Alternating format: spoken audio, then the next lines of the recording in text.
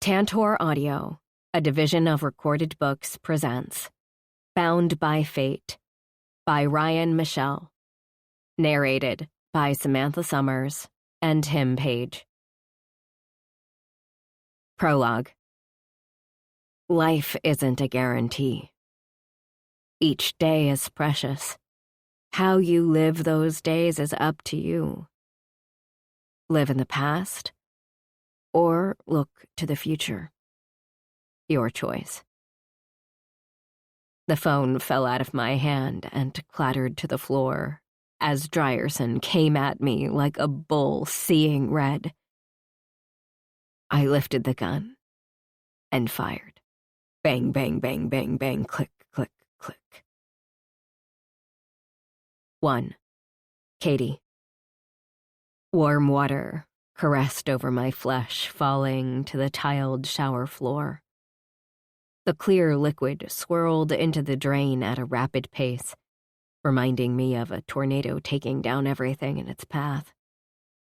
The vortex of contained mayhem sucking, pulling, and twisting everything inside of me. That was what my life was now.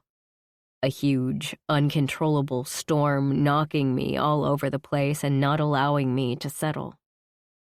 The power of chaos swirled through to the very depths of my soul.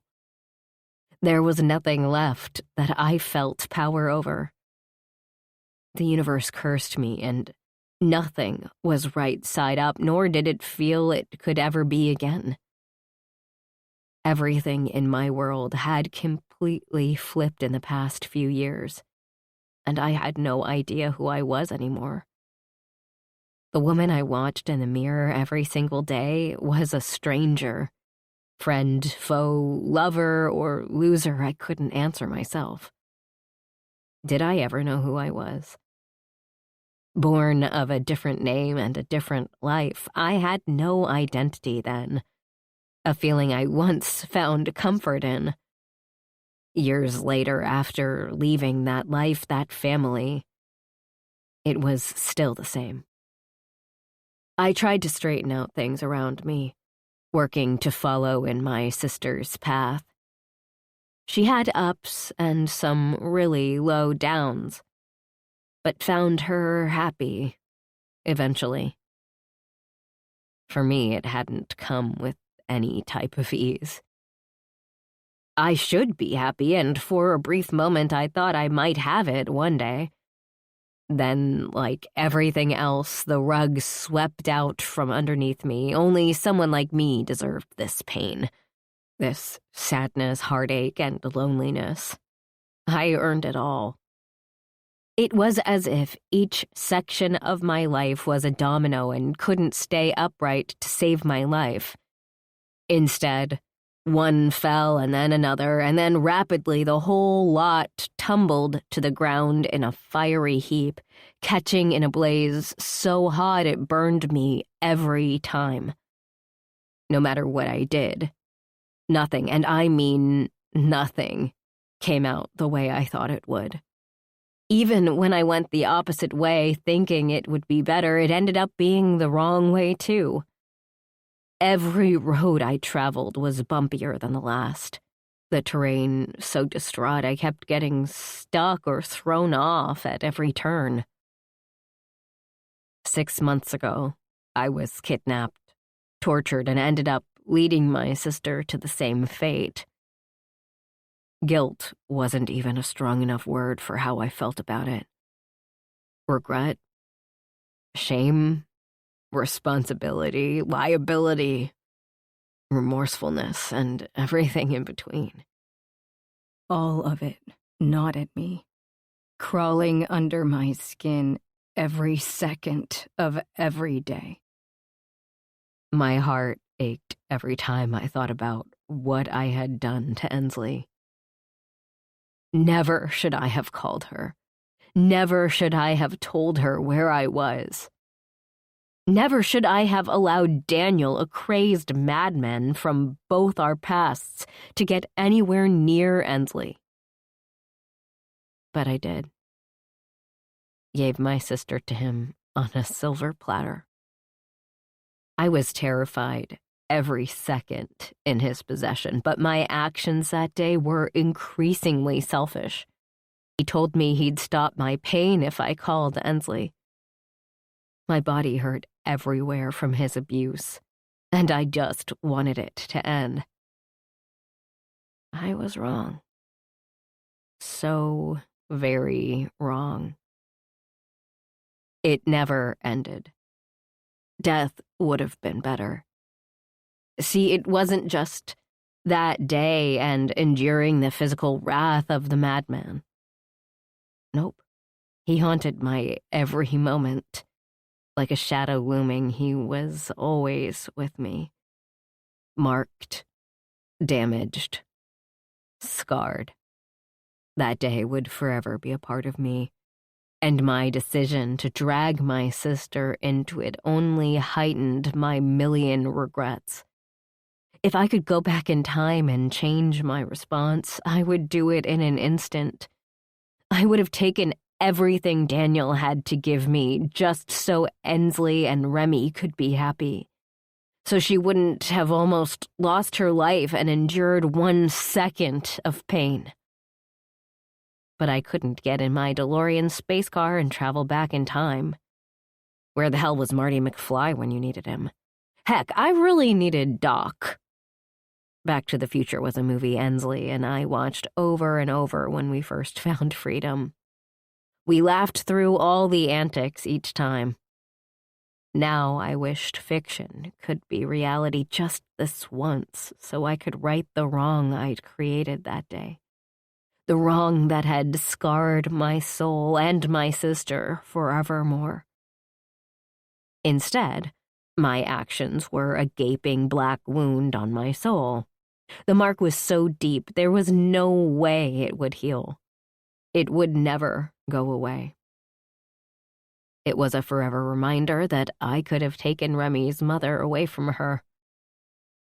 That guilt was a lead weight on my shoulders, wearing me down. I could have destroyed her new life. Even looking at Ensley and Micah now together, happy, loving, and living their best lives, didn't alleviate the pain I felt every single day for my choices. If anything, it made them worse, knowing they could have gotten to this place faster if it weren't for me. Truthfully, I was utterly surprised my sister could even look me in the eyes and not wish she could spear flames out of them, killing me on contact. I deserved it. Yet every time she saw me, she smiled like I wasn't the biggest screw-up in her life. She had never blamed me, never put anything on my shoulders about that day. She didn't have to, though, because I put enough there for the both of us. I was barely standing upright as it was and felt like at any moment I'd be crushed by the weight of my regret. Each day was pulling me under further. Brushing my hair back with my hands, I turned the water off, wrung out my hair, and grabbed a towel off the rack. Drying off took no time at all. The scratchiness of the cotton fabric against my skin was nowhere near the punishment I deserved. It would need to be a cheese grater to even touch the surface. It would only add to the marks on my body that would never go away. Wrapping my hair up came with ease from years of practice. The mirror was covered in a wet fog, and I swiped it with my forearm, making an arc and removing the condensation. The view stopped me in my tracks, just as it did every other day. The woman staring back at me, I didn't know her. She was a stranger, a ghost from the past. She wasn't me. Did I really know this woman's likes and dislikes? Or where to go with my life, or even that I had a life in the first place? A tear rolled down my cheek, then another, and another. Silent, but so very powerful. Each slicing at a piece of my soul. I had no idea how to stop. the perpetual cycle rotating in my head every minute of every day, telling me the same things over and over again. I was worthless, useless, pointless, inconsequential. I had no significance whatsoever. Sad thing was, this started when I was born and had never stopped. If anything, it was worse now. The hazel eyes that gazed back at me were worn, tired, frustrated, and exhausted, reflecting what I felt on the inside, which wasn't good. I'd taken great pains in masking my emotions these past few months. Difficult wasn't even the half of it, but necessary. My sister would worry, and she didn't deserve that. She needed to be with her family and live the life she'd always wanted. Her worry of me would be a lost effort, and I'd rather she put that energy into Remy and Micah. Therefore, the mask would fall down over me. I'd plaster a smile on my face and fake it. Fake it till you make it, right? Or at least I'd heard that somewhere. It was getting harder and harder to fake every time I was around Hensley. She knew me so well, and even one small slip she'd see. Anyone else around me wouldn't notice, but she would. And I needed to protect her, something I should have done 6 months ago. Now I'd do it with everything inside of me. I sighed deep, murmuring, "Pull it together, Katie. You got this." I tried on the smile, and it looked weak, but it would have to do. Deep breaths. I could do this. Time to get ready, or I'd be late. On an exhale, I did just that, putting a full face of makeup on, my war paint, and blow-dried my hair with a wide roller brush. Luckily, I was blessed with thick, straight hair, and since it was long, I only had to dry it and let it do its thing. Most of the time, it ended up in a messy bun on the top of my head when I was home. But when I was out, I let it hang down, and I put a ton of time and products into it to make it gleam. It was actually something I liked about myself, which wasn't easy to come by, especially these days. It was just hair, after all. My apartment wasn't anything fancy, not that I needed fancy. It was actually reminiscent of the one Ensley and I shared with my niece Remy, back before she reconnected Micah. Except this one only had one bedroom. A galley kitchen was in the middle of the space with the living room before it and the bedroom after. The bathroom was off to the side along with the water heater and furnace. Simple, clean. The space, while small, worked for me, a single woman and all. While I loved staying with Ensley at Micah's place for the few months after the kidnapping, they needed their time together and I needed space. It sounded horrible, but seeing day by day what I could have destroyed was unbearable. The guilt was hard to bear, and it ate me up every second I was there with them. It wasn't them, it was me. Being on every second of the day was exhausting. My acting skills needed serious work. Tossing on some shorts and a long-sleeved navy t-shirt in record time, I grabbed the pink and white box from the living room and darted out to my car. The Impala was all Ensley and I had for over 2 years when we left home. But since she'd hooked up with Micah, she didn't need it because he got her a new SUV. Therefore, the beauty was now mine. It wasn't new, but it got me from point A to point B, which was all that mattered, and the fact that it was paid for. One less expense to worry about. Ensley and I lived on the same side of Sumner. She wasn't far from my place. Close, yet not too close.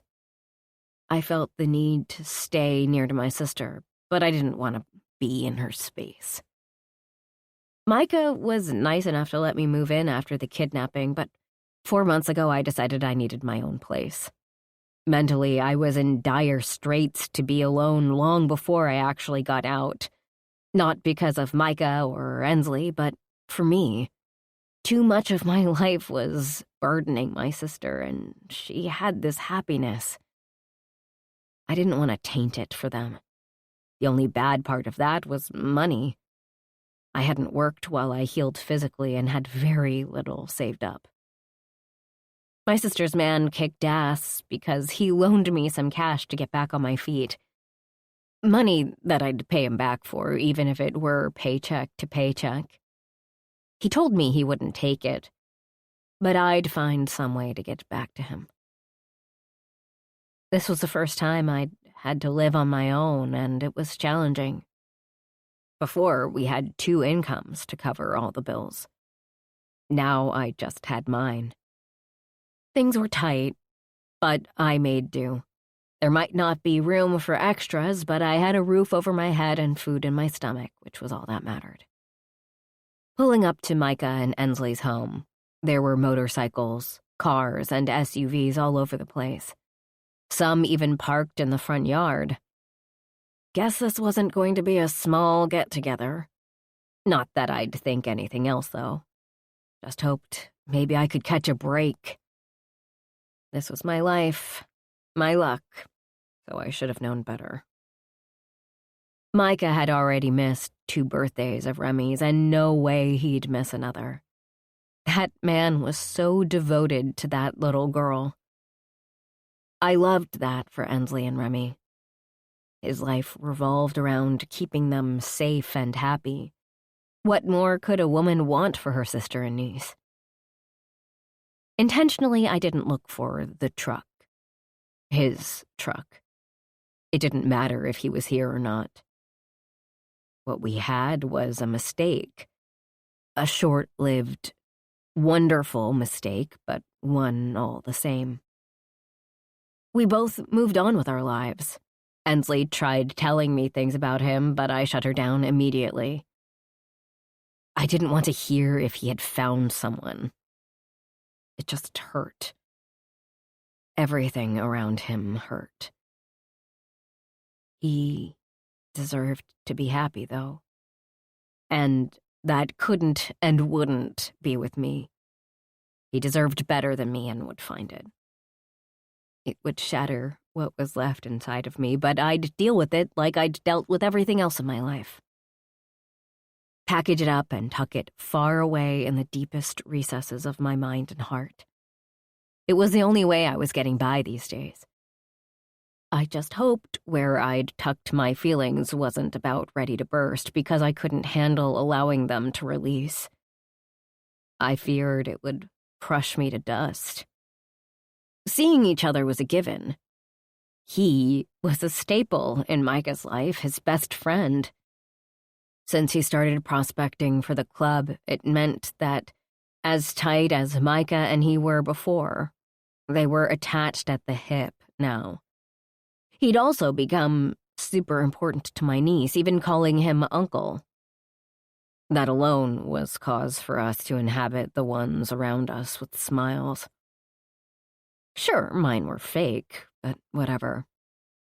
His I really didn't know. He had his life and I had mine. We were just acquaintances who happened to have slept together once upon a time. Easy to act nonchalant, right? We were consenting adults. Nothing more needed to be seen in it. Push it down and be fine. Sure, just like everything else in my life, a piece of cake. Fake, fake, fake. The car door slammed shut as I juggled my purse and the box, making it up to the door. Not bothering to knock, I let myself into a barrage of the Ravage MC men, their women and children, all laughing and having a great time while standing around talking to one another. Instantly, I felt like the outsider invading their space and lives. This was their domain, and they were comfortable in it. Me? I was on the outside looking in, trying to keep my feelings in check. This shroud fell over me and I plastered on a happy face. This was not a skill I'd wanted to master during my time on Earth. Yet it was like pushing a button and everything engaged. Like I was a robot going in for battle. Annie Katie, I misted you, Remy yelled, running up to me. I set my things down on the floor by the wall and scooped my niece in my arms. I loved her beyond reason. She was the only thing that got me up and going on some days. My love for her had no boundaries. It was as if I'd given birth to her myself.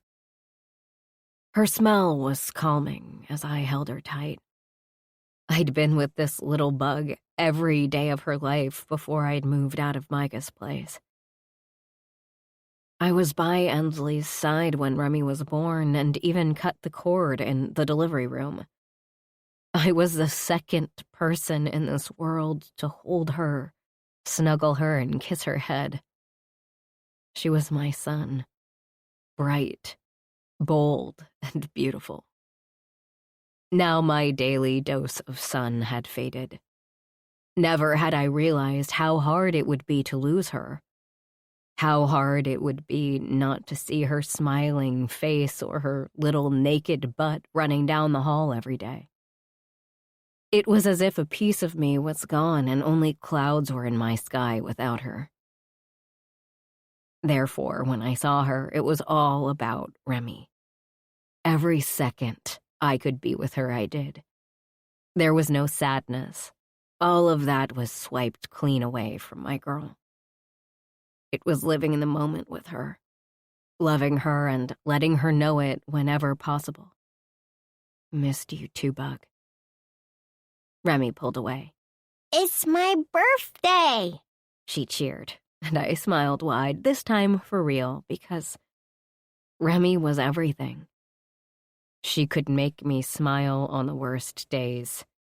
Not one smile or laugh with her was ever faked because I never needed to. It is. How old are you? Remy held up her fingers, all of them. Then, with the other hand, started pressing fingers down one at a time, like they were on springs ready to pop up at any time. It took her a bit to get the 3 fingers to stay upright. I smiled when her pinky popped back up. She pressed it down again, her little tongue out in concentration as she pressed her thumb to hold down the pinky. So much concentration and hard work on her part. B, she said happily, showing me her 3 fingers proudly. Yes, I see that. You did a great job. Have you been practicing? She nodded. I has 12 take, she said, grabbing my hand, pulling me through the room and to the dining room table. I gave smiles and nods to those in our path, taking in the explosion of decorations everywhere. Trolls here and trolls there. Yes, they were everywhere, even the lights. It was as if the movie threw up all over the house. What I hadn't missed waking up to every morning was the trolls on every surface of the apartment. Did they really need to come out with another movie? Wasn't one torture enough? Nope, they had to go on a world tour, another one of Remy's favorites that she watched repeatedly. When we made it to our destination, Remy looked up, still pulling on my hand, and smiled proudly. T, Uppy, Ank, Iggy. She kept going, naming the different trolls one by one. It amazed me how much more she was talking now. She had a tendency to substitute letters or drop some altogether. But she was learning. It was yet another something that I'd missed. It is awesome. Remy nodded as I heard behind me. Glad you came. I turned around and into my sister's arms. I'd missed her too. Not having her by my side was another huge change. Since her birth, we'd been side by side, always living together. Now she was getting everything she'd wanted in this world. I was so happy for her. She deserved every bit of happiness available. Of course, wouldn't miss it for the world. Two little arms wrapped around my leg as I pulled away from Ensley and looked down at the little bug. Did you get me twirls? She asked, a twinkle glowing in her eye. Another smile came to my lips. Well, I can't tell you that. You have to wait until you open your presents. Please? She put her little hands together in front of her, begging.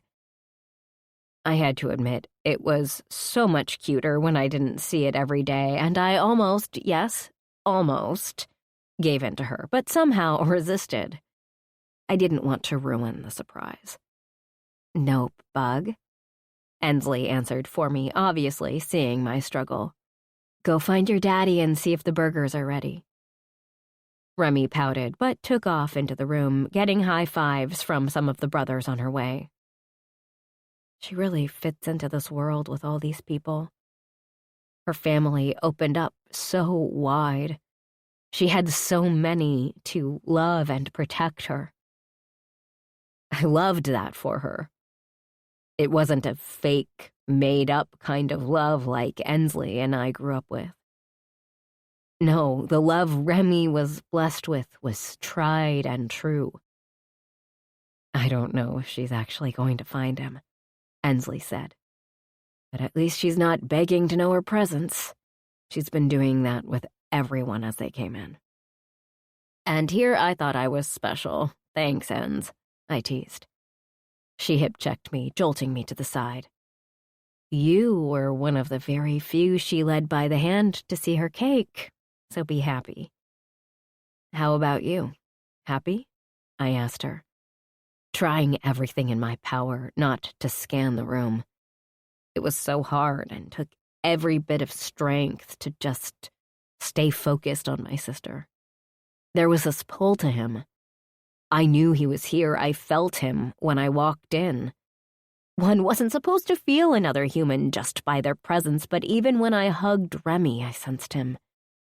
It was this electric connection that I'd tried to turn off, but never could. The darn strings that tethered us were always pulling at me. I'd tried cutting them, but it never lasted long. Completely. I can't wait for you to find this. Her smile was so genuine, and inside I was crying 1,000 tears, dying a bit, each word cutting through me like a sharp blade. Finding what she had would never be an option for me. Contentment, maybe, but to find the happiness Ensley and Micah had wasn't possible. That was a ship that had sailed, then sunk in the ocean of broken dreams. While I loved her for wanting me to be happy, she didn't realize I didn't deserve it. Ensley always wanted to see the good in me, but I was far from it. It would be my consequence for my actions toward her, my penance for what I'd done. I said nothing.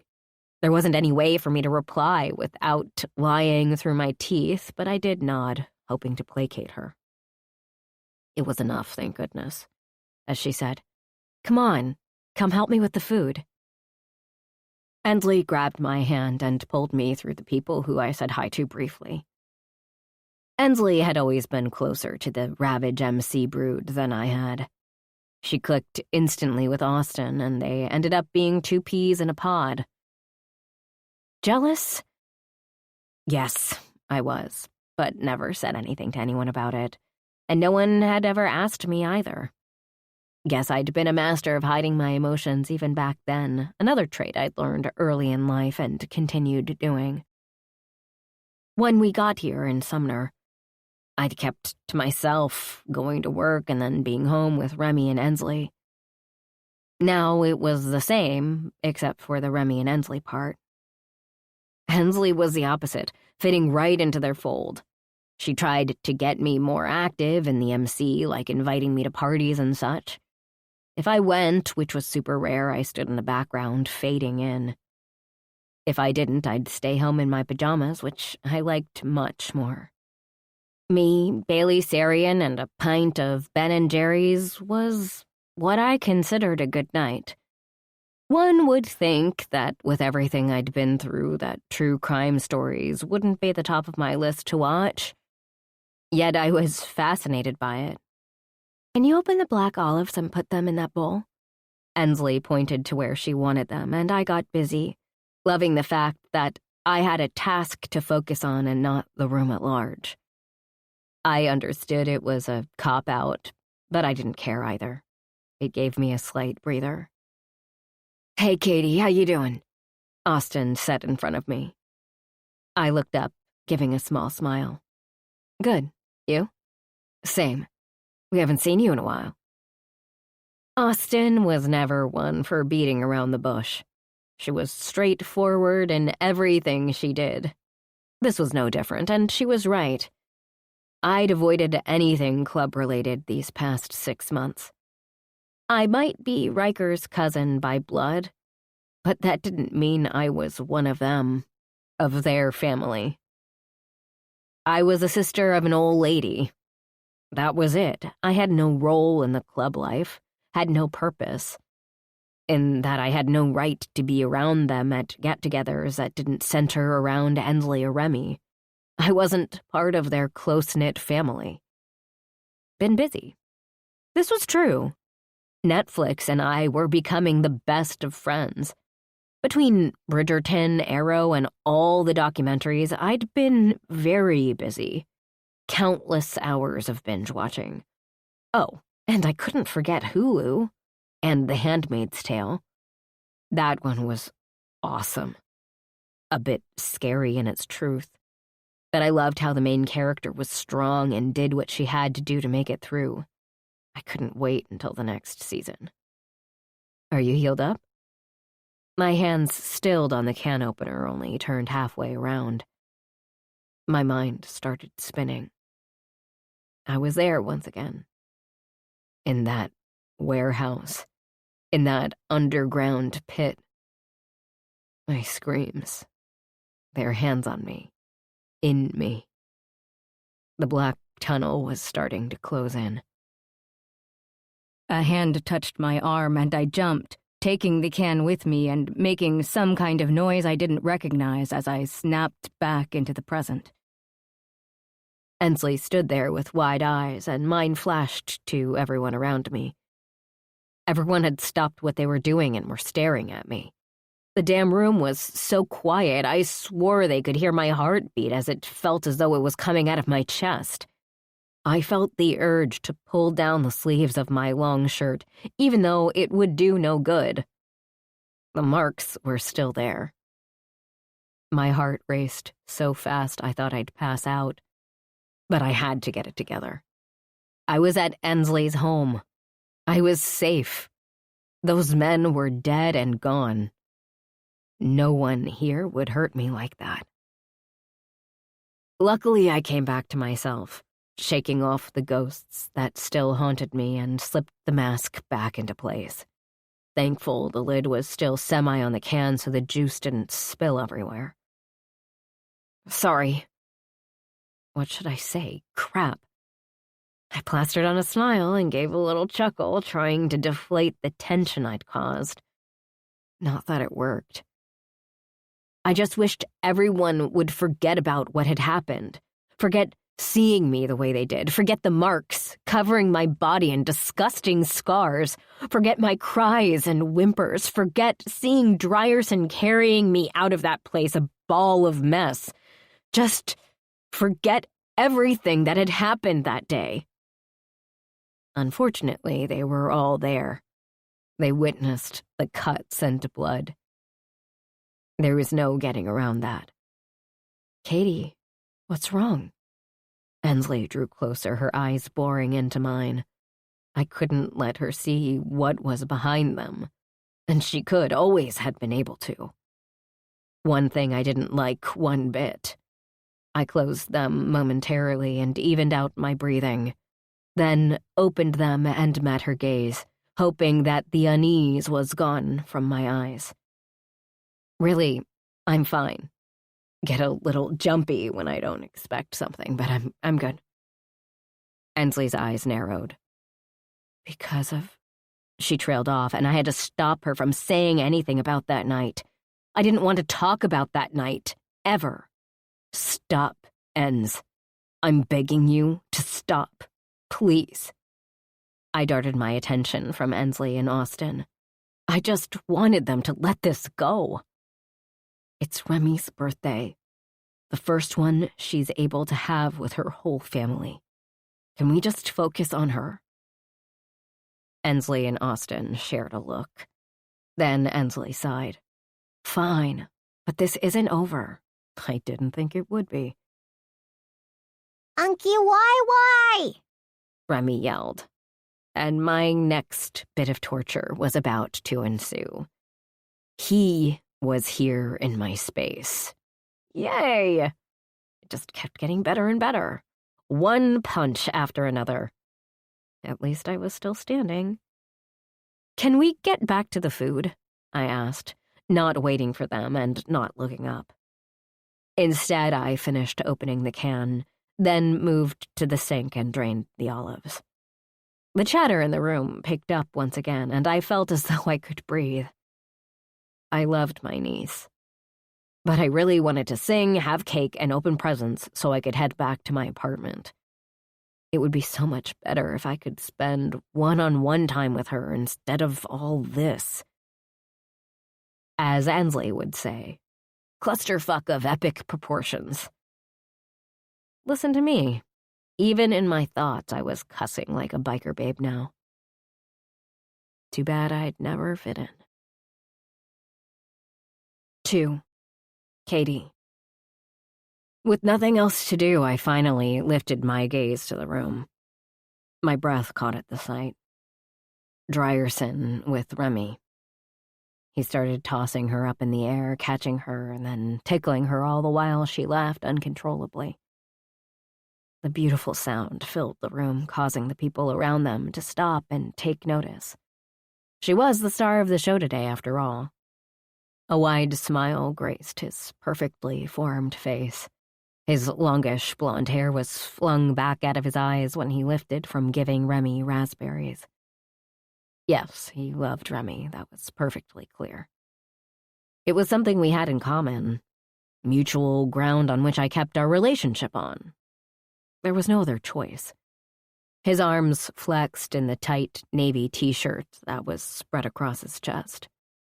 The leather on his back fit him just as perfectly, proving he belonged right where he was. He had his place in this group, now a prospect in the club. He was one of them, which only drew the wedge wider. He put Remy upside down, her little hair swinging in the wind, as she laughed and giggled. Drierson twisted Remy back up and held her in his arms. Again! Remy yelled, and Drierson didn't disappoint, doing everything once again. His smile turned into chuckles. She used him like a jungle gym, and he had the perfect body for it. Strong and sturdy. And he didn't seem to give a care in the world who saw them or what they thought. It appeared to be just him and her, and nothing else mattered. It was a beautiful sight to behold, and I felt a punch to the gut like a physical thing. Keeping from bending over was difficult, but the air still rushed out of my lungs as the pain threatened to take me over. Needing to steady myself, I grabbed onto the counter. When his gaze met mine, my entire body froze from the power and intensity of it. That smile should win awards. It had a way of gripping you so tightly and wrapping around you, never wanting to let it go. And when it was directed at you, nothing else in the room mattered. It was like a tunnel. Only he and I existed for that brief period of time. Everything else faded into the background, and I was mesmerized by it. Just as I had been the first day I'd met him. What's up? I asked as Ensley started telling me I had to go to the apartment to get our things.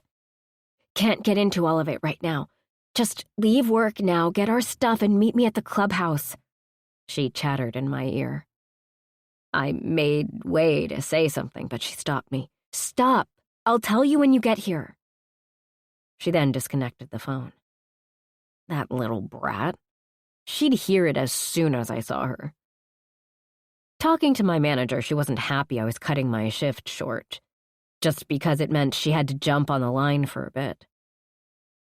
She didn't tell me I had to stay, though, and she liked me. She had a big family and knew that if there was a family emergency, that meant it was important. Gathering all my things from the employee lounge, I pulled out my phone and sent a text to Ensley. This was a huge mistake, because I should have been looking at what was going on around me. You, Katie? The man asked, stopping me in my tracks as my eyes moved up and up. Surfer boy. That was the first thing that popped into my head. His blonde hair was shaggy, like those guys you see on television hitting the waves. A face carved from granite with a smile that could bring any woman to their knees. Let's not forget the bluest eyes I'd ever seen in my entire life. A woman could get lost in those babies and not want to come back. Even with all of that, he took me by surprise. I halted, taking a step away from him. Who are you? Your bodyguard. What the fuck was going on here? Just then, my phone rang in my hand. It said, Ensley calling. And I answered it without taking my eyes off of Surfer Dude here. What? I started and she interrupted me. My temper started to rise. I hated getting cut off, and she'd just done it twice. Micah's buddy Drierson is coming to escort you to the clubhouse. Be nice to him. Then she disconnected. Pulling the phone from my ear, I asked, You're Drierson? He smiled wide, almost knocking me to the ground. Yep, you're stuck with me. In that moment, I knew this man was going to change something in my life. I had no idea in what way, but I wanted no part of it. Look, I'm not some movie star who needs a bodyguard. I can handle it on my own. But, you see, I was asked to help, so here I am helping. Whatever. I ignored him and got into my Impala and locked the doors. The entire drive, he was right behind me, and all I could think about was, get me the hell away from this man. He's more trouble than I could handle. I was not wrong. Remy caught his attention once more, and he went back to making her laugh. Only when he looked away was I able to breathe and come back to myself, the fog lifting. You two not talking? Ensley asked, already knowing the answer. My ever-nosy sister always wanted to be in my business. She did it out of love, that I knew. It was just something I didn't want to talk about, not now, not ever. She wouldn't understand. She wouldn't get why Drierson and I would never work. We talk, okay? Don't start with me. Please, I answered, wrapping my arms around my middle and feeling the puffed-up scar on my side through my shirt. One of the many beautiful marks I was graced with from my time with Psycho Daniel. Yeah, I was gross. They covered me everywhere, which was why I wore long-sleeved shirts, trying to cover my arms, an ever-present reminder of my many bad decisions, something none of them could understand, not my sister, and not Drierson. We really need to talk. Can you come over tomorrow? Ensley asked while Austin watched us but didn't say anything. Can't. I have to work. I don't know the rest of my schedule. Thankfully, this wasn't a lie. I really didn't know when I'd be off in the next few days. Schedules went out later today, and since I didn't have anyone at home anymore, I kept busy by working. My bosses took advantage of it, and I was grateful. You call me tomorrow when you get it and set up a time, she ordered, brows pinching together in determination. I nodded, hoping she would back off. Talking about this now wasn't helping the raging fire inside of me. I didn't want to talk about this, period, but I really didn't want it brought up around the entire Ravage MC. They all took me alongside Ensley. It seriously wasn't fair, the kindness they showed me as her extended family. I put her in danger, and not one of them were rude to me. I risked one of their own, and yet here I stood in a room full of them. "Food," Micah called out, entering the kitchen, carrying a large platter of burgers and hot dogs. The spread Ensley had out was covering her kitchen island, but that would be expected with all these people. From chips to pasta salads to hamburgers, there was enough food to feed a club full of bikers. Micah set the platter down. "Hey, Katie. How are you?" he asked as I moved around the island. One thing was for sure. This man loved my sister and niece, and he'd also taken a liking to me. He was everything I hoped my sister would find and everything I'd want in a brother. "Good. You?" I asked, pulling down the plates and putting them by the buns so it was easier for people to get their food. That was one thing that annoyed me. Why would you have the plates on the opposite end of the counter when the first thing people are going to pick up were the buns? It never made sense to me. I digress. His smile grew wide, and joy flitted through his eyes. "Couldn't be fucking better. Got my 2 girls, my family. Couldn't ask for more." Another sucker punch. Yeah, that didn't fit in here. I wasn't in the family. Not like they were. That was hard as hell to navigate. Don't get me wrong, I was happy for him, ecstatic even. It was just something I was still mourning for myself, and it cut like a blade right through my chest. "You're a lucky man." He moved to Ensley and curled her into his body. "Don't I know it?" Then he turned to the room. "What are you waiting for? Dig in. We have cake and a little girl who wants to open her presents." Drierson had put Remy down, and surprising me, she came right for me and took my hand. Looking up at me, she said, "Come eat. We got hot dogs and cheese and tips and watermelon." "Well, who could pass that up?" I replied on a smile, getting one in return. Remy guided me through the line, and I could feel eyes staring at me, making me warm all over. It had to be Drierson because he was the only one who made me feel like this. I hated it, yet loved it. Crazy. Yes, I was.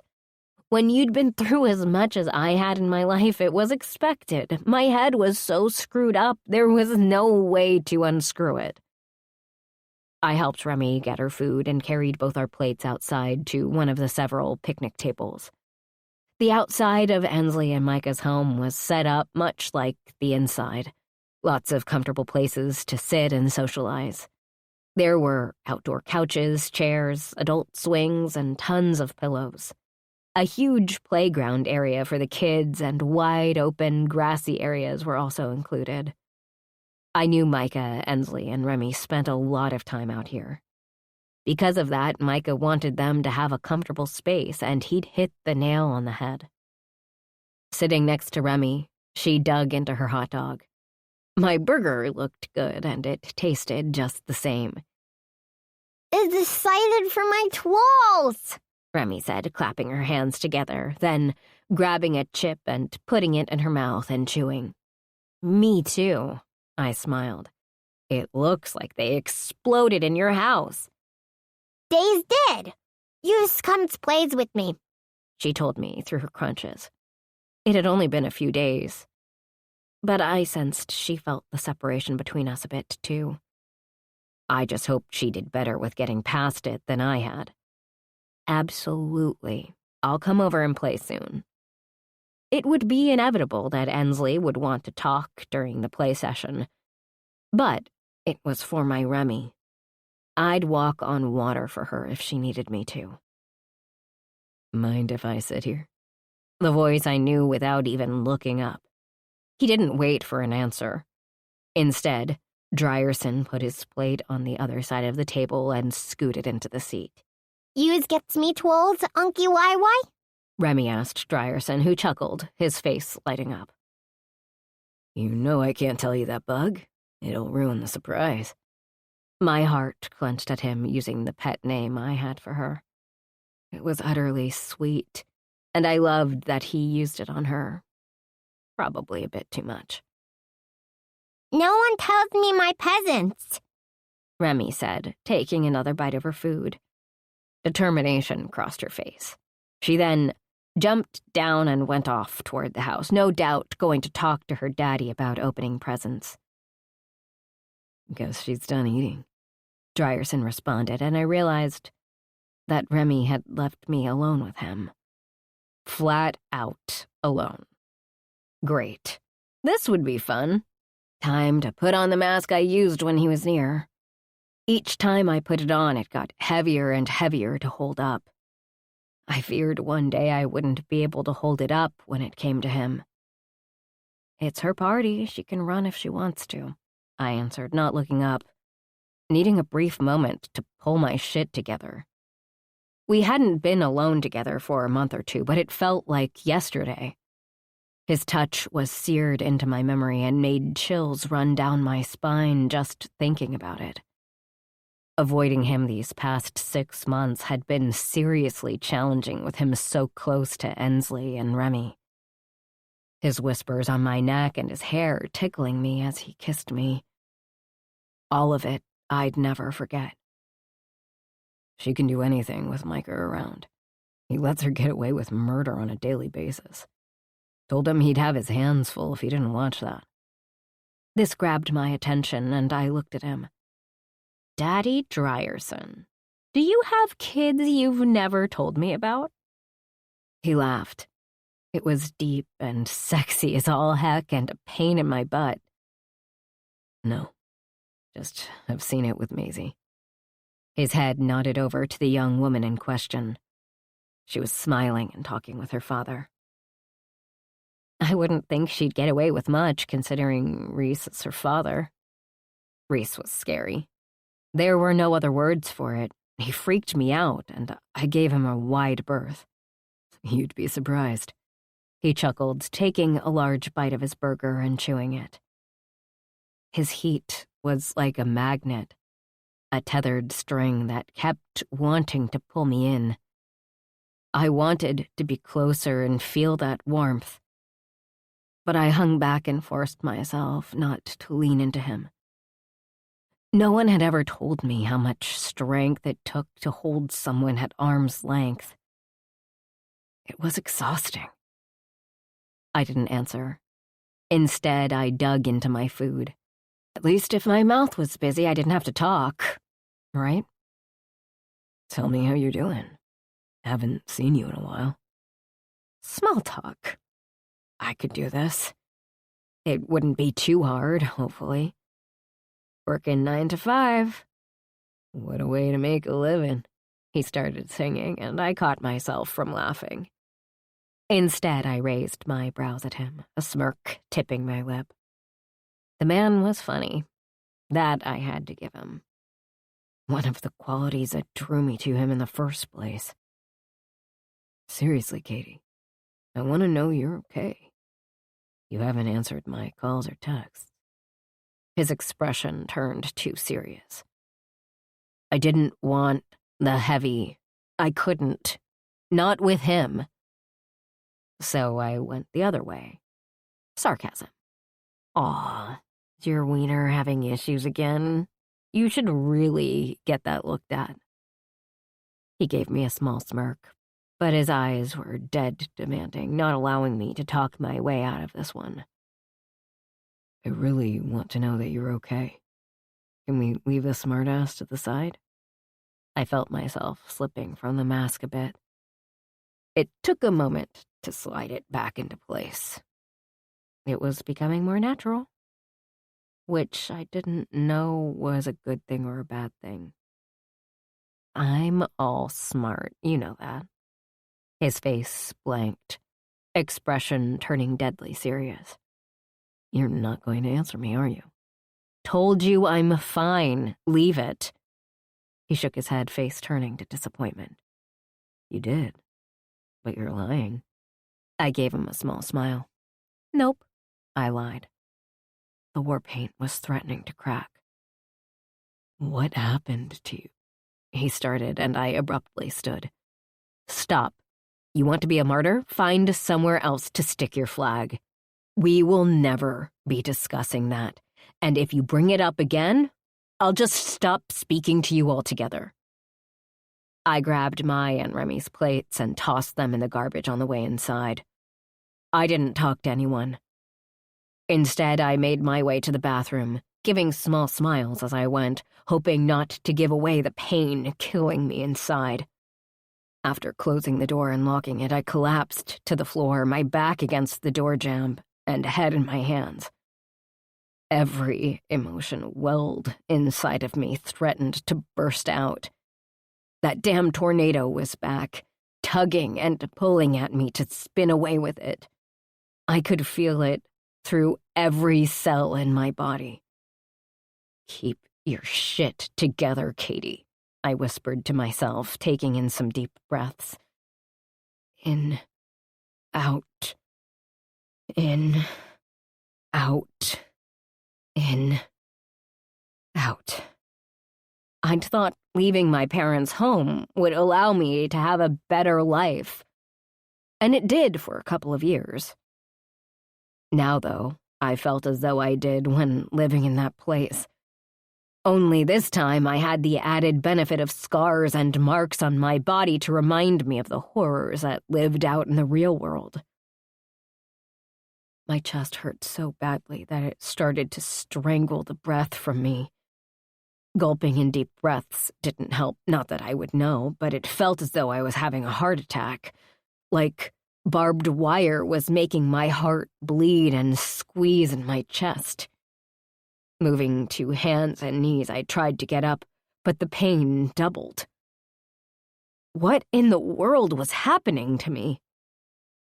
Hands clutching my chest, I laid down and curled to my side, wishing the pain away. Lord only knew how long I laid there, but the tightness finally subsided, and a calm came over me. Only then was I able to get up off the floor. It felt as though I ran a 1,000-mile marathon. After sucking in some much-needed breaths, I got up and clutched the basin, not wanting to look in the mirror, but unable to stop myself. My makeup was still in place, thanks to all the Bailey Sarian YouTube videos I'd watched. She taught me how to make the mask not go anywhere. Not a speck out of place, and after what had just happened, I had to admit it was impressive. It was my eyes that were the problem. They were void, a shell of what I knew they were once upon a time. After leaving home, there was a spark in them. But now they were dead, not even a shimmer. I absolutely hated the new me I'd become. But there was no way to fix it. I didn't think there ever would be, and that was the scariest part of the whole thing. Being this shell wasn't what I wanted for my life. It wasn't why I risked everything to leave home and build a new life in hiding. Now it all seemed worthless. Every struggle to get here didn't matter because I ended up in the same cage I'd run away from. Pulling myself together as much as I could, I used the facilities and tried to put some light in my eyes by smiling several times. I'd heard somewhere it worked. But for me it didn't. But it would have to do. Opening the door to the bathroom, Remy came running right to me. We're doing cake, She yelled, grabbed my hand, and pulled me into the opened area where her cake was set on the table. Everyone was gathered around it, waiting for the guest of honor. Remy charged right through them, pulling me along. I tried pulling back so I could stand in the background. But Remy wasn't having any of it. She was on a mission. Move, please, she said as we bumped through the mass of people pushing them out of the way. They parted ways, allowing us to move through. Sorry, I murmured as we made it to the table. Remy sat at the head of the table. Remy said, Here, pointing next to her. It was a full-out order, not a request. I loved that little girl. Never wanted her to lose that part of herself as she grew up. I wanted her to know what she wanted in life and to go for it. She deserved the world. You got it.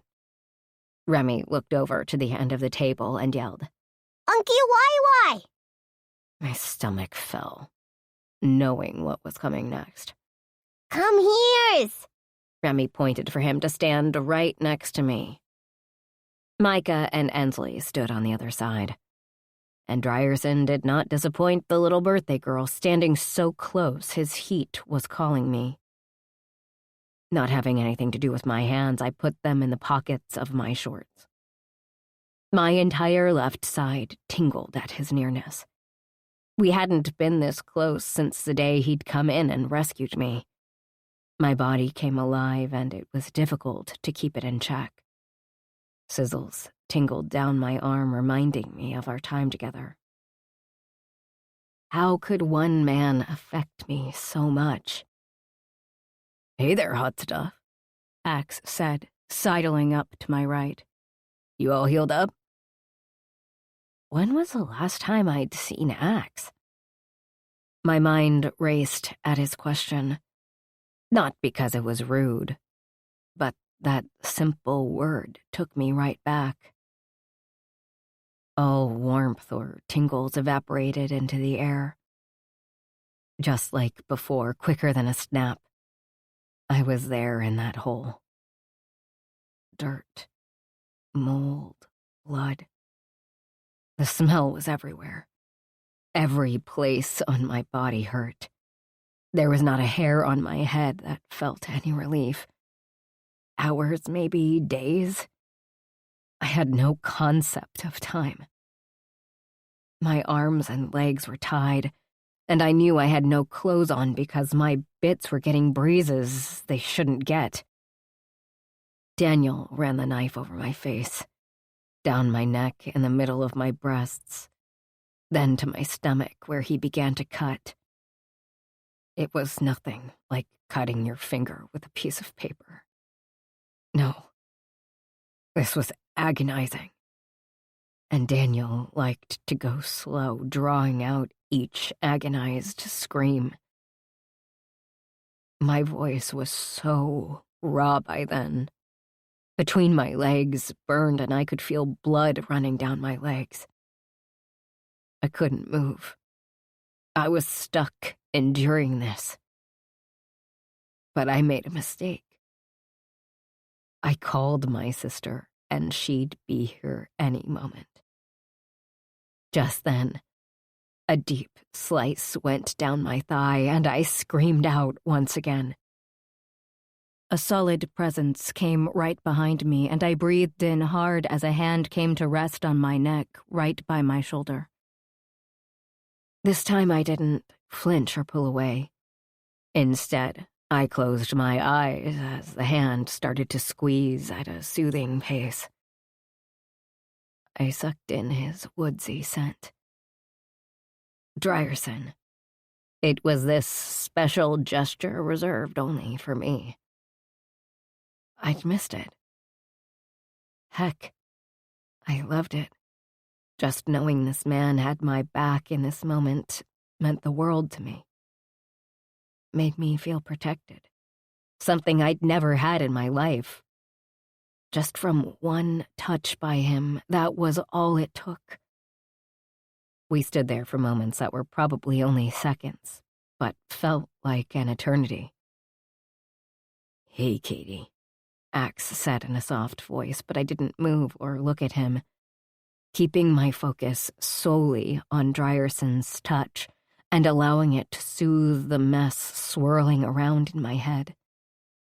A soft breath came to my ear and whispered, "Wildcat, it's okay. You're safe." Safe? What did that even mean anymore?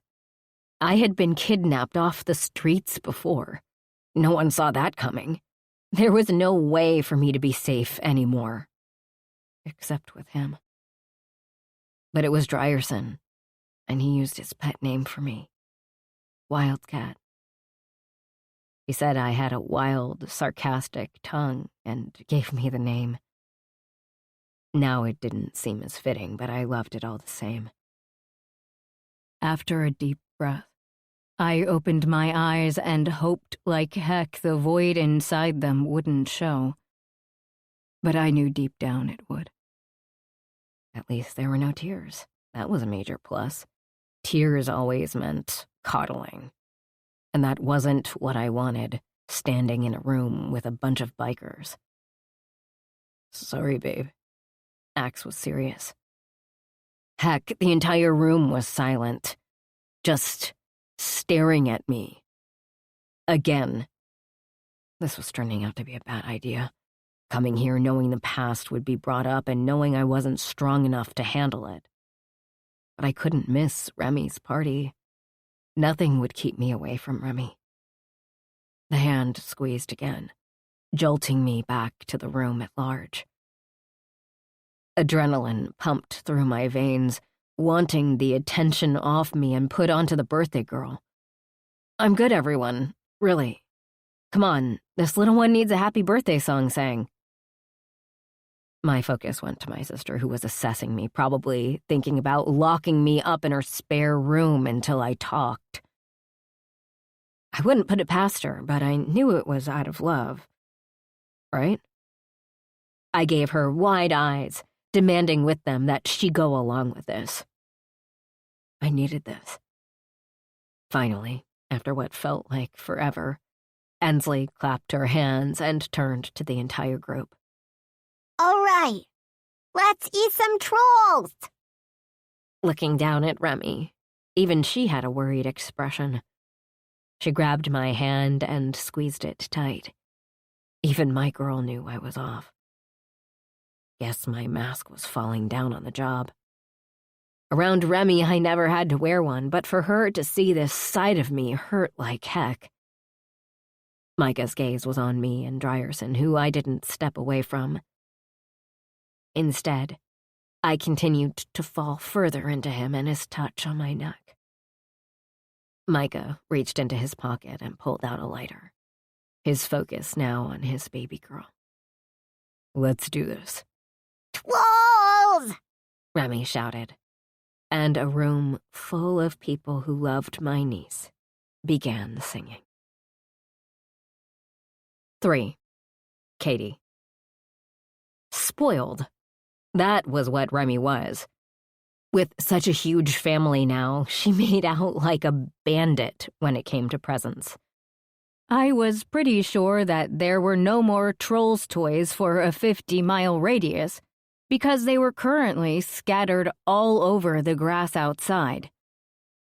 My gift was closer to the back of the lineup, and I couldn't wait for her to open it.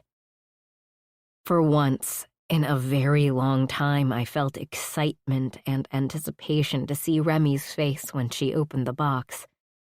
I even had my cell out ready to snap a few pictures. Neither Micah nor Ensley knew what I had gotten her either, which was even better. Ensley pulled out the card and read it to Remy, who didn't give a hoot what it said, and started to tear into the paper. "It's from your Aunt Katie," Ensley said to the little girl. I knows. I sees her bring it inside. Remy answered, matter-of-factly, tearing the lid off the box.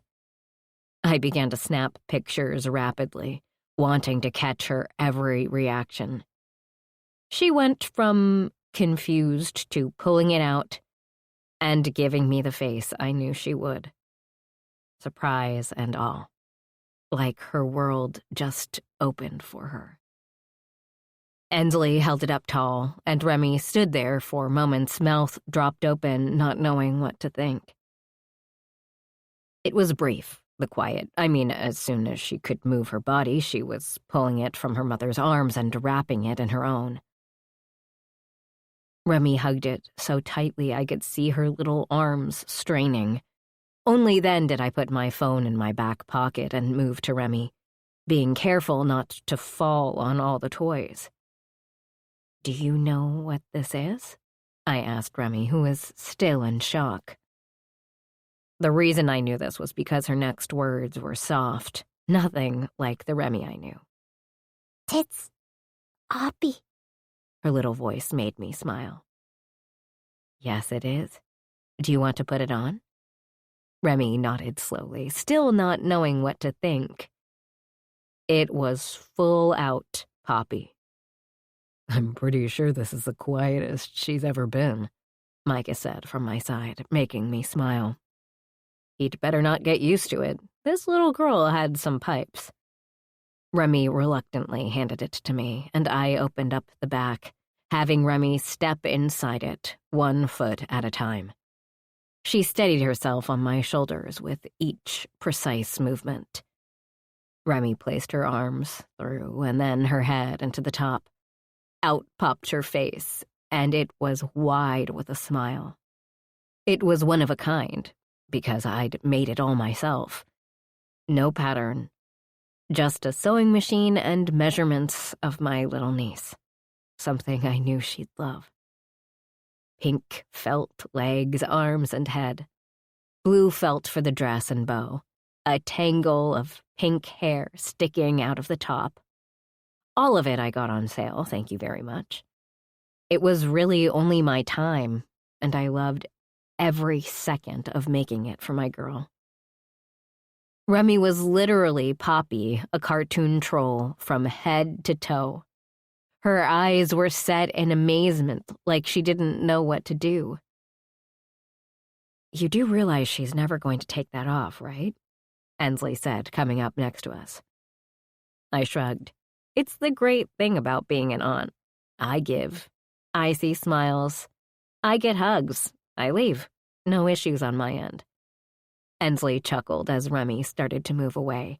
"Wait," I called to her, but she stopped mid-run. "I need a picture before you go."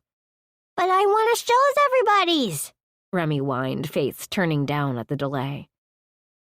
"Well, I guess I can take Poppy back home," I led, knowing for sure I'd never take this away from her, but she didn't need to know that, right? "Fine," she grouched. As soon as I pulled out my camera, she was all smiles and striking poses here and there, making everyone around us laugh, including me. "Thank you, Bug. Now you can go." Remy didn't waste any time going to every person in that backyard individually and showing them her costume. She even struck poses for them as well.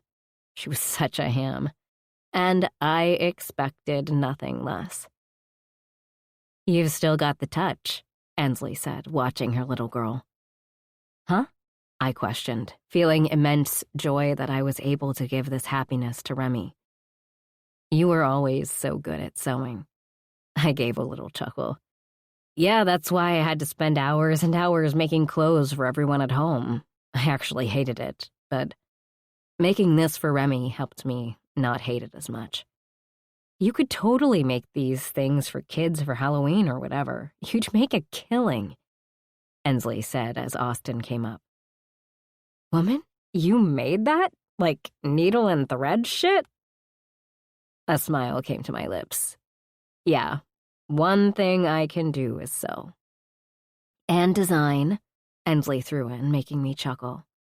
"Yeah, button-up shirts, skirts, and pants and the most boring patterns and scratchy fabrics. Not really designing." Ensley chucked me in the shoulder. "Shut it. I bet you didn't use a single pattern for this and had it done in less than a week." 5 days, but who's counting? Plus, I worked during that time too, but no need to throw that tidbit in. "It looks like you made it for a prop at Disney or some shit," Austin tossed in. "Woman, you have a talent there." My head shook. Nah, just do it to make that little one happy. No, seriously. Austin turned to me. Can you design dresses? My eyes squinted. I guess I could. But what do you need a dress for? Designing a dress? Now that was new. Riker is taking me away in a few months to Cancun, and I want something pretty different. Me. I don't know. I'm not really a designer, but I guess I could draw up some sketches and you can tell me what you think. Austin's smile widened. Perfect. You do that, and we'll get together. A bit embarrassed with having my talent of sewing out on display, I could feel my cheeks heat. It sounded stupid even to my own ears, but this little thing, Austin asking this of me, made me feel included. Like I had a purpose in this group, small, but it was there, a spark of hope. Yeah, stupid. Chances were the type of dress Austin would want would be something there was no way in heck I could do. Looks like you get the award for best gift, Drierson said, coming up behind me and causing me to jump. His hands instantly went to that special spot on my neck, and I settled. One touch. That was all it took. That was just not right. Blowing out a deep breath, I responded. Not going for an award, just wanted to make her happy. And you hit the nail on the head with that one. That girl is on cloud 9 and not expected to come down anytime soon. Drierson's words brushed my ear, so he must have been bending down a bit, because he was much taller than me. I could feel him as if his hands were caressing every inch of my body. Good. That's what I want for her, a life full of joy. Ensley pulled me away from Drierson and wrapped me in her arms. You'll find happiness and joy too, Katie. I swear it. I felt the tears begin to form in my eyes, and the pain of those words rolled through my brain. She didn't understand, and thank God she never would. Pushing back the wetness with everything in me, I enjoyed my sister's embrace. She didn't know, but I needed it more than I cared to admit. Inside, I was cracking. Whatever I could do in this life to make Ensley and Remy's better, I would in a heartbeat. My sister's arms were exactly what I needed.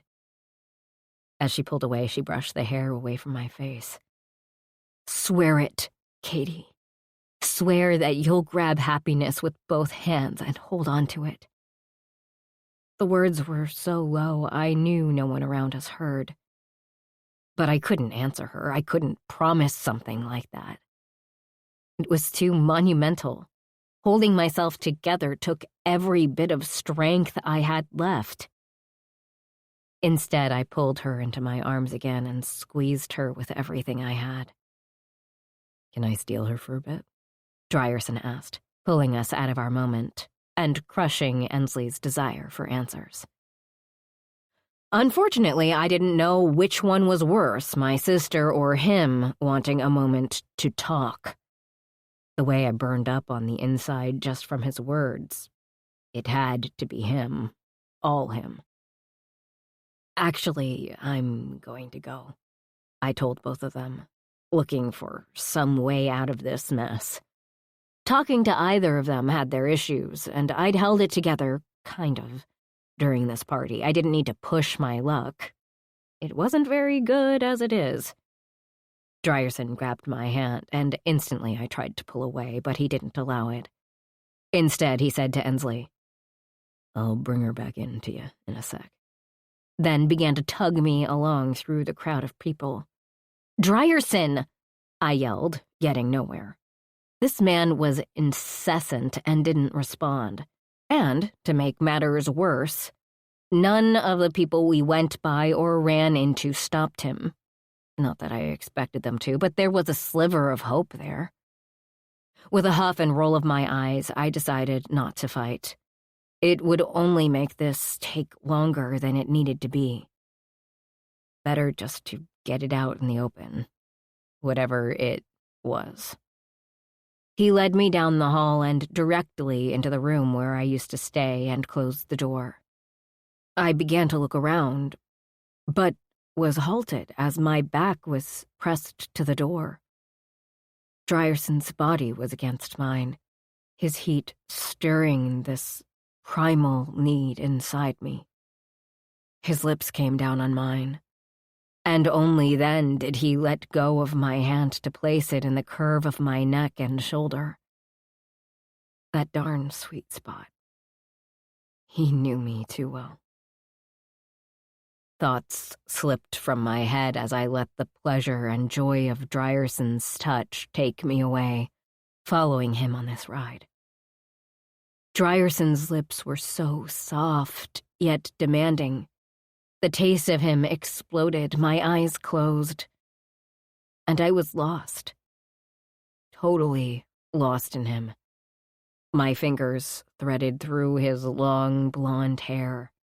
It was so thick, and I gripped it hard, not letting him move from me. In that moment, I thought I'd die if he left my lips. It was how bad I wanted him, how much I wanted to be right where I was. This man could take me to a place where nothing else mattered, and it was only him and me. No worries, no thoughts, just us. A place I loved being but didn't deserve to.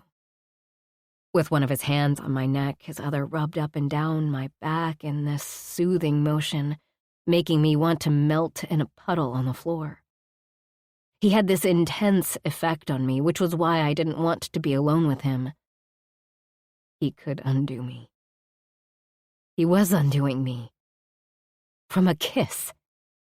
Katie. An inner voice started screaming in my head. I ignored it, but it didn't stop putting everything in focus. I was kissing Dryerson in a room with a bed. Using my fingers, I gripped his hair and pulled him back away from my lips, which was very difficult, but some part of my brain had kicked in. We were both breathing hard. "Katie, don't pull away," he said low. Tears formed in my eyes, and I placed my forehead on his chest, listening to our breaths evening out. I wouldn't cry. No, I couldn't cry. I inhaled him. Inside, my heart squeezed and began to crack into little bits, falling off one at a time. He was a reminder of what I couldn't have, and it hurt. "We can't do this," I whispered into his chest. "Yeah, babe. We can, and we are." His hand came to my chin, and he lifted until our eyes connected. I knew there were tears still in my eyes. There was no way to hide it. "You don't get it," I said, shaking my head. "Then fucking talk to me. Tell me what's going on in that head of yours and stop ignoring me." I wanted to tell him. Talk to him. Maybe figure something out, but the problem was I really didn't know how to, nor did I know exactly what my problem was. I was wrapped in a big ball of confusion and guilt. Those two were not a good combination. It was something I had to work out on my own, though, right? I just wanted to scream at the top of my lungs in hopes of expelling every thought, problem, and situation I'd ever been in. "I can't do this right now, Dry. I'm sorry," I whispered, not lifting my head to meet his eyes. Something told me I didn't want to see whatever was floating around in them. It would only make pulling away from him worse. A knock came to the door, and it was very low, so I knew it had to be the birthday girl. She'd just earned herself a branch costume in the future. My head came up as I heard, "Andy, Katie, comes out!" screamed through the door. I let out a little chuckle as Dryerson sighed heavily. Lifting my head, I met his eyes, and I was right. I didn't want to see what was swirling in them. not taking another second to get lost in his beautiful blue orbs. I reached for the handle and maneuvered so I could open the door. Remy, or should I say Poppy, stood there with her hands on her hips and a curious look on her face as she took in Drierson and me. Was you kissing? Drierson burst out laughing, and I felt like rolling my eyes. Instead of answering, I bent down to eye level and asked, "What's up, Bug?" I need help taking my peasants to my room. She was something else. Of course, I'll help. Let's go. We're not done here, Drierson commented as I started to walk through the door holding Remy's hand. We never are, I whispered so softly I didn't think he heard me. But after a few steps down the hallway, he murmured, "Yeah, we never will be." 4. Drierson. Damn, man, thought you had more game than that, Micah chided me as I stepped out of the room. I should have punched him for the interruption. And you couldn't help your kid carry shit to a room? Remy was holding Katie's hand, going down the hallway ahead of us. One word, adorable. Loved seeing those two together. Micah chuckled, slapping me on the shoulder and giving me a solid shake. That was actually Remy. I didn't have shit to do with the interruption, but it's funny as fuck. Real fucking funny, I grumbled, my easy mood slipping. Katie had been avoiding me for months now, and this was the first time we were in the same place where I could get to her. I had to make my move. No way in fuck I'd let it slip. Thing was, I loved Remy, and anything she wanted she got, even if it was taking Katie from me at an intense time. Come on, Cruz wants to talk with us out back. Prospect. That was my official title in the Ravage Motorcycle Club. Pretty much the bitch of the group, cleaning and doing all the shit the guys didn't want to do. But I didn't care about that. What I cared about was how they took my brother Micah's back. They were there for him. They were his family. They welcomed him into the fold. They welcomed me into the fold. Being in the Marines, I strived for order and unity. I loved having structure, but still being free to do whatever in the fuck I wanted. Going back to the small town I grew up in wasn't an option for me.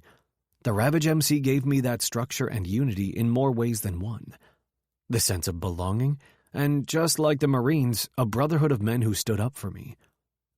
Seeing the same for Micah, it made me want to become a member of the Ravage MC too. I needed that connection, and by prospecting, I'd found it. You know what's going on? I asked him as we made our way through the craziness that was my niece's trolls. True, she wasn't biologically mine, but I claimed her. The trolls, on the other hand, were insane. One time I babysat Remy, and she dressed me up like a troll. I forgot the damn name, but I do remember her putting her makeup on me that I later found out was her mother's. Oops. She teased my hair so it stood straight up. How a child that age knew how to tease hair, I had no idea, but she did. Getting it tamed back down? That was a whole adventure in itself. There were actually pictures around here somewhere that Micah had taken when he got home. Both he and Ensley laughed their asses off until Ensley found out it was her makeup. Remy and her mom had a little chat, but like always, the little one kept on smiling. I had to use a shit ton of conditioner to get all the rats out of my hair, but as long as Remy was happy, it was all that mattered. Fuck if I knew, he answered as we stepped through the sliding glass doors and into the backyard. I pulled the door shut behind us. All the men were standing around talking. Most had a bottle of beer in their hands. Many were lighthearted, giving each other shtick. Good, Cruz said, commanding everyone's attention. He had that way about him. One word and we all listened. I had no doubt it was the same way when he was an active Marine. It also gave he and I a different kind of brotherhood together. Once a Marine, always a Marine. Both Cooper, his son, and GT, Cruz's brother-in-law and our VP, stood on either side of him. That meant this was hardcore business. Tells. Everyone had one. Figuring them out was the hard part, but once you had them, you could read moods without a word. We've got a problem. Those were never good words to start a conversation. Got a call from Crow. Crow was the president of the Rebellion, Alabama chapter of the Ravage MC. He was also another one of Cruz's sons. He had 3. There seems to be a new player in town, Ace of Sparrows. It appears they've been growing right under our noses the last few years. Now they are established according to Crow. They've been quiet, under the radar, also under the radar when it comes to their supply. Everyone stared at Cruz taking all of this shit in. No one stepped on the Ravage MC's feet, no one, and supply meant guns. Yeah, I knew we were selling guns to assholes, but it was a good profit. Being in the Marines, I'd worked with all kinds of them and was very fluent with them as well. I want Cooper, Deke, Micah, and Dry to head there. You need to scope out the place, put up some cameras, or figure out how to get into their feed. We want to be able to monitor it here. Got it? Yeah. We had our orders, and while the other guys went to their women to tell them bye, I went into Remy's room where she and Katie were putting away all of Remy's new toys. It looked like a toy store exploded all over the place. She's never going to take that off, I said, leaning my shoulder against the door jamb, watching the two interact. It was a sight to behold.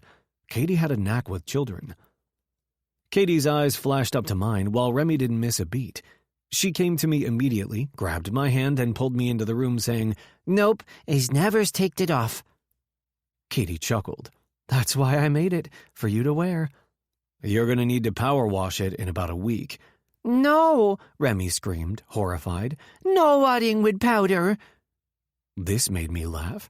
Her speech had gotten better, but she still had this baby language at times. Ensley was taking her to get help for that. "All right, Bug, no powder. I hate to run out on you, but I have to get going." "Wise?" Remy asked, not letting go of my hand. I bent down on one knee, getting eye level with the little monster. "I have to work, but I'll be back to see you soon, and we'll play with all this." I looked around the room that was filled with rainbow-haired trolls. Stuff. "I's got lots of twos," Remy announced with a wide smile on her face. "Yeah, you did. Now give me big hugs." Remy didn't skip a beat, wrapping her little arms around me and giving me a large puff of pink hair in my mouth. I looked over to Katie, who was smiling. "Hair, not my thing." This made Katie laugh as she said, "I remember." As soon as the words left her lips, it happened. She shut down. The spark went out of her eyes, and I swear her entire body sagged. It was only a moment, but I saw it. I hated that for her, what those fuckers did to her. Anger pulsed through my chest. My girl. They hurt my girl. Those assholes made it out of this world too damn easy. I wished I could kill each and every one of them over and over again. Still, the anger wouldn't go away. I didn't think anything would take that away. Except for Katie. I rose to my feet. Gotta head out. Taking a step toward Katie, I reached out just to grab her shoulder and let her know I was there with her, but she surprised me by grabbing my hand, turning and pleading with her eyes. "Be safe." Fuck, that felt good. Damn good that she cared. Still, after all this time, she was right there with me, even if she was trying to keep me at arm's length. Pushing my luck, I leaned over and kissed her cheek, whispering, "Always. I'll see you soon, too." Then I was gone. Had shit to do and probably people to fuck up. No one messed with Ravage. No one. 5.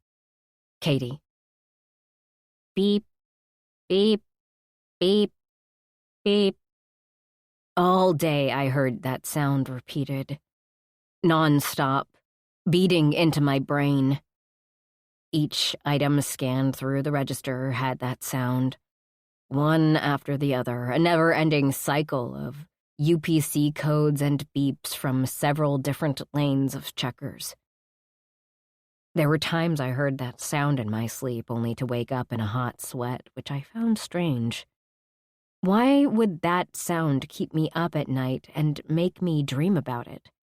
Sure, it was a daily thing for me, but it shouldn't invade my mind like that. Being a cashier was a job, and like any other job, you put your head down and you did it. You had a headache from the noise, you took Advil. Your feet hurt like heck, you pushed through and soaked them when you'd get home. Epsom salt needed to be added to my grocery list. It was the only thing I could find that actually made my feet feel halfway normal. But all that said, I was grateful for the job. When Ensley and I first got to Sumner, we had nothing but the clothes on our backs and a bag with random things from home. Having the quickie stock hire me with no previous job experience was a miracle.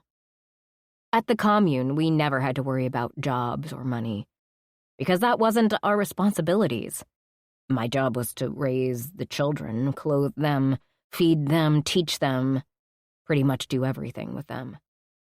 That was a job I didn't get paid for, though. It was one that was pressed upon me at an early age. Luckily, my boss, Ms. Brashers, didn't ask for a resume, just an in-person interview, and hired me on the spot.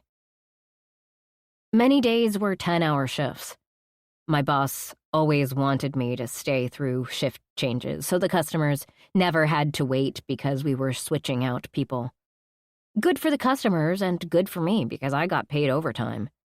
It was only an hour and a half, but when you work 6 days straight, you had 9 hours extra on double time. I got paid for 18 extra hours a week.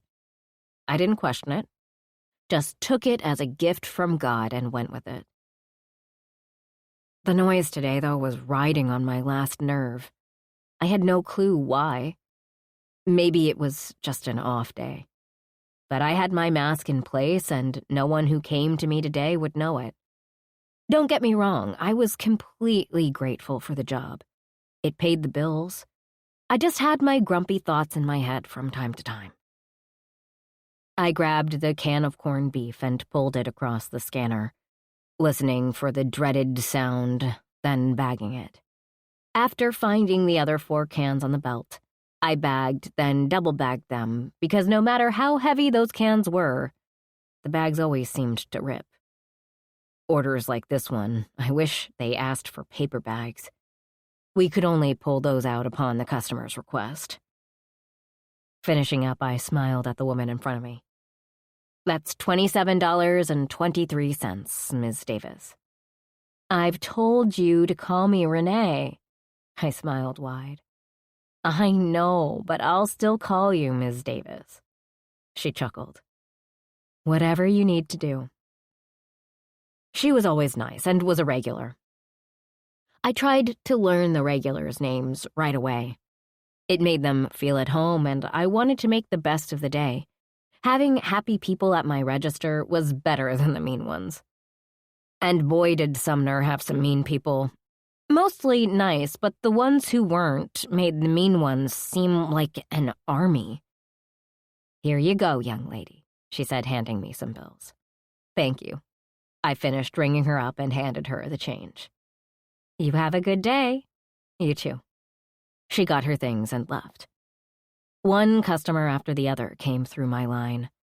I was the first one who people saw when they came around the corner to check out. Therefore, I was always busy, but I liked it. It kept the day moving. No one passed up my lane if the line was small. They'd talked about putting self-checkouts in, but I wasn't too sure of those. If the company put them in, would I still have a job? Ms. Jones came through my line next. Her first name was Linda, but I never called her that.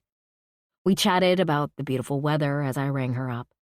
Handing her the receipt, I moved to the next person, and my breath caught. It was difficult, but I kept the smile on my face and greeted her.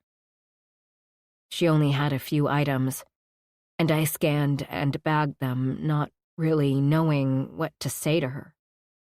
I need your help, she whispered quietly. And my eyes shot to my younger sister, Margaret.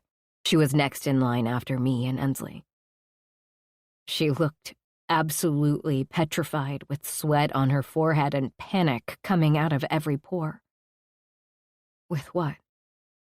She had a plastic bag in her hand, all wadded up, and handed it to me. Don't look now. I nodded, slipping the bag onto the shelf under the register. Are you okay? It was a stupid question because she was still there in that cult where uncles could marry their nieces. Of course she wasn't okay. But the level was wide, as in immediate death or something like that. She plastered on a very fake smile and handed me a bill, telling me she was not, and I needed to look inside the bag. I took the money and finished her up, handing her the bag and receipt. "Thank you. Have a great day." She nodded and scurried off. What was that about? My fingers itched to open the bag right then and there to see what was inside, but I didn't. Instead, somehow I worked through my entire shift without reaching for it. It taunted me, begging to be opened. Proved I had self-restraint, that was for sure. "Katie," was said behind me, and I jumped a foot off the ground, my heart stopping along with my breathing. Turning to see who it was, my boss stood there. I held my chest, trying to get my breathing under control. I didn't like being snuck up on, but Ms. Brashers didn't know that. She probably thought my reaction was crazy. "I'm sorry, Katie. All the shifts are here. Just count your drawer and Ella will take over." Nodding, I tried to slow my breathing to a non-hyperventilating pace, but it took me a bit. I put out my closed sign and finished up Miss Manda Christine. Yes, she wanted me to call her that. It was a compromise I could handle. I pulled my drawer just as Ella stepped behind me and dropped her drawer in. Everything went smooth as honey. It was how the big guys wanted it. I'd almost forgot the plastic bag, but I reached over and grabbed it before taking off to the manager's office, where I counted my drawer. It was tedious because it had to be to the penny right, or you'd be watched like a hawk for stealing. Then if you got caught, they'd fire you. Luckily, most people used credit or debit cards, so cash usually wasn't a problem. After having my drawer count approved by Ms. Brashers and punching out, I went to my locker, grabbed my stuff, and got out of there. The bag was beginning to burn a hole in my pocket. Waiting until I got home was difficult. Now that I was alone, I just wanted to know what was in it, but something told me that I needed to wait, so I did. Pulling into my apartment building, I parked and raced up the stairs, then locked the door behind me. I did a quick run-through of the small space, making sure everything still looked the way it should. Sitting on the couch, I undid the plastic and found a very old cell phone, the kind that flipped open and closed. It was black and had so many scratches on it the paint was almost gone. I flipped the phone open and found a small piece of folded paper, which I opened. It said, "Have to get out. Wait for me to call." A boulder hit my gut as fear took over. Something must have happened at home for Margaret to risk coming to see me and her wanting to leave. I grabbed my cell and called Ensley, my hands actually shaking as I dialed.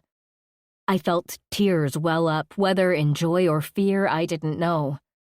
It had been so long since we had seen our siblings. My heart longed to have peace, that they had somehow snapped out of the fog of the life we had been raised in and gotten free.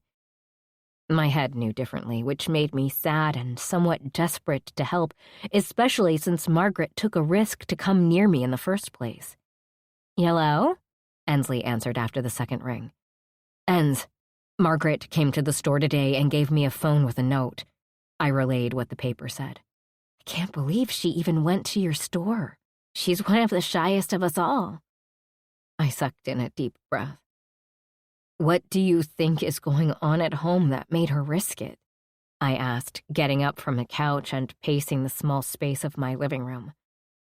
"Probably getting married off." "How?" "But the men were killed. There shouldn't be any left." Ensley told me about the crematorium and how the men of Ravage MC burned all the bodies so they'd go to hell. "Not all of them were there, Katie." My stomach dropped. The older teens would probably be ready to take wives and start popping out kids. It never stops, does it? My voice was small as I thought about my time there, and it made my body shiver. No, it never will. But you have to remember there are women and men in that community who do not want to leave. They love the life they live and follow the scripture. But if Margaret doesn't want to be there, then we wait for her to call and figure out what to do next. I, of course, knew all of this. It was so hard for me to believe that other women would want that life, but it was only my opinion from growing up there. Many had different experiences, and everyone had the right to make their own choices. Sure, some of those choices were very limited, if non-existent. I was just happy I was out of there. I'll keep the phone on me. I picked it up and looked at the charger connector. Do you know anyone with a flip phone charger? I'll talk to the old ladies and get one. Not a problem. Great. Thanks, Anse. Always, Katie. Always. 6. Drierson. Being back on my bike was heaven on wheels. Feeling the wind whip your face and the road beneath you, there was no other nirvana like it. Unfortunately, a bike wasn't in my near future. Micah and I were in Micah's SUV with a trailer hooked up to the back for Cooper and Deke's bikes as they rode in front of us. While I knew we needed Micah's computer on wheels and a vehicle to scope shit out that didn't make a lot of noise, I still wanted to be on my bike. Such was the life of a prospect. At least I wasn't cleaning the toilets after the guys at the moment. Positives. Everyone needed to find those in life. So here I sat bitch almost to our destination. You done fucking around with Katie yet? Micah asked out of the blue. And at his words, the space felt smaller, as if the walls were closing in. I didn't like the shit with Katie, but the ball was in her court, so to speak. She wasn't in the headspace for me to push her. Nudge her, yes. Full out push, not quite. What I did at Remy's party probably freaked her, but I needed her to know where I was. Fucking around? What the fuck? Playing this cat and mouse shit, back and forth, back and forth. I leaned back in the seat, eyes on the road and the two men in front of us. She's different since the crematorium. No shit? Micah asked sarcastically. Do you want me to answer or are you going to keep interrupting me? I clipped. Noted. Go ahead. Before she gave me shit and met me at every turn. Now she's like a shell of her former self. She's there, but she's really not. That time there fucked her up bad, man. I heaved in a huge breath. It doesn't help those fuckers marked her as well. She has to see that shit every time she's naked, a reminder of that time. A fact I had to hear from the grapevine, considering she wouldn't take my calls. It was bad. Ensley was the only one she'd let help with the bandages after she was released from the hospital, and I heard her crying more than once in her room while she was with us. I fucking hate this for her, and I don't know how to fix it. Shit, I couldn't figure out a woman's brain before this. Add this shit in and I'm fucked. Micah chuckled. I don't know what Ensley's thinking half the time. When it's important, she tells me. Other than that, I let it go. Can't let this shit go, brother. Wish I could, but can't. I'm gonna get in there. Come hell or high water. Micah's hand went to the top of the wheel. I get you. You're a man who can't. Give it time. The way she was with you at the party, man, you were the only one who could calm her. Everyone fucking saw that shit. My fingers ran through my hair. I couldn't give two shits what people saw. What mattered was her reaction to me. That shit told me that whatever fucked up shit is swirling around in her head wouldn't stop me from making her happy. Fuck, she's got you all twisted up. Micah tried poking the bear, but I wasn't taking the bait. Yep. Is that it? The small ranch house we drove by didn't look like a place where guns were being sold. It looked like a cleaver house or some shit. Good cover. Man, but how are they going to be able to supply with that small a space? I asked as we drove by. Cooper and Deke were waiting for us around the corner. We didn't want the bike pipes to alert them to our presence. We needed to get eyes on the place, or if it already had eyes, tap into them. Underground, or maybe this isn't the place. They could have a warehouse or something we don't know about. Fuck, they'd have to in order to run what we run. How is it we don't know shit about these fuckers? I asked, curious. Searched for Ace of Sparrows and came up with nothing. It was like they were ghosts. You catch the cameras, though? I asked while we passed the home. Yeah, I know them. They're a German brand and probably why I couldn't find them on the search. Just tells me that these people know what they're doing if they're covering their tracks like this. I can hack them. Just need to get settled. Meeting Cooper and Deke, they followed us to the hotel we were staying at. We weren't planning on actually spending the night. We just needed someplace secure to do what we needed to do. Micah and I hauled the suitcases to the room, tossed them onto the bed, and opened them up. Each one was a mini computer system. My man Micah was hella good with anything electronics. In the Marines, he could do just about anything.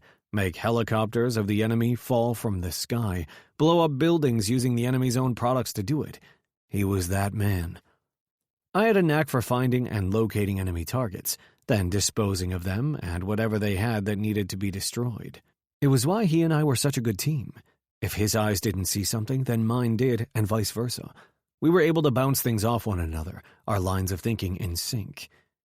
Deke yawned loudly and laid on the other bed, stretching out from top to toe. "Man, I could sleep," he groaned. "Dick, if anyone sleeps, it's me," Cooper added, smacking Deke's booted foot. "What? I'm the muscle. The muscle needs rest," Deke fired back. "Muscle my ass. Fighter or not, I could take you," Cooper called him out. "We get home, me and you, grudge match. We'll see who comes out on top," Deke challenged him. "You got it." They clasped hands, sealing the deal. It would be a hell of a fight, and I wasn't sure who I'd put my money on at this point. Yeah, Deke fought professionally before he came back to Sumner, but Cooper had Princess teach him, and that woman was something else. It would be a hell of a fight, and something I wouldn't miss. Micah turned a knob on the board, and scratchy sounds filled the room. "Headphones, idiot!" I barked at him. He turned the noise down, then grabbed his headset and put it on. "I know, dipshit. Didn't think I'd have an in so fast." "You're in?" I asked, grabbing the other set of headphones and putting them on my ears. Sure enough, there were men talking. I could tell Deke and Cooper wanted in on the conversation. I opened the side panel of the suitcase and gave them headsets as well. "What's this through?" The sound wasn't the clearest, but it wasn't horrible either. We hadn't put any mics anywhere. That was for fucking sure. We'd only been here a couple hours tops. "Their security cameras have sound, it seems," Micah said. He hit a button and a screen came to life. "Well, now that looks like a gun-running ring," Cooper said, looking at the screen before us. Clear, but in black and white. He wasn't wrong. On the screen, there were 4 guys all handling different guns. AK-47, AR-15. Fuck, these motherfuckers even had Russian SKS and MAC-10s, a specialized order for sure. The arsenal was impressive if they weren't cutting into our business and on our territory. 4 guys were in the space working, breaking the guns down to get ready to transport. We did the same thing, just not in a small-ass house, which meant they were getting stock from someone close, one of our suppliers. "40K and we're out of there. Nothing else," one of the men with long hair and goatee told the room. "No fucking around. We want in and out, hear me?" "Fuck, they have a sale. Now?" Deke growled. The monitor and sound kept going. "We know, boss. We're not kids." "Then stop fucking acting like 'em," he barked back at one of the younger guys. The older man set down the gun and pulled out his phone. He dialed and put the phone up to his ear. "You the top guy?" he asked without preamble. We couldn't hear the other side of the conversation, but curiosity was there. Was this the buyer or their supplier? Any bit of information would be helpful in shutting this place down. Fuck, any information at all would be helpful. "Right, Cruz. This here is Jet. I know you have men here in town getting into shit they shouldn't be getting into. Get them gone or there will be problems." "Fuck," Cooper groaned angrily. "How the fuck did they know we were here? It's only been 2 hours tops." "Fuck if I know," Micah answered, still listening. "Yeah, well, you tell your boys to head on back and stay out of my business, or I'll have my boys go to the hotel and take care of the problem. Only 4 of them, right?" "Yeah, not smart. Easy targets," Jet said. The cameras weren't in color, so I couldn't make out any descriptors of the man. I did screenshot a picture of him, though. I'd run that through Micah's databases. "I'll fucking kill him," Cooper growled as Deke said, "and I'll beat the fuck out of him before you kill the asshole." "I don't want trouble, and you don't want trouble," Jet continued. "Fuck yeah, I want trouble," Deke said on a growl. "I need to punch something." "Calm down there, buddy." Cooper tried to cool him down, but it didn't work much. I swore at times that Deke's dad wasn't GT, but Reese. His temper was equal to Reese. Whereas Cooper would think about the problem, Deke would just beat the hell out of the person, then make them talk. "We can meet, but I ain't setting it up now, and I want them gone." "Right." The old man hung up the phone and Cooper started to ring. "Fuck," he cursed. "Cruz," he said before answering. "Yeah." While I couldn't hear Cruz, I could picture fire burning brightly in his eyes. No one fucked with Ravage, and these fuckers just threw down the gauntlet. They were in our territory. They needed to be reminded of that. We watched the call. Micah and Drierson already got in. They have a load of guns in the living room of this small-ass ranch house. They have some serious gear. Some shit we only get on special order, Cooper told his father without giving away too many details over the line. We used burner phones, but being this far from home, we weren't going to take chances. Cooper paced the carpet, listening as we continued to watch and listen to the men on the screen. They were talking specifically about us, the make and model of Micah's SUV, the trailer tags, describing Micah in the driver's seat. Yeah, they knew we were here. Right. He held the phone away from his face. We can see and hear this shit from home, right? Yeah, but if they know we're in town, don't you think they'll figure out we're monitoring them? I asked. Sure, they hadn't looked at the cameras, nor did they say anything about us looking in on them, but that would be the logical thing for me in this situation. Hopefully they were idiots. You hear that? Cooper asked his father. Right. Got it. He hung up. He wants us to pack up and get our asses back. When we come back here, we need the club at our backs. Cruz is right. Something is off with that old man. He's not that old, I answered, pulling up a side photo of him and showing it to the room. The beard and mustache are throwing it off with the side view. When we get back, I can composite a whole face from it. Right, pack it up and let's get out of here, Cooper ordered, and we listened. Fuck, Deke growled. That asshole threw down on us, and now we're heading home instead of beating the shit out of him. Don't like this shit. Me either, brother, Cooper replied. But it's the smart thing to do right now. Find out what we can, hit them in their weak spots, and clear them out. They're fucking running us out of town, I growled, low in my throat. Don't fucking like this shit either. If I had a drone with a dropping ability, I'd fly it right over the fucking house and blow it, people and all. Wipe it all out. Problem solved. Drones. The next thing I'd get so I could do just that. We were going into war, right? What better way to end it all here and now? One blast and our headache was gone. Since I didn't have one, that was going to have to wait, but it didn't stop me from envisioning it. Too many unanswered questions with this group of men. First order of business was information. 7. Katie. What's the rush? I asked Ensley as she opened the door and I walked in. Micah's mom. We have to go. Thanks for watching her. I wanted to ask what was going on with Blaze, but Micah was already in the garage and Ensley was running out the side door. Where's Remy? I asked just as Ensley made it to the door and was about to close it. Bed, was all she said, and then she took off. Well, that wasn't any fun. When I got Remy time, I really wanted her awake. Setting my purse on the counter, I stripped my socks and shoes off. My feet were killing me after a 10-hour shift. I wiggled my toes, getting the feeling back in them. I still had the phone with me, but no calls yet. Bristol found an old charger for it to make sure it had juice. Each day that passed, I began to worry more and more about what was going on at home. I knew I shouldn't, but I couldn't help myself. They were still my brothers and sisters. The front door flew open. I jumped, hand on my chest, as the gasp I took in about choked me. Drierson was standing there, his eyes wild. It wasn't a look I'd seen on him in a while, but I had seen it. When he pulled me out of that crematory. What's going on? He asked, closing the door and then moving through the house. I'm not sure. Ensley said something about Blaze, and they took off. He filtered his fingers through his hair, then pulled on the ends. It was hot. The man definitely had that. Fuck, he growled, and pulled out his phone, tapping away. He held it up to his ear. What the fuck is going on? Drierson was not a happy man as he listened to whoever he was talking to. Then, quick as a flash, his body relaxed and face began to lose its intensity.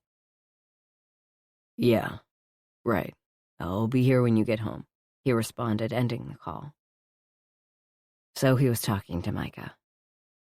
Dryerson reached up and did some weird thing with his neck that made it pop in like 4 places and then let out a groan. Moving to the fridge, he reached in and pulled out a bottle of beer. When he still didn't say anything, I did. What's going on? Is she okay? Yeah.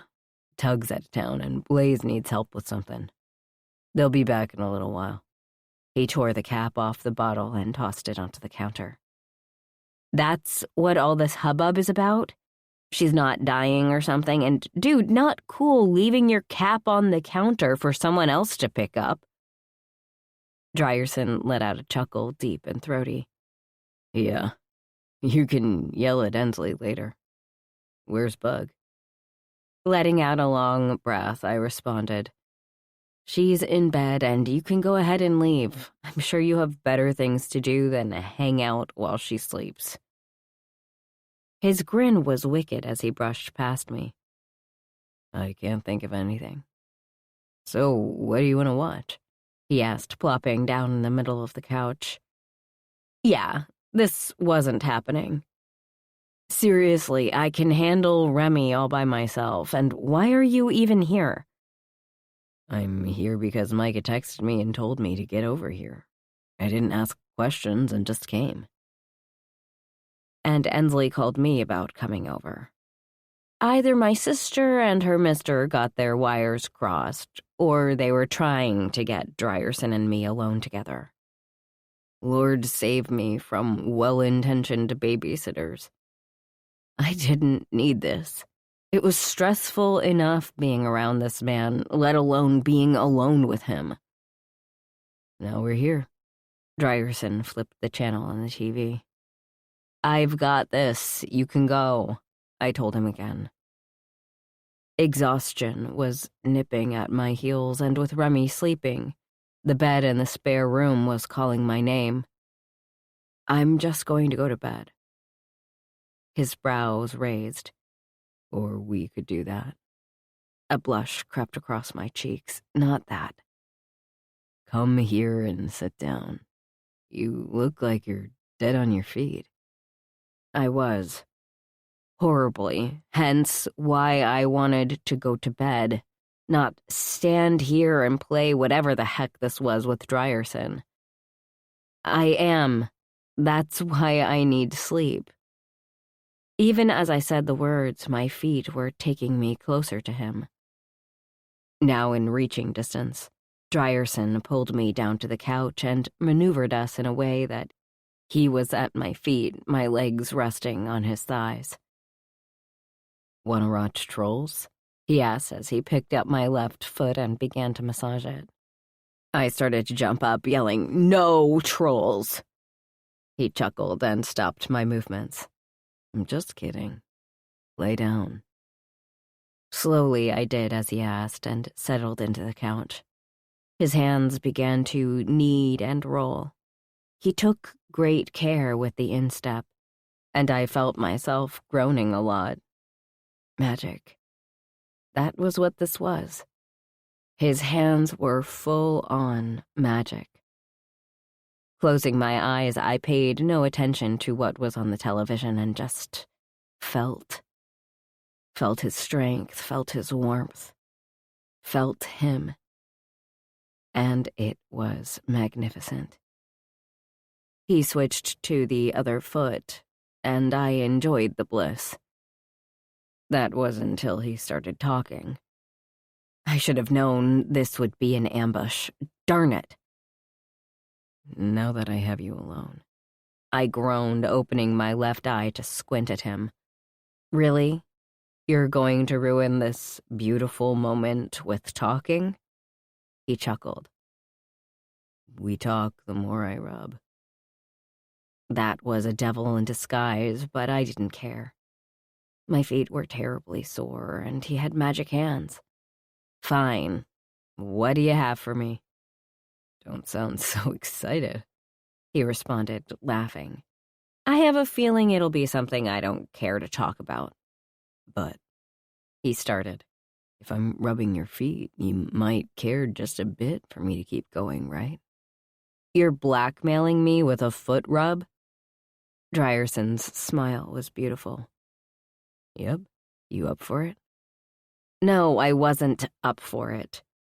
But I could see how long I could hold out before the talking took a turn I didn't want to go on. I could always get up and go into the bedroom. It had a lock on the door. Sure, but start with the softballs. His brows lifted again. You know baseball? It was my turn to smile. No, just heard that a softball means a light question, not pressing. I'll agree to that. And he did. First question. I know you're the oldest, but how many brothers and sisters do you have? I groaned. You're gonna make me do math right now? That's just not fair. Yep. How many? Each time I counted them in my head, I got a different number. How terrible of a sister was I? 33 or so? Shit. You have so many you don't really know? That's nuts. I shrugged, looking down at him, his whole focus on me. I don't know how many have been born since I left. It was how we were raised.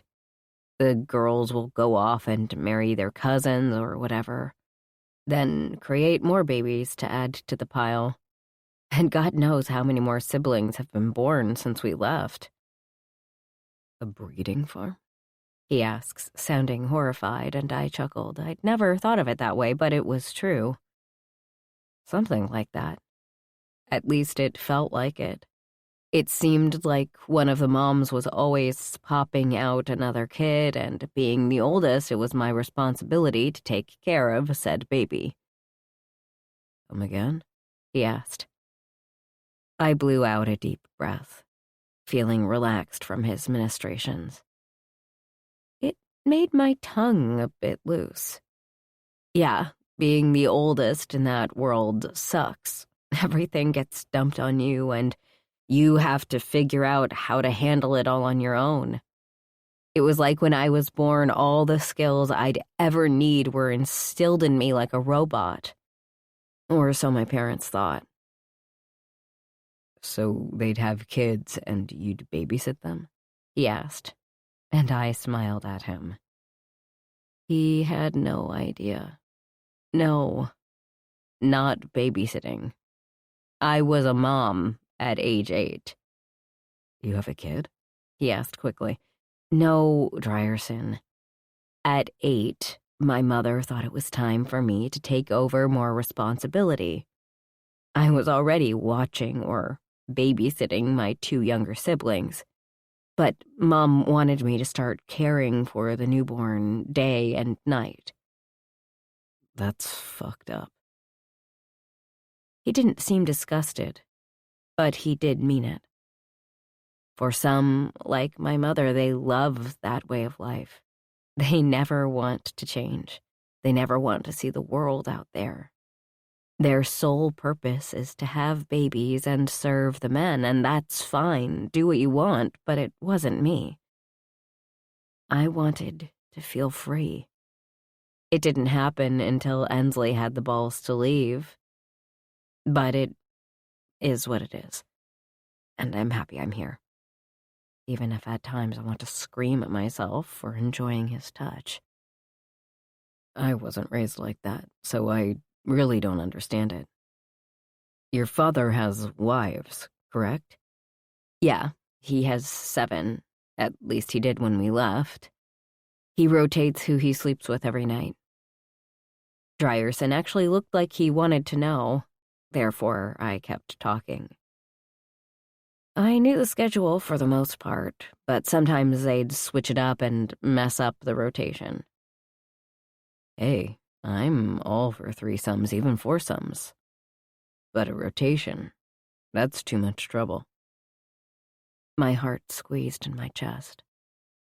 The thought of him with not 1 but 2 women made me want to puke.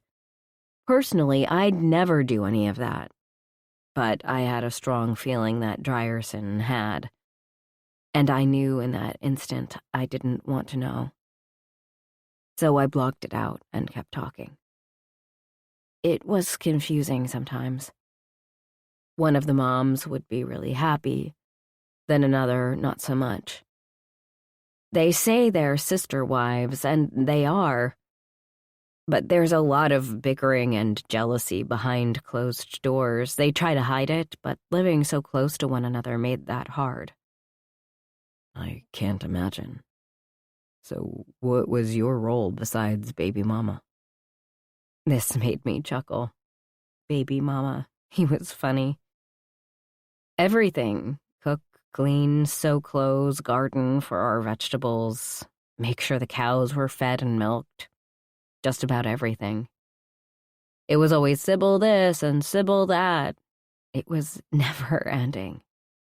There were nights when I hadn't slept a wink because I was up taking care of kiddos and was expected to be bushy-tailed and ready to go the next morning to start it all over again. Doesn't sound like much of a life, babe. I shrugged. At first, I didn't know any different. It was our way. We did what we were told and stayed in line so we didn't get the belt. As I got older and the youngsters were passed on to my younger siblings, it got a little easier because I could sleep at night. But it was my job to coordinate all of it. My feet were loving every second of this. Me, I wasn't put off. I actually enjoyed talking to him like this. What made you decide to leave? I know Ensley's story, but they didn't tell me yours. I felt good about that just because I wanted something to be mine and not shared into the world. It was a small thing, but it was mine. The sounds were hard to ignore. Clicks and scratches filled the room with noise. When I opened my eyes, Cyrus was standing there with something in her hand. I felt my eyes narrow, confused. I studied her for long moments, putting all the pieces of the puzzle together.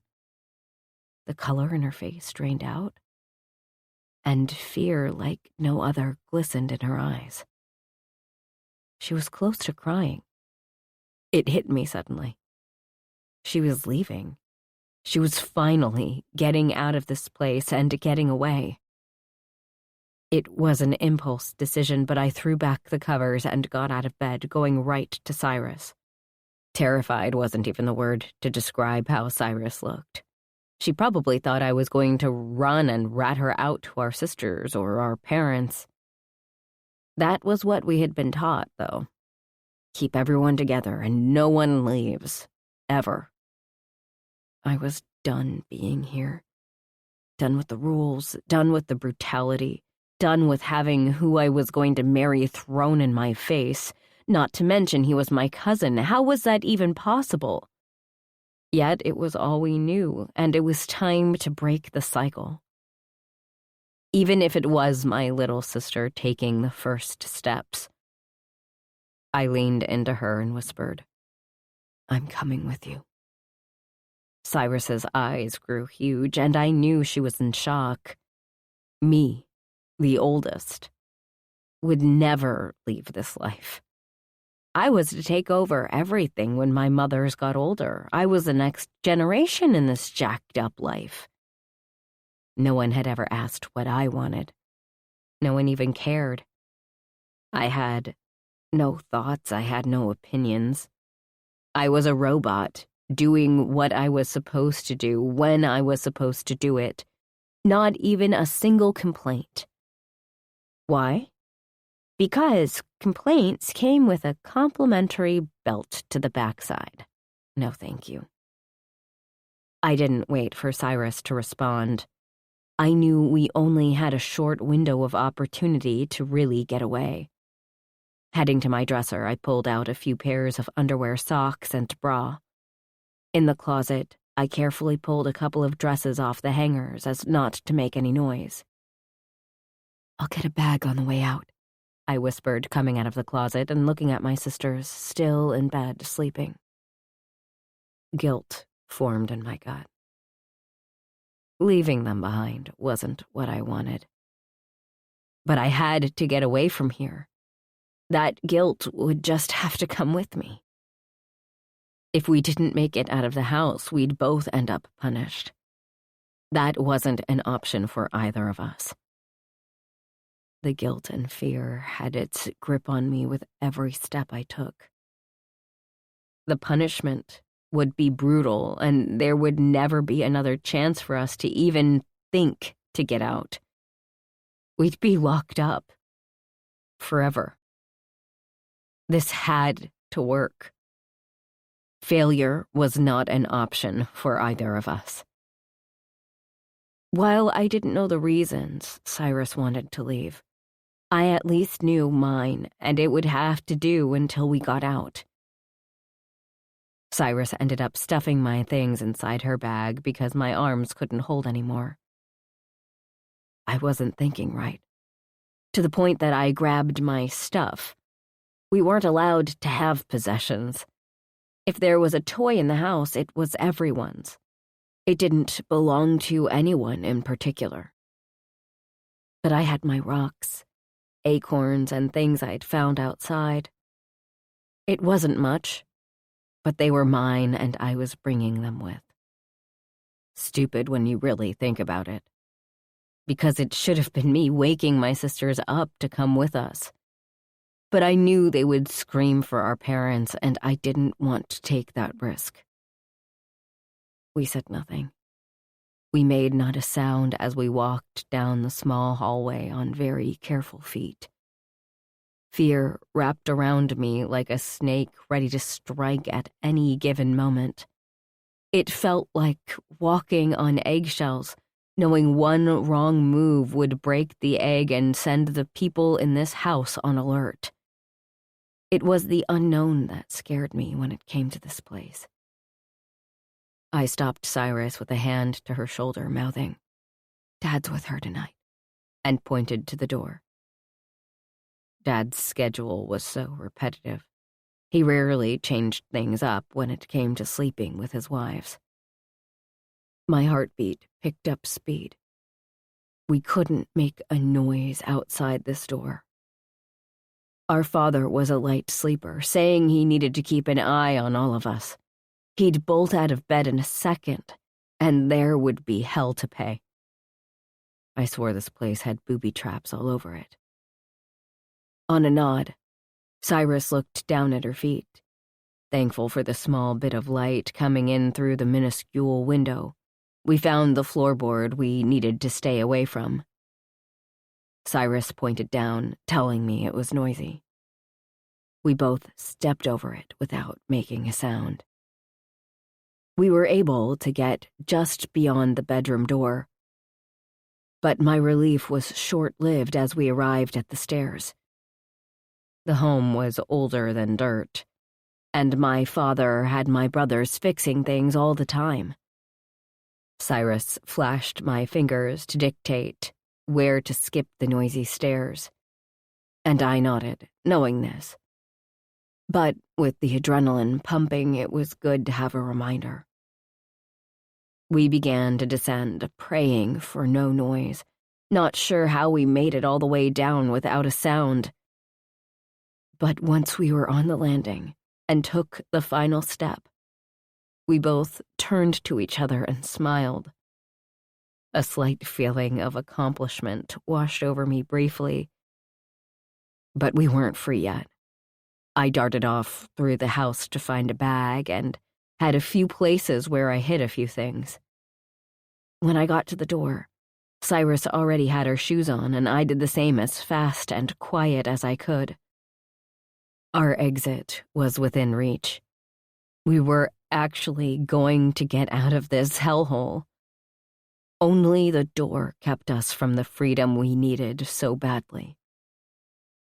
Cyrus unlocked the door, and the tick of the lock sounded like a beating drum. So loud, a pure signal to anyone in this house.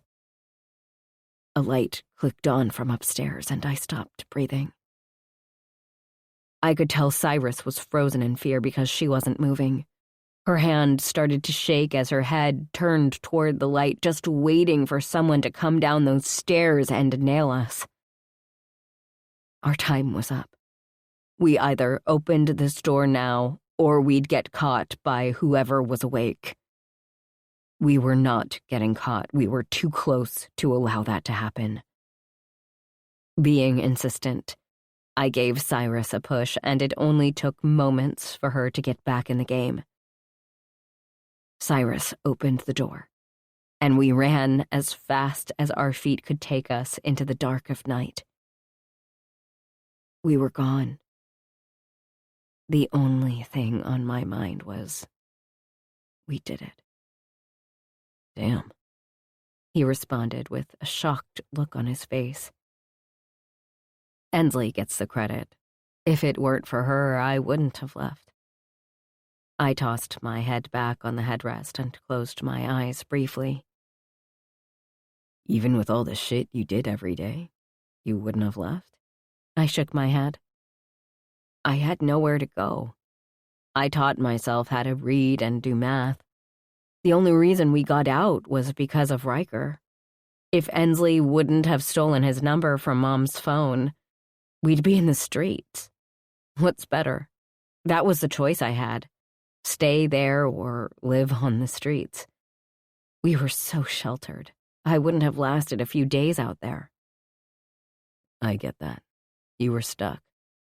His fingers started working on my toes meticulously, and a groan escaped my lips. They're all stuck, for the most part. Some don't want to upset their parents or be cast out of the family. It's all they know.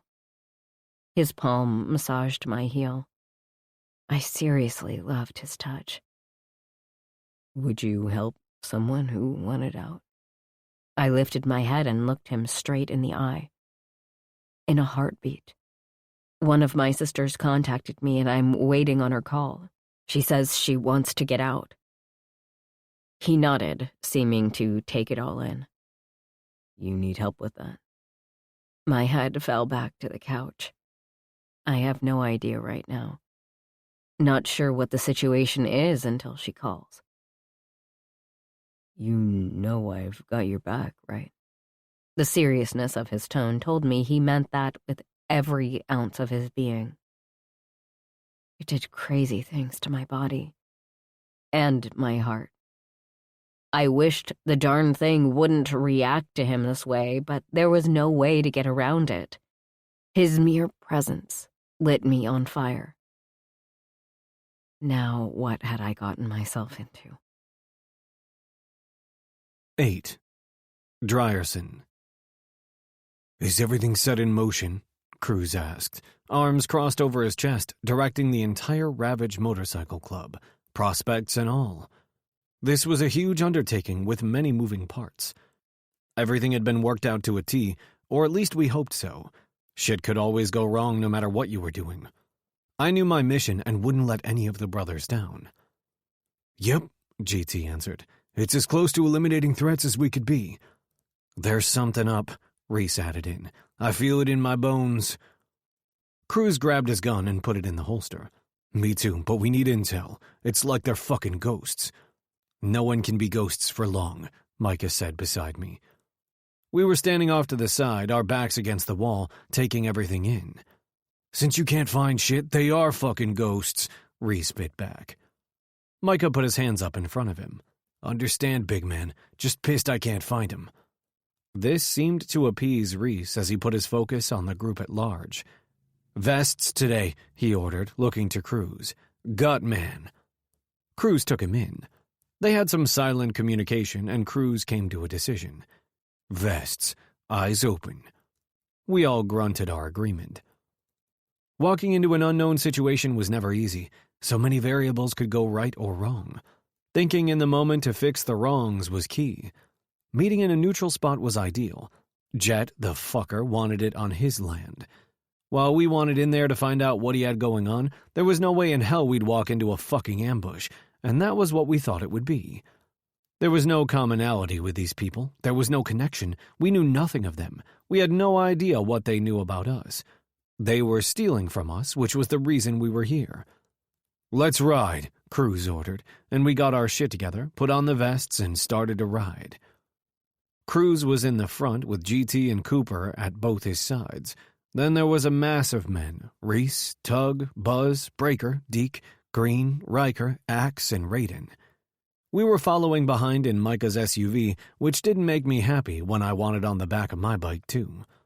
Prospecting gets you the dirt shit, but whatever the club needed, I'd do. Same with Micah, no question about it. While Micah drove, I had the laptop out trying to pull up satellite images of the place we were headed. Not many images, and I wanted current ones. That was a little trickier. It meant I had to actually get connected to the satellite up in space, and they were covered with serious tech. Someone did their homework on how to conceal them. Micah directed me when I came up to roadblocks. Funny thing was, he'd already have the answer before I even asked. That was how in sync we were. Not to mention it was a federal crime to hack satellites, so covering my tracks was super important. I was not heading to prison anytime soon, or ever for that matter. "They're already there," I told him, looking at the image I'd just screenshot, blowing it up to see a bit better. 4 men at the front door on the outside, and looks like bikes and cars in the lot. Nothing on the roof. "Weapons?" Micah asked, and I tried to zoom in on the men. The images became grainy the closer I got to them. This connection needed some serious help. "Fuck, let me try to clean it up," I told him, and Micah being Micah led me step by step in the process. One thing was for sure, I learned a lot from the man.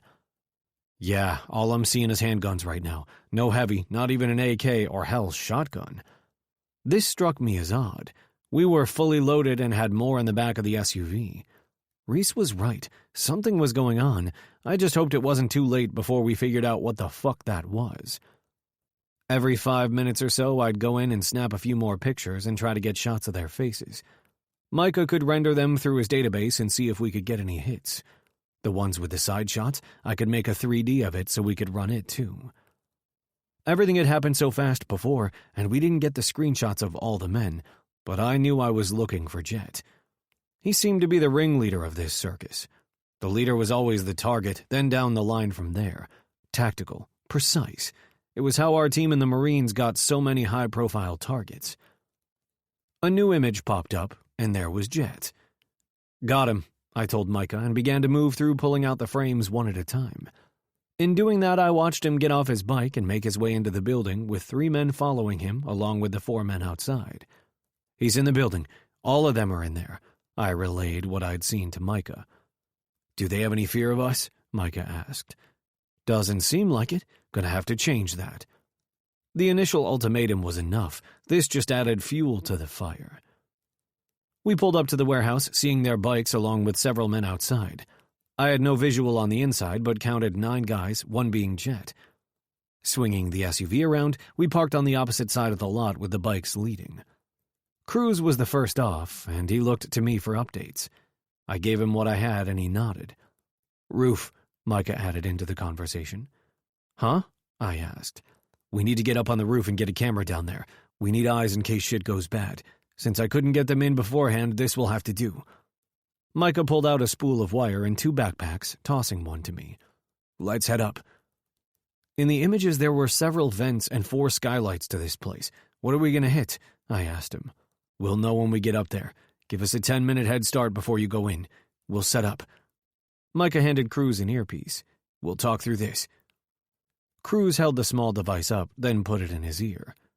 "Go," he ordered, and Micah and I took off around to the back of the building. There was a fire escape that was rusted and worn. Micah didn't wait a second. He bent at the knee with his hands cupped in front of him. I stepped my foot in them and jumped up to the ladder.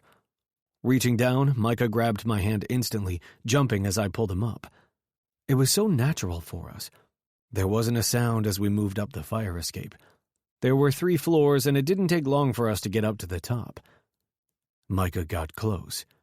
"You take that half and see if you get visual on them. I'll do this side."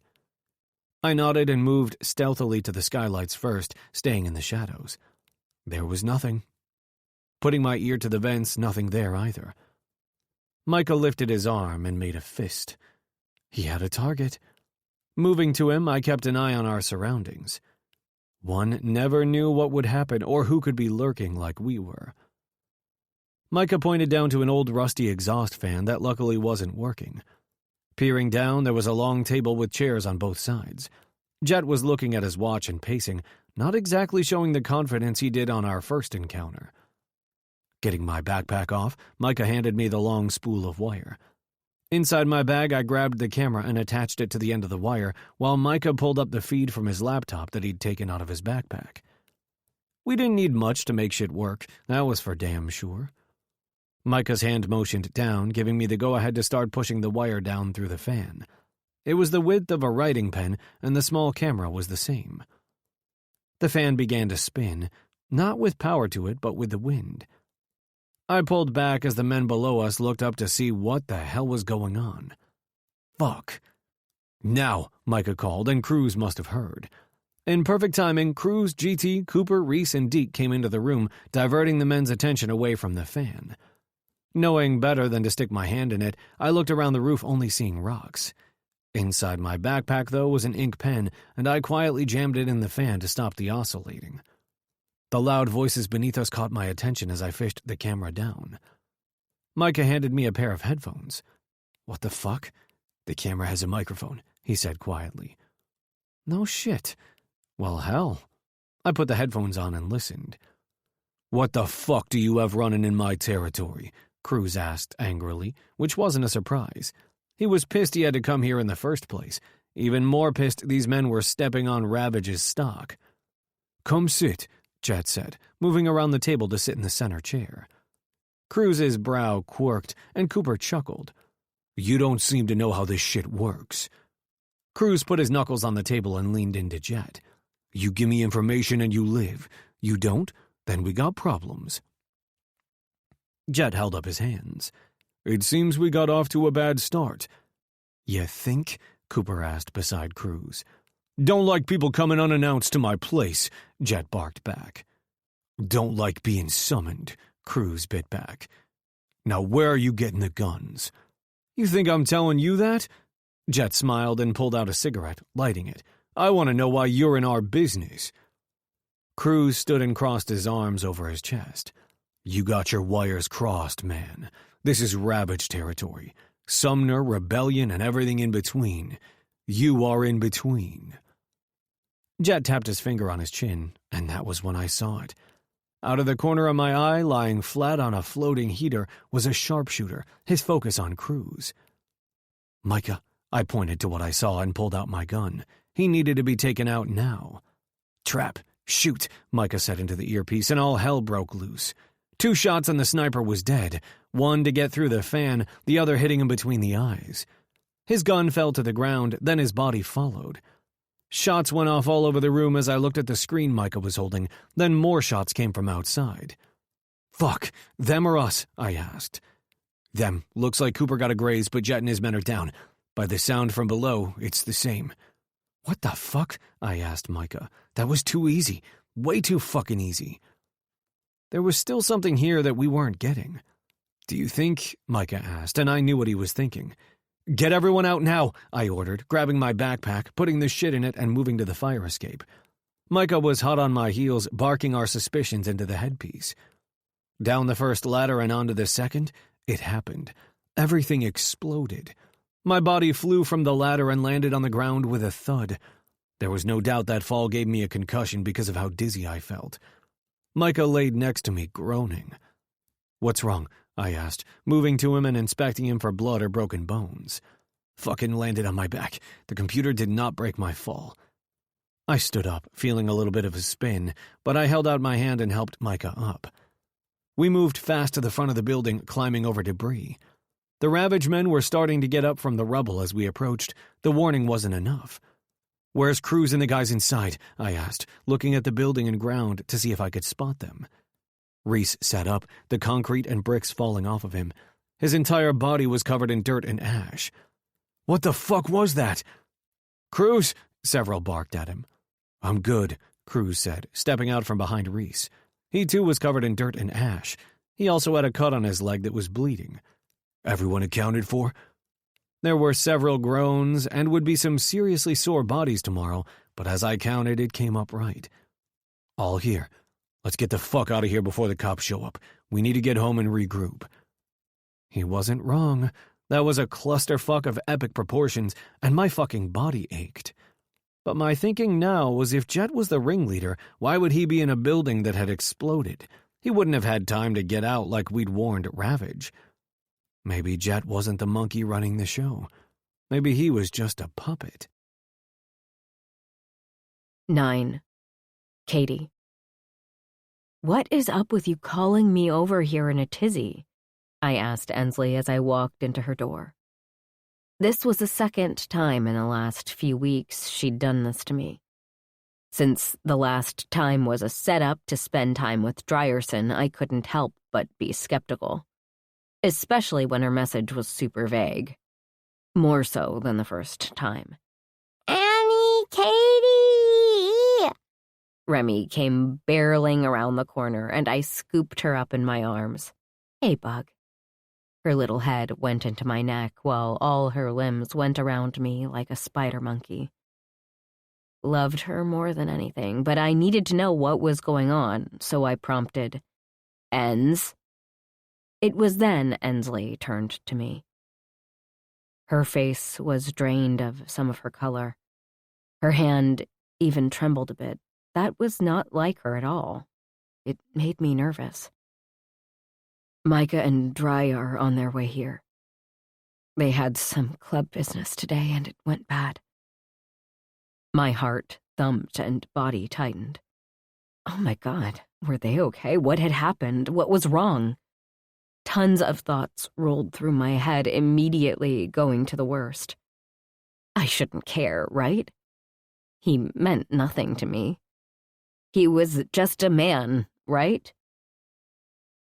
But he did count more than I wanted to admit. The confliction in my thoughts was giving me a headache.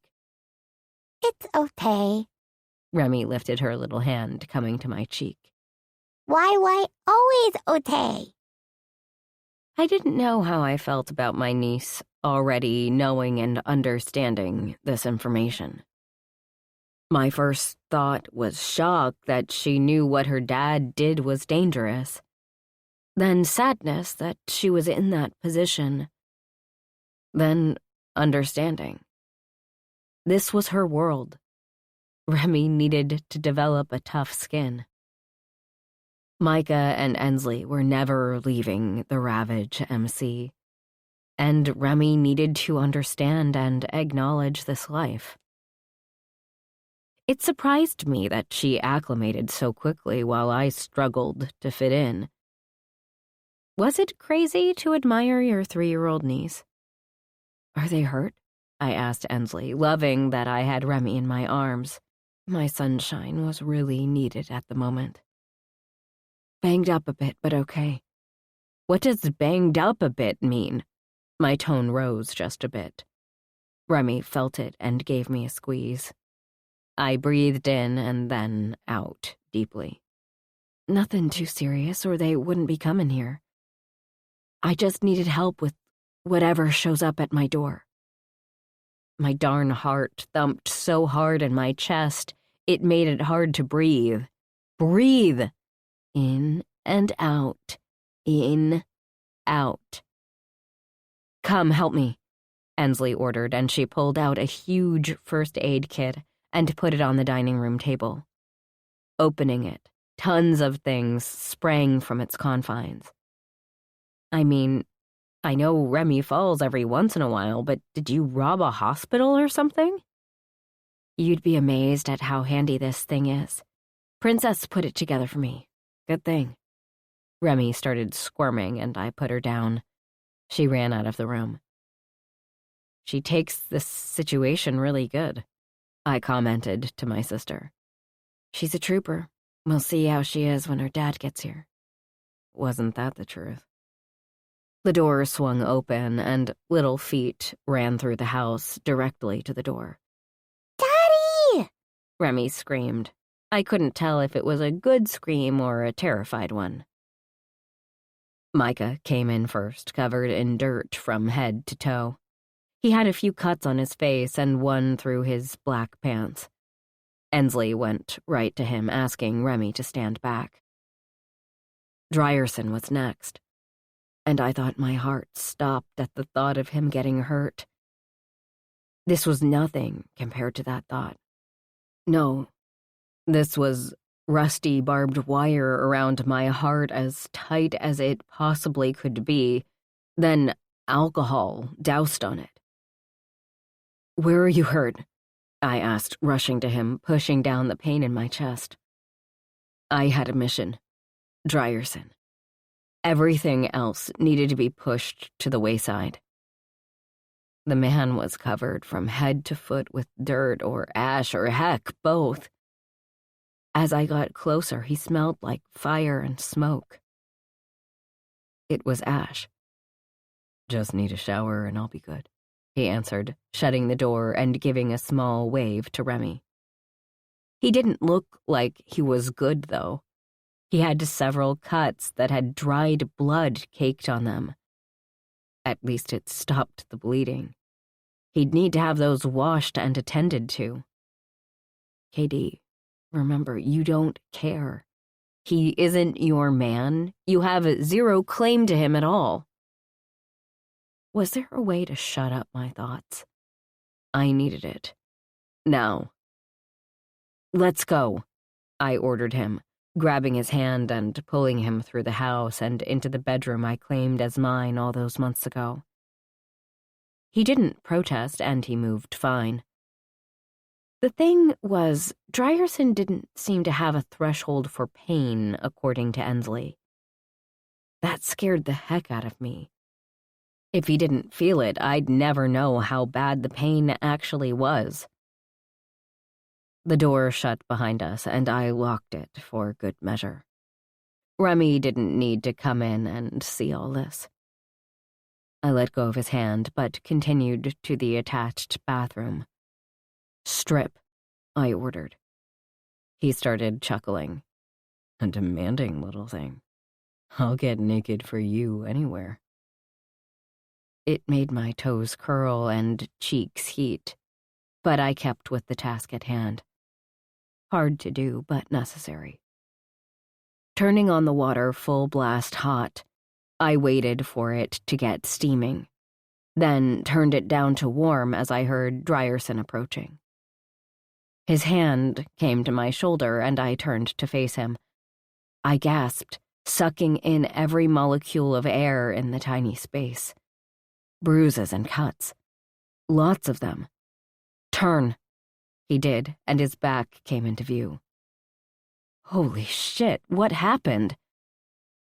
I meant to touch the largest bruise that went from his shoulder blade all the way down to his butt. It was angry looking, with black already starting to form, and had to hurt like all heck. No telling what was going on inside his body. "I think that's the first time I've heard you cuss." Only he'd point that out at a time like this. I didn't normally curse out of habit from my old life, but his back... What happened? I asked him again, turning him around and inspecting his front. His penis stood tall and proud. It took everything in me not to go there, not to touch him. "What? I can't help it. He sees you and instant hard-on." Ignoring that because it made me feel too good, I reached into the shower and adjusted the temperature a bit more. "You, in. I'll go wash your clothes and get some supplies to clean those wounds." "I'm thinking I like this part of you, Katie." I huffed. There was no part to me. I was just boring old me. Once again, I brushed him off. It was the only way to get through this without falling into his arms. "Shower, now." His chuckle was deep and throaty. "Snap out of it." Saying nothing, I went into the bedroom, grabbed his jeans, and pulled everything from the pockets. Surprisingly, he only had keys, a wallet, phone, and some loose change.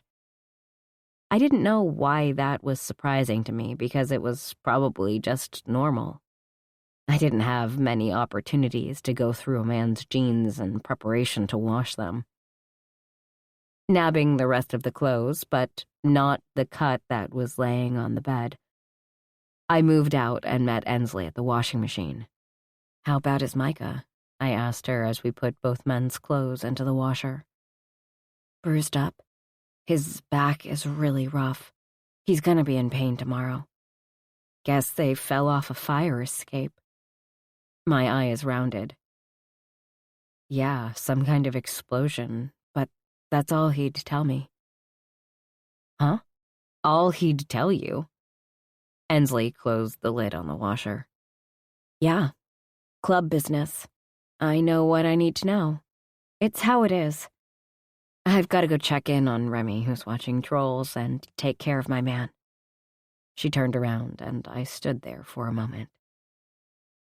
Sure, Ensley told me about how the club works and even told me this a while ago.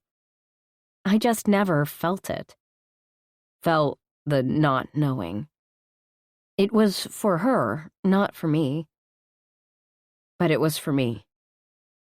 With Drierson, it was real now. A haunting feeling came over me. Would this be what it was like with him? I would only know what he told me and I'd have to accept it? Would that make our relationship work? How would it? Could trust be built on not knowing what happens in his life? My eyes closed and I shook my head. No, that would never be me. Not because of the not knowing, but because I didn't get to have a happy ending with Drierson. A tear welled in my eye and I tried hard to push it back. "Help him and get out of here," I told myself quietly. "You're just hurting yourself." Heading to the table, I sorted through the plethora of first aid supplies and grabbed what I needed. Some bandages, alcohol, gauze, neosporin, and tape. It didn't look like anything was too deep, but I grabbed the stitch needle and thread. Entering the bedroom, the water shut off. Instead of looking at the man, I went to his cut, grabbed a towel off the closet shelf, and began wiping it down, trying to get the ash off of it. "Thanks, Wildcat." I jumped at his close voice. "You didn't have to do that." Turning, he was right there, and I had to look up just like every other time. He was so close, so warm, so wet. His hair was dripping drops down his bare chest. He did have a towel around his waist, but it was tented. Drierson bent down, our lips so close to one another. He was going to kiss me, and everything inside of me wanted him to. But somehow I pulled away out of his trance and moved to the bed. "Come, sit. Let me check you out." "You always say the dirtiest things." I rolled my eyes. This man was knocking hard on my defenses. Seeing 2 deep cuts on his shoulder, I started there and put alcohol on them to clean them out. I inspected the wounds for any debris, then gunked it up with meds and bandaged it. They'd heal in time. "Ensley said you fell off a fire escape?" I didn't know exactly what I was doing. I was fishing for information, but since I'd thought it, maybe I was. Maybe I was trying to see if he'd tell me more. Stupid. "Yeah, on my back. That's why it's so banged up." He wasn't lying. His back looked painful with the different colors of bruising forming. There were no large cuts on it, though, but lots of smaller ones. He flinched when I touched it, something I'd never seen Drierson do. Yes, it hurt him. Finishing up his back, I resumed my inspection, and Drierson watched my every move. But I had a focus and needed to stick with it. I found gashes on his right thigh, and the left had several.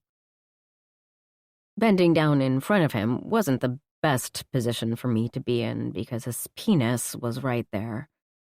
Right freaking there, hard, for me. Focusing on the task, I bandaged him up and tried desperately not to look up at his hardness. It was so very hard. Is everyone else okay? I thought it was a question he could answer. Same as us, minus the fall off the fire escape. That's good, I murmured, then looked to his face. That one on your forehead needs to be stitched up. I have the stuff, but I've never really stitched someone before. He had so much blood and ash on him when he'd come in, I didn't even notice the cut on his head. I can do it.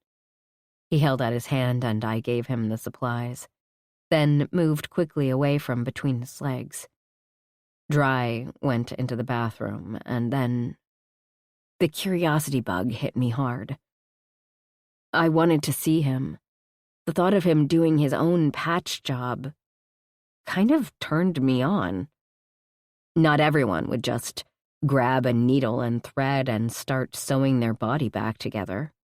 It took a man, a real man's man, to do something like that. Not a single man from back home would ever stitch themselves up, ever. And they'd need lots of meds. Dryerson didn't take any. He was definitely a man. I moved to the door jamb and leaned against it, mesmerized by him. "Want to watch?"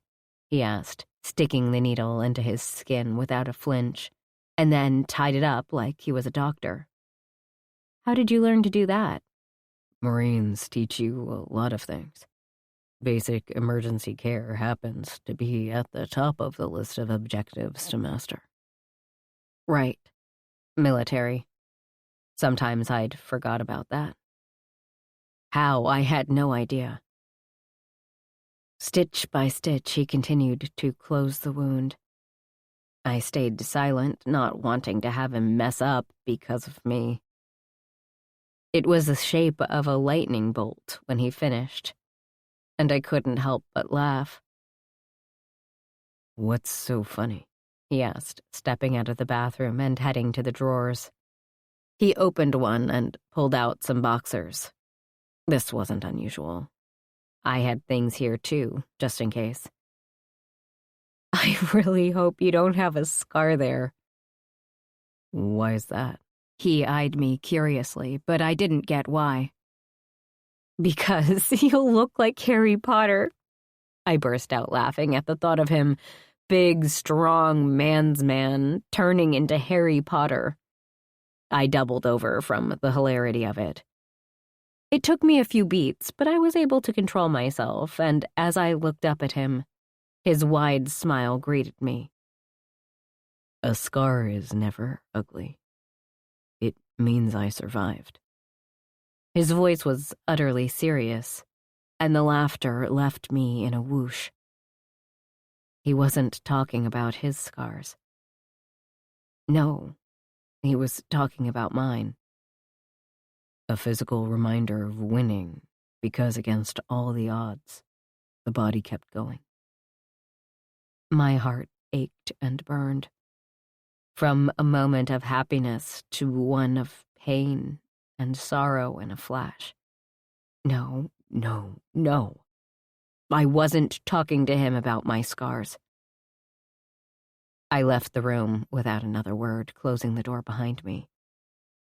I didn't tell anyone goodbye. No, I left unable to stop the tears streaming down my face. My scars were ugly, horribly ugly. I kept them covered up for a reason. He'd seen me before the marks on my body, and he didn't realize how damaged it was now. Nothing like when we'd first met. Now I looked like I'd been attacked by Edward Scissorhands. Tears rolled down my cheek, Then the monsoon came, just as I got in my car and shut the door. Needing to get out of there, I turned my girl on and left. It still didn't stop the tears. 10. Katie. Wasn't there a song about working all week long I'd heard somewhere? Work, punching the clock. I shook my head. Didn't matter. Only had a half hour left and my shift would be over for the day. Ever since Drierson rubbed my feet a while back, I'd craved for him to do it again. I'd craved a lot of things from him, but it was only in my dreams and fantasies, and that was where they'd forever be. I'd thought about him often and how he was healing. Maybe I should have called him, but I knew if I did, it would lead to more talking. "Hey, Katie," the bagger Danny said from the end of my lane as I ran a canned food item over the scanner, hearing that wonderful beeping sound. "Yeah?" I asked, not steering away from my task, continuing to get the order through. The woman, Mrs. Donaldson, had 2 growing boys who, as it appeared, were eating her out of house and home. She always seemed in a hurry, and there was no reason for her to stand in this line any longer than necessary. "Katie," Danny called again. This time I glanced his way, but didn't stop ringing up the groceries. "Hi." He smiled wide.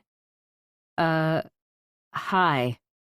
Why he needed my direct attention for a hi boggled my mind. Not to mention, he'd been bagging for at least half my shift, and we'd greeted each other then. "Would you want to go grab something to eat after shift?" he asked. My hand paused on the box of mac and cheese briefly. Danny was asking me out? On a date? In the middle of ringing up someone's order and him bagging said order? Maybe I'd completely lost my marbles, but wasn't that weird? I looked up to the woman who raised her brows, waiting for me to answer. Was someone pulling a joke on me? Danny wasn't bad-looking. He had a dimple in his right cheek, brown eyes, and brown hair. His build was average. Nothing wrong with him, but he wasn't Drierson. "I can't tonight. I'm taking care of my niece. God, please do not strike me down for lying. I already had Drierson on my mind every minute of every day. I didn't need another man even entering my thoughts. Not to mention, I didn't feel that way toward Danny at all. He was someone I considered an acquaintance or coworker, not someone I'd go out on a date with. He obviously saw it a different way. That's cool. How about tomorrow? He threw it at me as I went back to scanning, focusing on the canned goods a bit more than was necessary. Please, Lord, make him stop. Sorry, I have work. The next day, he pushed, and I actually felt my temper spike a bit. I was trying to be nice here. Without really thinking, I blurted out another lie. I'm sorry, Danny, but I'm seeing someone. Lightning was seriously going to strike me down for these lies. He paused momentarily, then started bagging again. Never heard you talk about anyone. These words took me aback. Danny and I weren't friends. We didn't sit and gossip about our lives. We didn't spend time together at all. And he was saying I'd never talk to him about anyone. That creepy feeling ran up my spine and all the way to my fingertips. Before I could say anything, Mrs. Donaldson stepped in. Danny, can you bring these out to my car for me? I could feel Danny's eyes on me, but I cashed out her order and handed her the receipt. Of course, Mrs. Donaldson, Danny answered back in his polite tone. When Danny's back was turned, Mrs. Donaldson gave me a wide, bug-eyed look that didn't ease my soul one bit, only ramped it up. I let out a huff of air. "Thank you for coming to see us, Mrs. Donaldson." Danny was already pushing the cart out the double doors when Mrs. Donaldson turned to me. "If you have problems with him, let me know. I'll give you some of my special drink I gave my husband." She winked and took off. What in the heck did that mean? Something told me I didn't want to know. I managed to make it through the rest of my shift without Danny being too much in my business. There were 3 other lines, and the manager wanted him helping over there. I had no idea if my boss had heard anything, but it was a nice reprieve. It wasn't until I was leaving out the doors that my reprieve was no longer, because Danny was there waiting for me. My gut told me to turn around and go back inside, but my car was right there and I could be far away from him in the blink of an eye if I could just get in. I was tired, wanted to go home, and didn't want to deal with Danny. "Hey, Katie. Was hoping you'd reconsider having dinner with me," Danny said. This guy didn't catch a single clue. I told him I was with someone, and he was still pushing. I began walking fast to my car. "I told you I'm already seeing someone." He kept in pace with me. His hands were in his pockets, and that worried me. "Nah, you're not. You're just saying that." He persisted, and the creeps turned into serious unease. A car pulled into the lot. Miss Shelnut got out of her car. She was a regular, and I hated to do it, but I was going to use her for help. Hopefully she'd understand. "Hey, Miss Shelnut!"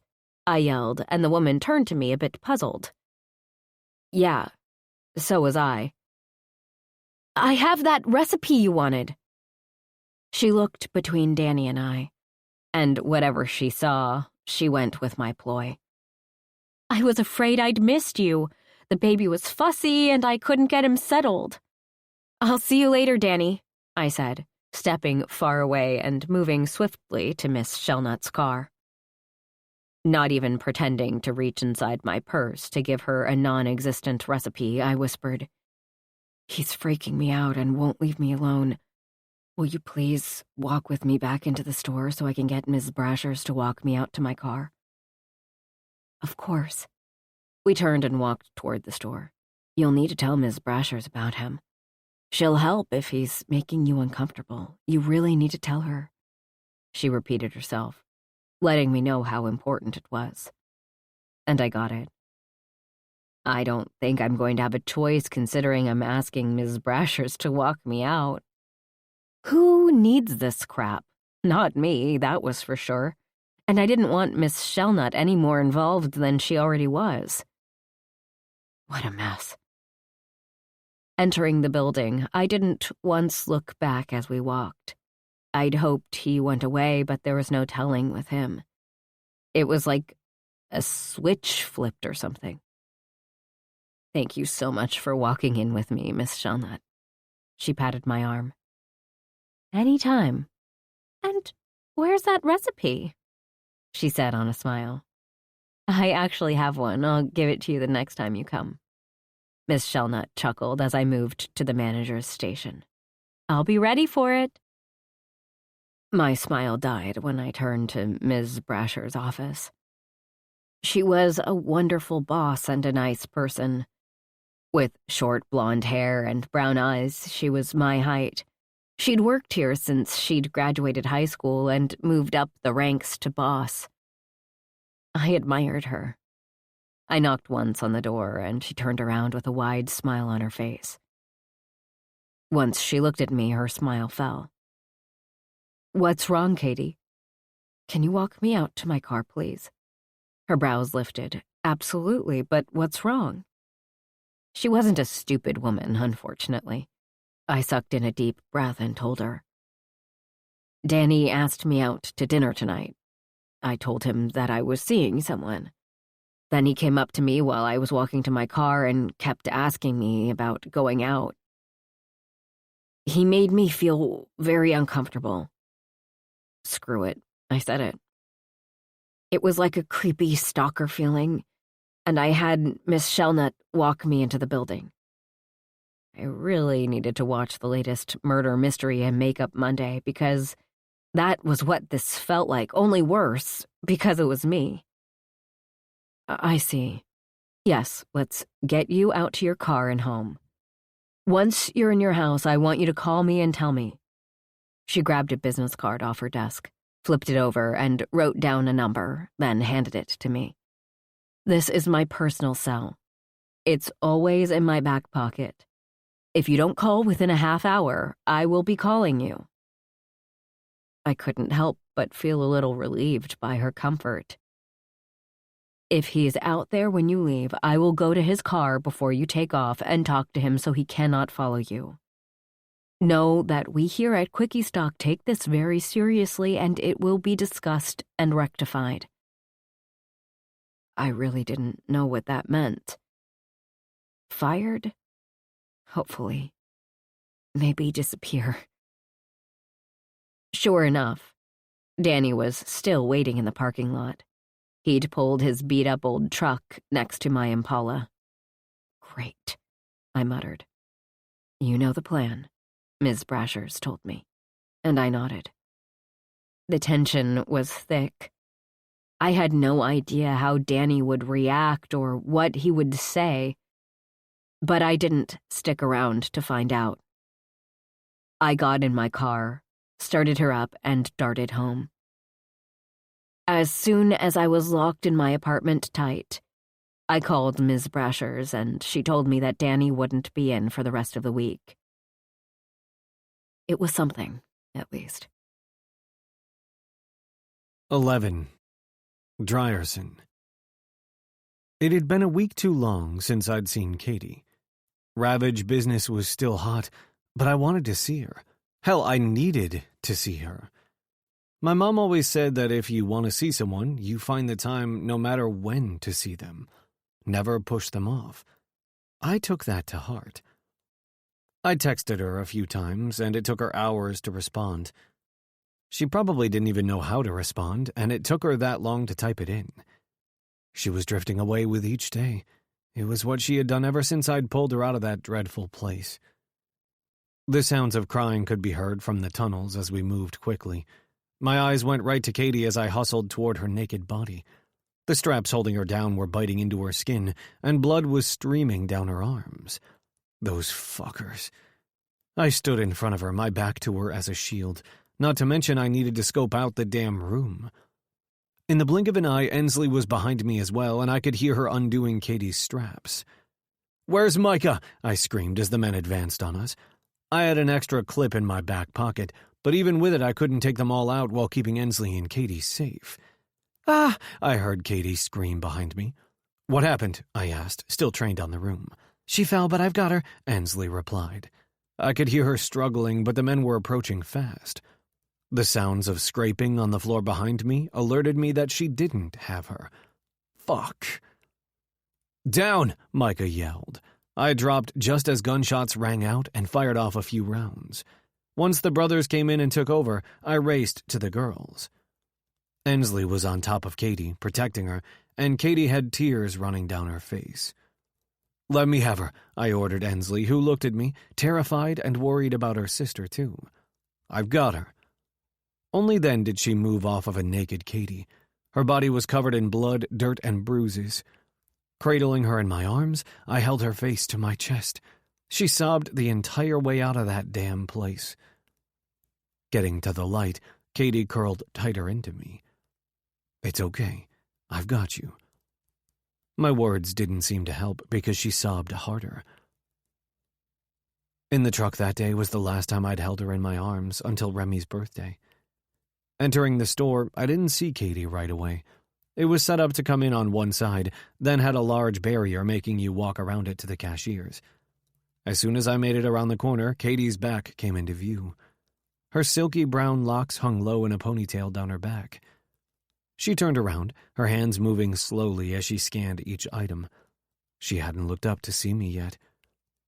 I got in her line and waited as she rang up the two people's groceries ahead of me, greeting them by name. Ms. Gomez and Ms. Smith. How she remembered their names, I had no clue. She hadn't seen me yet, but in assessing her, she didn't have a good color to her skin. It was paler than normal, with an ashy tone to it. Her eyes were tired and even drooped down a bit at the corners. She swayed on her feet twice. Yes, I counted and didn't like it one damn bit. "Katie," I called out, her head coming up and glassy eyes right to me. They were red-rimmed, and the bags under her eyes would hold this entire grocery store. They were gray and angry. "Hey," she replied quietly and went back to ringing up the food. Once it was my turn, I stepped up close. "Are you okay?" I asked, already assessing she wasn't. "Yeah." "Bullshit. You get your stuff. You're going home," I ordered, meaning every word. She needed to rest, but knowing Katie, she was going to put up a fight. "I can't leave. I have 2 hours left on my shift." I turned around to the people behind me, then to the last one. "You're it. You tell anyone else who gets in this lane it's closed." The guy at the end nodded. "Dryerson," Katie snapped, a bit more of herself. "You can't just order them to go somewhere else." "The fuck I couldn't. Watch me." "Who the fuck are you?" a guy who was bagging groceries said to me. His tone immediately pissed me off and put him on radar. "None of your fucking business." He eyed me up and down. I took a step forward, ready to punch this guy out cold. "Yeah, Katie's my business," he fired back. The man had a death wish. "No, Katie isn't your business, because she's mine. You touch her, fuck with her in any way, then this face will be in your nightmares." I said this pointing to my face, wanting him to get a good look. "You can't threaten me." The guy was seriously stupid. I could kill him with a flick of my hand, and he was still pushing it. I turned to the people in line. Did I threaten him? There were several grins and several no's. Exactly. I turned back to asshole guy. "Try. It's okay," Katie put in, but her words were hoarse like she had a sore throat. "Fuck no, it's not okay." Dismissing the guy, I went in search of the boss or manager who was in the office right off the side of the checkouts. It was a half wall and no glass. She was typing on the computer and turned to me with her brow raised. "Katie's going home. She's sick." The woman looked me up and down and grinned. "So you're the man?" She stood, coming closer. "Yeah, and she's sick. I'm taking her home." The woman looked over my shoulder at Katie. "She's gotten worse in the last half hour. I've been keeping an eye on her." "Well, the eye is over. She's leaving with me." A small grimace came to her lips, and she paused as if she were thinking. "Danny has a thing for Katie." This caught my undivided attention. Who the fuck is Danny? The bagger at the end of her lane? She didn't tell you? My brow quirked. Obviously not. Go on. He's been coming on to her like mad. He asks her to dinner every time they're working together. He waits for her to get off work and follows her to her car. I've had to start walking her to the car to get rid of him. My temper roared and blood burned hot. That piece of shit was already fucking with my girl. Come again? Yeah, I suspended him for a week, but he's a friend of the owner's kid, and the owner said I couldn't fire him. I've tried scheduling them at different times, but Katie works a lot. When they do work together, I try to keep him with the other cashiers and away from Katie, but like right now, it wasn't working out. That little motherfucker. I'll handle it. I'm sure you will. And yeah, she needs to go home for a few days. Furious, I nodded at the woman. Turning back to Katie, she was working through her line and glaring at me. The red-eyed glare wasn't the best look for her, but it was cute she tried. Do these and then close your lane. I need to get a few things. Her brow lifted. So you order me to go home, talk to my boss, then come and tell me you have shopping to do? A chuckle left me. She did have a sharp tongue at times. I'd missed it, and honest as hell loved it. That sarcasm was what drew me to her in the first place. Need to grab you a few things before we go. She quirked her brow and went back to scanning Ms. Hodges' groceries. Damn, I needed to know how she listened to that sound all day. The little asshole was down helping another cashier, and I went directly to him. I heard Katie call my name, but I didn't listen. The asshole stood his ground, probably thinking that his connections to the owner would get him out of anything. The Ravage MC didn't work that way, and neither did I. I got in his face and had to look down at him. "Watch your back, motherfucker. You've messed with the wrong woman. Stay the fuck away from her." "Like you can do anything to me," he replied. Yeah, he was a fucking idiot. "That's your only warning." I took off through the aisles, grabbing a basket on the way. I had shit to get for Katie. "Sick," I murmured to myself, looking up at the signs that hung above. Locating the medicine aisle, I moved quickly down it. Years of Marine training was instilled in my brain, and medical supplies were at the top of my list. NyQuil nighttime, NyQuil daytime. Those were always good options. I grabbed a few other meds for decongestant, cough, which she didn't have at the moment, but who knew. I grabbed Vicks and cough drops as well. Motrin, it solved everything. At least that was what the Navy corpsman who served alongside us always said. And a bottle of Lysol. Had to kill the germs somehow. Those should help. I moved swiftly to the canned soup, grabbed chicken and noodle along with a few others, and then tossed them into the basket. Not knowing how this was going to go, I grabbed a few frozen pizzas for me while I stayed with her because I had every intention to. Adding chocolate ice cream, I made my way to the checkout. Katie had put up the closed sign but waved me over. I set the basket on the belt. "You plan on curing the world with all of this?" she asked drowsily, pulling out the items in the basket. "No, just you. Hurry up, we've got to get you home." She rolled her eyes, but finished scanning the items, and I paid. "Now go get your stuff and I'll drive your car to your house." "No, you ride your bike to your home and I'll go to mine." I shook my head. She had no idea the protective streak I had in my soul. She got in there, and now there was no way I wanted her out. "Go," I ordered as she rolled her sick eyes and moved. This seemed to be a thing with her. I pulled out my cell and dialed Micah, who answered on the second ring. "Yeah," he answered. "Need you to come to the quickie stock and pick up my bike. Gotta take Katie home." "Your bike?" he asked, then continued, "What's wrong?" He knew it had to be something important or I wouldn't give up my bike. "Katie's sicker than a dog and I'm taking her ass home." Micah chuckled. "Great opportunity for you." "Damn right, and she really is sick." "I'm on it," Micah replied. "Thanks." We both hung up just as Katie came through a side door and directly to me. "Let's go." My hands were full, so there was no way for me to take her hand. Instead, I guided her with my arm, and she went, but a bit reluctantly. "We're going to talk about that fucking bagger when you're better." "Ms. Brasher has told you?" "Yeah, you should have. Or at least told Micah if you didn't want to tell me." As much as I hated throwing that out as an option, it would have been better than having her out there alone. That was going to stop. Her car had seen better days, but it was reliable. She brought it into Banner Automotive, the repair shop that Ravage owned, to get checked out often. I made it my job to take care of it. "Unlock it." I could still tell this was under protest, but she unlocked the car and opened the back door for me. The groceries went in, and surprisingly, Katie went to the passenger seat without protest. Getting in, Katie rested her head on the seat and closed her eyes. No words were spoken as we drove to her apartment, and when I stopped and she hadn't moved, I knew she was asleep, out like a damn light. I parked the car, got out, and went over to her side. Opening the door, she still didn't stir, so I unbuckled her and carried her to the apartment door. Keys in hand, I opened the door and took Sleeping Beauty to her bed and laid her down. While I wanted to remove her clothes so she'd be more comfortable, I only took off her shoes, then covered her up. She didn't even make the slightest move. Yeah, she was absolutely sick. Going back for the groceries, I put them away and got out the medicine. Yes, she needed to sleep, but she also needed meds. I figured I'd let her sleep for an hour or two, then wake her up for the meds. NyQuil nighttime looked like the winner as I read the directions. I hadn't taken care of anyone like this in years, but it all came back to me. NyQuil was the end-all, be-all. It killed all the germs.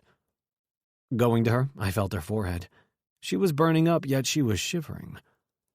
"All right, so meds first before rest," I told her as I moved back to the kitchen and grabbed the medicine, pouring it into the little cup. Setting it down on her side table, I gave her a little shake. "Katie, I need you to wake up and take some meds." She groaned, and it took a few more tries to get her eyes to flutter open. "What?" she croaked. "Shh," I whispered.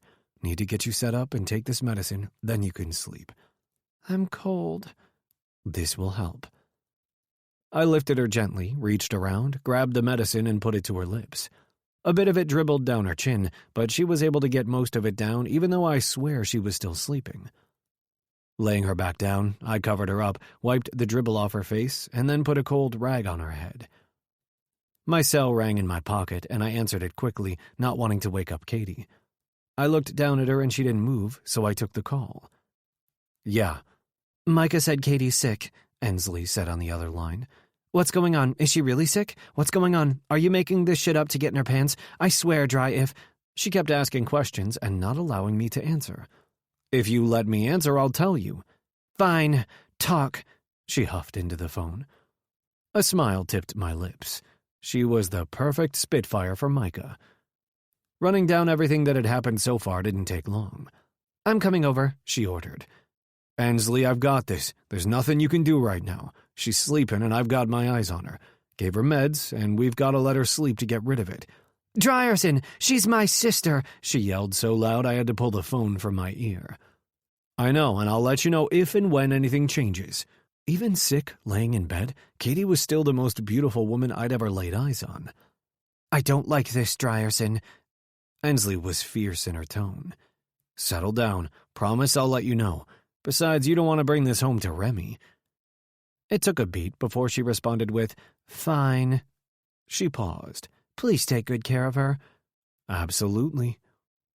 She hung up, and I chuckled. That woman, perfect for Micah.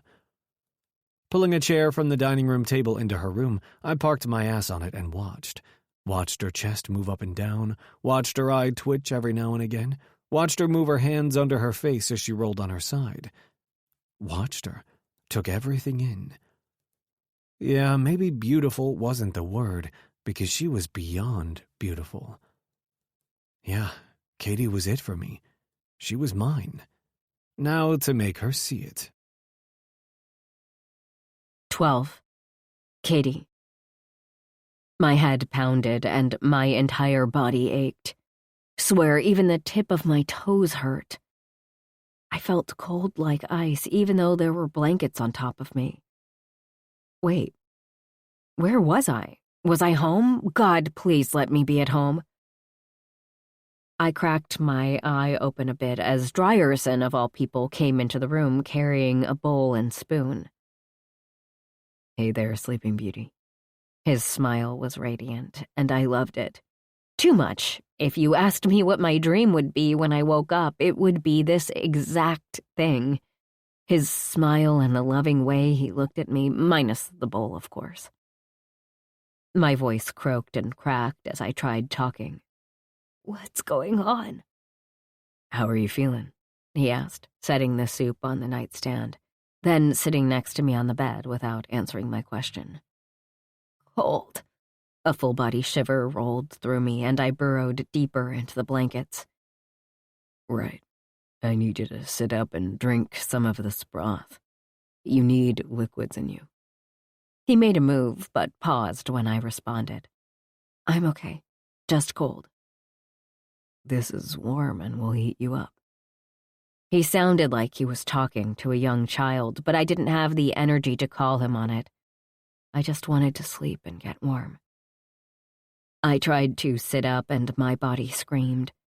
Dryerson must have seen my struggles because his arm was behind my back, helping me.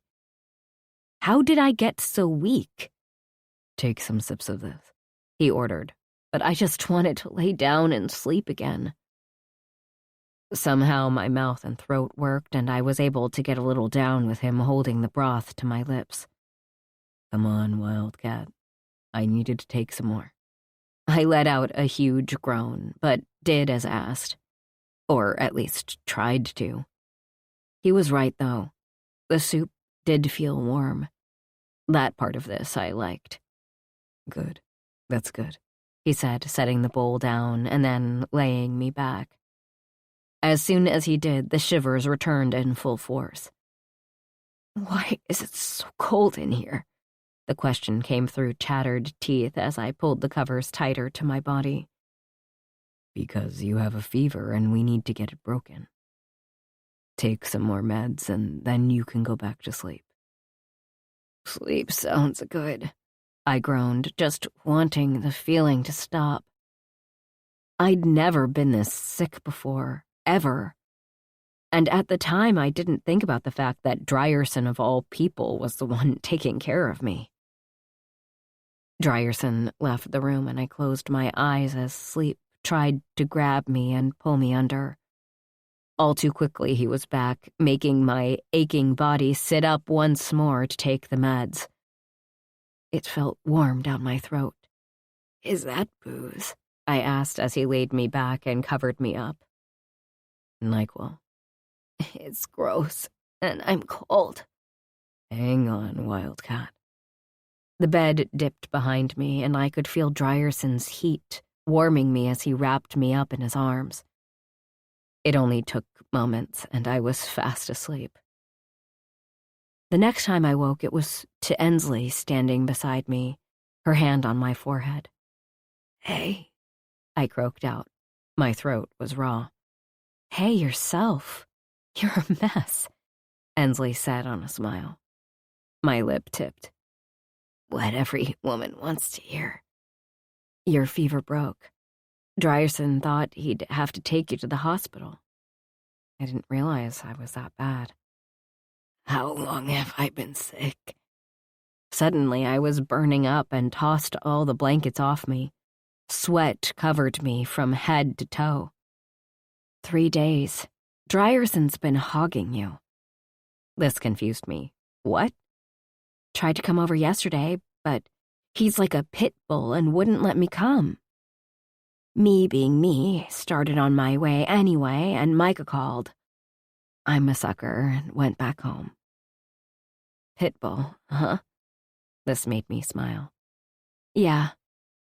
"I really need a shower. I'm gross." Lifting up, I swung my legs over the side and realized I had no strength. I needed strength. I stood, wobbled on my feet, and then quickly sat on the bed.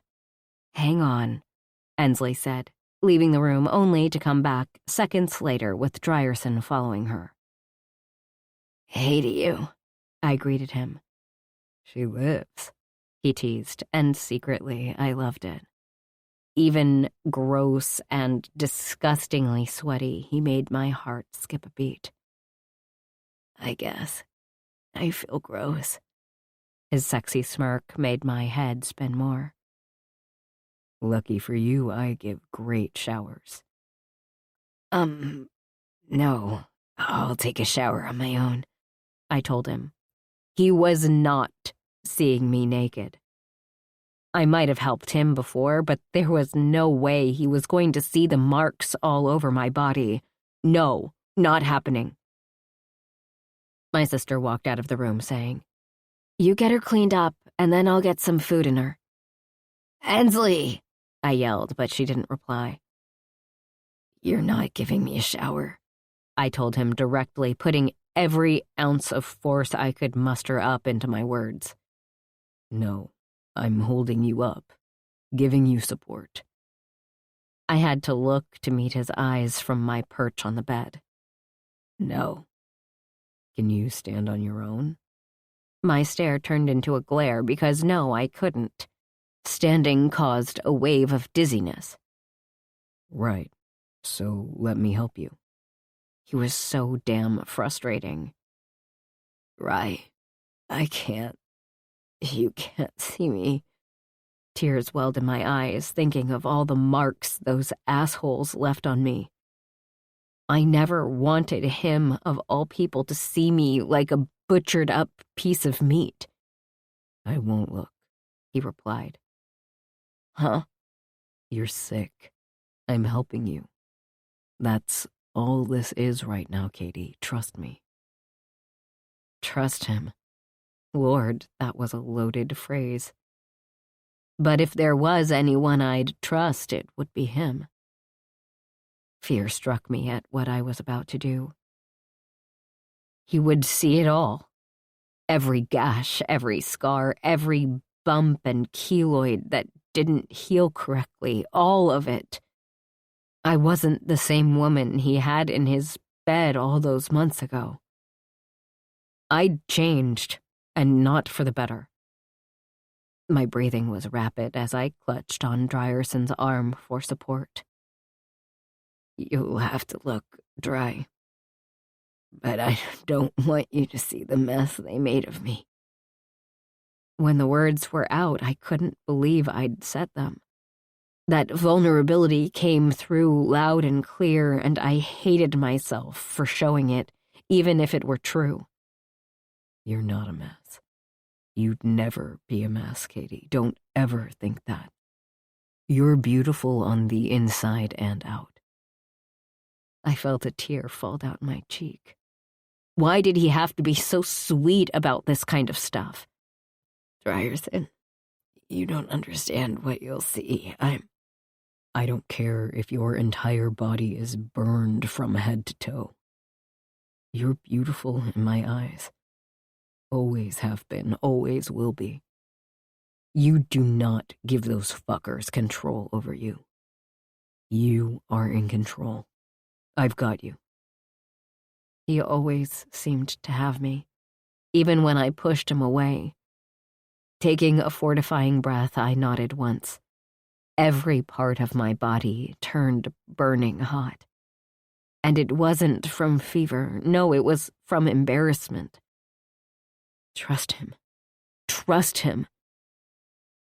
He helped me take my sweat-soaked clothes off, clothes I hadn't remembered changing into considering I was in my work clothes and now had pajamas on. That was for another time. I tried covering my body with my arms and stepping into the shower at the same time. It wasn't easy, and I wobbled a bit, but he caught me with ease. Drierson went down to his underwear and got into the warm spray with me. My tub was super small, with an older tub and shower head combination deal. One person was tight. 2 people, one being a huge, sexy man, was cramped. But he didn't waver. When my arms got tired from shampooing, he rinsed my hair for me. I couldn't get down to my legs because bending hurt from the aches, so he got down on his knees. I have no idea how he did this, and washed them for me. He was seeing everything. He had to look. There was no way to get around it. My heart squeezed. Daniel and his friends did a number on my body. I hated that those marks would never go away, always reminding me of their abuse. The water went off, and Drierson helped me out and covered me with a towel. He was dripping wet and quickly dried himself. I never understood why guys could look so gorgeous with wet hair. He wrapped the towel around his waist and took his boxers off, his penis making himself known. He picked the boxers up and tossed them in the tub. Are you expecting me to do your laundry? I joked, feeling a little more like me. What was it between us that his presence always soothed me in a way no one else could? Hell yeah. I took care of your ass for days now. What's a pair of underwear? The chuckle made his shoulders shake as he wrapped a towel around my hair and proceeded to dry me off. The bathroom was about as big as a postage stamp, and every so often, Drierson cursed under his breath when he knocked into something. Babe, we seriously need a bigger bathroom. I emphasized that word, don't need one. He stood in front of me, eyes blazing, and my body tingled. It wasn't just him here in this moment. No, it was him taking care of me, him being there for me, him not making me feel like a scarred-up monster, him, just him. And I really wanted to kiss him. Turning my head away, I grabbed the toothbrush and toothpaste and scrubbed my teeth. Hopefully, by the time I finished, my body would knock off the vibes for him. He didn't leave me for a second, standing behind me and bracing me in case I was about to fall. Looking in the bathroom mirror, him behind me, my head came to the middle of his broad chest. His hair was sending drop after drop of water down it. Gorgeous. That was exactly how I'd describe him. Shaking my head to clear the hot thoughts of the man behind me, I went back to brushing and looking at the basin instead of the mirror. Spitting and rinsing, I stood straight up. I have to get dressed. Unfortunately, he said, sending tingles down my spine. Then his touch on my back added to the feeling. I wanted to scream at the top of my lungs. Life just wasn't fair. Let's go, he responded, opening the door and leading me into my bedroom. Hesitantly, I sat on the bed, naked, with a naked Drierson in front of me. Do you want me to help you get dressed, or do you want Ensley? Ensley, I answered quickly. He chuckled deep in his throat. I'll get her and then get dressed. Good, you do that. My voice was a bit higher, and I needed him to go away so I could get my walls up again. I felt my body relax just a bit as he left the room. Woman, Ensley said, coming in and closing the door. I love my man, but that guy's chest is defined, and I don't think I missed the tent in his towel. Stop. I'm tired. Can you get me some clothes so I can lay down? She went into the dresser and pulled out some underwear, sweatpants, and t-shirt, slammed the drawer shut, and continued. What is going on with you? She handed me the clothes. I'm sick. Her head shook like I was dumb, but I knew exactly what she was talking about. I didn't have the energy to argue with her. You deserve to be happy. I rolled my eyes. Don't. Just don't. I'm tired and don't feel good. Let's do this another time. I pulled on the t-shirt and fell to the bed. Thanks for changing the sheets, I grumbled, inhaling the fresh smell. Drierson opened the door without knocking and came into the room. Got club business.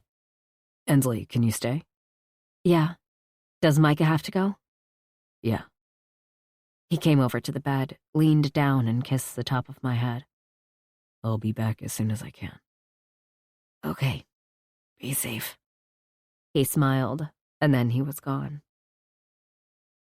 You need to lock that man in. Kissing you on the forehead? That man has game. As if I didn't already know that.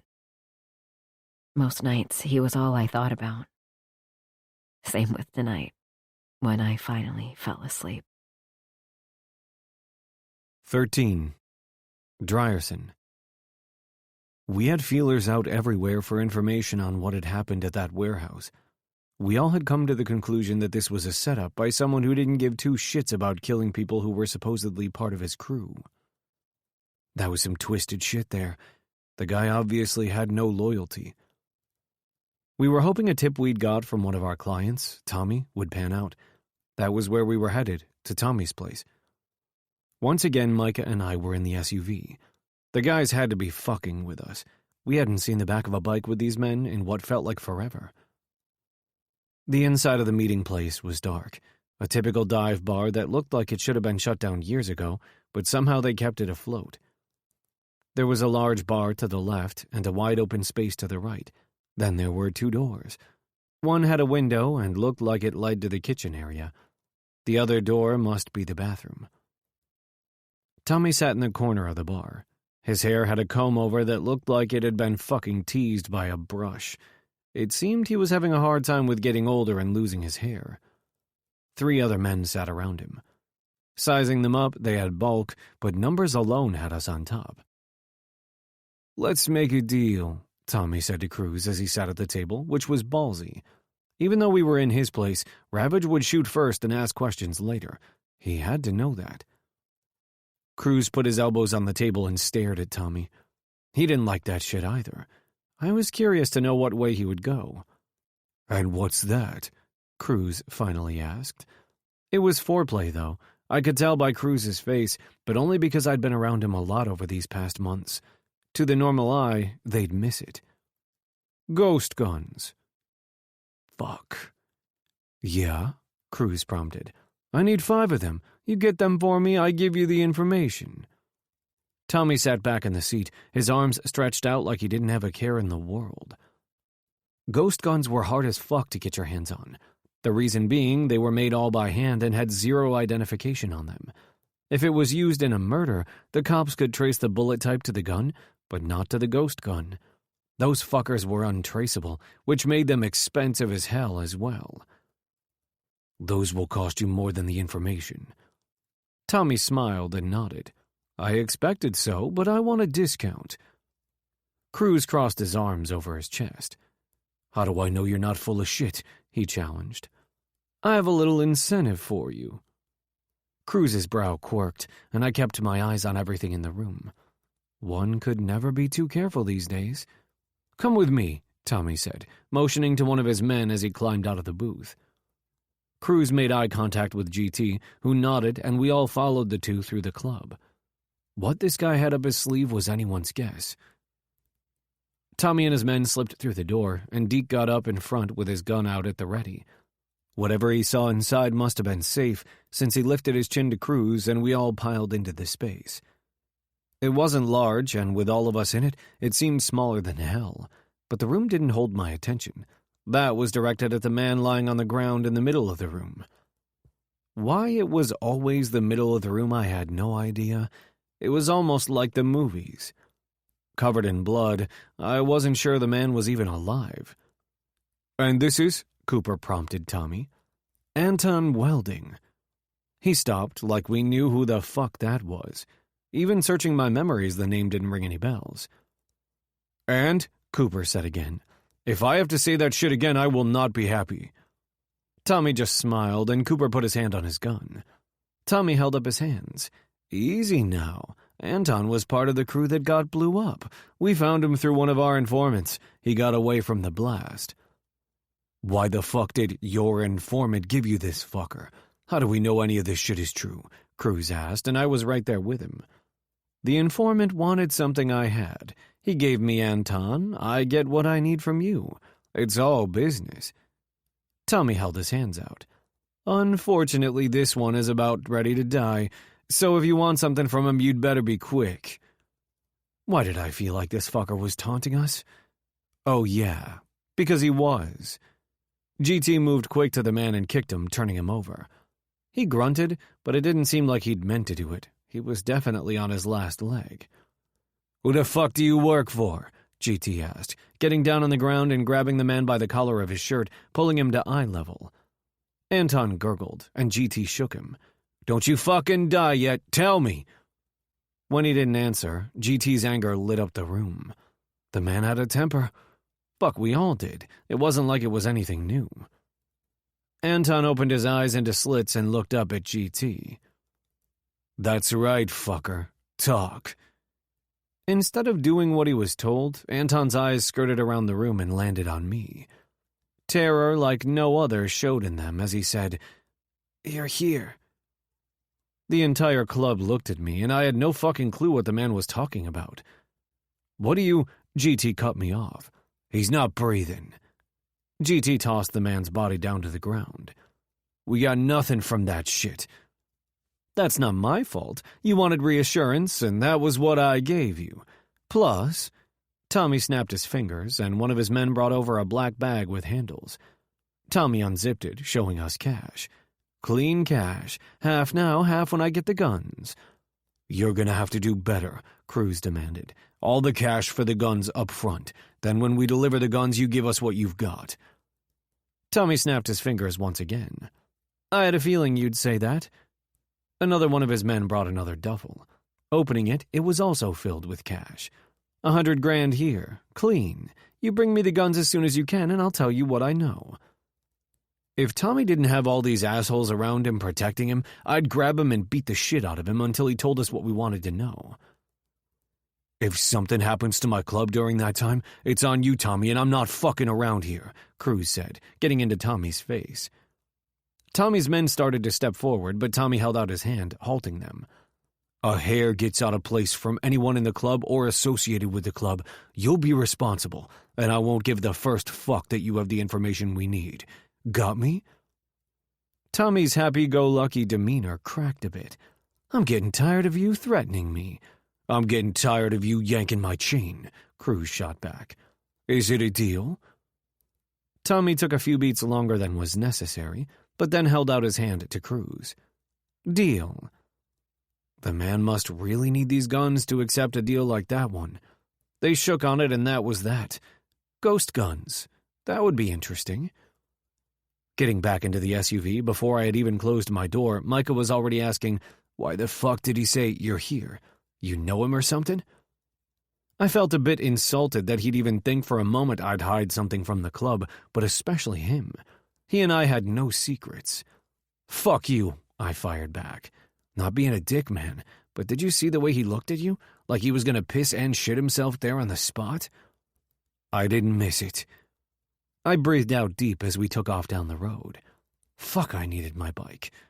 Don't have a fucking clue, man, but I sure as hell am gonna find out. Guns and ghosts. Let the hunt resume. 14. Katie. Work had been killer the first few days back after being sick.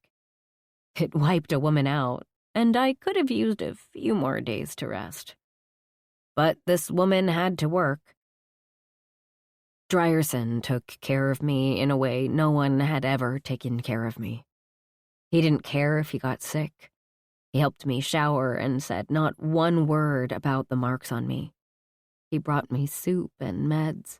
He even washed the sweaty sheets and folded them. Who knew he was so domestic? The thing was, I liked having him in my home, sick or not. Okay, I was lying to myself. I loved him in my space, and it made everything so darn confusing. This back and forth thing was giving me a headache. On top of that, the old flip phone Margaret had brought me had never rang. Nope, I'd carried it everywhere with me just in case. Riker hadn't asked me about it, not that I saw him all that much, but Ensley asked me every time she saw me. It was usually the first thing out of her mouth instead of hello. They were her sisters, too. Maybe she felt the same guilt that I did from leaving our siblings behind. What we'd do when the call came was anyone's guess. It could be next year. Ensley had taken it upon herself to fill Riker in on the phone and our sister's ominous visit to Quickie Stock. Calling. He said he'd help any way he could. Annie, Katie! Remy screamed, opening the front door and rushing into me, wrapping herself around my legs. My arms were filled with bags, so my hug back wasn't that great. Hey, Bug, how are you? Good. Use plays with me. Of course. On a smile, she led me into the house and closed the door behind her. So has she called? My sister asked, entering the room in a rush just like all the other times. Ensley was dressed in killer denim blue jeans, motorcycle boots, and a long-sleeved, light blue top. She looked just like she should be on the back of a bike, which she was going to be as soon as she left. It was getting easier to relax and not have such a wall-up with Ensley. I'd admit the war paint was light tonight. It was a step even if small. Nope, I responded, with Remy holding my hand and leading me through the house, no doubt to her bedroom. I'm surprised they want out, Ensley said as we passed by her, Remy not stopping for a single second. Me too, but I'm glad they knew they could contact me. Right. Ensley slapped her hands together just as Micah came out of the main bedroom, wearing much the same as Ensley, except his shirt was wine-colored and he had a cut on. We gotta get going. Thanks for watching her. Micah wrapped his arm around my sister's shoulders and pulled her close to him. We needed to get away for a bit. Please, for the love of God, have a boy this time, I yelled as we entered Remy's room and she closed the door. She was obviously done with adult talk time, but that didn't stop me from hearing Ensley's bye and Micah's yell, "Not promising nothing." I loved that for them. Not that they were going right now to have sex, but them being in such love. I'd never seen a relationship like theirs before. My experiences with adults and love were minimal. Sometimes back at home, I didn't think anyone loved anyone but their siblings. There were no brushes on the cheek or holding hands or opening doors for the women. There would be an occasional hug for special occasions, but nothing like I'd seen with Ensley and Micah. Heck, the entire Ravage MC. And, well, Drierson too, but I wasn't going to think about that. I was going to play Trolls and spend the night watching the movie with my sunshine. I really couldn't think of a better time to spend with my niece, even if I wanted to chop every Troll's head off. But Remy didn't need to know that. Helps! Remy exclaimed, trying to put on her troll costume I'd made her.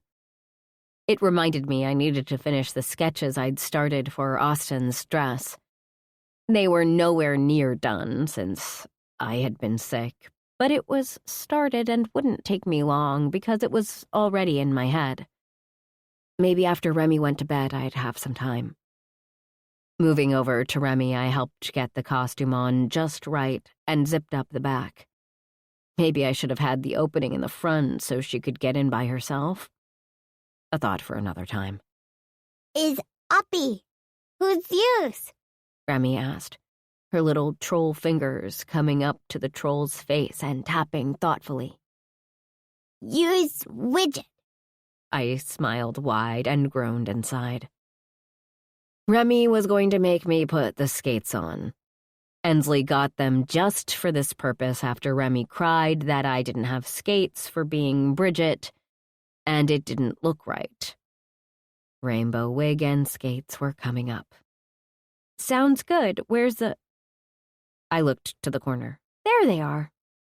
The skates were neon pink, green, orange, and blue. They were lookers, all right. Did I mention my balance sucked and I was not good on skates at all? Well, I wasn't. I sucked at skating, but luckily there were lots of things to hold on to around the room so I wouldn't fall. At least, too hard. Here's... Remy handed me the rainbow wig. I swore Ensley and Micah went to the set of Trolls and grabbed every prop they could find. I was lucky they hadn't gotten her a full-out costume yet. I had a feeling making another one would be in my future. I took the wig and set it beside me while I tried to tie the skates. Roller skates, that was. How's school going? I asked. Fine. Annie says he loves me, but I don't want boyfriends. My head swiveled as I stared at my 3-year-old niece who was in preschool. What? Annie are boys, and boys are ghosts.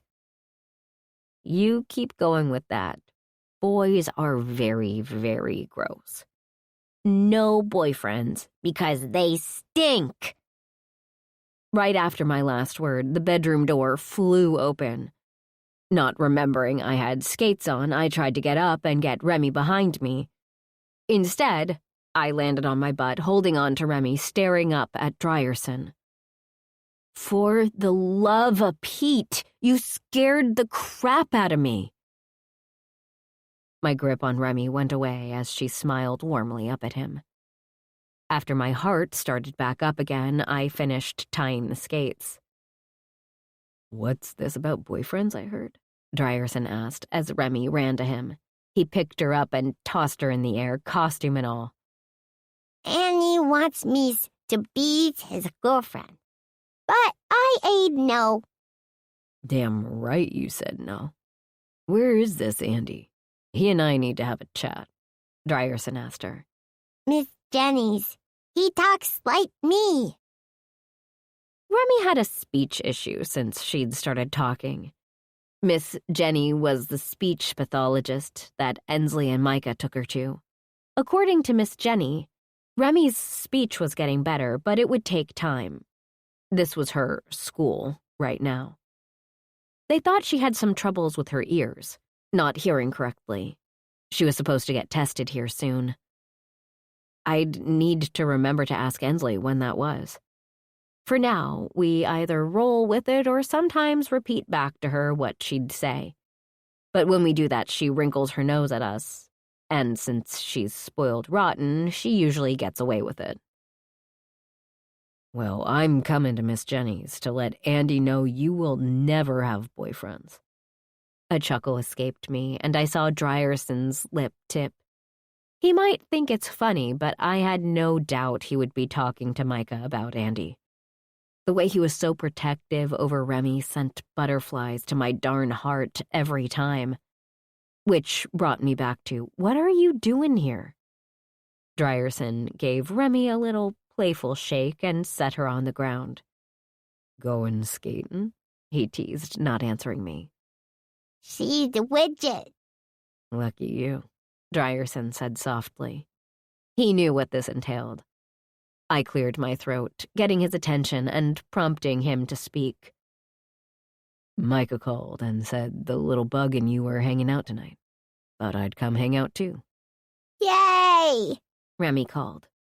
Use be the ranch. Well, there's a shocker, I said under my breath.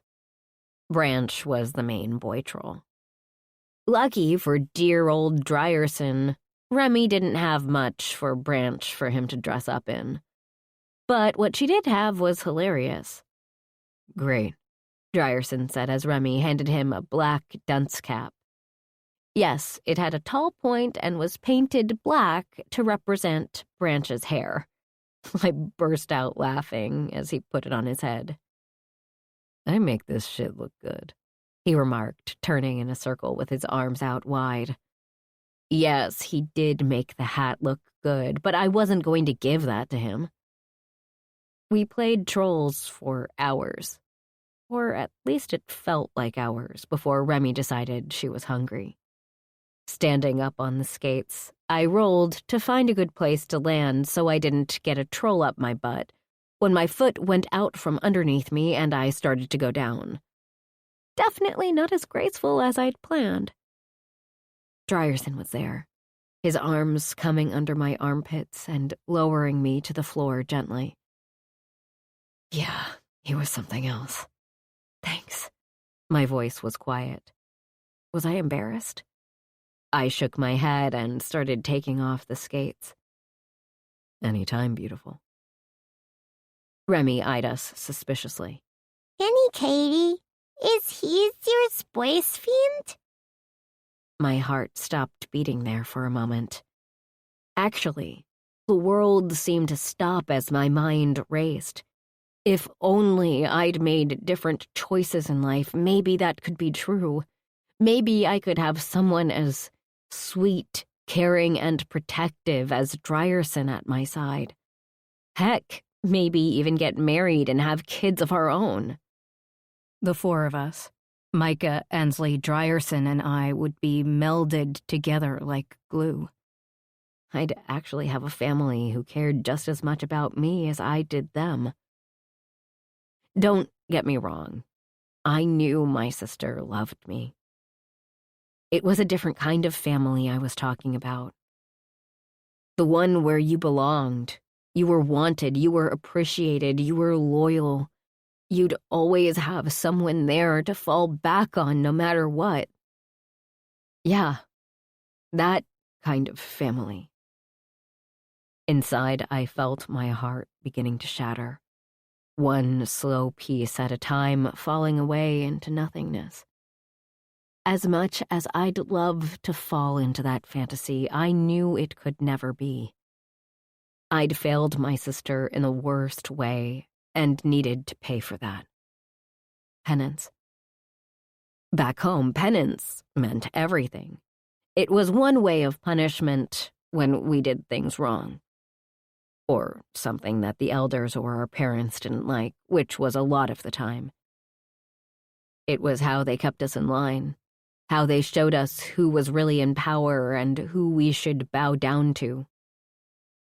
They confused punishment for penance all the time, but I thought they knew better. They just thought the word penance was better than telling people you get hit with the metal end of a belt. To me, penance was voluntary. It was a way for you to show that you were truly sorry for whatever you'd done. It was using your judgment to say, this was wrong and I'm sorry for the choices I made. And not like Catholics who have to say a number of Hail Marys and their sins go away. There would be no words that could express how sorry I was for leading Ensley down the wrong path. It would be actions. One of those actions was happiness. I didn't deserve it because I almost caused Ensley to lose hers. "Let's order pizza," Drierson called to us from the kitchen. I was so lost in my thoughts I didn't even know he'd left the room. Remy was out of her troll suit and running out the door, yelling, "Pizza!" My head was a seriously scary place. No one wanted to visit there. Getting the skates off, I got up and moved into the kitchen. Sounds good to me. Money was always tight, but I had a small slush fund and buying pizza wouldn't hurt. "What do you want on it? Pepperoni, mushrooms, sausage, black olives?" His words cut off as he started laughing, all the while looking at me. I had no idea what he was laughing about. Hairs. Remy clued me into what was wrong. That darn wig. Rolling my eyes, I took it off my head, fluffed my hair, and put it back in Remy's room. So funny. Babe. It was. Babe? Why did he call me that sometimes? Or beautiful? I loved when he called me Wildcat, though. He'd say I was a wildcat, but I didn't feel that way. Shaking my hair, I made my way to the kitchen island. "I'll eat whatever you two like." "Well, she likes pepperoni, and I like everything. I can get Remy a small one, and then we can share the big one. So, what do you like on it?" Everything sounds good. And it did. I wasn't trying to yank his chain or anything. It was really true. "Katie, you can get whatever you want." He tried again, and I let out a huge huff of air. Growing up, we didn't have the luxury of ordering pizza. Everything we ate was handmade and in very large quantities. Most of the time, it wasn't so good, so truly I'm happy with everything. Why Zeus has no pizza? Remy asked, and I bent down to her level, looking her right in the eye. It was seriously a job for Ensley to tackle, but I proceeded. When I was little, my mom and dad wouldn't let us have pizza, but that was a long time ago, and I put some extra emphasis in my words as I said, "Tonight we get to have it." Remy eyed me curiously. I swore that kid was sharp as a tack, even with her speech delayed.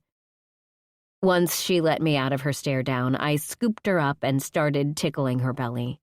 Her laughter was from the angels. "Everything in pepperoni. Got it," Drierson said with a smile in his voice.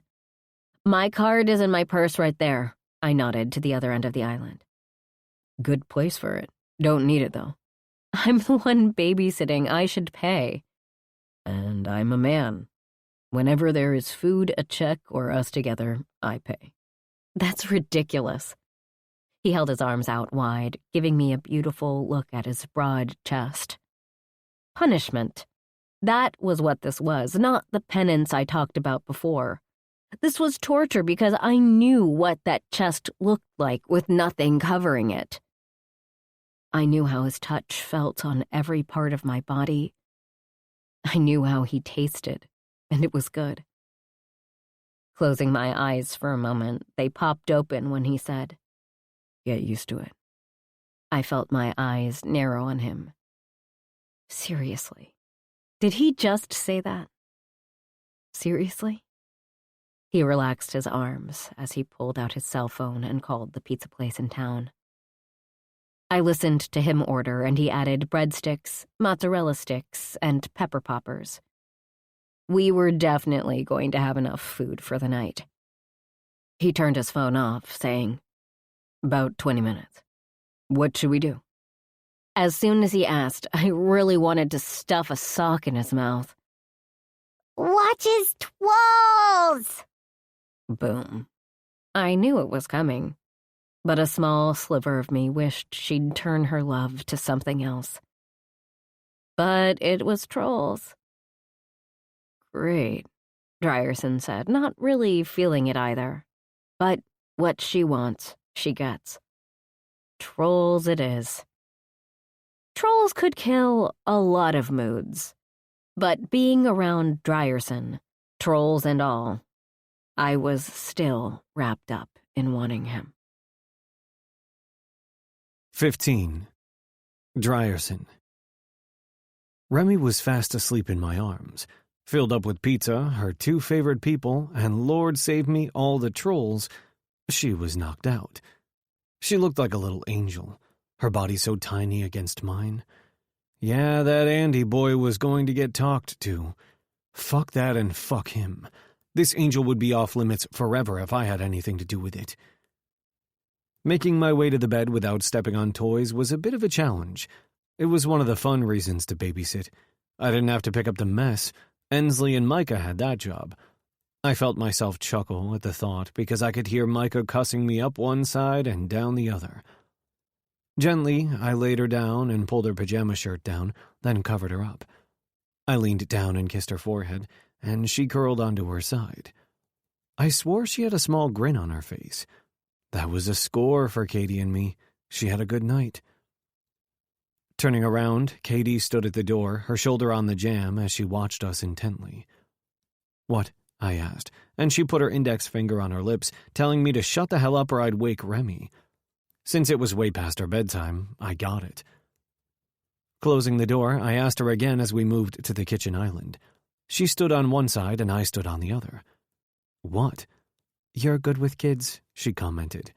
Her brunette locks fell down her face, and she pushed them back with her hand. So silky, that hair. I missed that hair. No, I missed her. "Plan on having some?" I asked, curious. She never really talked about the future. She seemed to always be stuck in the past. That had to change. Neither of us could change what had happened in our pasts, but we could change our futures. And I planned on having Katie in mine. She just needed to see it. "No, none for me," she said, surprising me. "None?" She shook her head. "Nope." "Why is that?" This topic had me very curious because since Katie was in my future, the kid thing would need to be too. But I'd have to get more information first. Not to mention we were nowhere close to that at this point. Hell, I'd be happy tonight if she'd let me put my lips on hers. But the night was still young. Katie shrugged. "There was a point when I wanted to have a ton of kids, just like how I grew up. But then I thought about it. It would just keep the cycle going. My oldest would be in charge of all the kids I popped out after her, and I didn't want that for her. I didn't want that burden because it's a heavy load to hold." I loved it when she let me in. Sometimes she didn't even know she was doing it, which made it all the better. She was getting more comfortable with me.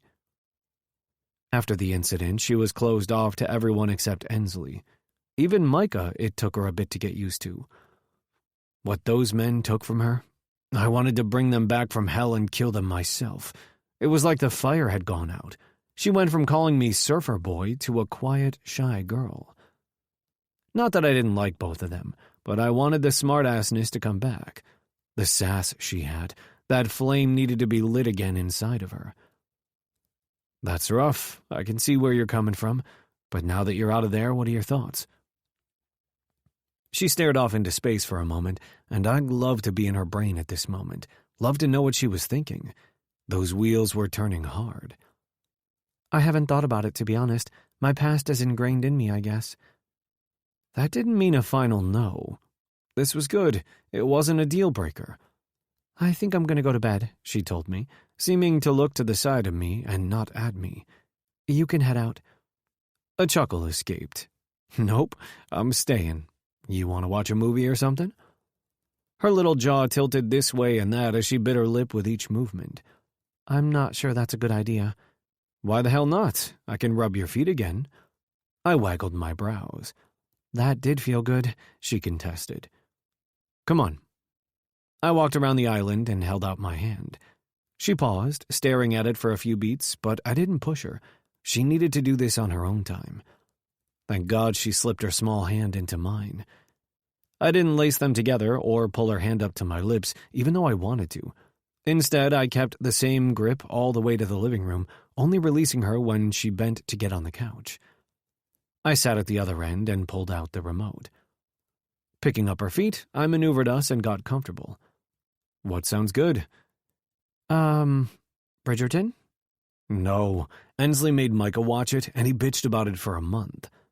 She started giggling. I have no idea why. "Horses and dancing. Not my thing." Okay, how about The Handmaid's Tale? I began rubbing one of her feet with my free hand as I switched the channels. We moved from before the beginning of time to the death of America. This made her laugh.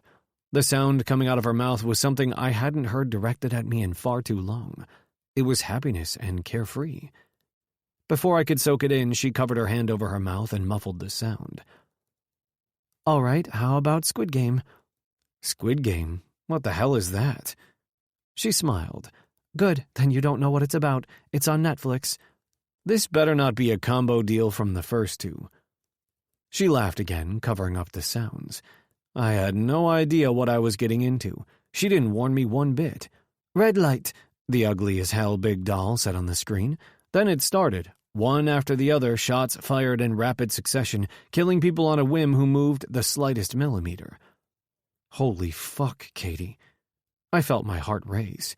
"Yeah, if they don't get over the line, they die too." We got to the third episode when Katie fell asleep. Truth be told, I loved rubbing her feet and even watching whatever the hell this was. She was comfortable enough to fall asleep with me.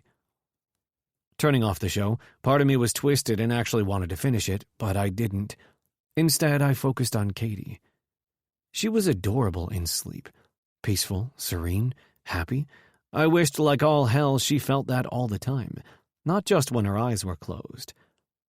Picking her up bridal style, her head landed on my chest. I couldn't help myself. I kissed the top of her head and smelled her hair. Closing my eyes briefly, I remembered a time when it was a given that I'd be smelling her hair. Now it was a luxury. Carrying her to the guest bedroom, I was able to maneuver her on the bed. Her head touched the pillow and she roused, looking up at me and smiling softly. "Is this a dream, Drierson?" Good to know she was dreaming about me. Nah, it's just me. Get some sleep. She rolled over and tucked her hand under her face and went back into a deep sleep. Everything inside of me screamed to lay down with her, to hold her in my arms, to keep her safe, happy, but I knew if she woke up and found me there, she'd be pissed and it would only set us back. We weren't going back anymore. We were only moving forward. I left the room and closed up the house, turning off the lights, TV, and setting the alarm for nighttime. I stopped at Remy's door and opened it, seeing the little princess sound asleep. Her arms were above her head, and she was in a very awkward position with her legs bent at angles. Whatever it was, she appeared to be comfortable. I closed the door and went into Katie's room. The chair in the corner was a recliner, and I took that. A small groan left me as I sat and saw my girl fast asleep. The moonlight came in through the blinds, illuminating her hair. The soft inhales and exhales were a rhythm all their own. Listening to them, I fell asleep. "Stop! No! Don't touch me!" The words woke me up instantly. Thinking they were from me at first, I quickly realized they were not. Katie was thrashing in the bed, her body turning this way and that, her arms attempting to protect her. "Stop!" she screamed, and it was the scariest sound I'd heard in my life, and I'd seen a lot of shit in my day. It was because it was her. I leaped out of the recliner, not bothering to put the footrest down, and made my way over to her. Knowing not to sit on the bed, I kneeled on the floor next to her and reached out to touch her face. She tried desperately to move. "Shh, it's Drierson, baby. You're okay, Katie. You're safe here with me." Her body jolted in a weird way, and I kept reassuring her. "You're having a dream. Can you wake up for me, Wildcat?" Katie's eyes fluttered open as she bolted upright in the bed, her hand going to her hair to push it back. She looked around the room in a panic, and I reached over and turned on the side lamp so she could see. She wasn't there. She wasn't in that hellhole. "Dry?" she asked, looking down at me, still sitting on the floor. "Yeah, Wildcat, it's me. You were having a nightmare." She rubbed her hands over her face. The dream still had a hold of her, so I gave her a few minutes to come back to me. "Sorry," she whispered so softly, if I weren't this close to her, I wouldn't have heard it. "You have nothing to be sorry for." I reached over and pulled her hands away from her face and clasped them in mine. She didn't protest. "Can you breathe in and out deep for me?" She appeared to be coming down from a panic attack, and breathing sometimes helped. It helped in the Marines when my time there became too much at times. Slowly she inhaled and then exhaled. Inhaled, exhaled. She did this for a bit, and I could feel the tension in her hands begin to relax, but I didn't let her go. "Thanks. I'm better." She didn't make eye contact with me, telling me she was embarrassed. Well, fuck that shit. "Eyes on me," I ordered gently. It took her a few beats to reply, but when she did, her beautiful blue orbs looked back at me. "There is nothing to be embarrassed about here, Katie. Seen this shit more times than I can count. Even had it after a few missions that didn't end so well. You have to remember that you're a survivor. Whatever those fuckers did to you, you survived. You fought. You didn't give up." She shook her head slightly. "I wanted to give up. I wanted them to cut my throat and end it all." Her confession hit me so hard in the chest it took my breath away. A life without Katie in it? What would Remy do? Or Ensley? Or fuck, me? But you didn't. You're here and they are frying in hell. Her head fell. "We were always told that if you're burned you go to hell, but do you really think they did?" "Fuck yeah they are. Don't ever think differently." She exhaled deep. "I need to go wash my face and get the sweat off." Her legs swung over the mattress. "You'll be here when I get back?" she asked.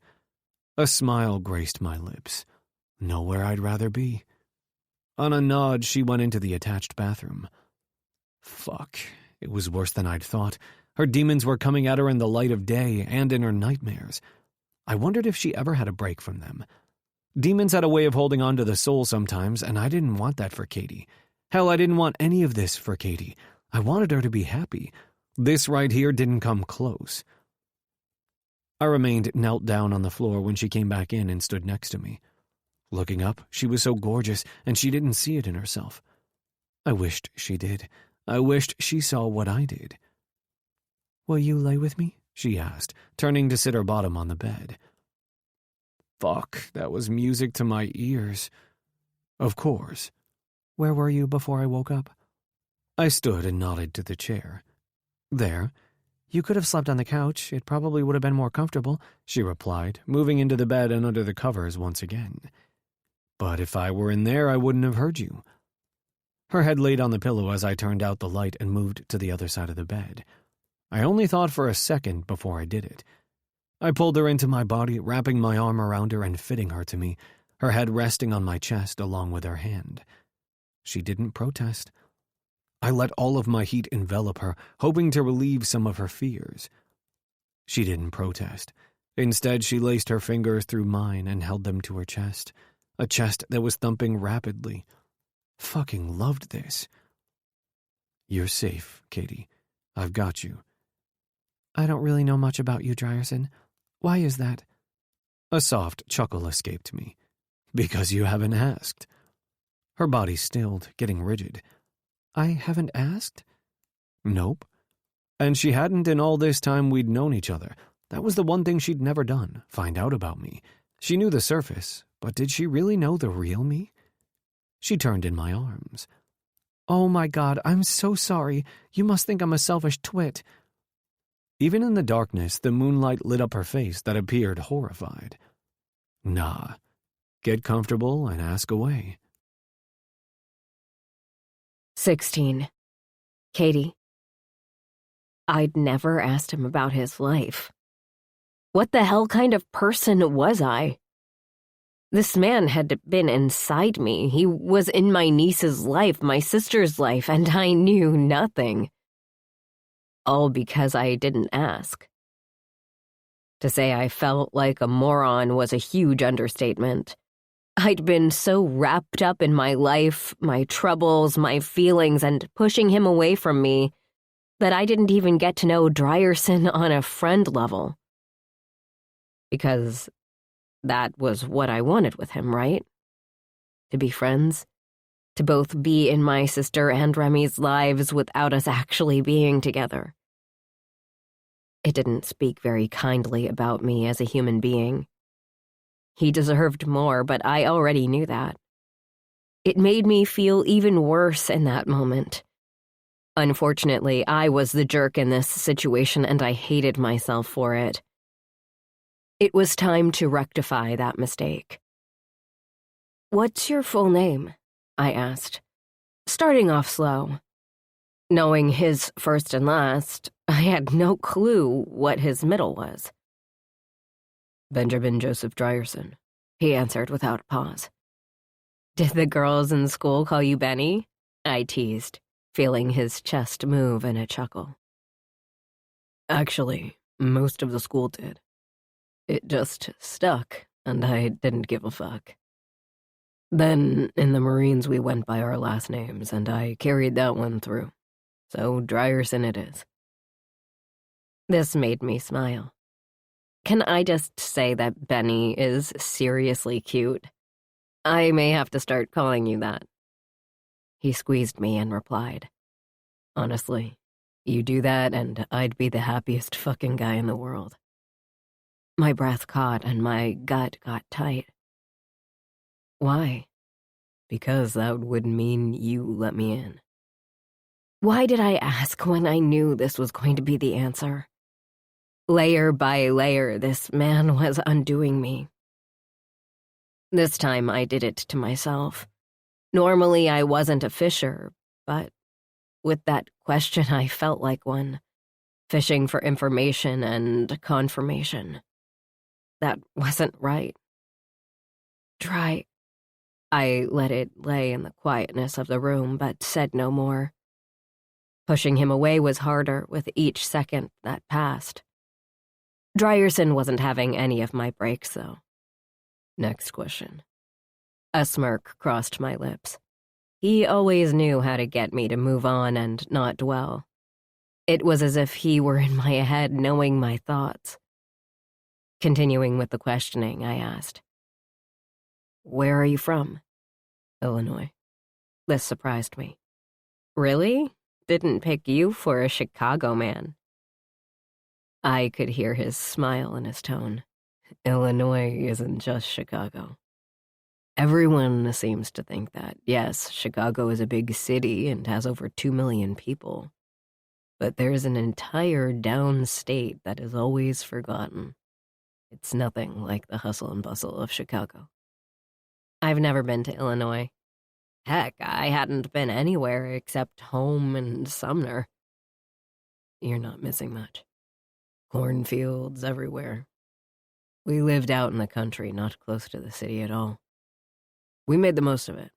I really liked living there. We? I was curious to know who this we was. I didn't know anything about his family. My mom, dad, and sister. You just have the one sister? The question blurted out before I thought about it. Not everyone grew up the way I did, and sometimes I forgot that fact. Nowhere near as many as you. One older sister who lives in Illinois. We both chuckled. Wow, one? This time it was a tease.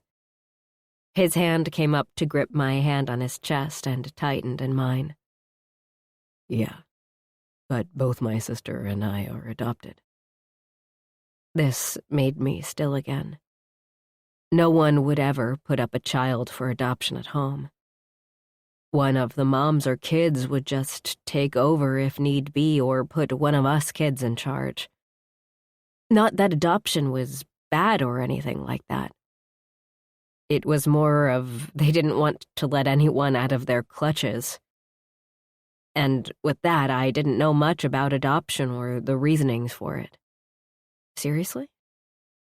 Yeah, we don't have the same birth parents, at least. That's what Mom and Dad told us. We don't know who they are.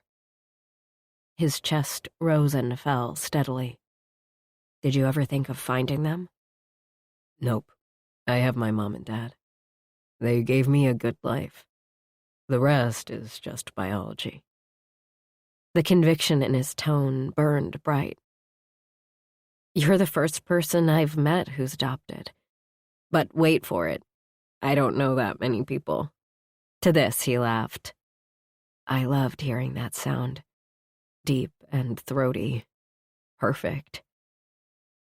I really don't think much about it, and don't tell many people, because my mom is my mom and my dad is my dad. You, Micah, and my service paperwork are the only ones that know. My heart thumped in my chest, and I couldn't stop the smile on my face. He let me in. Me, of all people. He trusted me with this information. Sure, Ensley trusted me, but nothing like this. A man. Heck, a man like Drierson trusting me was a high I never wanted to end. I couldn't help but feel elated. Thank you for sharing that with me. When it comes to you, I'm an open book. Another tingle in my heart. Dang, he was killing me. The next question was for my benefit because I needed to know. Why do people put their kids up for adoption? Not to sound like a jerk, but at my home that was never an option. What is it like out here? He didn't even need to think about it. It could be many reasons. The parents were young or they couldn't provide for the child. Or it was a single mom who wanted her child to have a better life. It could even be that the mom or dad was hooked on drugs and couldn't take care of a child. All reasons are valid. Why I was put up for adoption, I don't know and don't care. I love the parents and sister life afforded me, and no, you're not a jerk. I'd rather you ask me than just go assuming things. Facts are always the best. The tingles magnified, and butterflies started their fluttering. This man, I cut off the thought and needed to move on. Why did you choose the Marines? He didn't skip a beat and let the adoption information drop. I loved how he knew me so well. Because they're the baddest badasses. There was no choice. I'm not asking you about your service. If you want to tell me sometime, that's fine. But Ensley told me that Micah doesn't like talking too much about his time overseas, and I won't push you to talk to me about it. Even if I really wanted to know. That tidbit of a throwaway comment Ensley gave me months ago came into use now. I wouldn't push it. There are things I won't talk about, and there are things I will. Why don't we save that for another time? He said on a squeeze. Sounds good to me. I felt relieved he took me off the hook with that one. Ensley talked about PTSD and other stuff.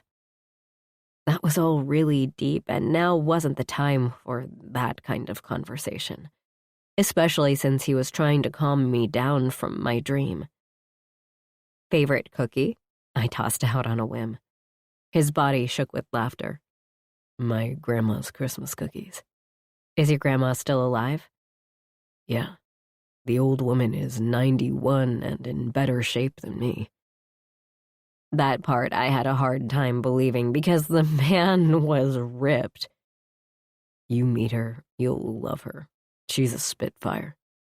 I doubted I'd ever be meeting his family, which saddened me because I really wanted to. Do your parents, grandma, sister, and you get together often? It was his body that went tight this time, and I regretted my question. Whatever the answer was didn't feel like it'd be a good one. I was about to change the question, but he answered. Dad, sister, and Gran get together. Mom passed away from leukemia, so it's just us now. His mom? That had to be difficult. That sucks. That smile in his voice came back. That is a much better response then. Sorry for your loss, or is there anything I can do? I know people are just trying to be nice, but it doesn't help. And you hear it so much you want to scream. They couldn't bring her back, and that would be the only thing that would help. I bet she was a good mom, considering you didn't turn out half bad. I teased, trying to lighten the mood because the heaviness was weighing down the room and I didn't want that for him. She was the best. We didn't have a lot of money, but she never made my sister or me feel it. Adopting us wasn't easy, they said. But my mom couldn't have biological kids and wanted a whole house full. There just wasn't enough money for that. So there were times when we had one package of mac and cheese for my parents, sister, and me to share. And we didn't have milk and had to use water, so it didn't taste right. But we ate it with a smile on our faces. We rationed food like you wouldn't believe. I can't tell you how many peanut butter sandwiches I ate. It wasn't until later when Mom and Dad started getting assistance, and that helped. He spoke fondly of them, and I didn't interrupt. I liked hearing of his childhood. My dad had chickens for fresh eggs. The rooster was ornery, though. Came after us whenever we went to get the eggs. I swore that thing was demented. One time it went after my sister to the point she was screaming. Dad kicked that rooster across the pen. Dee Dee was traumatized and still talks about it to this day. The rooster was fine and went back to his mean ways. We had chickens too, but luckily no attacking rooster. He chuckled. I have lots of memories of my family, of my mom. Really, at the end of it, that's all you have is memories. Like your mom creating a costume from scratch with shit at home because we couldn't buy costumes, which she did every year for Halloween. One year it was grapes, then a ghost, then a lion, and so on. My sister didn't like the hand-me-downs, but she got over it. I can still envision her holding me, hugging me, telling me that she loved me. It's the memories that counted. I could tell this was hurting him, yet helping him too. Like, he was sad but happy to share those things with me. I soaked up every word. When we were really little, my mom would put her queen-sized mattress in the front room against the wall so it was at an angle. I'd climb up to the top and slide down, over and over and over again. My sister tried climbing up, but my mom had to help her, and she didn't find the game as fun as I did. When we were a little older, my parents wanted to take us to the beach. We all loaded in the car and made our way down to Florida. Back then, there were some seedy motels right across from the beach that didn't cost a whole lot. They'd rent one of those and we'd spend a few days at the beach. You really love her? Yeah. Sometime I'll show you the picture I have of my mom and my hand holding each other. She was on hospice at home, dying, and we knew the end was very near. Something inside me said, take a picture holding your mom's hand. So I did. My sister had it printed small for me to carry everywhere and enlarged it for me to hang on the wall. It's not much, but it's something. You were really lucky, Dry. She seems like a great woman. The best. She was taken way too soon. I thought she'd be around for everything. My wedding, grandkids, all of it. Her missing those things hurts because I know in my heart of hearts she would have loved my kids. And now they'll never know her love. I was there when she took her last breaths. All of us were there. It was late at night, and I was asleep in the recliner next to her. My sister and my dad was in his room. For some reason, I woke up and immediately knew that something wasn't right. When I touched her hand, it was cold. Not the cold you were from outside in the winter, but cold and hard in a way I had never felt. I watched her chest, trying to see it rise and fall, but it didn't. When I put my hand on her chest, it was still. She was gone. A bright sunshine of happiness, just gone in the blink of an eye. My heart broke for him. I had no idea how he was able to deal with finding his mom dead. I told my sister to go upstairs because I didn't want her to see her mom like that.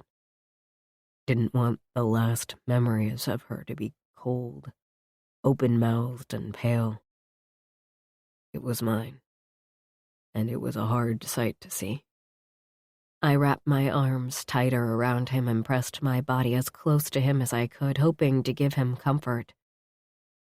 When the hospice nurse came to call the coroner, I had to sit with her and go through all of Mom's meds. She had a ton of them, and with each one she dumped them in kitty litter. All I could think was, she was having me go through my mom's meds. While my mom is dead in the other room, is this woman demented? That had to be hard. I finally responded. Hardest thing to date. But I kept on pushing through, trying desperately for my family not to feel the brunt of the pain. Not that it worked. It made me realize that I needed to enjoy the time I have with everyone else I have in my life. Sometimes the end comes faster than anyone imagined. How's your dad? He'll never be settled with her loss. Ever. He woke up as soon as I turned on the lights, saying he knew something was wrong. He held her hand and cried until it was time to take her to the funeral home. He visits her grave every day without question. He says he talks to her there. But every day he gets up and keeps going. He pushes through. And I admire him for that. He cleared his throat. Be happy to talk about this another time, but can we change topics? Of course. It sounded like a brilliant plan to me. The room was so heavy with his sorrow, and I needed to bring some laughter to diffuse it. Well, I know your favorite movie is Trolls.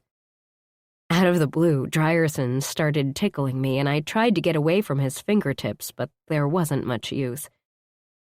I'm gonna make you watch that with Remy nonstop tomorrow. No, I said, laughing, not afraid in the least at his touch. You wouldn't do that to me. He kept tickling me, and I squirmed uncontrollably. Yep, for that comment, you're gonna get it. We rolled and laughed. I tried to get him back, but he would get me just in the right spot and send me into a fit of giggles, thwarting my attempts to give it back to him. Drierson landed on top of me, our breaths heavy, our hair wild, the smiles still playing on our lips, then falling to something more serious. His hands came up to each side of my face, pulling the hair away from it. My heart thundered in my chest as I looked into his intense eyes. They were filled with so many things, some of which scared me, but I knew what I wanted, what I needed. Only he could get the nightmares to release me. As his lips came down on mine, I opened to him without any pullback. I was all in this time. Something about our discussion and the night we had tonight just all rolled into a beautiful package. It was an opportunity, a memory that I didn't want to slip away. I wanted to grab it with both hands and never let it go. Being selfish, I took it, or technically he took my mouth over. He knew exactly what he liked, and I gave him everything.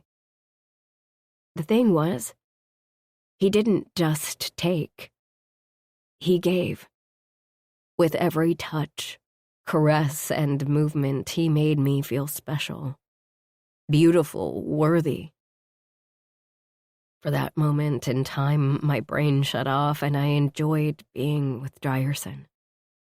He pulled me closer to him and wrapping me tightly in his arms. My hands feathered through his hair, holding him to me.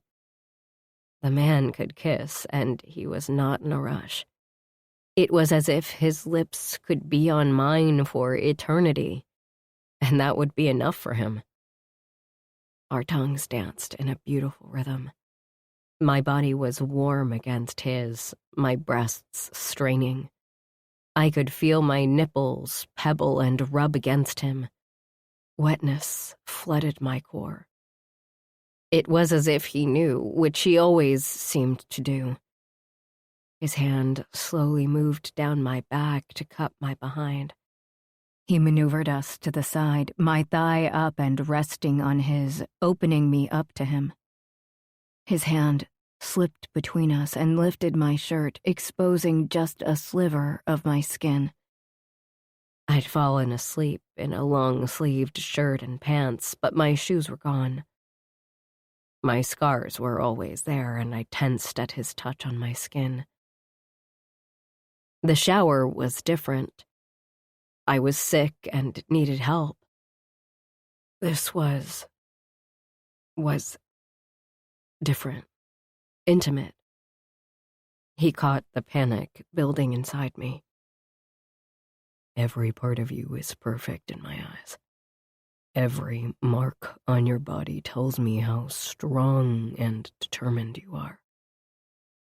If you need me to kiss every single mark on your body to let you know how I feel about them, I will. Tears pricked my eyes. Why did he have to be so darn nice? He melted me with his words, and my body relaxed again. It didn't mean that my issues with my scars were over. It just meant that I was trusting this man to take care of me. And I really needed him to know that I was instilling faith in him. It was so important that he didn't abuse that or we'd be done, as in, never see him again done. Quietly, I whispered, I'm trusting you, Drierson. Please know how hard that is for me to do, but I'm giving it to you. I felt a tear roll down my face, and he swiped it away with his thumb. I'm honored you gave that to me. You can always trust me. With tears still leaking from my eyes, I lifted up and kissed him. Not the timid, unsure Katie who'd been around these past few months, but Katie, the fierce woman I was our first time. I let the old me have at it. I wanted to feel like me again, not the woman with the war paint always trying to put on an act, not the damaged woman who just wanted to climb inside a box and hide.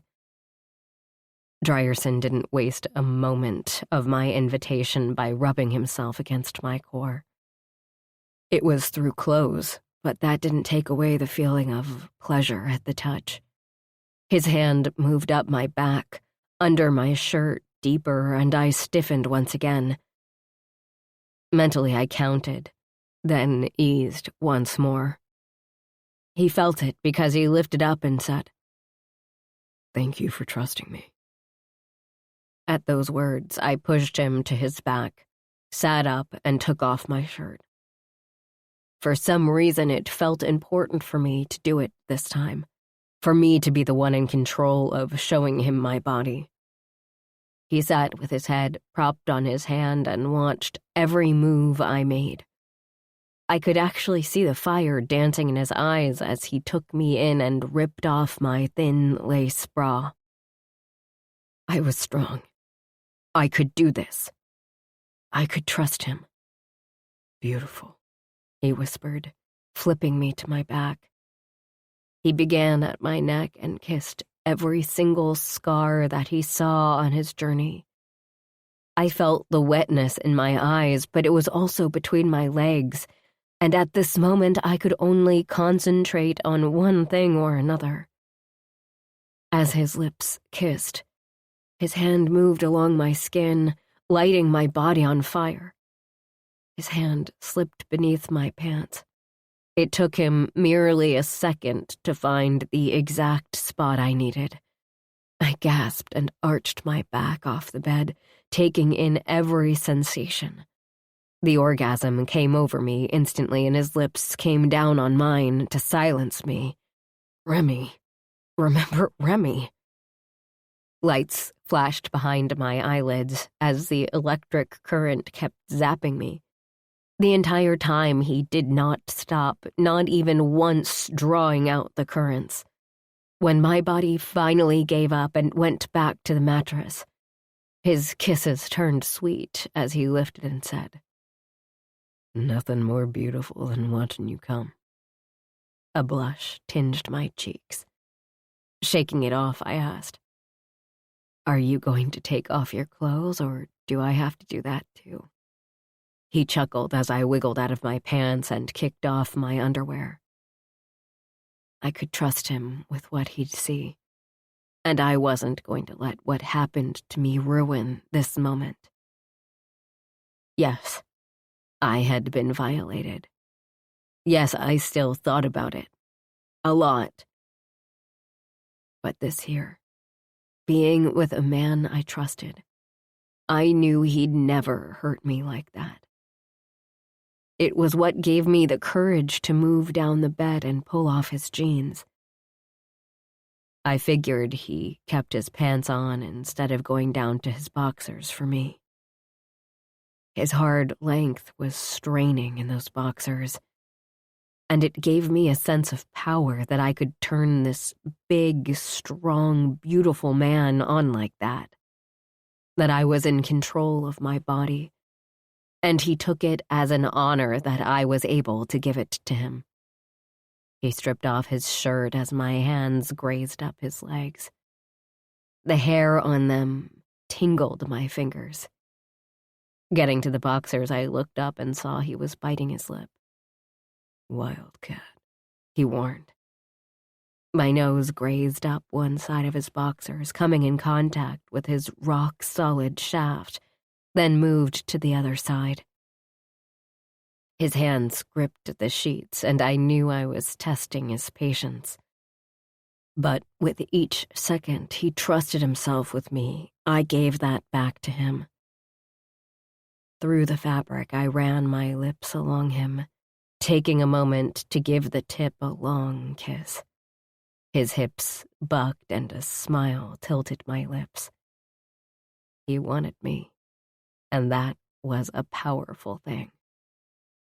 Slowly, I drew down the boxers, and his penis stood at attention.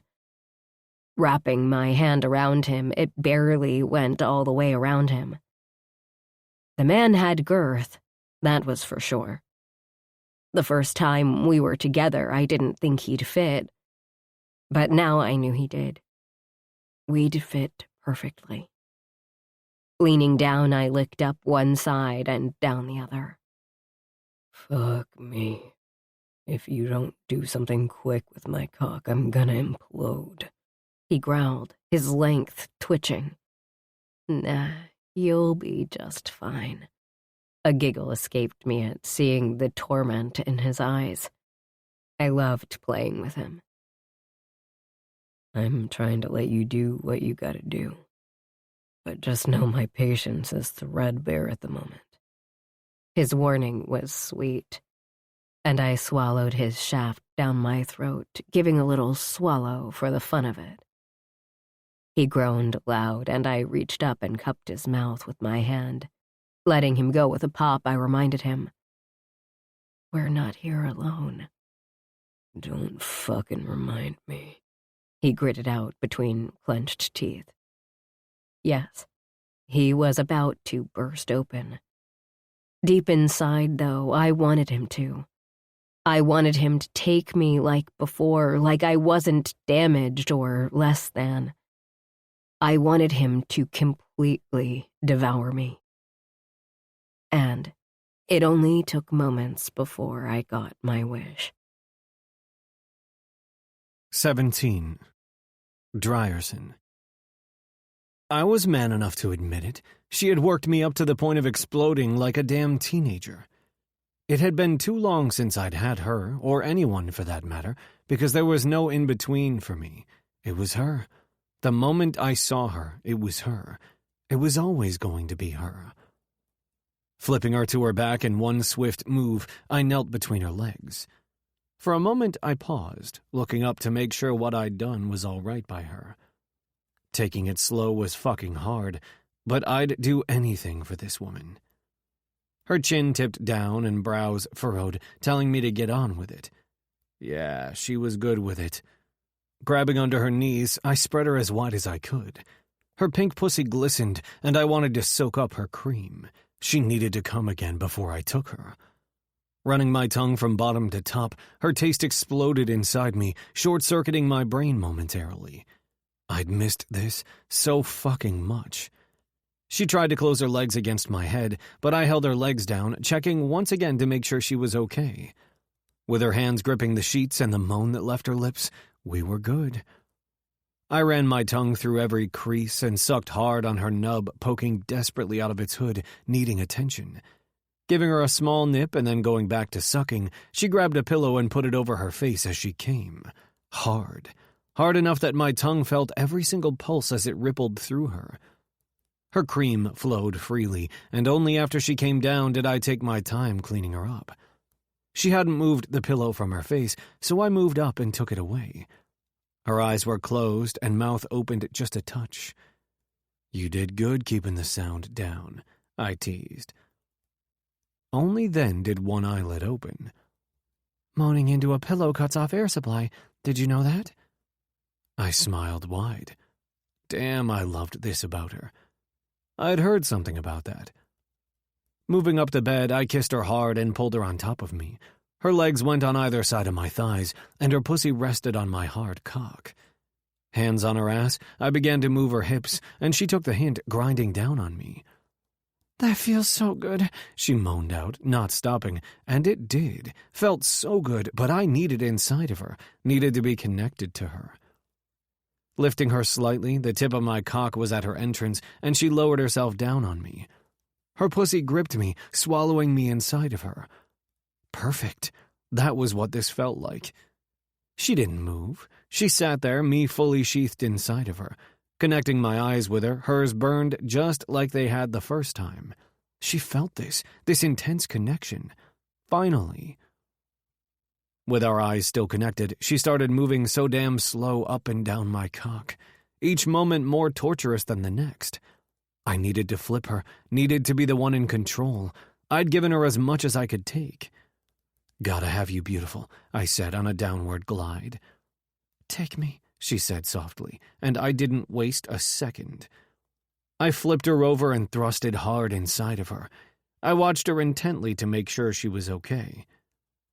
My thrusts became desperate as her noises became louder. That was when I lost it. Pumping my hips hard, I leaned down and took in her cries of pleasure. Her pussy tightened around my cock like a vice, gripping it so hard I almost couldn't move. When the noises became quieter, it was my turn, and I took it. I thrust inside of her over and over again, thinking that the further I got in, the closer I'd be to her. Her legs tightened around me. My balls drew up, and I could feel it coming. I could also see that she was going to come again. Kissing her lips, we came together. My body jerked with the release along with my cock. I could feel my seed filling her body. I loved that. Loved that I'd leave something inside of her. We should have talked about condoms, but I didn't give a fuck. I was clean and knew she was. Baby, if it happened, it happened. I wasn't against the prospect of it. Falling to my side, I pulled her in so her head rested on my chest. We both heaved for breaths, trying to pull ourselves together. It took a long time. So long that I felt Katie's body go soft. She'd fallen fast asleep with my cum inside of her. My dick twitched at the thought, but instead of following his plan, I maneuvered the covers over us and followed her into sleep. I woke with a jolt as a pounding on the door came. Katie was in the same position as when she'd fallen asleep. She popped up at the sounds as well. "Get up, sleeping beauties!" Micah yelled from the other side of the door. "Who's in there?" I heard Remy ask and felt Katie groan. "Your Uncle Dry and Aunt Katie," Micah answered helpfully. "They's not boyfriend, girlfriend. I asked them." Micah started chuckling. "They may not have been when you asked, but they are now. Get up and get moving. We got shit to do," he yelled through the door at us. Well, me. Katie ripped out of my arms and didn't even look at me. She grabbed her bag from beside the wall and rushed into the bathroom. The shower went on and then off just as quickly, probably just washing me away from last night. I rolled out of bed and got dressed. My chest could already feel it. Katie was going to put up her walls again. Even after last night, after what we'd shared together, she was going to try to lock herself up in that— Just a quick reminder, this is a free audiobook. No ads, no paywall. Now take a short break and enjoy the music. See you on the other side.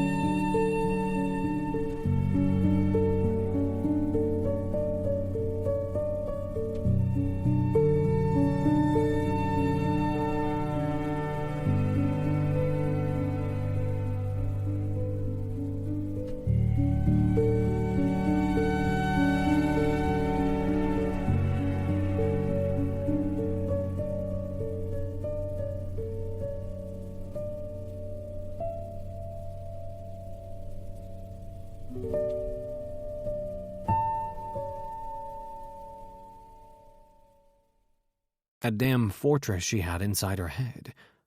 Too bad for her I had other plans. She let me in, and I was putting my boot in the door to stay there. I was fully dressed when she came out, dressed in a pair of sweatpants and a long-sleeved top, socks on her feet, and hair dry in a ponytail. She didn't have all that makeup on, and she looked more beautiful without it. She kept her head down as she gathered all of her things, and I stood in front of the door, waiting. She was working herself up, and nothing I said while she was in that process was going to work. It didn't take long until she was right in front of me. Surprisingly, her eyes met mine. "Move. I have to go." Her beautiful blue orbs were closed down, and I fucking hated that shit. I pulled her into my arms and kissed her. She didn't fight me, but she also wasn't fully into it either.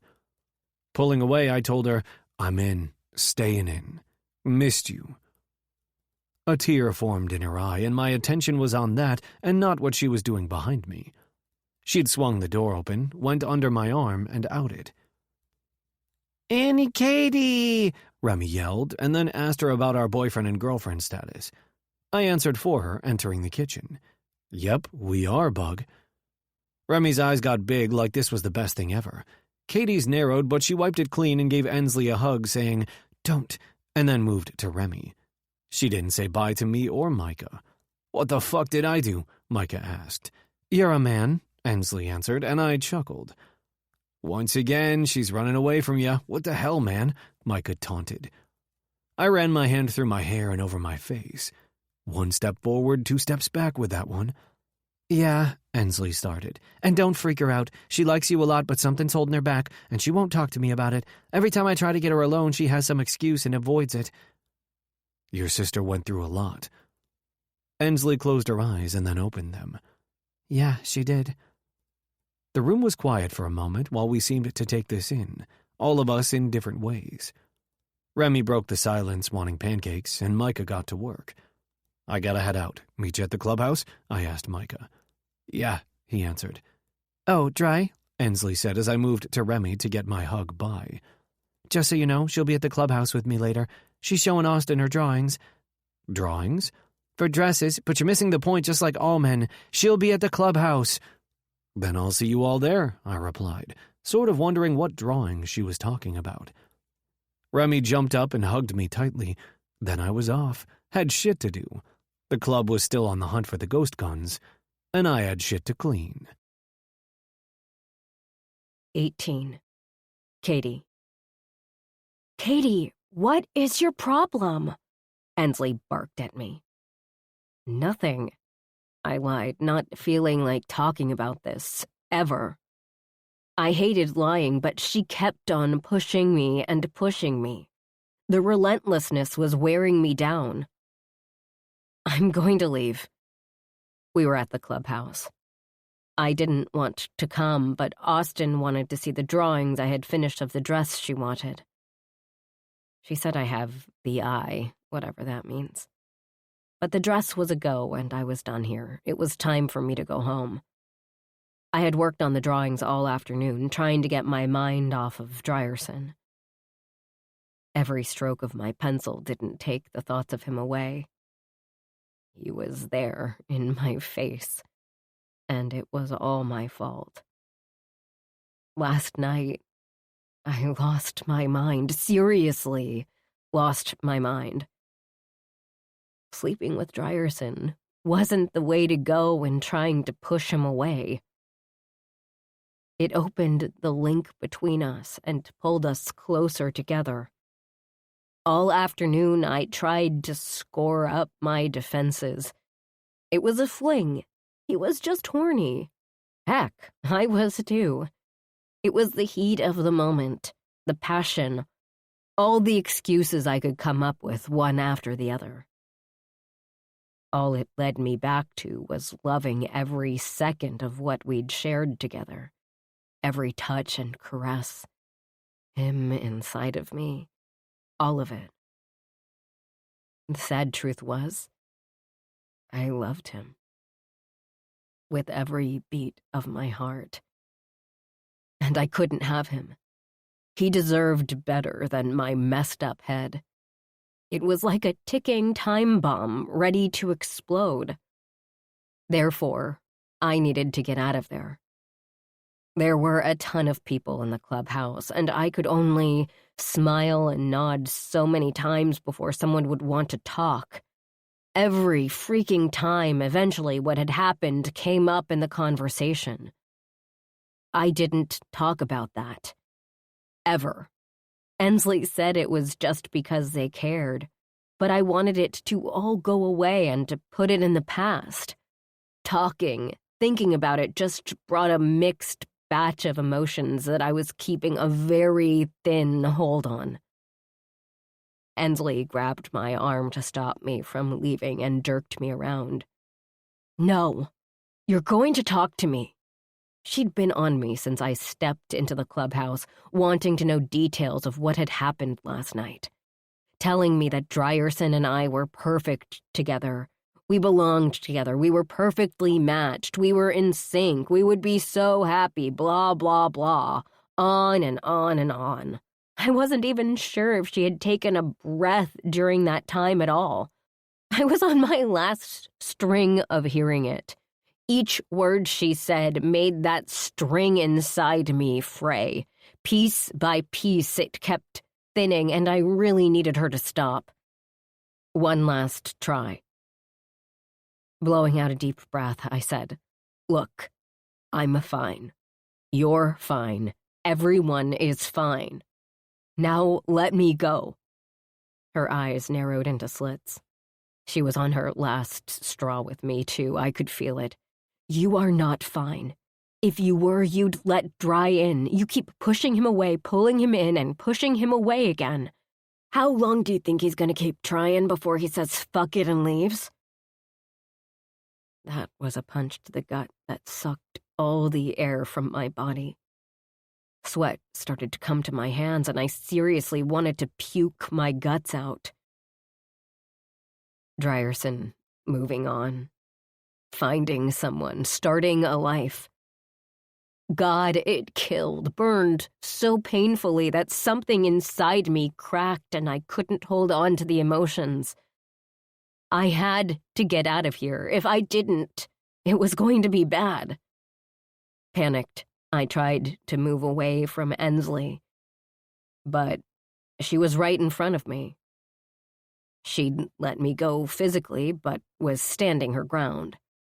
"You can't be that damn stupid," she yelled in my face, getting so close I could smell the spearmint on her breath. "He's in love with you, idiot. And you love him. So why the hell do you keep him at arm's length?" The coil inside me, holding my perfectly put-on persona, cracked. The spring broke. That was one comment too much. The scale began to topple over, scattering the emotions all over my body. Anger boiled in my veins. Screw the hands being damp. I could feel the sweat now all over me like I was too hot in my own skin. The tornado I'd been trying hard to stop from bringing me down had won. I broke, and every feeling I'd had these past few months flew at my sister. It was my turn to get in my sister's face for probably the first time in my entire life. It caught her a bit off guard, but she stayed solid. Every thought I'd been holding inside of me needed to be expelled from my mind. I couldn't take one more second of it. It had to be released or I was going to explode. "Why don't you hate me?" I asked her flat out. And a shocked look came over her, like that wasn't what she expected to hear from me. But that was what this all boiled down to. She wanted to talk, wanted to get the feelings out. "Let's talk." "Hate you? What are you talking about?" she asked, taking a small step back and putting a little distance between us. "What am I talking about? Really? You should hate me for calling you to come to the warehouse where Daniel had me kidnapped." My sister swallowed roughly. I never talked about my time there. Maybe that was my problem. Not talking to her, letting it fester and grow into something I couldn't manage anymore. "Of course not. I cut her off since she was just going to repeat herself. I wanted this done, and I wanted to go home. She needed to get her say out, and I did too. "Yeah, I brought you to him. I called you. I put you in the position of being hurt. Me." I pointed to my chest, emphasizing each one of the eyes, wanting her to feel this ball desperately seeking a way out. "I'm the reason you have those marks on your body. I'm the reason you've had trouble sleeping, and I heard your screams while I lived with you." Tears fell from my face as I kept on going, needing to get this out. It was like verbal vomit that just needed an escape. I didn't know if they were sad, mad, frustrated, but probably a mix of all the above. I'm the reason you were almost taken away from Remy, from Micah, from this entire club. This family you created, me. So yes, I want to know why you don't hate me. Oh, Katie. Ensley started, but I cut her off because I didn't want to be belittled, and I could tell by her tone that she was heading toward letting me clean off the hook. She couldn't. I needed her to hear me, really listen to me and understand me. The rivers of salt flowed down my cheeks as my heart squeezed with every word. Every moment I shattered more and more. No, oh, Katie, Ensley. This is it. I held my arms out wide. I don't get those things you keep shouting at me about. Not getting that happily ever after is my penance for getting you hurt. I sucked in a breath. For almost taking everything away from you with one stupid phone call. I never should have called you. No matter what he was doing to me, I never should have ever called you. My head and body continued to shake as everything spewed out like word vomit. My voice rose as the acidic thoughts were put into the world.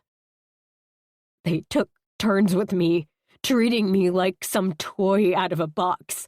My screams of pain did nothing except get me slapped across the face or slashed with a knife. I paused, reliving this moment. Even my tears turned them on. Daniel said they wouldn't stop unless I called you and got you there. I swiped my hand over my face, no doubt completely ripping off my war paint and being left bare. They kept coming. One, then another, 5 of them all together. By the time the 5th one had his turn, the first one was ready to go again, and he did. It continued, and every time one of their vile bodies were pressed up to mine, I wanted to burn my skin off. I can still smell the sweat and body odor when I have the nightmares. My voice hiccuped as it got louder. One smelled like an old cigar that he had put out on my stomach. Yeah, that's one of my scars, a perfect circle next to my belly button. I threw up and they tipped me to the side to get rid of the puke. Daniel so graciously stuffed an old rag in my mouth, so if I threw up again, I'd choke to death. And believe me, I wanted to die. Wished they'd just take that knife and slice my throat. But they didn't. Death would have been too kind. I heaved in a huge breath and swiped my arm under my nose to get rid of the snot there. At that point, I didn't care what I looked like and kept right on going. I was selfish. I'm a horrible person and horrid sister. They kept taunting me that they'd stop if I called. I held out, I swear I did. But something inside me broke. I wanted them to stop, needed them to stop. I didn't know what was worse, the knife that cut my skin or the club they used to hit me. It was too much. All I wanted was for them to stop, and there I went, throwing you right into the lion's den so they could do the same thing to you that they were doing to me. Tears were now falling down my sister's face. She was there with me, but the spark in her eye told me that she was angry too. She didn't even try to stop me at this point. She must have known this was the only shot she had at getting this all out of me. I don't get those things you keep wanting to talk to me about having. I don't get the husband, kids, and a dog. I don't get the happiness. My penance for dragging you to that pit is being alone for the rest of my life. Maybe find some kind of contentment, but that's it. None of this other stuff you keep wanting so badly to speak about. So please, for the love of God, stop talking to me about Drierson and being happy. I don't get to have him And every time you bring it up, it cuts me like a blade. It brings up the reason I can't have him, and I can't do it anymore." My voice raised to a yell, and I wasn't even sure my words were understandable at this point. "Katie," Endley started, but I shook my head. "You should hate me. Want me out of your and Remy's lives forever. Never want to leave me alone with her because who knows what I'd do. You should have left me back at home with our brothers and sisters. Then none of this would have happened. I'd be there for the men to be angry at, and none of this would have came to this club's door. It's all me. I was taken. I led you to be taken. Everyone here should despise me. Micah, well, he should be at the top of the list. Because of me, he could have lost his happy ending." Full-on sobs racked my body as those last words came out, and I almost fell to the floor as my energy completely escaped me. But Endley was there to catch me. We ended up going down to our knees as Endley held me tightly in her arms, both of us sobbing, both of us taking everything I said in. I'd said everything I'd been holding in and trying to hide. I didn't know how to feel about that. Endley kissed the top of my head as she swayed me like she did Remy when she was sad or scared. We ended up with me in her lap and her cradling me like a child. I was the older one. I was supposed to be the protector. But here again, it was Endley picking up that tab. Mentally, though, I was exhausted, and crying was the only thing I could do in that moment. All my strength came out in my words. I had absolutely nothing more that I could give. Drained, spent, just done. "I'll never hate you, Katie. Absolutely never." That only made me cry harder, which I didn't think was possible. "Ladies, we're gonna pick you up and take you somewhere more private for this shit," Micah said as Endley and I pulled away.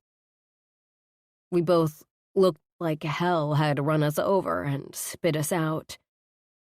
Faces red and wet with mascara running down them almost like raccoons, both emotionally wrung out. It was then I realized where we were. In the clubhouse. With everyone. Everyone. And as I peeked around, every single eye was on Endley and me. My most humiliating deed of my life was now out for everyone to know, including Drierson, who came up behind me, picked me up, and cradled me in his arms. Sucking in his smell, I tried to tame the tears. He pressed my head into his neck, and I didn't protest because I wanted to disappear from all the prying eyes. I couldn't add any other feelings on top of this mess I'd created. His strong arms locked around me tight, protective. He was the only one I had ever felt safe with in my life. Here he was at my lowest, guarding me from the room. "Up you go," I heard Micah and figured he had picked Endley up off the floor too. She was as wrecked as I was. Drierson didn't jostle me or talk, just held me in his arms. He was so strong, and me, I was weak. All the tears and snot running down my face proved that. I didn't know where we were going, but briefly I felt the sun on my skin, only for it to be lost once more. He was taking us to our room. A lock turned and a door opened. Then we were inside our room. Drierson sat down, my face still in his neck. Part of me didn't want to let go because then I'd have to face everything I'd just blurted out. If I stayed here, in his protective cocoon, I couldn't hide from it all.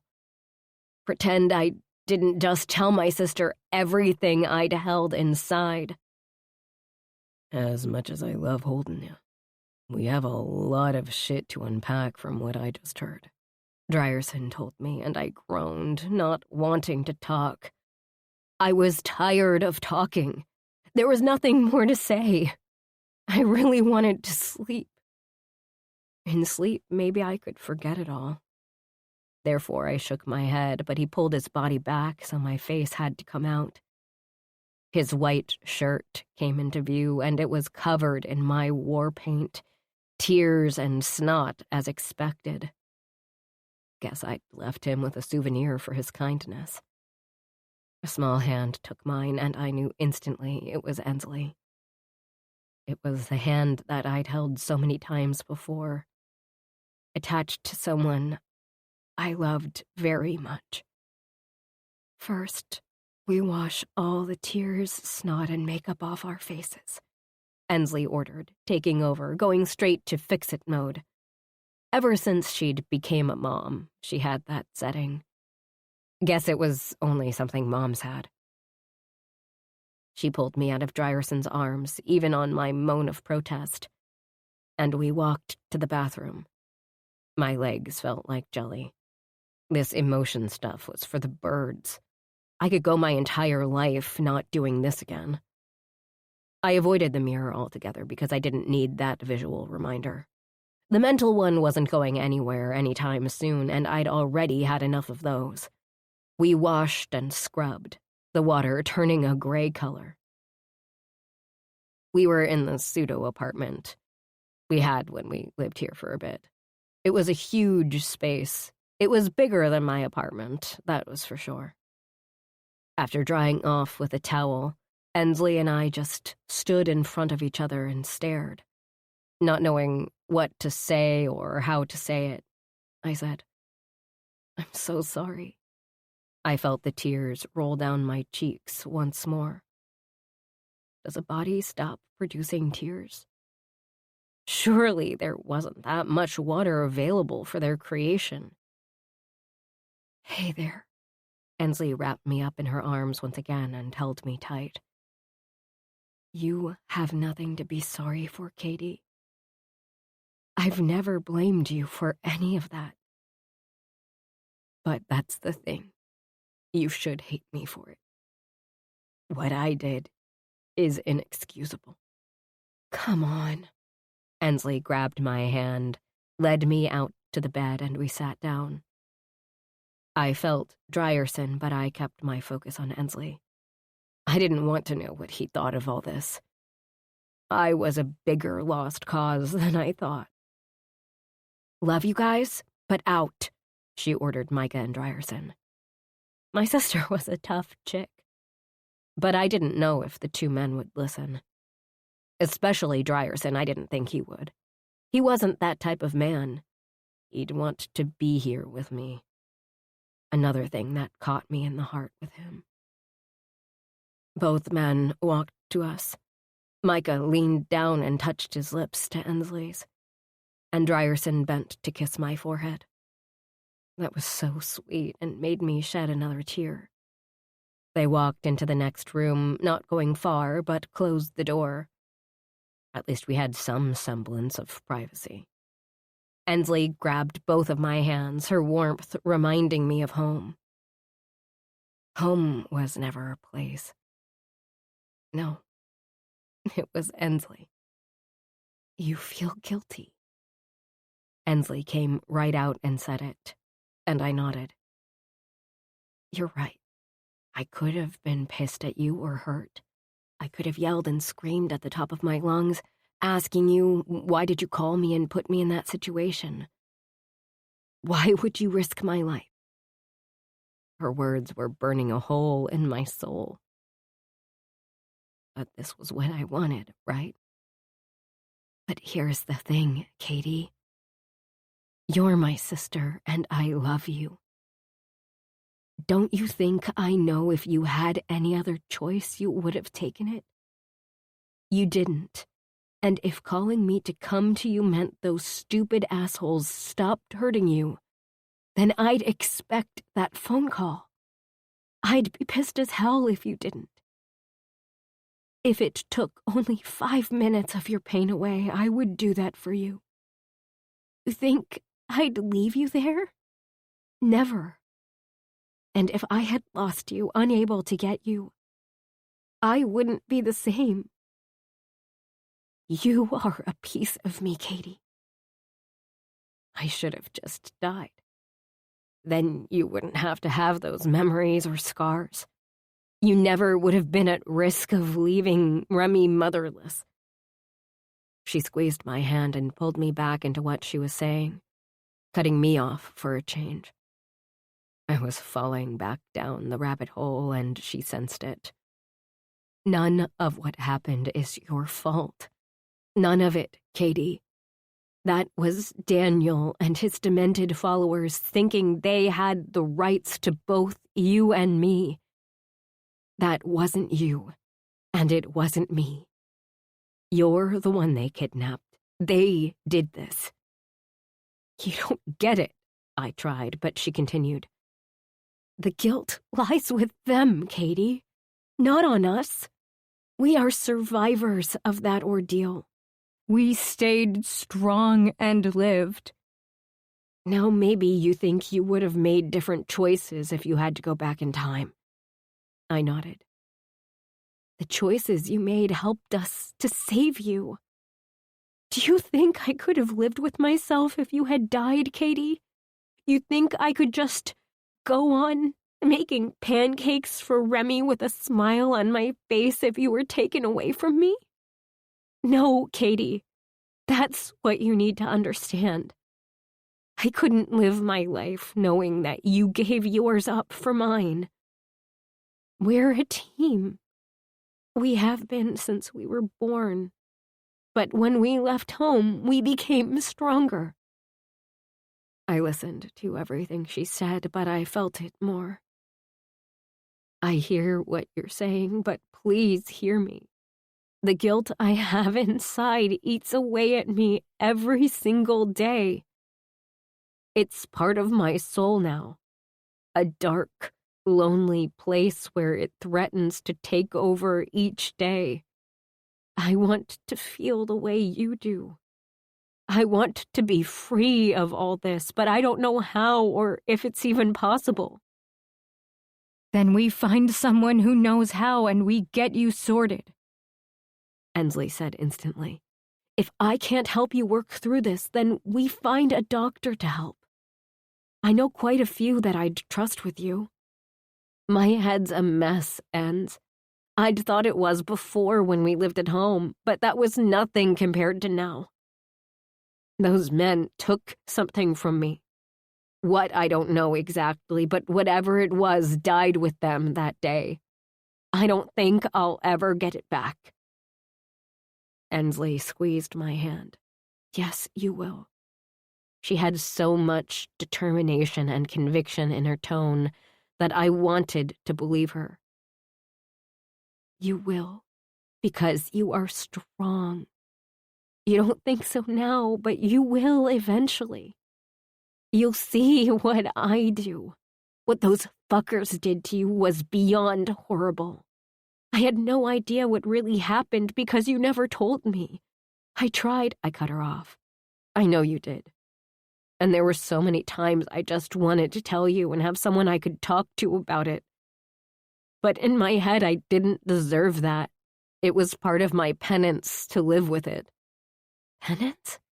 You're talking about the fucked up shit from home. You're not there anymore, Katie.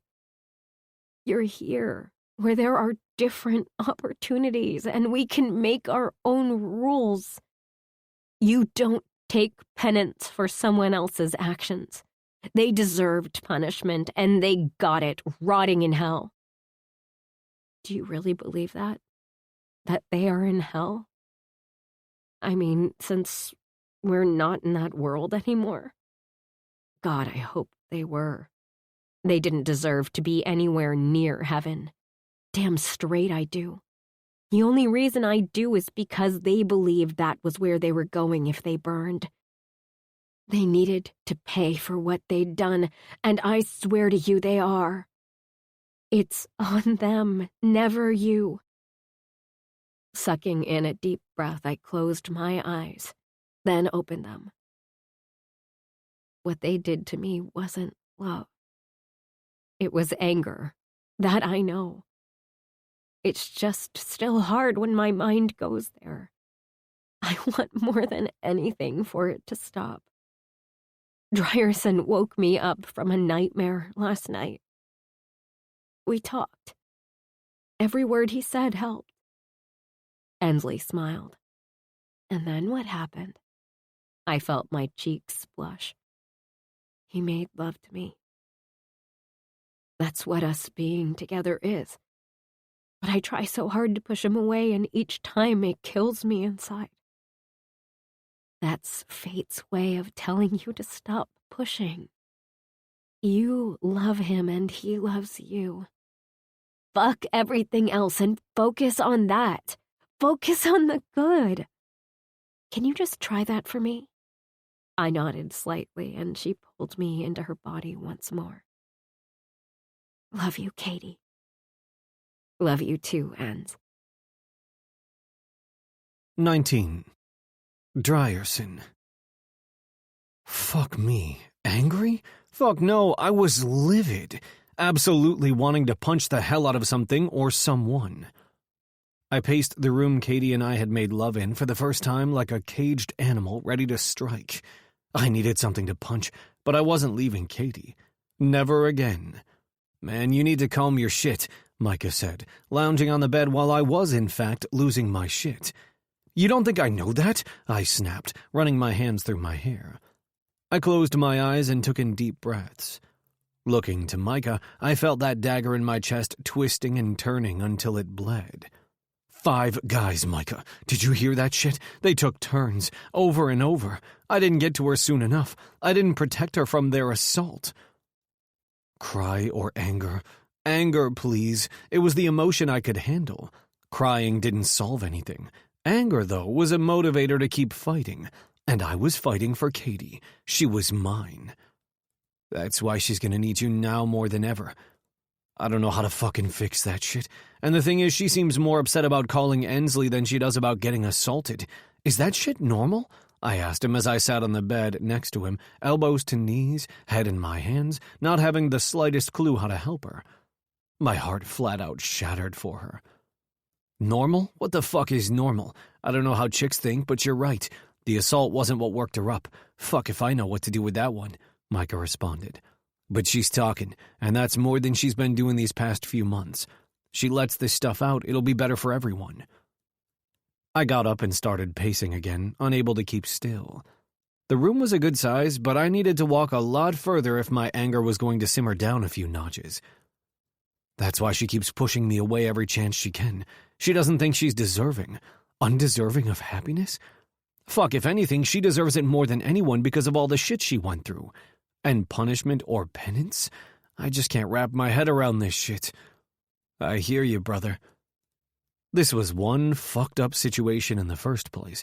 Now with this information and the way Katie felt, it became more fucked up and made my job harder. I'd gotten in the other night. She tried not to let what we shared affect her, but it did. I know it did because it meant a fuck of a lot to me. You gonna stand by her side? Micah asked me, and I stopped to glare at him. You ask stupid shit like that again and I'll put my fist in your face. Don't test me. I have a lot of rage to get out.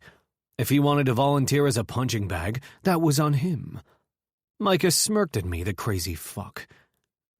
Hours had passed and still nothing from the other room. Micah was asleep on the bed, and I'd at least tamed the beast enough to sit in the recliner. The television was on, but hell if I knew what was on it. It could have been Ron Popeil with some kind of special knife everyone had to have. So badly I wanted to open that door, just a crack to see how they were, make sure they were all right. Each time I went to the door, I stopped myself. Those two had to work this out, and I had to let them. Micah's snores kept me company with the TV. It was a great combination. A knock came to the front door of the room. The way this space was set up, there were internal doors that connected, and then ones that connected to the outside like a real apartment. Micah groaned as I got up and went to it. Opening the door, Blaze stood there with a smile on her face. Even looking at my expression, she didn't let that smile go, as if she knew we needed just some kind of light and she was here to volunteer it. She held out her hands that held several plastic bags. "I brought you food and drinks. If there's something else you want, you give me a call." She tried really hard not to, but she did look in the room, maybe hoping to get a look at the girls. "They're next door," I told her. "Hey, Mom," Micah greeted on an exaggerated yawn. "I can see you're really concerned." Blaze struck out like a snake at her boy. Any other time I'd laugh at that, but this wasn't a laughing matter. Micah rubbed his face. "I'm tired. When they need us, they'll let us know." "How do you know they're okay?" Blaze asked as I took the bags from her and moved to set them on the small table. "Because I know my woman and she loves her sister. She'll do anything to work this out. Trust me." Micah was so reassured, but his woman loved him. Mine had some warped-up views in her head. "Fine, you need anything, you call me," she ordered both of us, not prying or asking any more questions. I loved that about her. Micah's mom seriously kicked ass. "Yeah, Mom, it'll be fine. You got Remy?" Her eyes narrowed as if she were insulted, something that Micah had better think twice about. When she strikes, she does it hard. "Of course I do." Micah held his hands up like he was trying to surrender. "Gotcha. I hope they're okay." She turned and left the room. Closing the door, Micah was already heading to the bags. Couldn't blame him. I was starving too. You'd have thought Micah hadn't eaten in a year as he started gathering things up and taking them to the bed. I halted him before he got there. "Genius. We need to save some for the girls." The door opened. "Did I hear food?" Ensley walked in, but no Katie behind her. Panic hit. "Where's Katie?" I asked in a rush. She nodded next door. "Take it easy on her." "Always." Forgetting everything but getting to Katie, I walked through the door to see her laying on the bed with her back toward me. Without a second thought, I crawled in behind her. Her body stiffened just a bit before she relaxed, telling me that she knew I was there. Wrapping my arm around her, I pulled her as close to me as I could get her. Her small frame started shaking like she was crying. "Wildcat, I'm here, not going anywhere. You tell me what you need and I'll do it." I meant that with everything inside me. Whatever I could do, I'd do it. She shook her head. "I'm jacked in the head, Dry." "We're all jacked up in one way or another. See, I have times when I close my eyes and I see Carter." "Who's that?" I smiled, really loving that she'd interrupted me. It showed me she was in the room with me. "Guy in our unit. We got into some heavy fire and had to fall back. Carter was young like me, but he still had a little boy in him. When we pulled back, he got struck in the thigh and went down hard. Micah and I dragged his ass to shelter so we could patch him up. Problem was the bullet went through his femoral artery, and he was barely hanging on. He gripped my hand so tight and said, 'Don't let me die out here.' I hear those words all the time. When he was fading out, I asked him to tell my mom a hi from me. He blinked once and was gone. Katie turned around and faced me, our noses only inches apart. "That's horrible." "Sometimes I think we're put on this earth just to see how we stand up to challenges, like if we could be warriors or something." Her lip tipped. Liking that, I kept going. There are those of us who have a steady stream of shit happen, and there are some that have none. I started life with none. My parents were great, then my mom died and everything went to shit. Each thing, though, made me the man I am today. "I get that, but I almost killed my sister. That haunts me," she whispered, and I was happy she was talking. "That's the thing. You don't think for a second that your death would haunt her, knowing she could have helped you?" "That's what she said." "She's smart." "And I bet that makes you smart, too," she teased, and I smiled. Damn straight. I stared into her blue depths, wanting to take every bit of pain away from her and put it on my shoulders so she didn't have to carry it any longer. Reaching up, I pulled a strand of her brown hair away from her face. "I wish you would have told me about those assholes and what they did to you. Our time last night would have gone a lot different had I known." "What we had last night was perfect. I wouldn't change a single moment." Warmth filled me. I thought it was because of the scars, but you had others that you'd never talked about. I'm sorry for that. Stop it. What, I can't feel guilty? The light dawned in her, and she let out a heavy breath. All right, I get it. Doesn't mean it's just gonna go poof and magically go away. It won't, but I've got to know, Wildcat. How can you not be as upset about being assaulted than the guilt you have for Ensley? She blinked, taking a moment to think. I still think about it, dream about it. It's not that I'm not upset about being violated, because I am. Ensley is the only family I have here in the outside world. She's all I have. Losing her would be worse than dying 1,000 deaths. I understood that in some twisted way. She still had a few wires crossed, but the kinks would come out in time. She loves you. She'd never hate you or hold any grudge toward you. Her eyes welled with tears. I know that, and it made me mad. I thought that if she yelled at me or called me names, it would make things better. Now that you've let this out, do you feel even a little better? I'm glad I talked to Ensley. That was a long time coming. Good. Then it was worth it.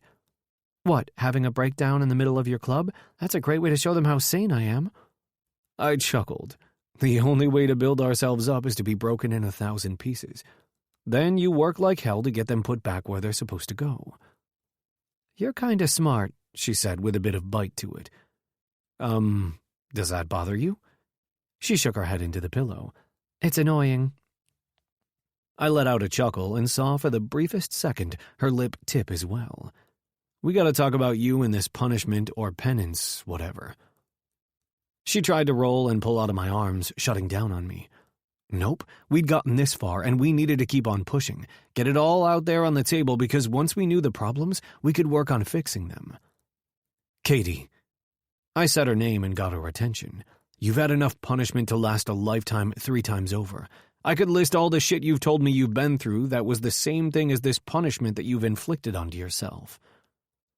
A tear rolled down her face, and I swiped it away with my thumb. You deserve to be happy. You deserve to live a good life. You survived all that shit from the time you were born until this moment here. Don't you think it's time to let all of that go and focus on the good instead? Loaded silence filled the room, but I said nothing, wanting her to really hear me, take it in and ingest it, feel it. Her voice was so soft I barely heard her say, I want to be happy. I just don't know how. This crushed my heart. Her entire life growing up in that shithole, no one showed my girl happiness. They were all pieces of shit. That whole fucking place needed to be burned to hell. Then I'm going to show you the way. Will you stay with me while we go on this path? You really want me to? I mean, come on, you could find a woman with way less baggage than I have. You're the only one I love, the only one I'd do anything for. Tears flowed freely, and she moved cuddling into me, every part of her body touching mine. Her head rested on my chest and her hand on my abs. I'm scared to love you.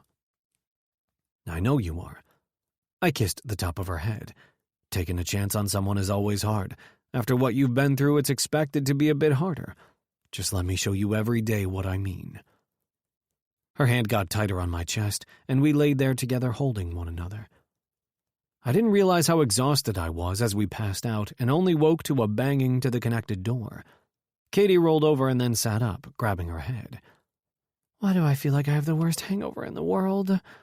Because you had a lot of shit to get off your chest, and that's hard on a mind and body. She reached over for the pillow, grabbed it, and then swung it my way. Seeing it coming, I blocked it with ease. Just as I went to tackle her, Micah yelled, "Dry! Need you, man! Crew's called!" Fuck. I didn't want to leave her, especially with her emotional roller coaster hangover. She was so damn important to me. Then there was the club. I'd been prospecting since Micah started and loved the sense of family and bond they had. Making a choice between her and the club, I didn't think I could do it. Go, she whispered, turning to me in the bed. I'm fine, or I'll be fine. Ensley's here. Go do your... Her hand moved in the air. Club stuff. Damn, she was cute. So pure and innocent with what the world had out there. It was good I was going to be by her side through it all. I sat up, leaned into her, and touched my mouth to hers. When a smile started to cross her lips, I swear to fuck the light got brighter as she was letting me in. Finally, we were going toward the right track. "You'll call me if you need anything?" I asked, just as the door burst open. "Fucker, you need to at least answer me when I'm calling ya," Micah said in a rush. "Bad?" I asked, thinking that would be what the problem was. He didn't answer. Instead, he turned to Katie. "I'm sorry, but I've got to steal him for a bit for club business." Ensley came through the door, her arms up in the air. "And we get sister time. That's it. If you have a dick, get the fuck out." Katie began chuckling straight out. Yes, she was making steps and coming back to her old self. I loved this. Loved her. I got out of the bed, lifted my arms above my head and stretched, my shirt rising up. "You've been eating too many Swedish fish," Ensley commented, and I patted my stomach. "Love my sweets." Micah looked as though he was going to blow a gasket. "Let me pee and I'm ready." "Hurry," he told me as I went into the bathroom and did my business. Not looking at Micah, I went right to Katie and wrapped her tight in my arms. She didn't resist or try to pull away. It shocked me, and I enjoyed every second of it. "Take it easy for a while. Why don't you hang out here and get to know the place better?" "All right, Grandpa Munster. Out," Ensley said, and I grabbed my heart. "Grandpa? You wound me." "Dicks out," Ensley pointed to the door, and Katie's smile was wide. That was all I could ask for. Later. After kissing Katie on the top of her head once more, something I couldn't stop doing, we walked out of the room. "Yeah?" I questioned Micah to start talking. "Ghost, we found them. Gotta roll out." Fuck. We were going to be gone longer than a few hours for this one. I had my cell and I'd be making use of it. Leaving Katie now wasn't good timing, but she did have her sister, so I needed to make peace with it. Now, we find the guns so we can find our man, no matter what it takes. 20. Katie. "So, what are we doing for Girls' Day?" I asked my sister after Drierson and Micah left the room. Thinking that they were going off to do badass biker stuff was scary, and I needed something to get my mind off of it. Badass. I smiled inside. I didn't know if it was good or bad that my vocabulary was expanding. "We're staying at the clubhouse today. Remy's with Blaze and Princess, so we have to go and find them. Then we can do whatever you want. Polish our nails, watch movies, talk about boys." It was strange being a 23-year-old woman and never having a girls' night until I'd left what was once home. Since then, Ensley and I had them all the time. They ranged from movies to nails to shopping. Lots of times it was watching Trolls with Remy, but Ensley and I had our moments alone where we did the other fun things. "Let me wash up. Do we have clothes here?" Ensley went into the room next door and then came back with a duffel. "I broke into your apartment and got you some things." I smiled. "You have a key, so breaking in doesn't really count, does it?" "Yeah, but breaking in sounds much cooler." She handed me the bag, and I took it. "Sure it does. Thanks for this." "Yeah, the mascara running down your face is..." Suddenly I felt mortified. Drierson saw me with raccoon eyes.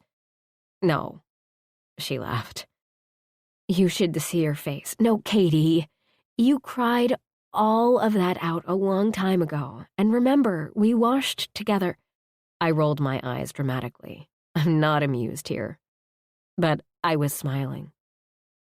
For the first time, really smiling, like when I was with Remy, but now it was out there in the open.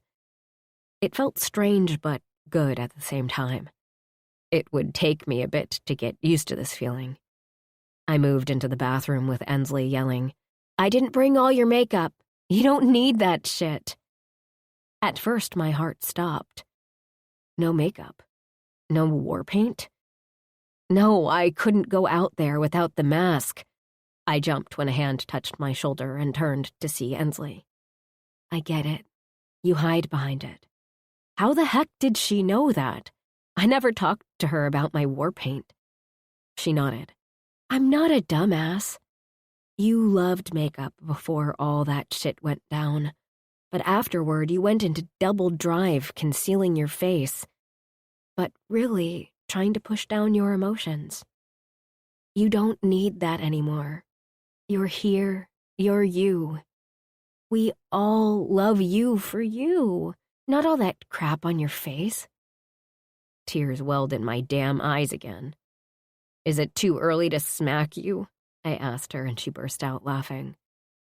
You're coming back to you. I love that. She patted my butt. Now get in there and let's go find my baby girl. Whatever, I called out as I entered the attached bathroom. My eyes were a mess. Red, puffy, and an icky crust in the corners. My hair was a rat's nest with so many tangles I didn't know if I'd be able to get them all out. Ensley might not have brought the makeup, but I hoped to God she brought my hairbrush. Digging in the bag, I found enough clothes for a couple of days. I didn't know we were staying that long, but crap, I needed to call my boss. I was supposed to work the later shift tonight. I pulled myself together, sans makeup, and was happy to have a hairbrush. Since I had to make a phone call, I also didn't have time to dwell. Coming out, I asked, My cell, where is it? Ensley looked up from her phone, then looked around the room and shrugged. I don't know, you want me to call it? Yeah, I replied, starting to search the room for it.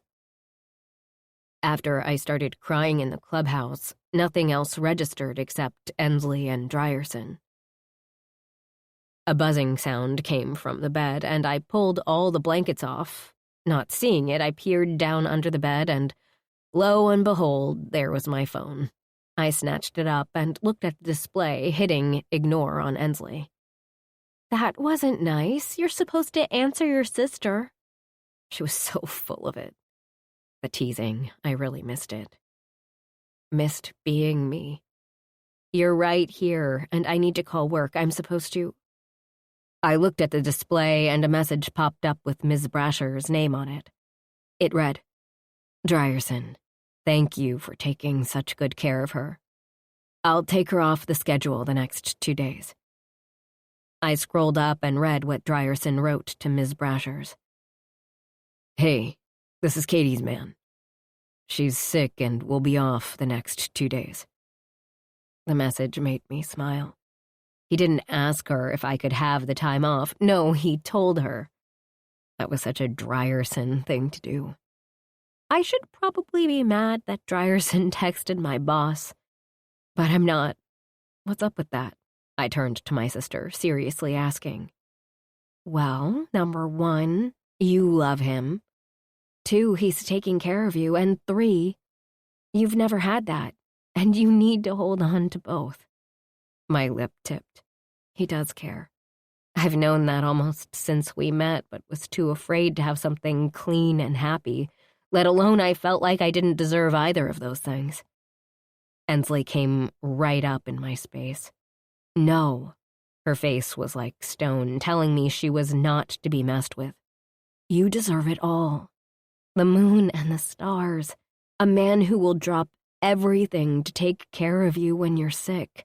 A man who's by your side when you're hurt, when you're happy. I wrapped my arms around my baby sister and whispered in her ear. I'm learning. Cut me some slack. It's been like half a day, if that. She squeezed me hard and said low, I know. It's just hard because none of this was your or my fault. We just have to live with it. In doing that, we won't forget it as much as we want to scrub our brains of all of it. But we learn how to live with it there. And the only way to battle it and beat it down is to do something in this life. Do something you enjoy, be with someone you love. Take walks outside, go swimming, spend time with Remy and the trolls. To that, I laughed. When you bought that in the store, I should have knocked it out of your hand. She chuckled, pulling away. I have to agree with you on that. She held up the flip phone my sister gave me at the store. Got this too. And she handed it to me. I shoved it in my back pocket. Come on, let's go fill you up with the good stuff. A tear formed in the corner of my eye as Ensley took my hand and led me out of the room. Yes, I was going to fill myself up with the good stuff, one step at a time. Coming out of the building, the bright sun gazed down on us. The heat was already penetrating my skin. The air was light, and I breathed in deep, taking it in. How I felt so different after crying my eyes out and talking to Ensley and Drierson, I couldn't describe it. Just that it felt good. Bikes roared, taking my attention to the parking lot where all the brothers of the Ravage MC were lined up. I searched for Drierson but didn't see him. It wasn't until they took off that I spotted him in the passenger side of Micah's SUV. He saw me too and gave me a flick of his hand. Then they were all gone, and quiet filled the space. Why weren't Drierson and Micah on their bikes? Ensley, who still had a hold of my hand, squeezed it. They're prospects and do what they're told. They must have been told not to ride but to take the SUV. I don't know where they're going, though. I squinted my eyes from the sun and turned to my sister. Does that ever bother you? Him not telling you stuff? We'd talked about this before, but I'd seen it as Ensley's life, not mine. The way things were going, it was going to be my life now, too. It put a different spin on the situation. It's different now, she told me.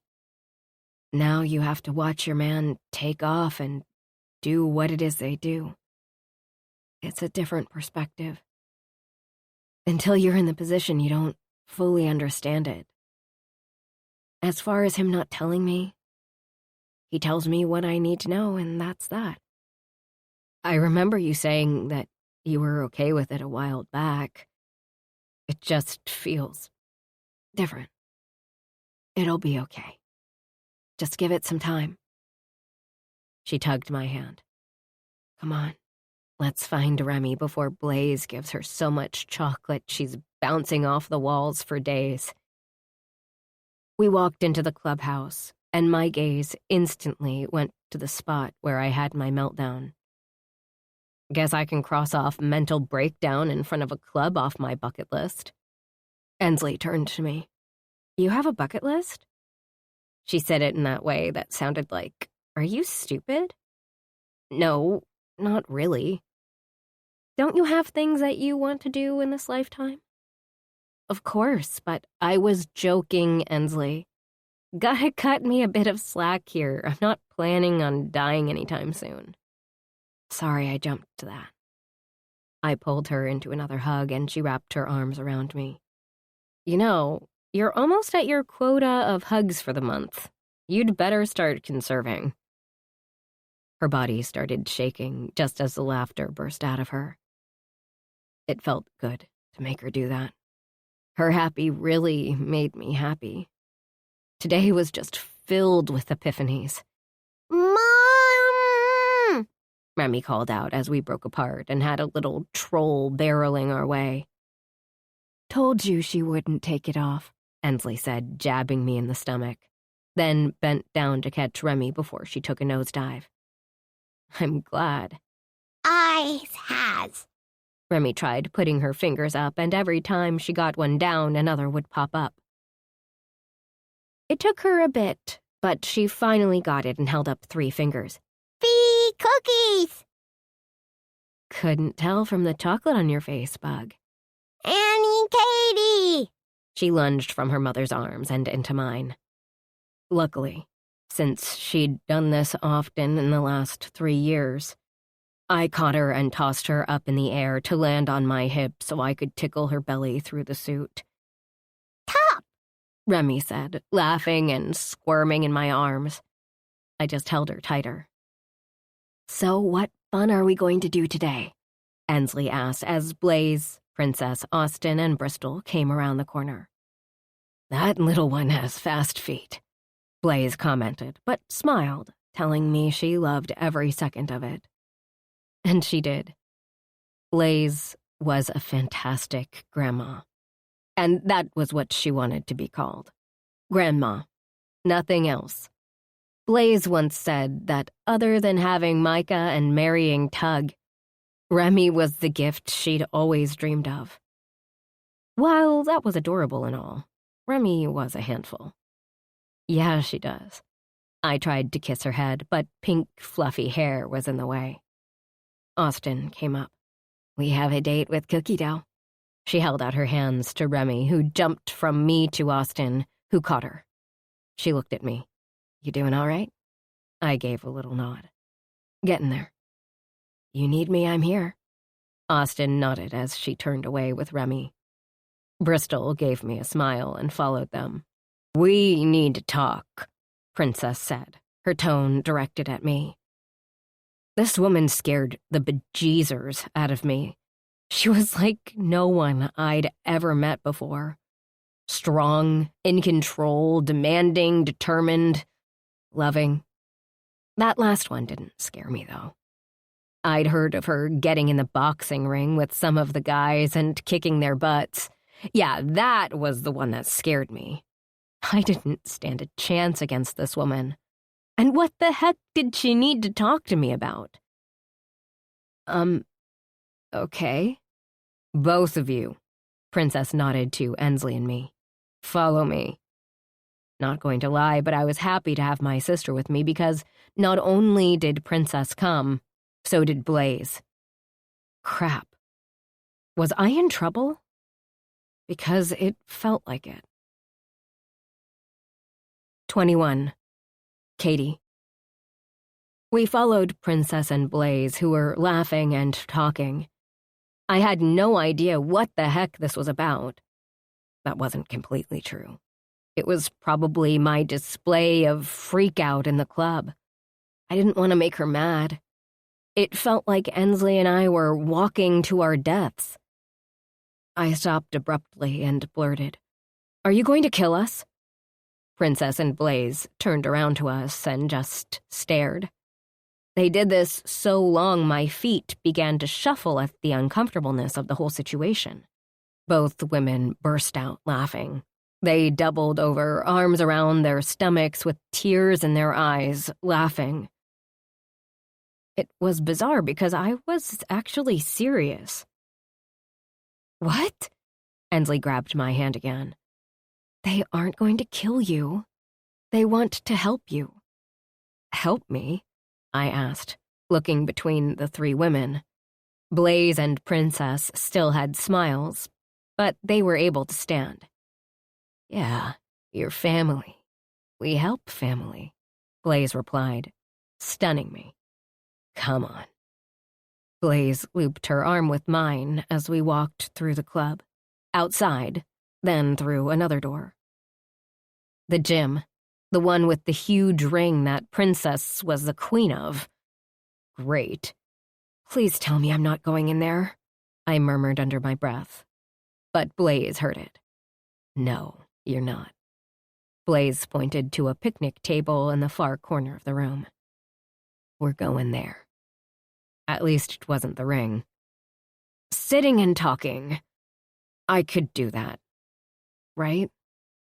We sat, Blaze next to me, Ensley across from me, and Princess next to her. Me... nervous? Why would I be that? Micah's mom, my sister's mother-in-law, and Princess. I should have just stayed in bed with Dry. That sounded so much better than whatever this was. Safer. Blaze grabbed my right hand. As I went to pull it away, because of the shock, she held it tight, not allowing me to go anywhere. My heart thundered in my chest. Calm down. I can feel your heart thumping through your hand. If you're uncomfortable, I'll let go. She was giving me an out. And with that, my heart started to slow down. Choice. That was what I had here. It wasn't like in the crematorium. When would everything in my life stop being compared to that place? It's fine. I answered, and she squeezed it again in reassurance. You know everyone heard. Blaze started, her voice very mom-like, if that was such a thing. My mother never used it, but Ensley did with Remy when she was talking to her about something serious. Which meant... I nodded. You are not powerless, Blaze started, and I pulled my hand away, then looked down at the table. Yeah, maybe I couldn't do this. Blaze wrapped her arm around my shoulders, and to do that I didn't feel any ill will. Therefore, I didn't pull away. Instead, I leaned into her a bit. No, Princess said, my eyes flashing up to hers. You're not. You believe you are. But let me tell you, you're stronger than a lot of bitches out here. I'm not. My chest tightened. I'm weak. You are not, Ensley jumped in. Princess didn't let her say any more, though. She had a mission, and hell hath no fury when it came to this woman. You survived. The how, why, what, all those questions and regrets you have running through your head are shit. Could've, would've, should've, all bullshit. Why? Because your ass is sitting right here in a place that calls you family. I felt the tears well up in my eyes and breathed deeply, trying to turn them off. I heard you say shit about deserving. Personally, I really didn't remember everything I'd said. But I probably did, since that was the way I felt. Blaze squeezed me. You are. Did you know I was a stripper? I thought back, and Ensley responded. I think Micah might have said something about that. Did it for years until my past caught up with me. My stepfather and stepbrother were fucking dickheads. They'd come into my room every night and take turns with me. Ensley gasped as my hand flew to my mouth. Yeah, I'd never heard this one. Yep. It felt like every night, but probably wasn't. Does that make me undeserving of Tug's love? I didn't quite make the connection. No, but mine has more to do with putting my sister in danger. Blaze nodded, getting me. Right. And I put the entire club in danger. There were bomb threats, and the entire club had to come and save me before I was taken away on a plane. I put all of them in danger. Now, does that make me undeserving? My mouth fell open, but nothing came out. Princess spoke. I had a guard in prison who fucked me on a regular basis. Not that I wanted it. He ended up being undercover here in the club. Had a woman take my kid from me, and the entire club rallied around. I put them all in danger of being killed. So does that mean I can't be happy? Another tear fell from my eye. I hate that I called Ensley to come. I heard her. You didn't do shit, Princess clipped. Remember what I told you about the could've, would've, should've? I had those, but they got me nowhere. They aren't worth it. You survived. Through it all, you came out of that mess. Now stop with this bullshit and be happy. Ensley chuckled. You sure have a way with words. She wasn't wrong. It'll take me some time, but I'm working on it. Good, Blaze said, rubbing my arm. You need anything, you call me day or night. My heart swelled. I'd never really fit in here when we'd come to Sumner. Ensley did right from the start. Until this moment, in this moment, I felt like part of the family. Thanks. My cell rang in my back pocket. Sorry, I said, pulling it out, but it wasn't my cell. It was the other cell in my front pocket. My eyes shot up to Ensley. It's Margaret's phone. Answer it, she ordered. Both Princess and Blaze asked at the same time. Who's Margaret? I fumbled getting the phone out and flipped it open just before the voicemail would have picked up. Margaret? I asked instead of a hello. Hi. The voice was so low I could barely hear her. I pushed the volume buttons on the side to hopefully hear her better. It was a minor improvement. What's going on? I prompted and heard Ensley talking quietly with Blaze and Princess. I need you to come and get me and Daphne. Daphne was another younger sister of mine from back home. Her voice cracked. We can't be here anymore. Where do you want me to pick you up? I rose from the table and began to run to the room to get my keys to my car. I heard footfalls behind me but didn't pay attention. I'd always felt guilty for leaving them behind, and Margaret calling to get out was music to my ears, a way to redeem myself. We can get to the other side of the crematorium in 10 minutes. I pulled the phone away to look at the time, noting it. I'll be there. Hurry, she said, and the phone disconnected.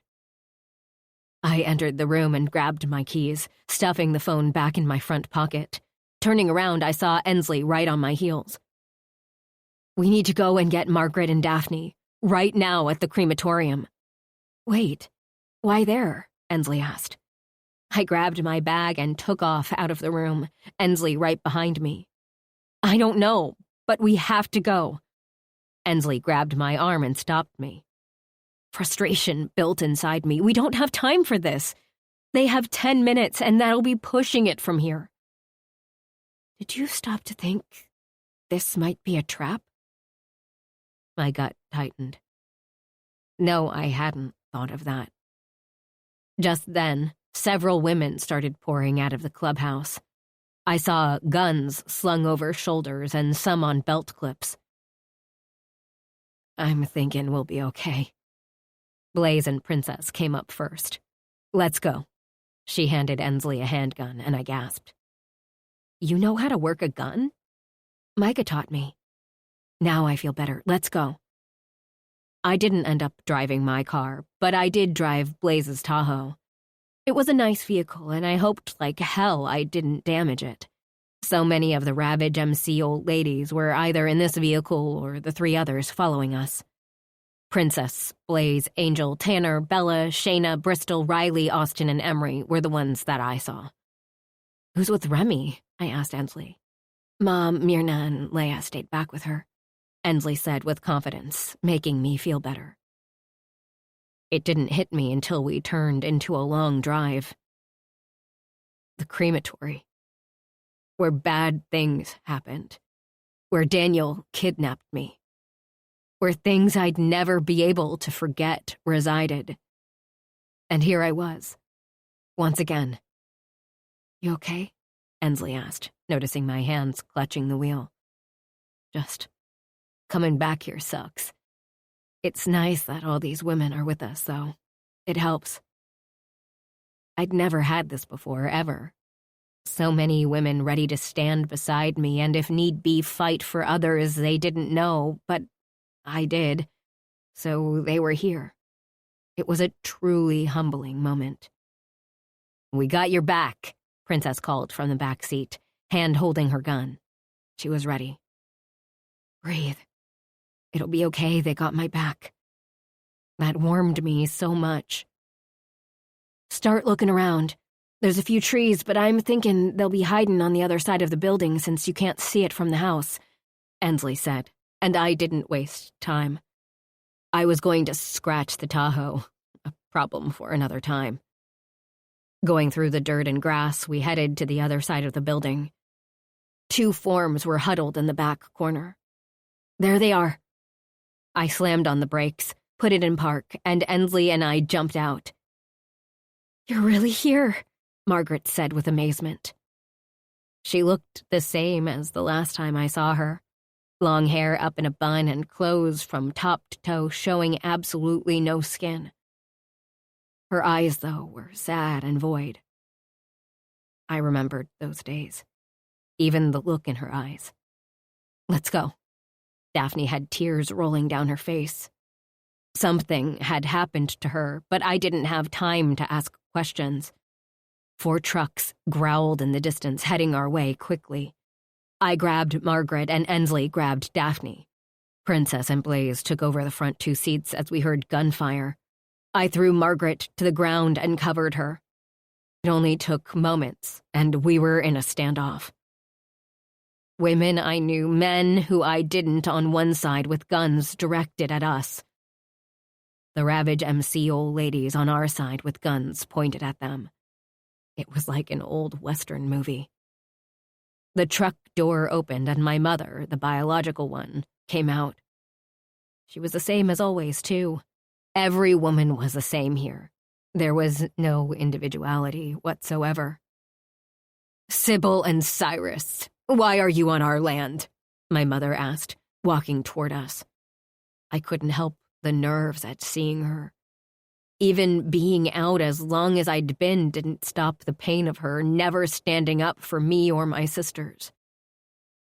Then, the nerves turned to anger. She never stood up for us. What kind of mother didn't stand up for her children? "Bitch, I'll put a bullet between your eyes if you take another step." That was Austin's voice. The apple didn't fall far from the tree when it came to Princess and her daughter. My mother stopped immediately, taking the threat seriously. At least that was good.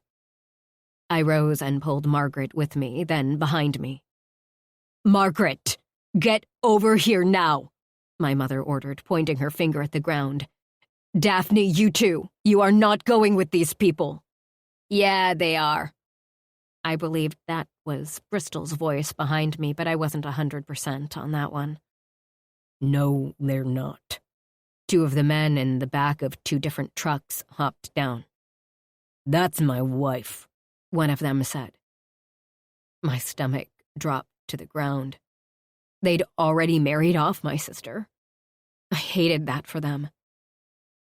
The 2 men weren't bad-looking, but after being around Drierson and the rest of the Ravage MC men, these 2 didn't hold a candle to them.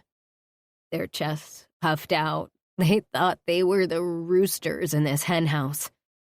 Made me wonder if they were the new leaders. If they were, this place sure moved fast in that department. "Wife?" Blaze asked, but it was directed at Margaret. "Tomorrow, both Daphne and I are supposed to marry these 2, Margaret answered, and my heart squeezed. "Do you want to marry them, sweetie?" Blaze asked Margaret. Her head shook as she stated, "No." Blaze asked the same question to Daphne, and her answer was the same.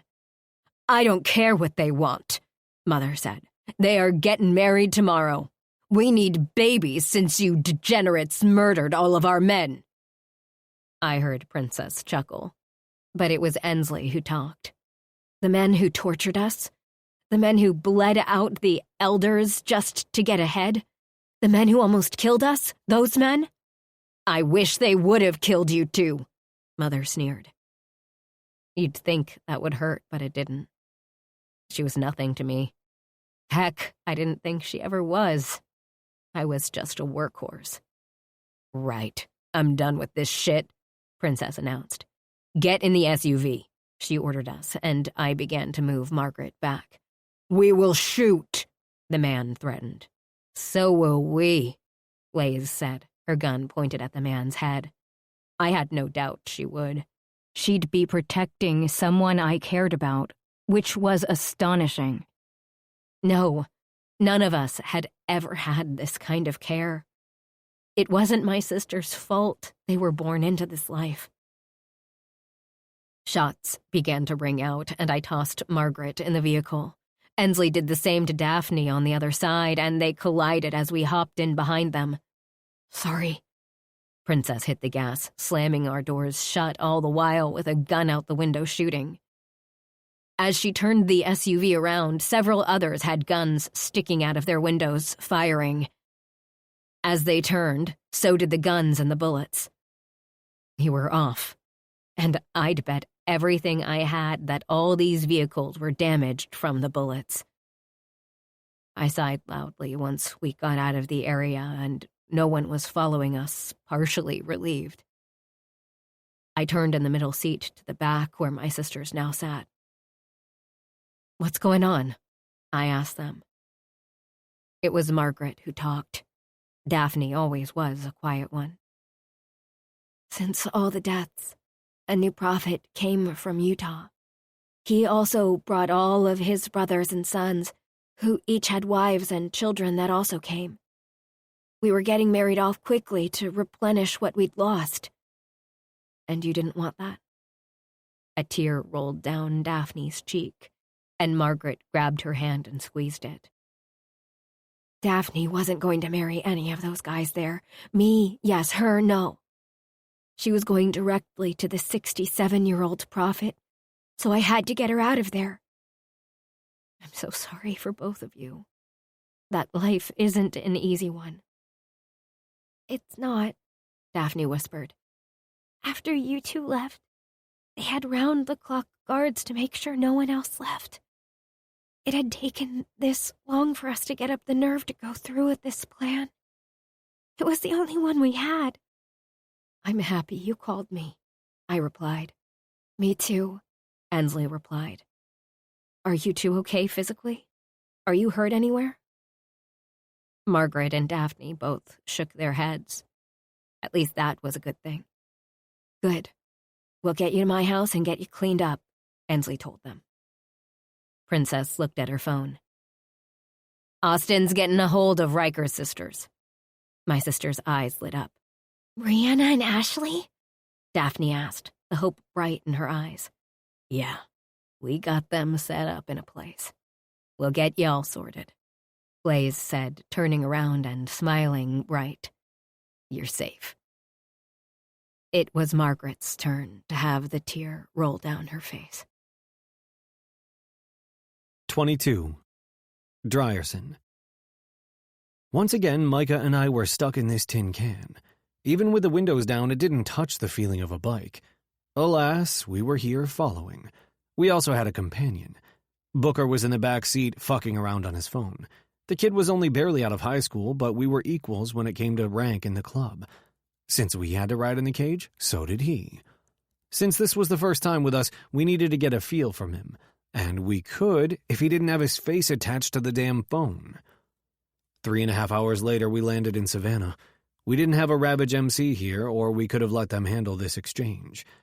Even with that, I wouldn't think Cruz would have it any other way. He was a very hands-on president. Before going to the contact, we filled up with fuel, wanting to get the hell out of there as soon as we got the guns. Cops were a no-go, which surprised me that the entire Ravage MC came, and not just a select few. "Why do you think all of Ravage is here? Wouldn't it be better to just have a few go incognito?" I asked. It was Booker who answered, surprising the shit out of me. "Raves and Ravage have history. We'll bring ours, they'll bring theirs, and we'll all hopefully get out of there with the guns and no one's shot." "What the fuck?"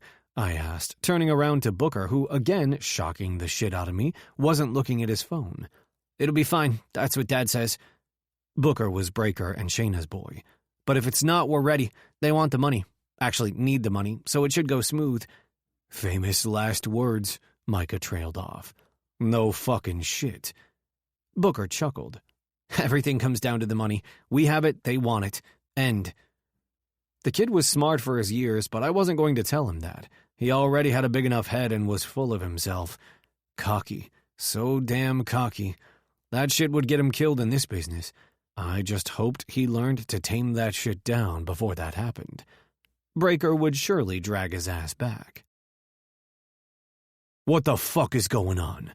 Cruz barked at the man sitting across the table from him, the man who supposedly had the guns we needed. I distantly remembered Booker saying something about this being easy. Yeah, right.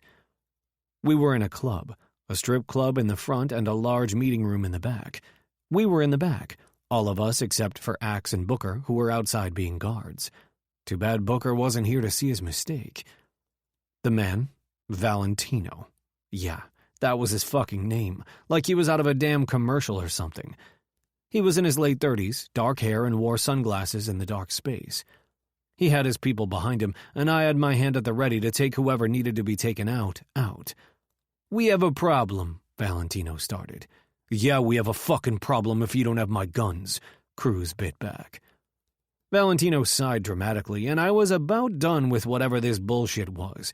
The other guys were too. Reese looked like he wanted to jump out of his skin and break each man's neck. I was with him on that one. It was quite easy to do.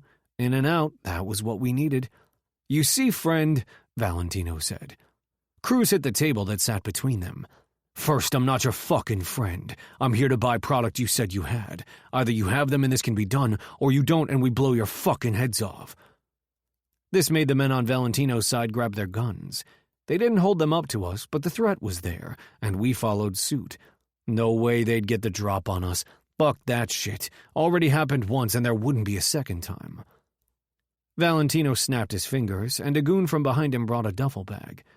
He opened it, and Valentino pushed it to Cruz. Cruz looked inside. "There's only 3 guns in there." It was smart he didn't touch them yet. No fingerprints in case this went south, where it was rapidly heading to. Our shipment was light, but we have another in 3 days' time. The man didn't have an accent, but who says 3 days' time? Wouldn't it just be 3 days? Sometimes the stupidest shit rolled through my head. "That's not now," Cruz pointed out the obvious. "I'll deduct the payment for those 2 and give them to you when they come in." Right, and we were supposed to believe that shit, the word of a man who had already broken his word. Shit didn't work that way in this world. Once your word was broken, there were no second chances. I knew that. The men around me knew that. Cruz knew that too. I clutched my gun tighter. This wasn't going to be pretty by the time we left. "Yeah, you go ahead and do that," Cruz said, surprising me. "Then we have a deal." Valentino smiled like a man who knew something we didn't. Something wasn't right here. "When will they be here?" Cruz asked. "In 3 days' time they will be here. Now the money," the asshole said, steepling his fingers. Yeah, he really thought this was going his way. At this point, so did I. What the fuck? "What time?" Cruz asked, instead of answering about the money. "Come on the 4th day anytime and get them." Anytime? Seriously? This guy just gave way too much away with that comment. "Anytime, so 5 a.m.? GT questioned, sitting next to Cruz with Cooper on the opposite side. The rest of Ravage was standing behind them. "Sure, now the money." "How about I give you the money once we get the other guns?" Cruz stated firmly, the tension in the room raising to epic levels. "That wasn't the deal," Valentino argued, showing a crack in his laid-back facade. "It wasn't the deal to have 3. It was 5. You reneged," Cruz fired back. "I told you they are coming." The men around Valentino started to get twitchy. It was then I saw the little red dot appear between the eyes of Valentino. Then all hell broke loose. Shots rang through the room, with my hand up firing. There was no cover, so we moved in a way that would increase our chances of not getting shot. A moving object was less likely to get hit. "Fucking hell!" Reese roared out, jumping over the table and making it to one of the men. He beat the living hell out of him while I covered him. Reese then put a bullet between his eyes. It was so loud in this confined space 1 minute, the next it was dead silent. "Anybody hit?" "Fucker got me in the shoulder," Reese said, digging into his arm with his fingers. Blood oozed as he pulled out the bullet and put it in his pocket. Souvenir? Who the hell knew with that man? "Thigh," Cooper was next to reply. "Flesh, I'm good." Cruz was scanning all of us, looking for injuries. "Leg," Raid said as he tore off the bottom of his shirt and tied it around the wound. "I'll need stitched up." "Fuck. Anyone else?" Cruz demanded. "Doesn't look like it," GT answered him. "Get these 2 in the back of the SUV. Call Doc and have him meet you at the clubhouse." Those were my orders, and I nodded.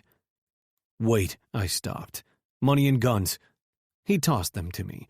I caught them with ease and started getting Raid moved to the SUV. "I'm fucking riding my bike," Reese said, so he was out.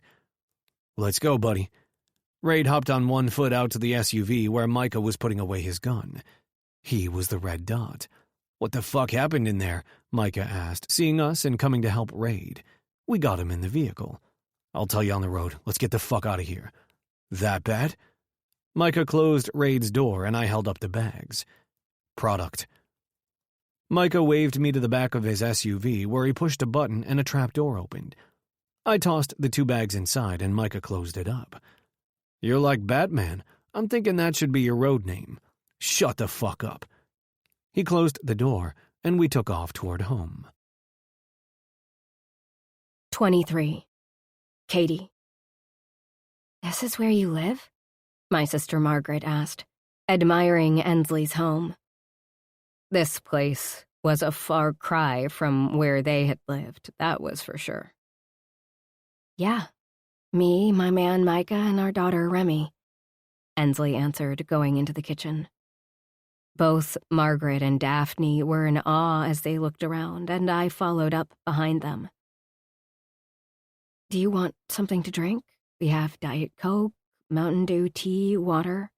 Ensley paused. "Sorry, you haven't had soda. Water or tea?" "I'm okay," Daphne replied, entering the kitchen with Margaret right on her heels.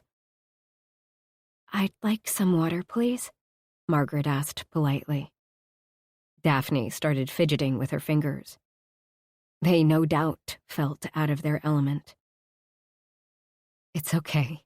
When we left, it was a huge adjustment. It takes time." I tried to comfort her. Daphne nodded while Margaret asked, "Are you married?" She directed the question at Ensley. "Not yet." "But you have to be married to live with a man. He has to be your husband." Ensley smiled. "That's the thing. Out here, you can do whatever the fuck you want." Both girls gasped. "Better get used to it. Cursing isn't a sin out in the real world," Ensley told them on a smile. "Let's go sit in the living room," I suggested. "I want to know what happened." We all made our way to the couches. Both Ensley and I were sprawled out, while Daphne and Margaret sat there with their feet on the floor and hands in their laps. I remembered those days all too well. It took them a while and asking a lot of questions, only to get single-word responses. But eventually, they started to tell the tale in detail. Ensley and I listened and nodded our heads at times. Because once they started, the words came out in a rush. Life at home wasn't good. Not like when Ensley and I were there, it was worse. I really didn't think there could be a worse, but I was wrong. "Well, I'm happy you called me." I directed that at Margaret. "I'm scared," Daphne said, her foot bouncing. "It's okay to be scared. This is a whole new world that you know nothing about. Brianna and Ashley will help you, along with us, of course. You're not alone." Their adjustment would be a difficult one. But in the end, they would be grateful they got away from that place. At least I hoped. The front door flew open and crashed into the wall. Both Ensley and I got up, grabbed our sisters, and put them behind us. Not that we had any weapons on us. We left those at the clubhouse before coming here. Filling up the door frame was one pissed-off man with shaggy blonde hair. His eyes came directly to me as he stalked my way. "What's wrong?" I asked him, hoping my sisters behind us wouldn't pass out. They'd seen aggression, but not like what Drierson was putting out. "What's wrong?" He made it to me. "You went fucking back to that place. Have you lost your damn mind?" His voice kept getting louder and louder. "Mommy," I heard Remy, but kept my focus on Drierson. He was livid. "My sister called, and I only had 10 minutes to get them," I explained. "So you drove your ass back to the place that almost destroyed you, and you got in a gunfight?" He had obviously been talking to someone. "Great. We're all good now, Dry." I took a step to him, his body rigid. I had to get them. I left them 3 years ago. I wasn't going to leave them again. He ran his hands through his hair. "I don't know if I should spank your ass or kiss you." His eyes worked rapidly. "Fuck it." Drierson pulled me into his arms and kissed me dizzy. "Ew. Boys are gross," Remy said, trying to get in the middle of Drierson and me. "Who's behinded you?" she asked as Drierson pulled back. Turning, my sisters looked horrified. Like we were all mental. These are Mommy and my sisters. This is Margaret. I pointed to her and she smiled. And this is Daphne. Hey there, little one, Daphne cooed. She knew children. Mother wouldn't have it any other way. Hi's. Why is you dressed like that? Remy asked. Ensley and I didn't talk much about growing up to Remy. Those were just some really bad memories, and we didn't want Remy to have those too. There were times when we thought about telling her little pieces of our past, but never did. Remy had no idea the situation there, and she was 3. How much would she really get? Heck, for anyone, it was difficult to understand. Remy had no idea how we grew up. But she wasn't my child, and so I turned to Ensley. Her eyes widened, silently telling me, "What am I supposed to do?" I shrugged my shoulders. Ensley closed her eyes and bent down to Remy's level. People dress different ways all the time. Some people only wear skirts while others wear pants. Some wear suits while others jeans and leather. They are just clothes. Okay. Remy's head tilted like she was thinking really hard. Then she said it. Sisters? I watched as Ensley shut her eyes, and Micah came up behind her, just letting her know he was there. It was sweet. I loved that for her. Katie and I have brothers and sisters, but we don't get to see them. Luckily, Margaret and Daphne were able to make the trip here to meet all of us. Ensley was doing a good job. Are you staying? Remy asked the woman. Margaret answered. Not here, but we will be around to see you. This made my heart swell, and I had no doubt Ensley was feeling it too. Okay. Wanna play twirls? Ensley and I looked at each other and burst out laughing. Remy didn't give them a second to answer. She went in between them and grabbed both of their hands. Come on! And she marched all the way to her bedroom. Can't wait to see their reaction when she puts on the troll's costume, Ensley said, standing up and putting her arms around Micah. I turned to Drierson. His anger had lessened a bit, but nowhere near put out. I'm okay. I reached up and cupped the sides of his face. His eyes closed and his head tilted into my touch. I won't lose you again, Katie. I can't do it, he told me, and I wrapped my arms around him, face going into his neck and his arms coming around me tightly and hugging me back. It went okay, Dry. I'm here. You're here. Please, for the love of God, tell me that you and the old ladies aren't going to form a team and be Power Rangers or some shit, Micah said next to us. Both Drierson and I turned their way.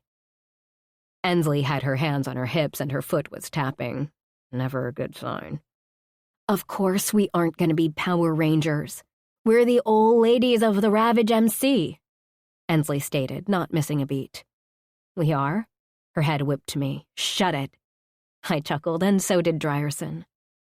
Some of the tension in the room dissipated, and I had no doubt this conversation with Drierson was far from over. It felt so good to be able to hold him and kiss him whenever I wanted. The strain on my body holding me back was a lot because now I was more relaxed. I loved this man with everything inside of me. Maybe this could be my happily ever after with him. 24. Katie. Is it weird that we're here again in this room? I asked Drierson, peeking up at him from where my head rested on his chest. We were back in the clubhouse, in the room where we'd first made love. Or had sex, whatever it was that first time. Who was I kidding? I kept telling myself it was just sex. But in actuality, it was love from that very first time. It's like coming home again. Something tightened in my chest. You know, I never really had a home until Ensley, Remy, and I moved into the apartment. He squeezed me as I continued. I still call the place I grew up home because I don't really have another word for it. But that place was never a home. A home is happiness, laughter, teasing, playing trolls, going for a walk in the sun. It's having the people you love around you, and those people have no ulterior motive. The people you surround yourself with become the family you always wanted.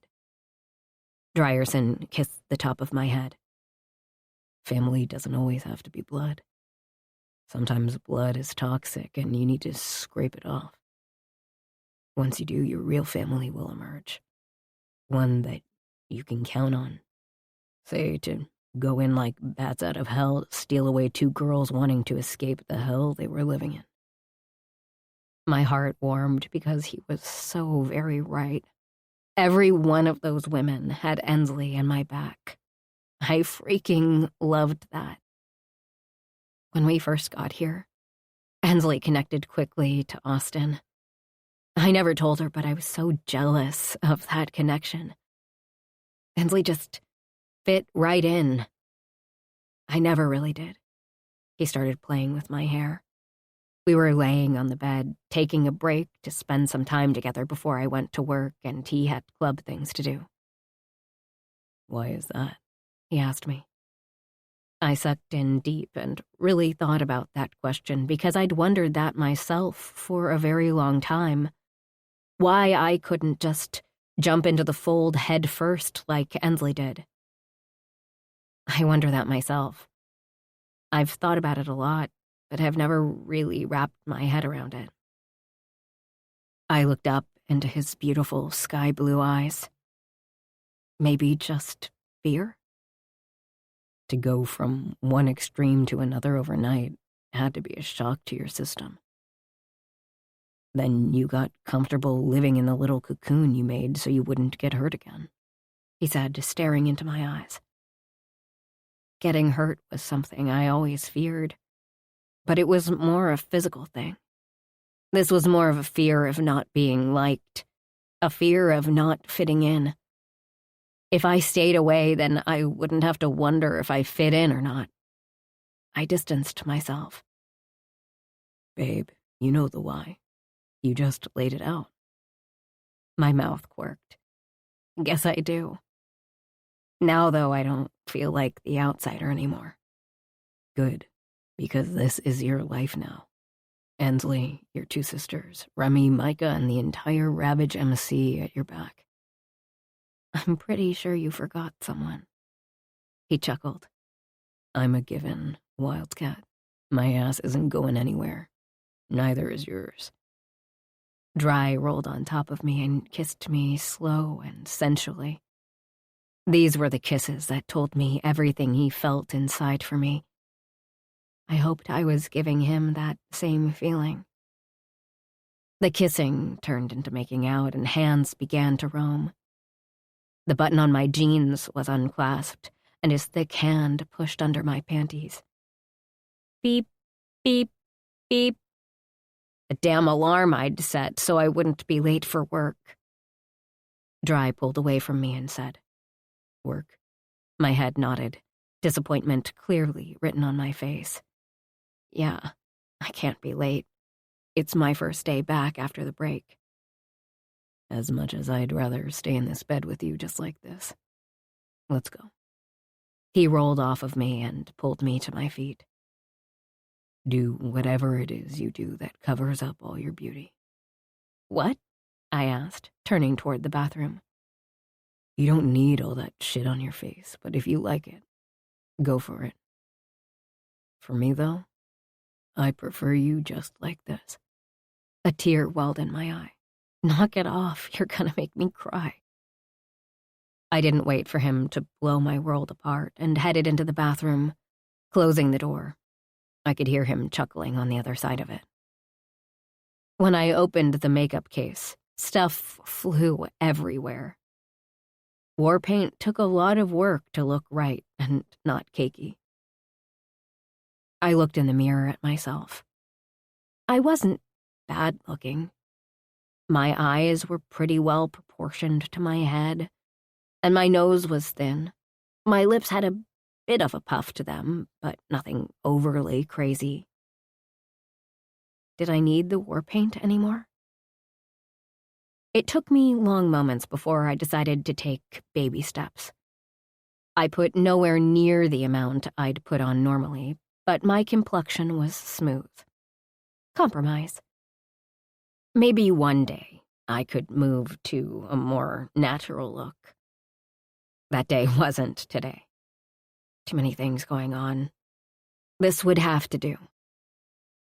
I tossed on my black spandex jeans that had a few tears on the knees, white shirt, and headed out the door. I've just got to grab a few things, I told Dry as I went to look for my purse and apron. I turned abruptly and ran right into Dryerson. What the? You are the most beautiful woman I've ever seen in my life. Thank you for letting me call you mine. Tears rolling down my face. But I griped. You're gonna ruin my mascara. He chuckled. I loved that sound. Nah, that stuff won't budge. I elbowed him playfully. Come on, I can't be late. Dryerson was taking me to work on the back of his bike, and I had to admit I was excited. Twice before he had taken me on rides, and I loved every second of it. The way the engine rumbled and vibrated was a euphoria all on its own.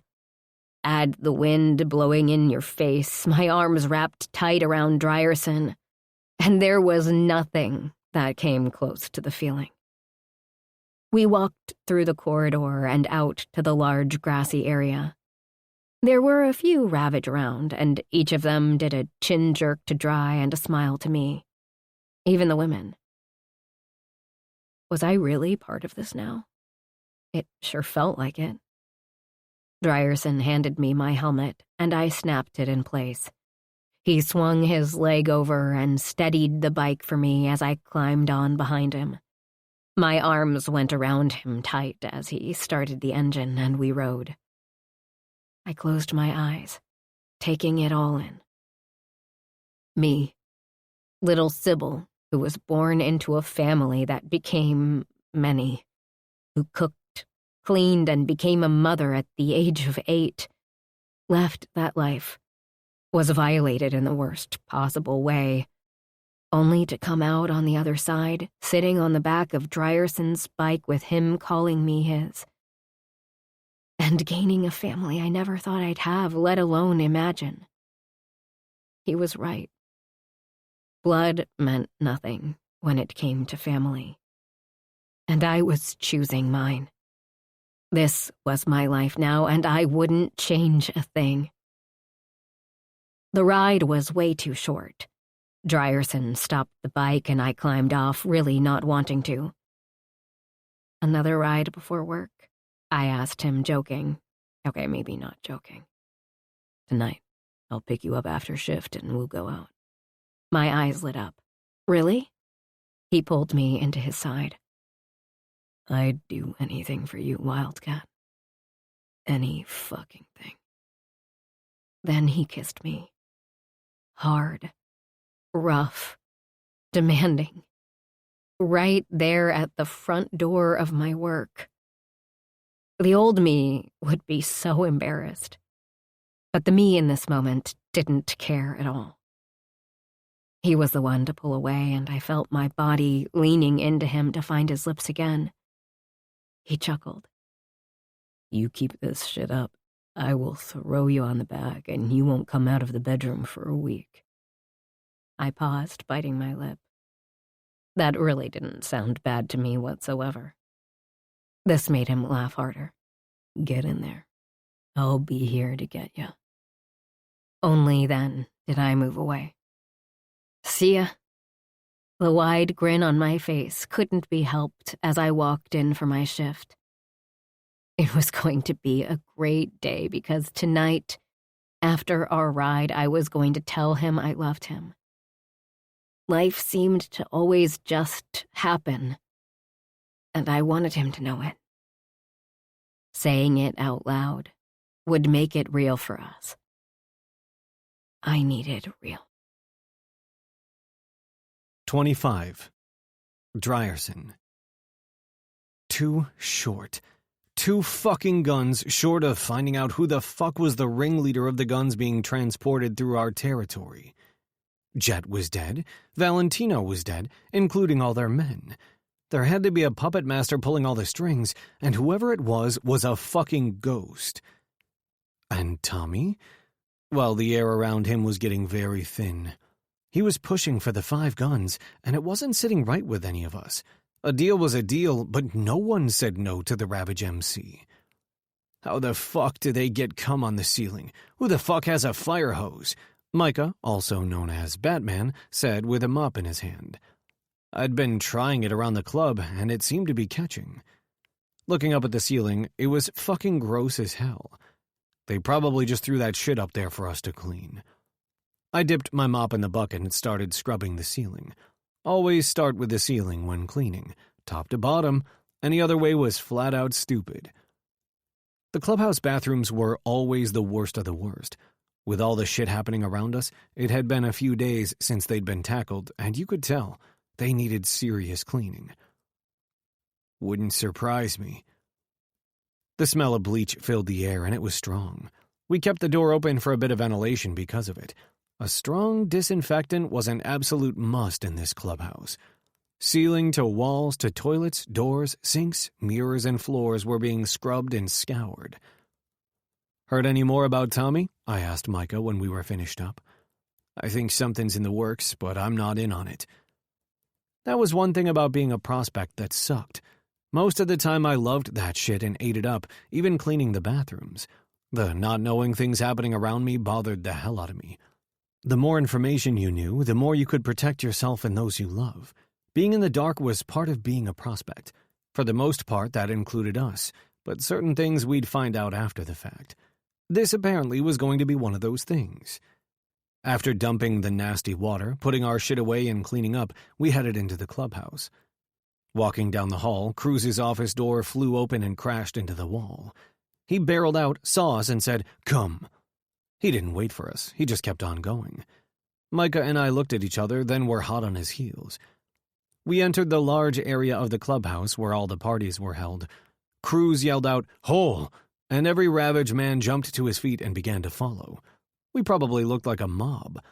The seas parted as we began our track through the grass and out to the back of Banner Automotive. Years ago, the hole was a small cavity underneath the Earth's surface that Ravage would take people who did them wrong. A few years back, Knox had to dig the place deeper and wider. Now it was a wide space big enough for all of Ravage, so just the ones that were here would fit fine. We followed Cruz down the steps as he swung the metal door open. Reese was standing there, knife out, cleaning underneath his nails. Deke was next to him, leaning against the wall, his arms crossed over his chest.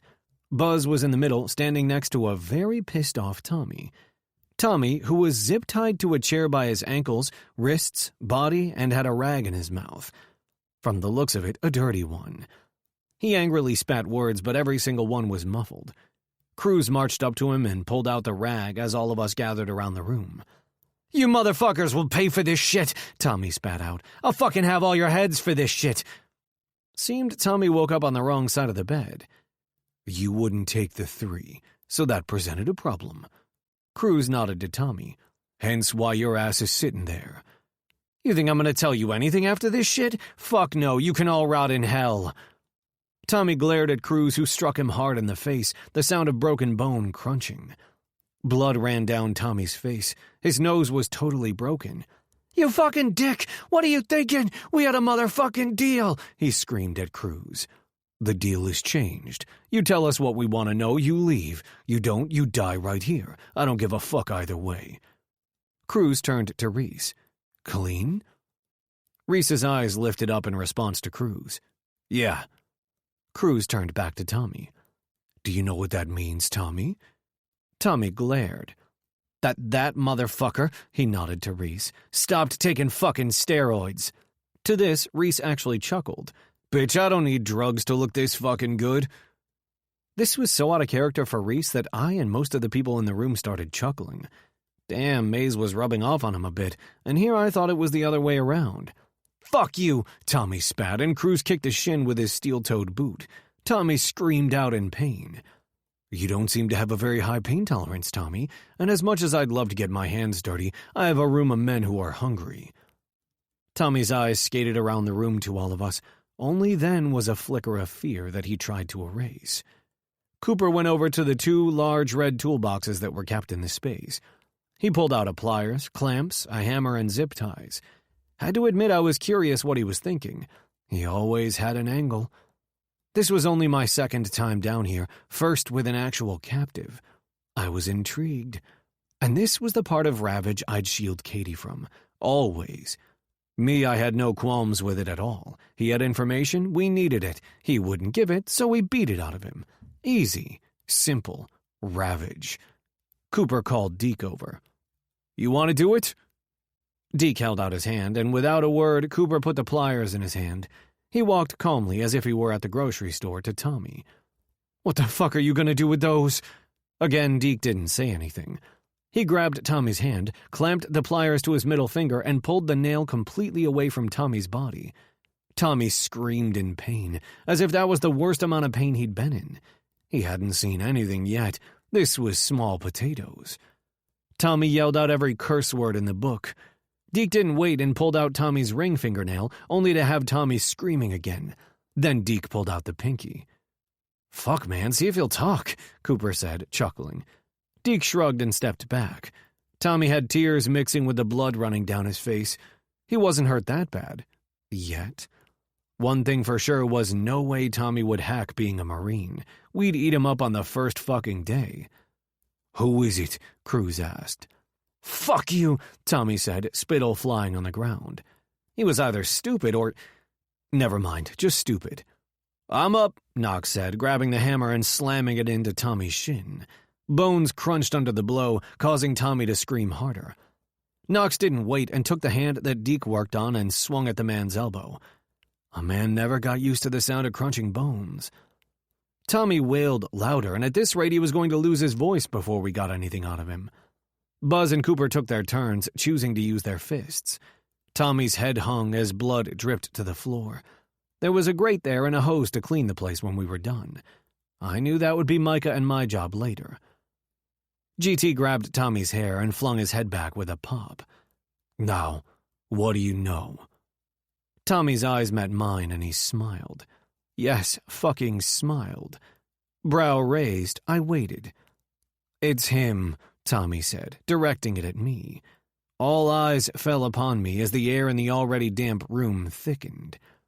The men I wanted to call brothers all looked at me with spite and anger. What the fuck was going on? 26. Katie. I was beyond exhausted. Work was killer. After missing a couple of days, it was like my body reverted into laying on the couch mode.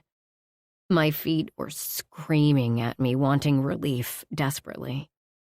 Both my sisters had moved in the other side of the duplex where Brianna and Ashley lived. They were having a tough time adjusting, but I made a conscious effort to go over there at some point during the day. Thank goodness I already went today before work because I wouldn't have made it. Grabbing all of my things out of the break room, I said my goodbyes. I'd already counted the money and handed it off to Doreen, another cashier. Dryerson was picking me up tonight. Thank God for small miracles. I didn't think I'd be the best driver right now. "Hey, wait," Danny said, and I heaved out a deep breath. He just had to be working my shift today. A double whammy. No, thank you. I was seriously over this. I would be talking to Ms. Brashers tomorrow. Either he'd leave or I would be going to look for another job. I didn't feel comfortable around him. Just like now, this ghost of a chill ran up my spine. I stopped. I really needed to get over this manner thing that had been etched into my brain since I was born. "What?" It was really good working with you today. Since for me it was not, I just nodded and gave a small smile. I made to move around him to get outside. Dryerson was probably at the front door waiting for me. Danny stepped in my path. Why are you in such a hurry? I'm on break. Good for you. I'm tired and want to go home. I snapped back, surprising myself. Maybe I was getting back to my old self. You don't have to be such a bitch, Danny snarled. Look, I'm late. I have to go. I turned away and swore I heard, Don't worry, I'll see you soon. Shaking it off, I made my way outside. Micah's SUV sat there, which was strange. Dryerson said he was picking me up for a ride. Even tired as all get out, I wanted that ride. Opening the passenger side door, I hopped up, sitting my bottom in the seat, and greeted. Hey. Hey, Wildcat, he replied back as I closed the door and buckled up. I loved it when he called me that. I reached over and clicked my seatbelt on. Why do you have Micah's SUV? Thought you were riding. He kept his eyes on the road, but answered, Had business to attend to. Okay, Mr. Vague. But that was part of this life, so I sucked in a deep breath, then put my head back on the seat. Today was killer. You'd think it was the day before Thanksgiving or something. My line never stopped all day. He didn't respond, so I kept going. Danny met me before I left. I wasn't going to tell you, but I thought I should. He's not taking your warnings well. Who's Danny? He asked. And my head turned to him as confusion swam in my brain.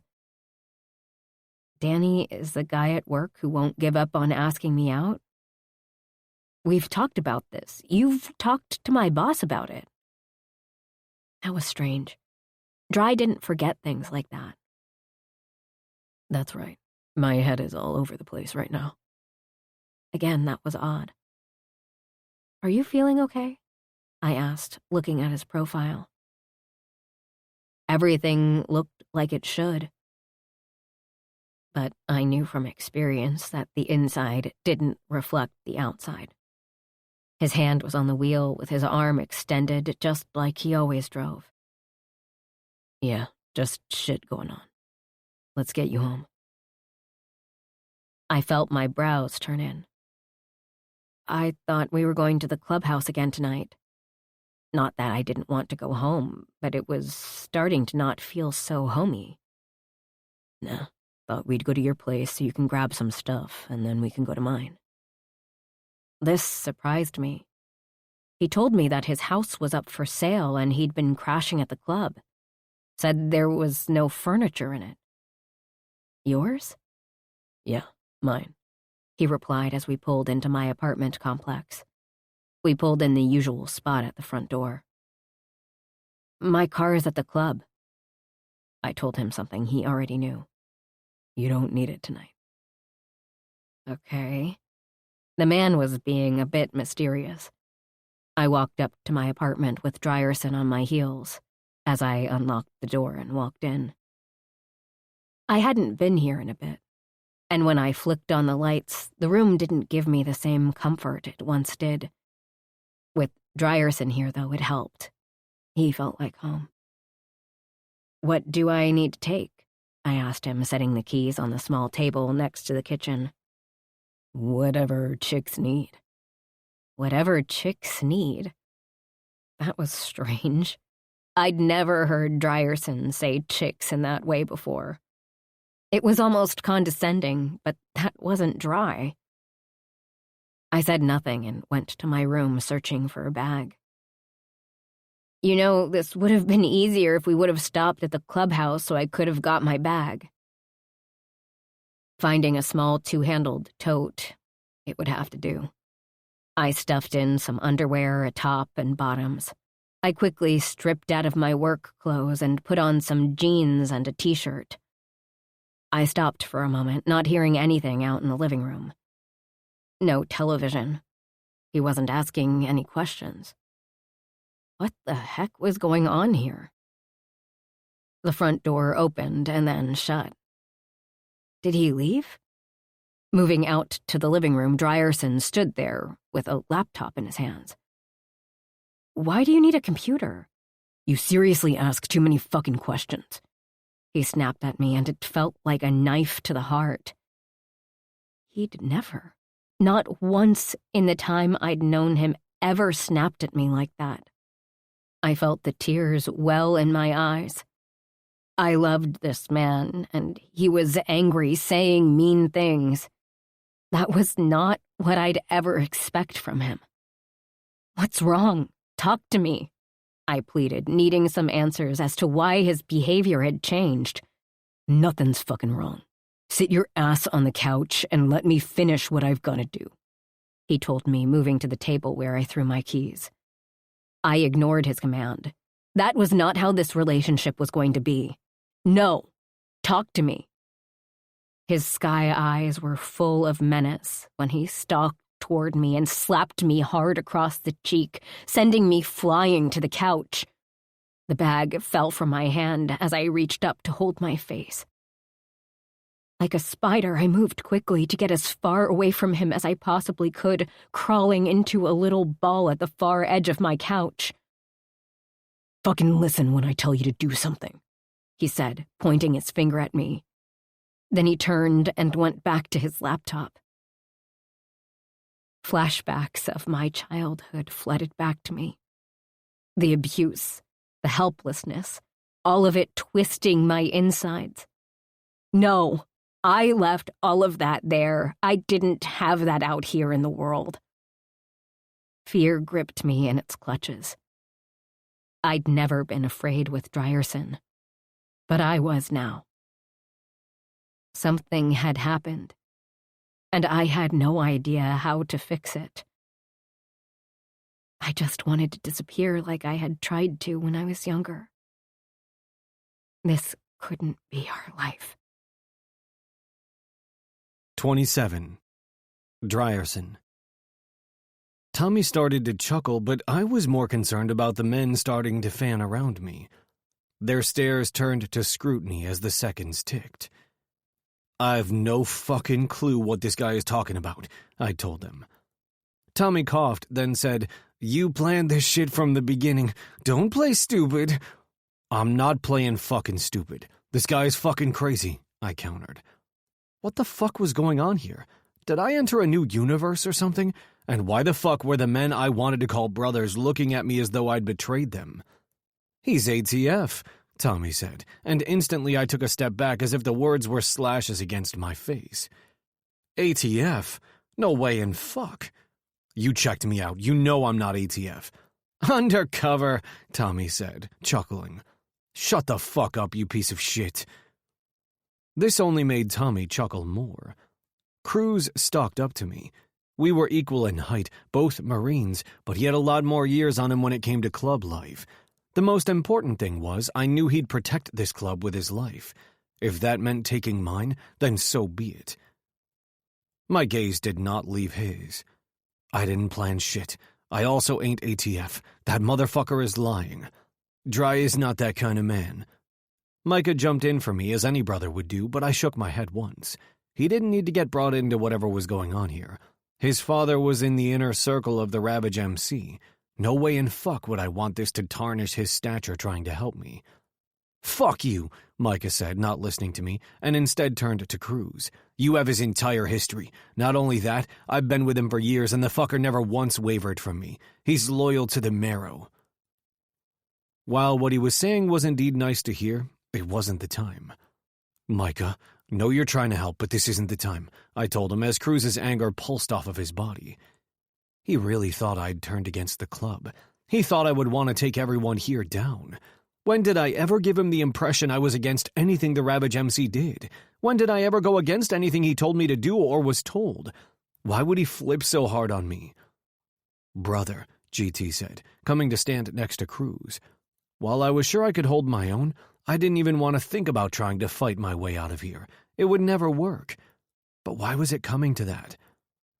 Cruz didn't respond, so GT continued, What do you want to do with him? Him. He used the damn word like it tasted sour coming from his mouth. What the fuck is going on here? I asked the room at large. I haven't done shit for you to think I'd ever go against any of you. Not only that, I've been loyal since the day I came here. Fuck no, I'm not ATF. If I was, why the fuck would I almost get blown up in a building? Why would I have killed flat out with no questions asked? Tommy is fucking lying. Anger started to bubble over inside of me. These men whom I respected, that I wanted to be a part of, thought I'd betrayed them. And from Cruz's lack of words, he thought so too. Go ahead and kill him, Tommy said from the chair, his head up and more alert now. He's a traitor. I'm not a fucking traitor, you piece of shit. I pointed my finger his way. I'll fucking kill you for this if these guys don't do it before me. Tommy started chuckling again. You'll be dead before me. As much as I didn't want to believe him, Reese came to flank the other side of Cruz. 3 badasses right in front of me. This was going to be bad. But I'd take whatever they dished out. Whether I'd walk out of here or not was another story altogether. To the right, I heard Tug's voice. My son believes in this man. Yeah, well, your son's judgment hasn't always been the greatest, Jax threw in. There was an entire history between Micah, Jax, and his now woman, Emery. Lots of twists and turns down that road. Jax did not like Micah and let it be known to anyone who listened. You know I'm not that man anymore, Micah said to Jax. Right, Jax replied. This isn't between Jax and Micah right now, so knock it the fuck off, GT growled, and the two stopped the bickering. GT's gaze came to mine. You a fucking agent, coming in here to fuck us over? No, sir, I am not. Never would I go against this club. Never would I tell its secrets. Never would I throw anyone here under the bus. I have never, nor would I ever work for the fucking ATF.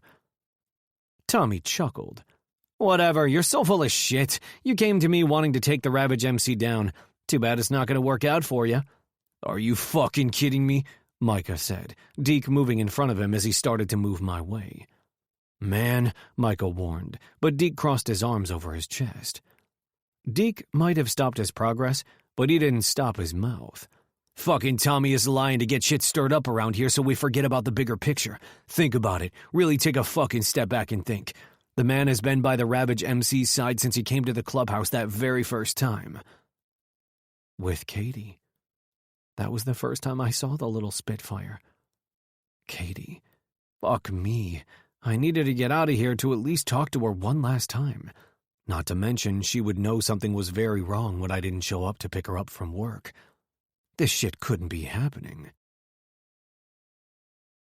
28. Katie. Come on. Drierson gripped my arm hard and pulled me off the couch to the door. You're hurting me, I told him, and his grip tightened even more. I tried pulling away, but didn't have any luck. Shut the fuck up and get to the SUV, he growled, opening the door. No one was in the corridor, but I didn't know what I would say if someone was there. Hey, my boyfriend just turned psycho and I have no clue what is going on. That about summed it up. Dry brought me around and opened the door for me, then literally lifted me in the seat before slamming the door shut. Then he hit the automatic locks, which was odd. He was literally getting in the vehicle. Why would he lock it beforehand? The beeps went off while he opened his door. Then the doors locked again. I moved my hand to the handle and pulled. It was locked. Why am I locked in here, Drierson? You're really scaring me. You should be fucking scared. And stop calling me Drierson already. Wait. What? Do you want me to call you Ben instead? My voice was not strong at all. The entire scene was breaking me in 1,000 pieces. The man I loved was doing this to me. Why? He fired up the SUV and put it in reverse, then drive, taking off. Just stop fucking talking, he ordered. Something was really wrong here. He wasn't acting anything like the man I'd fallen in love with. He wasn't patient and kind. He wasn't loving or caring. For the first time in a very long time, I sent a prayer up to God. Please help me. I don't know what's going on with Drierson, but I'm terrified. Please, help. 29. Drierson. Tell him how you set the bomb to go off in the warehouse. You know, the one the entire club was supposed to blow up in. Tommy kept running his fucking mouth, and I was losing my shit. My fist clenched. If I did nothing else tonight, it would be to remove this man's tongue. A crunch, followed by a wail of pain, came from Tommy as Knox slammed the hammer down on Tommy's foot. Unfortunately, it wasn't his mouth to shut him the fuck up. You got anything to say? GT asked me, crossing his arms over his chest. Other than that motherfucker is lying? No. GT took a small step toward me, and I braced for the impact that didn't immediately come. Tommy spat out, just like going on the roof instead of going inside the warehouse. More protection. You lying fuck, Micah clipped back. I'm the one who suggested the roof. Dry had nothing to do with that decision. It was all me. Drierson, Cruz said, his tone monotone and even, not giving away any of his feelings. My guess was he was about to deck me. I looked him dead in his eyes, letting him see down to my soul. I was no motherfucking traitor. We stood like that for long moments, and it felt as though he was deciding my fate. Would I live, or would I die? Would he allow me to see the light of day, or would this pit turn into my coffin? Only fucking regret I had was not getting to spend my life with Katie, to grow old together and have a family. But I would not waver. I would not show a single emotion. What would be, would be. What I didn't expect was for Cruz to lift his chin at me and turn around, giving me his back, or giving Tommy his full attention. Which one, I wasn't quite sure yet because GT and Reese were still at Cruz's side, glaring at me. Teeth, Cruz ordered. Both Deke and Reese turned to one another, nodding. Fuck, were they going to pull out my fucking teeth? I told the truth. There was nothing else to get out of me. Reese started coming my way, but I stood tall. Soon Cooper and GT would hold me down. I'd fight and all hell would break loose, ending with me on the ground in a pool of blood. I never took my eyes off Reese.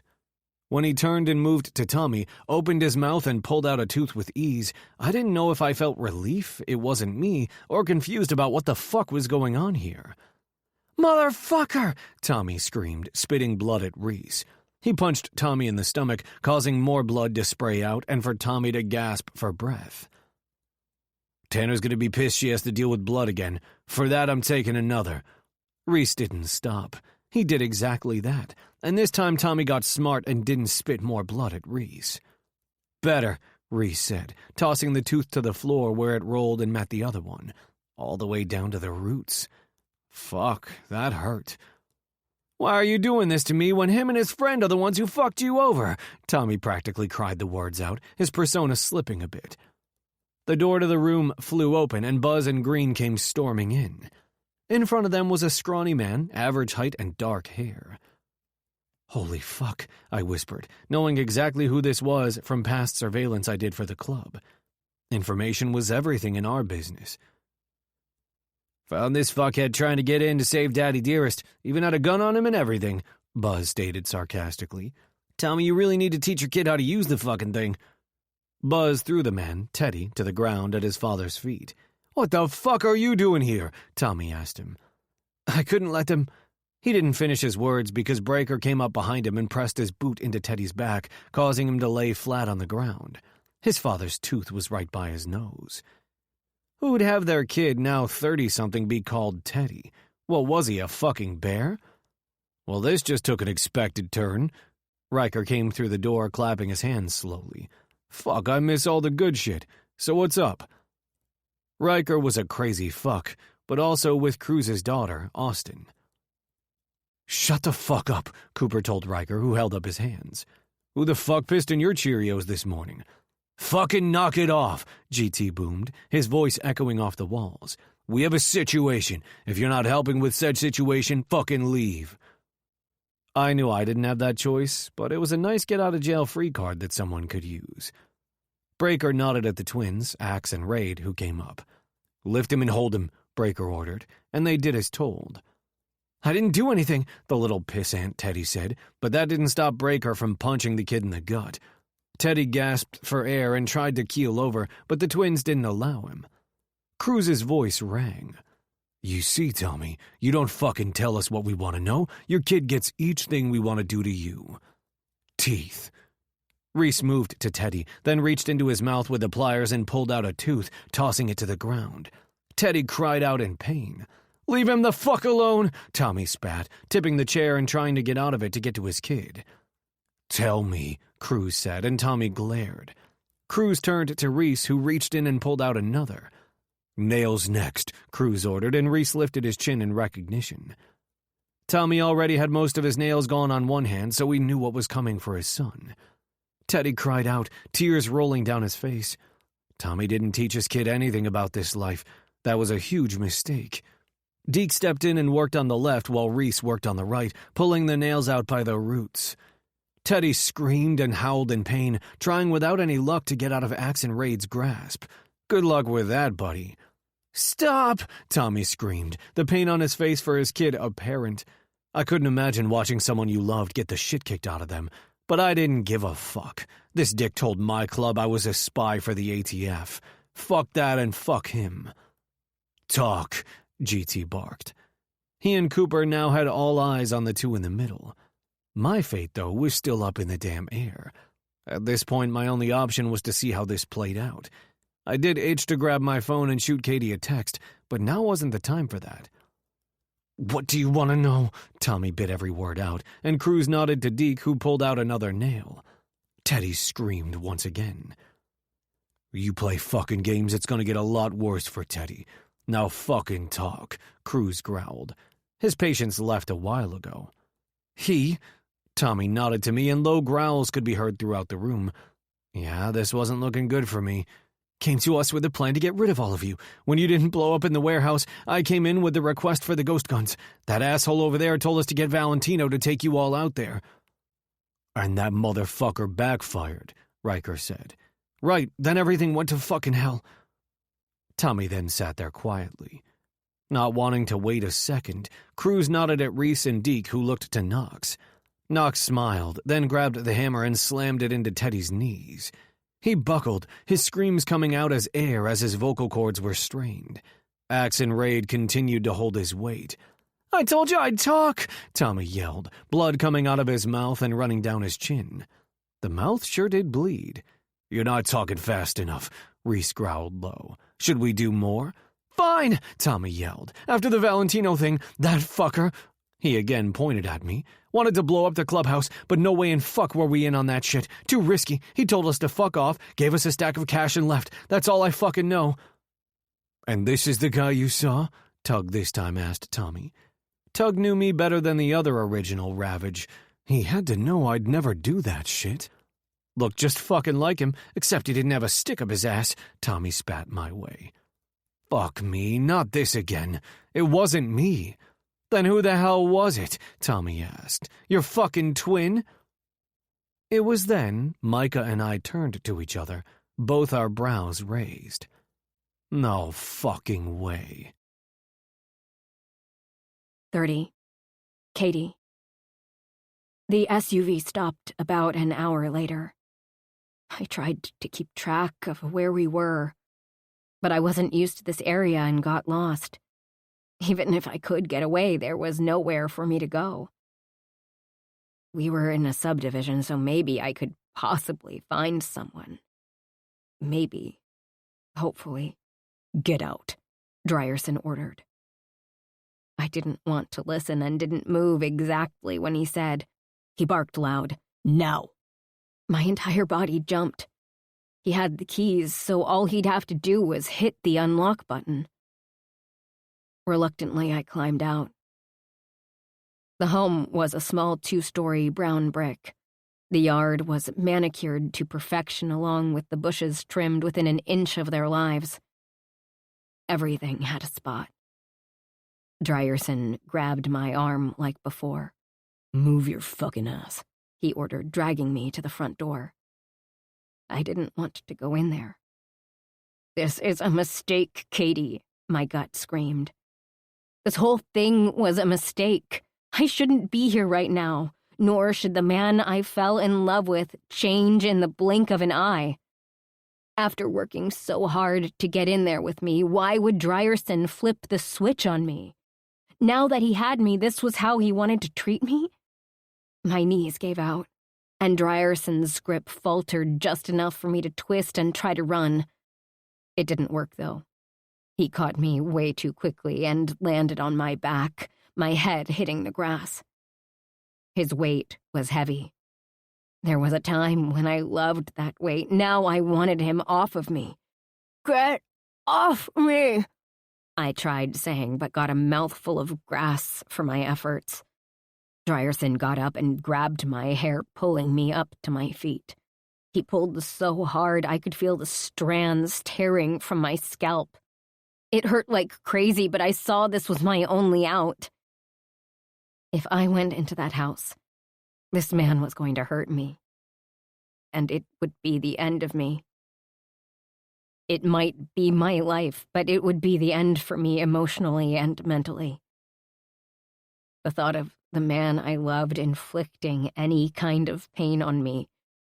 No, that wasn't happening to me. I wouldn't survive it. Please, God, if you do nothing else for me in my life, please give me the strength to get away. Please help me with your blessings.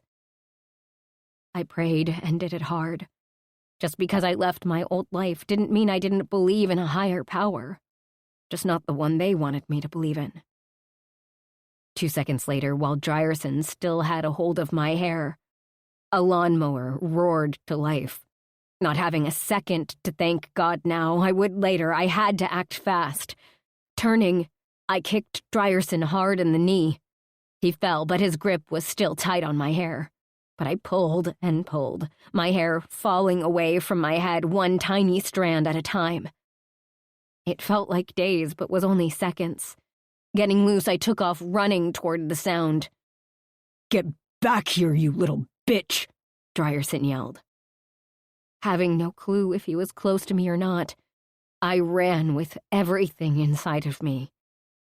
I might not have had the strength to run from home, but I did have it to run here. Seeing an older man push mowing his grass, I aimed directly for him, never skipping a beat. That was until the sounds behind me got closer. He was coming. The older man turned to look at me, and I screamed, "Help!" But I didn't stop to him. No, I went directly to the front door, opened it, went through, and locked it. Then I ran through the house, seeing an older woman at the table. She startled when she saw me. "Are the doors locked?" "Who are you?" she asked, getting up from the table. "Why are you in my house?" Instead of waiting, self-preservation kicked in. The pounding on the door started loudly. "I need a phone," I told the woman, still searching around the house for another door. Finding a walkway, I went through it, found a door, and locked it. Not that it would help me much, but it had to be something. I ran as fast as my legs would take me as the pounding on the door continued. The older woman had a phone in her hand, probably calling 911. I grabbed it, saying, "Whatever you do, do not let that man in this house," and took off down the hall, finding a master bedroom. I entered and locked the door. Then I saw the bathroom and entered it, and locked that door as well. I checked the small window, and it was locked. Without a second to spare, I didn't call 911. I called Ensley. 31. Drierson. "You're adopted." Micah told me something I already knew, but I nodded to him. "Do you think there's no way my folks wouldn't have adopted a twin brother with me?" I told him, unable to wrap my head around any of this. "But it's possible," Tug stated. "Anything's possible, but the air just left my lungs. This was so far out in left field." "Call your dad, right now," Micah ordered me, and I looked to Cruz, who lifted his chin to me. I pulled my phone out and dialed my dad. "Hey, son, how's it going?" The smile was in his tone, and as much as I wanted this to be a good call, I needed answers. "Pop, When you adopted me, was there another boy? What? I could hear the puzzlement in his statement. Another baby. You adopted me. Do you know if there was another child? A twin of mine? Silence hit the other line, and I had a lot of angry men around me who wanted answers. You're on speaker now. I changed the settings so everyone could hear what he had to say. I had nothing to hide. Son, Dad. My tone was curt, something I never gave my father, but this was fucked up, and I needed answers. Your mom made me swear never to tell you. I felt both sadness for my mother and anger all bubble up. Talk, Dad. My hand holding the phone started to turn white, and Micah took it from me. You're gonna break it before we figure this shit out. I ripped my hands through my hair, pulling it hard. There was another little one. At the time, we didn't have enough money to get him. Money? What are you talking about? They never told me they had to pay for me. Just listen, my father ordered, and I looked at the two assholes in the middle of the room. Reese and Deke had stuck rags in their mouths so they'd shut the fuck up. I was grateful for that. I'm listening. I tried really hard to breathe, but air was not filling my lungs. It felt like the walls were closing in on me. Your mom and I never had a lot of money, but your mother wanted a baby so badly and never could have one. Everything inside of me wanted to push him. Instead, I pulled my hair more. We went to several places, and they were all too much. A friend of ours put us in contact with the place we got you from. It was going to be $10,000. Back then, it was way too much for us to afford, but the lady was nice and let us do a payment thing. I felt as though I was going to puke. I was on layaway, a place where you made a payment every month? We ended up borrowing the money and were able to bring you home. There was another little guy there, Baby B, he was called. You were Baby A, Baby B was your twin. We didn't know if it was fraternal or identical because we never asked. Your mother and I wanted him so badly. Didn't want to split you two up, but we had no choice. My back hit the wall, and I fell to the floor with my head in my hands. I never knew any of this. For as open as they were about my adoption, they never once told me any of this. We couldn't do another 10,000. We scraped to get the first one, and I'm not going to tell you how we did it, so don't ask me. But bottom line, it broke our hearts leaving the little guy there and taking you home. Your mama went between smiling and crying the entire way home, and for the first year of your life. My father paused, sucked in a deep breath, and kept going. We went back when you were 18 months old.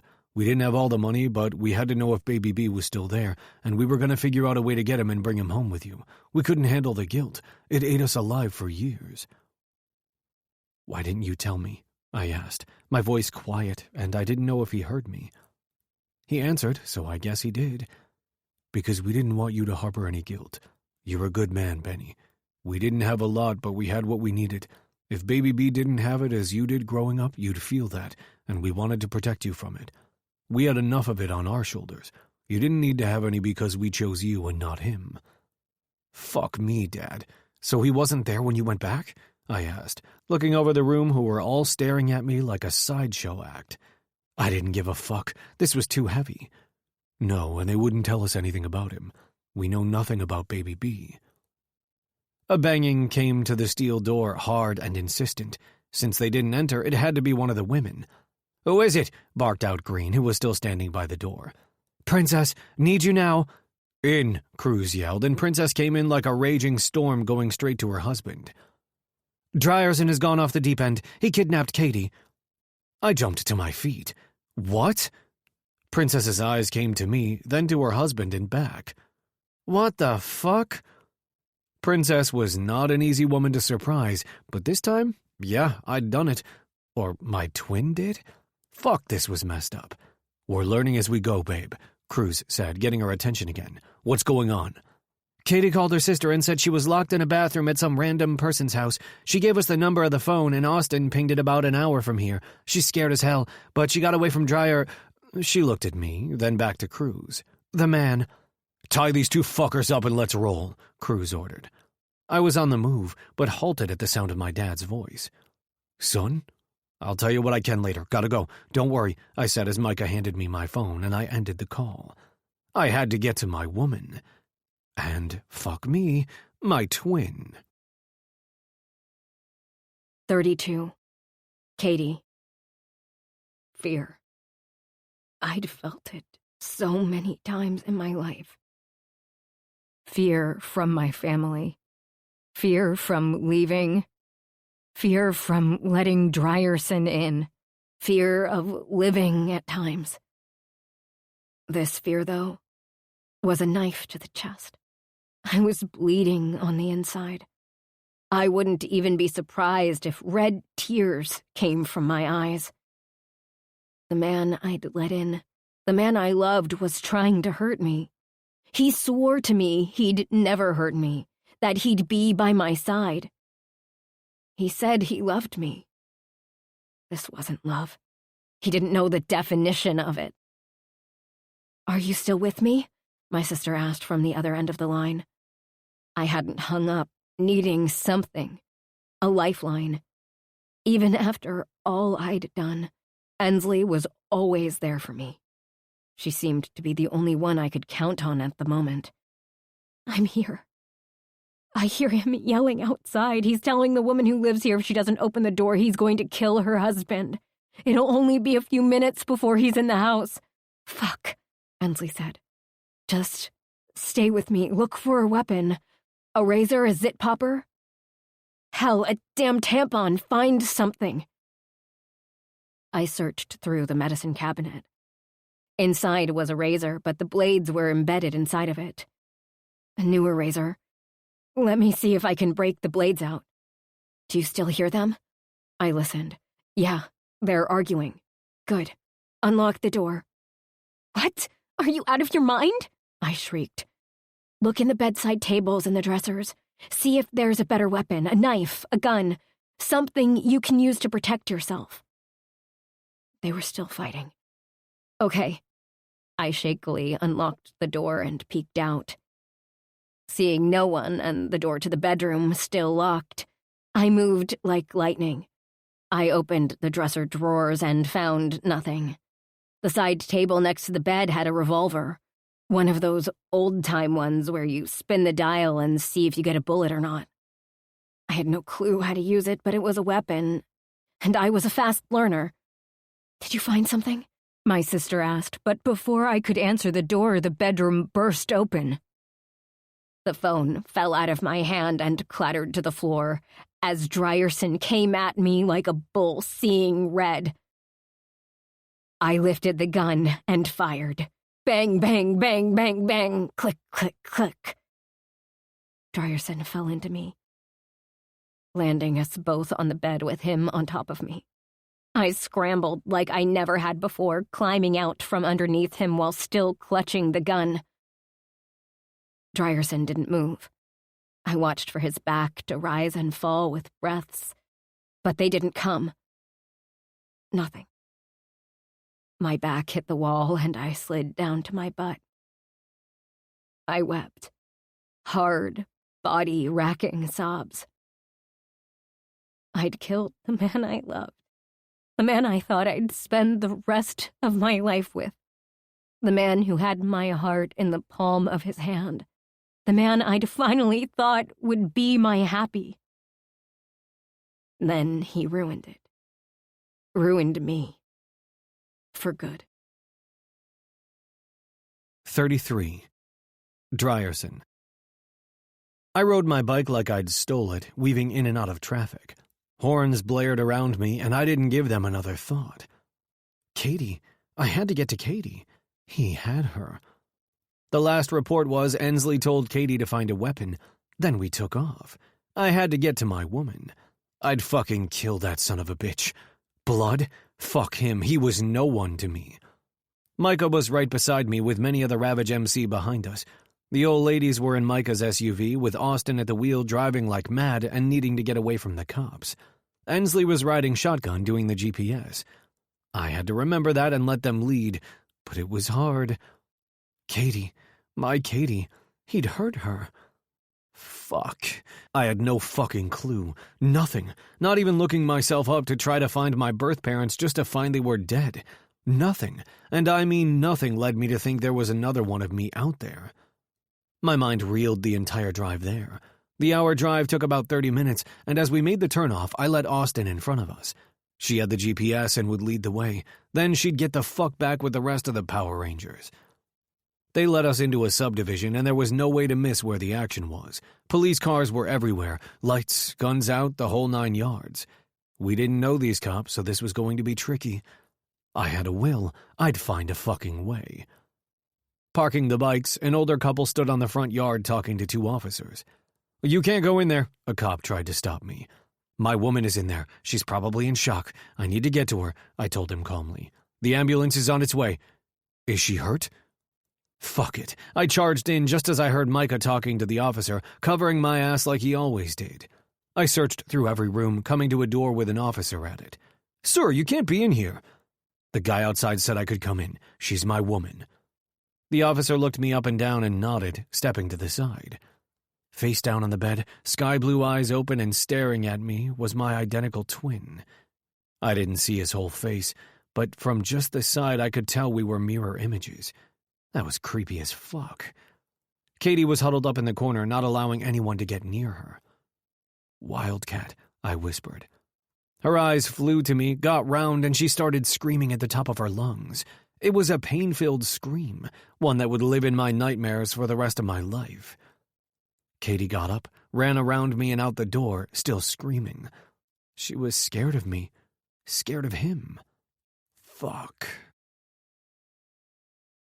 34. Katie. Ensley stood by the door, and I flew into her arms, almost knocking her down.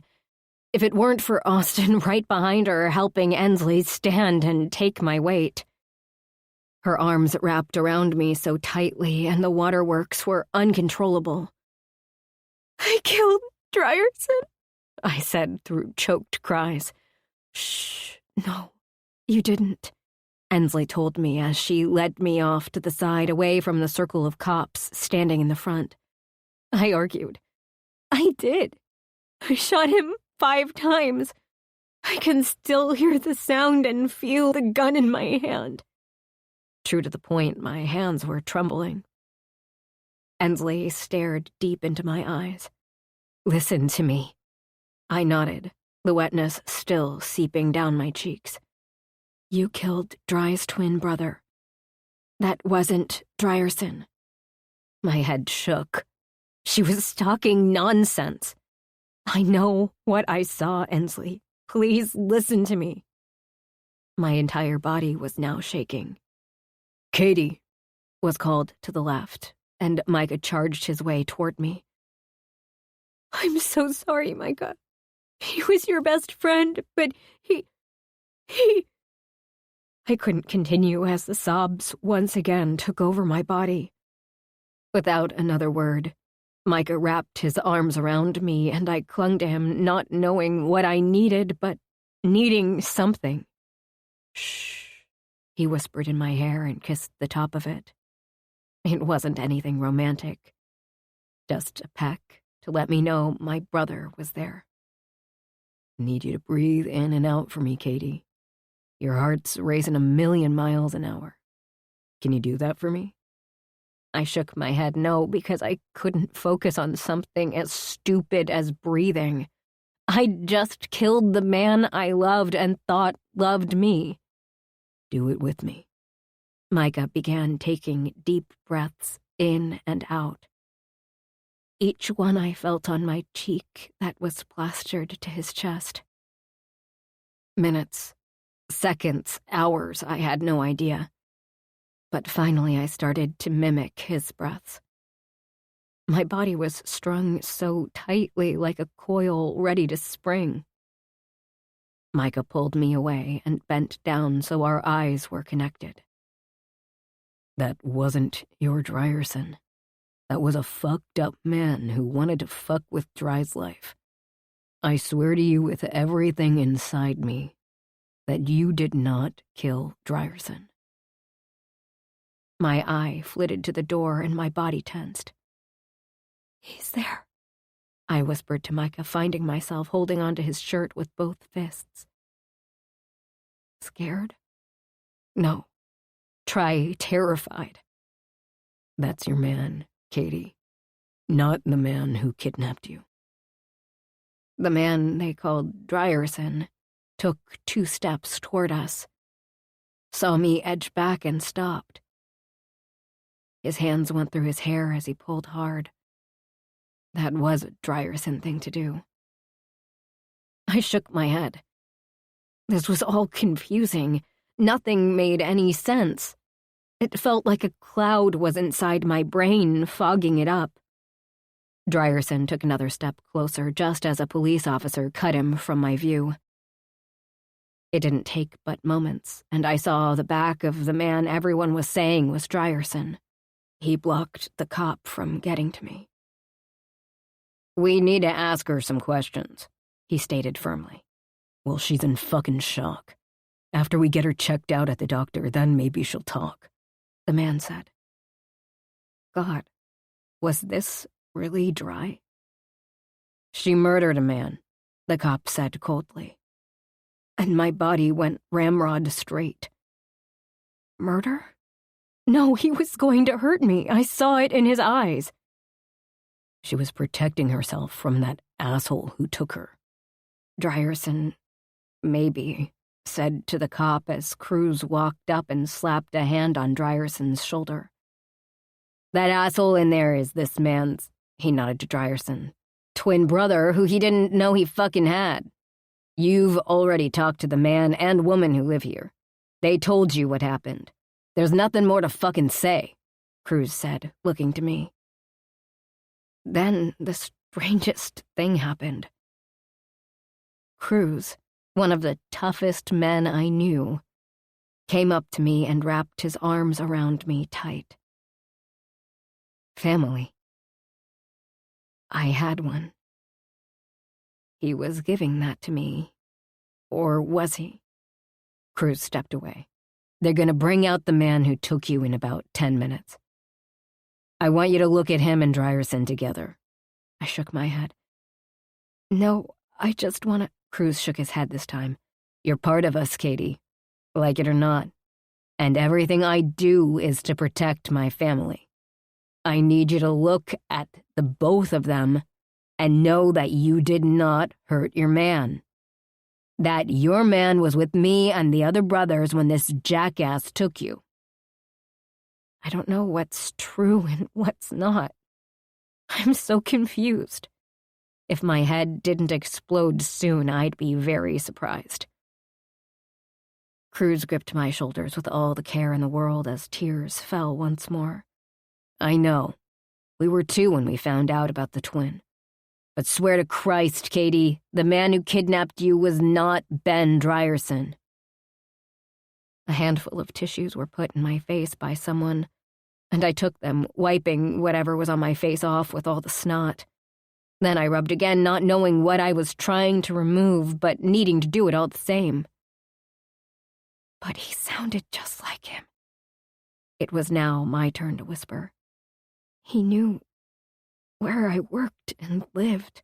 "Fuck," Cruz cursed. "Just means that fucker had been watching you." The man they told me was mine turned around and looked at me. In his eyes was a turmoil I'd never seen before. He was hurting, his heart breaking, concern was all over his face, and I swore I saw a tear in the corner of his eye. "You said you only had a sister," I said to him quietly. "I do. That fucker in there is nothing to me. I've never lied to you, Wildcat. Fucking never," he said with so much emotion in his voice that it cracked halfway through. "I'm so fucking sorry you got brought into this mess." I heard it then. Wheels and creaks. "They're bringing him out," Cruz said, putting his arm around me. Ensley was on the other side of me. "Need you to do this for me." Blowing out a deep breath, I took a few steps forward, not wanting to, but knowing I had to. There was a reason Cruz needed me to do this. I might not see that reason right now, but I trusted him. "Stop," Cruz called out, and the men looked him up and down. "Sir, we can't. We have to get him to the morgue." You'll fucking stop, Cruz's eyes flashed to the Ravage MC men, saying without words the threat, but it was palpable in the air. The two men with the gurney stopped, and Cruz walked right up to the black bag laying on the gurney. He reached up and began to unzip it. My body started to tremble, and I wanted to close my eyes and pretend I was anywhere but there. Please look here, Cruz said, holding the bag opened. I don't want to, I told him. Please, Wildcat. Need you to see that it's not me. Need you to know I'd never do that shit to you. Drierson, maybe, said from the other side of the gurney. I had no idea why, but my feet took me closer to the bag, and I looked down at the man who was a reflection of the live one next to him. So identical, down to the eyebrows and the small crease between them. How was that even possible? Twins? They looked like clones, and Dry. My Dry didn't know about it. Then there was the blood. A lot of blood that seeped through the man's shirt, and I had no idea where I'd shot him. It had to be somewhere in the torso area from how he came at me. My stomach started to roil. Dead bodies were not an everyday occurrence for me, and this one, looking so much like the man that I loved, killed me inside. Cruz touched my arm, and I jumped. Now look at your man. My eyes flew up to Drierson, who was pleading with me without saying anything. They may look alike, but that's where it ends. That man, he pointed to the body bag, was a nobody. Then he pointed at the man who lived. That one is your man. My eyes bounced back and forth between the men. One dead, one alive, both looking like the man I'd fallen in love with. My heart thundered as a headache started to build in my head. Where were you? I asked the man standing. He was supposed to be the one picking me up. Was with the brothers handling business. Every single one of these men will tell you exactly where I was the entire time. But how do I know you're you and not... My eyes flitted down to the body. Him. His face flinched like I'd struck him, and I knew it hurt. He didn't try to hide any of it, just let me see the raw emotion flowing. First time I met you, you called me Surfer Boy when I had to escort you to the clubhouse. We stayed there, got to know one another, and ended up in bed. I fucking carried you out of that hellhole and took you to safety. Played trolls for the millionth time with you and Remy. You helped me clean up my body when I was covered in dirt and cuts. I took care of you when you were sick. I paid for the pizza, and you gave me shit for it. We stayed up talking while I rubbed your feet on Micah's couch. And because I'm the one that fucking loves you. Fresh tears fell from my eyes as I remembered each and every instance he spoke about. Each one made me fall more and more in love with this man. Please, Wildcat. See me, he implored. This big, strong man was cracking inside. My eyes flitted down to the dead man, thinking about how he'd handled me. How rough he was. How he didn't treat me with the kindness that my man had treated me with. But two different men. My knees completely went out, and it caught everyone around me off guard as I crashed to the ground. Ensley was there on her knees next to me. It's okay. I swear to you, this is all true. I'd never lie to you, me of all people, you know that. My voice was low when I answered. I do believe you. Drierson was there close to me, bent to the ground. Hesitantly, he put his hand in the sweet spot on my neck between my head and shoulder. The one spot that he could always calm me. It was him. This was him.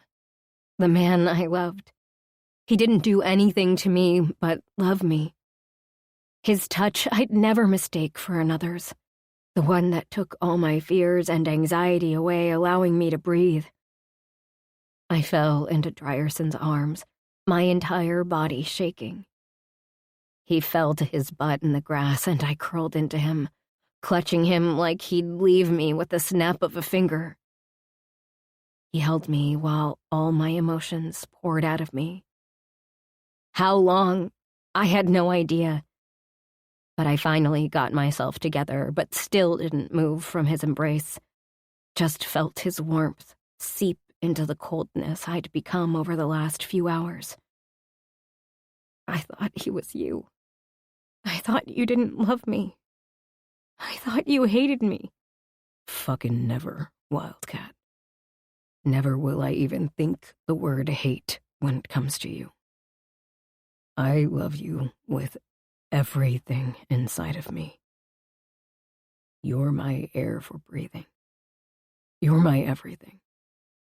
Peeking up, the gurney was gone and the officers were congregating on the other side of the lawn.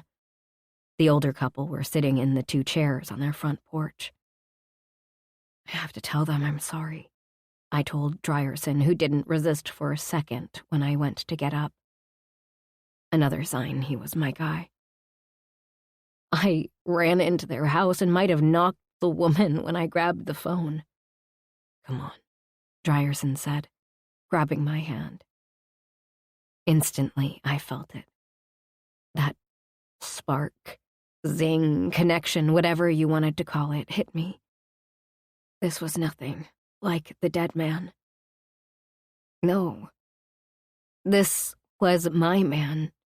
His touch was everything.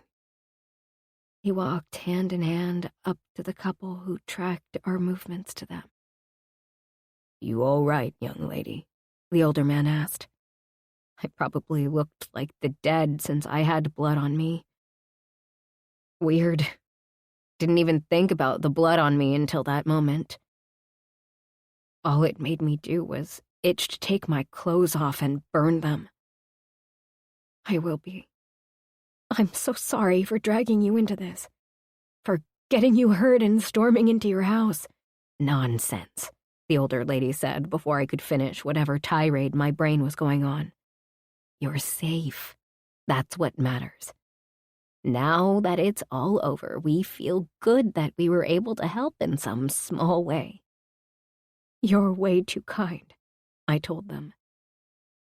I really didn't think I had another option. You didn't, the older man replied. Jeannie and I are the only ones home at this time in the neighborhood. Everyone else works. If I hadn't been mowing, you wouldn't have known to come. Yes, they were way too sweet. The older man turned his attention to Drierson, who had his arm around me as I leaned more into him. I felt exhausted. There's 2 of you? Didn't know until a couple hours ago. The older man shook his head and looked at me, a small smile on his lips. Jeannie here has been wanting one of those beds that moves up and down by remote. Now she'll get to have it, he said, completely ignoring the twin conversation. He must have been wise to know how all of this was affecting me. Will you be able to sleep there? In that room? I'm so sorry, You were protecting yourself, young lady, the older man answered. Once we get it cleaned up, it'll be just like new. You don't worry about us at all. She will worry about you, that is. Ensley came up and said, I'm her sister and know her like the back of my hand. Can I get you to write your names, address, and phone numbers down? Once Katie gets out of the shock of the day, she'll want to really sit down with you or call you.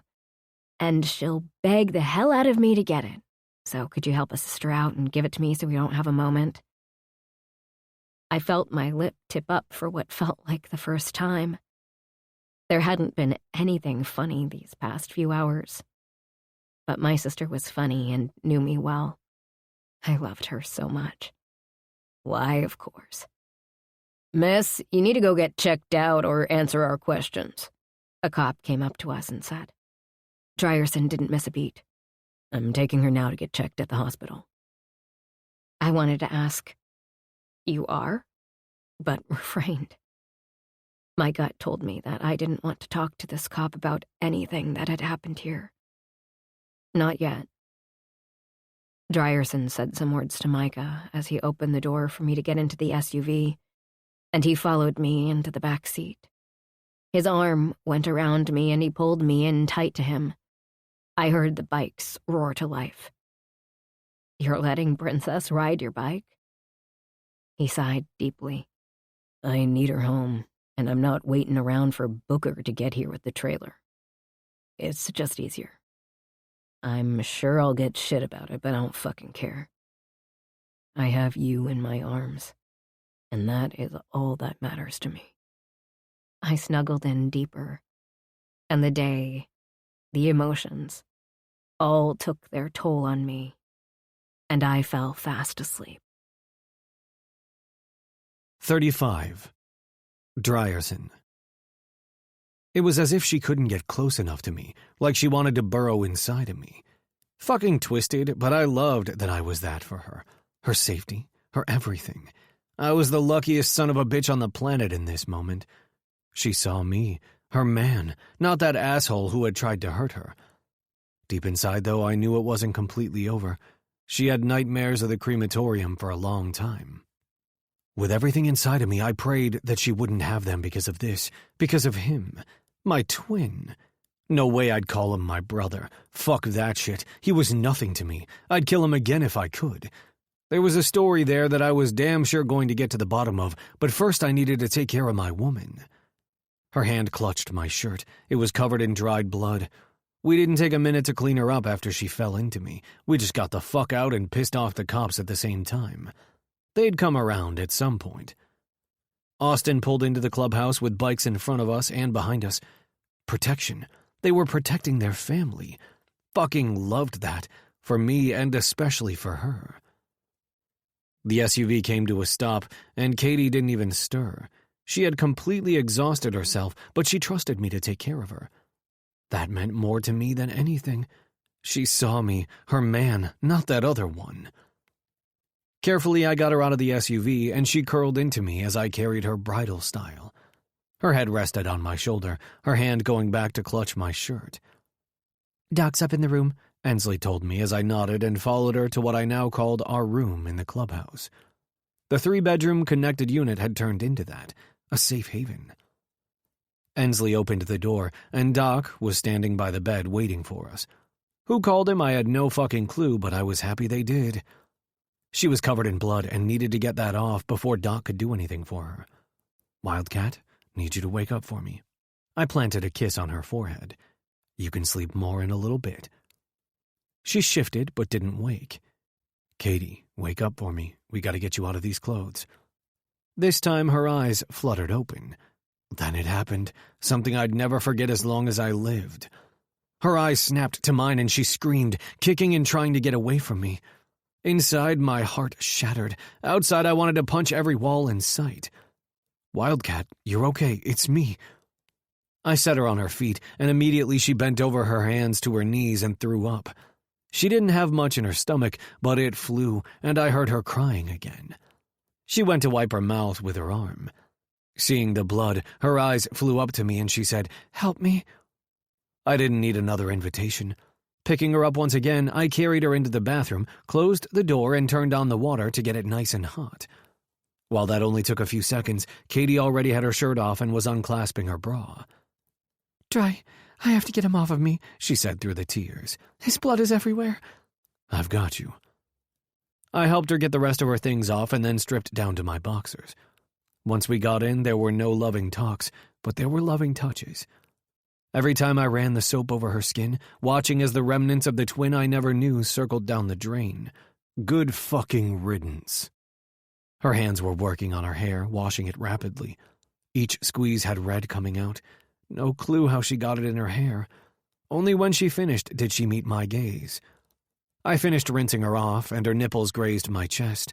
Her arms went around my body, and her cheek landed on my chest. The warmth of the shower felt good, but she felt better.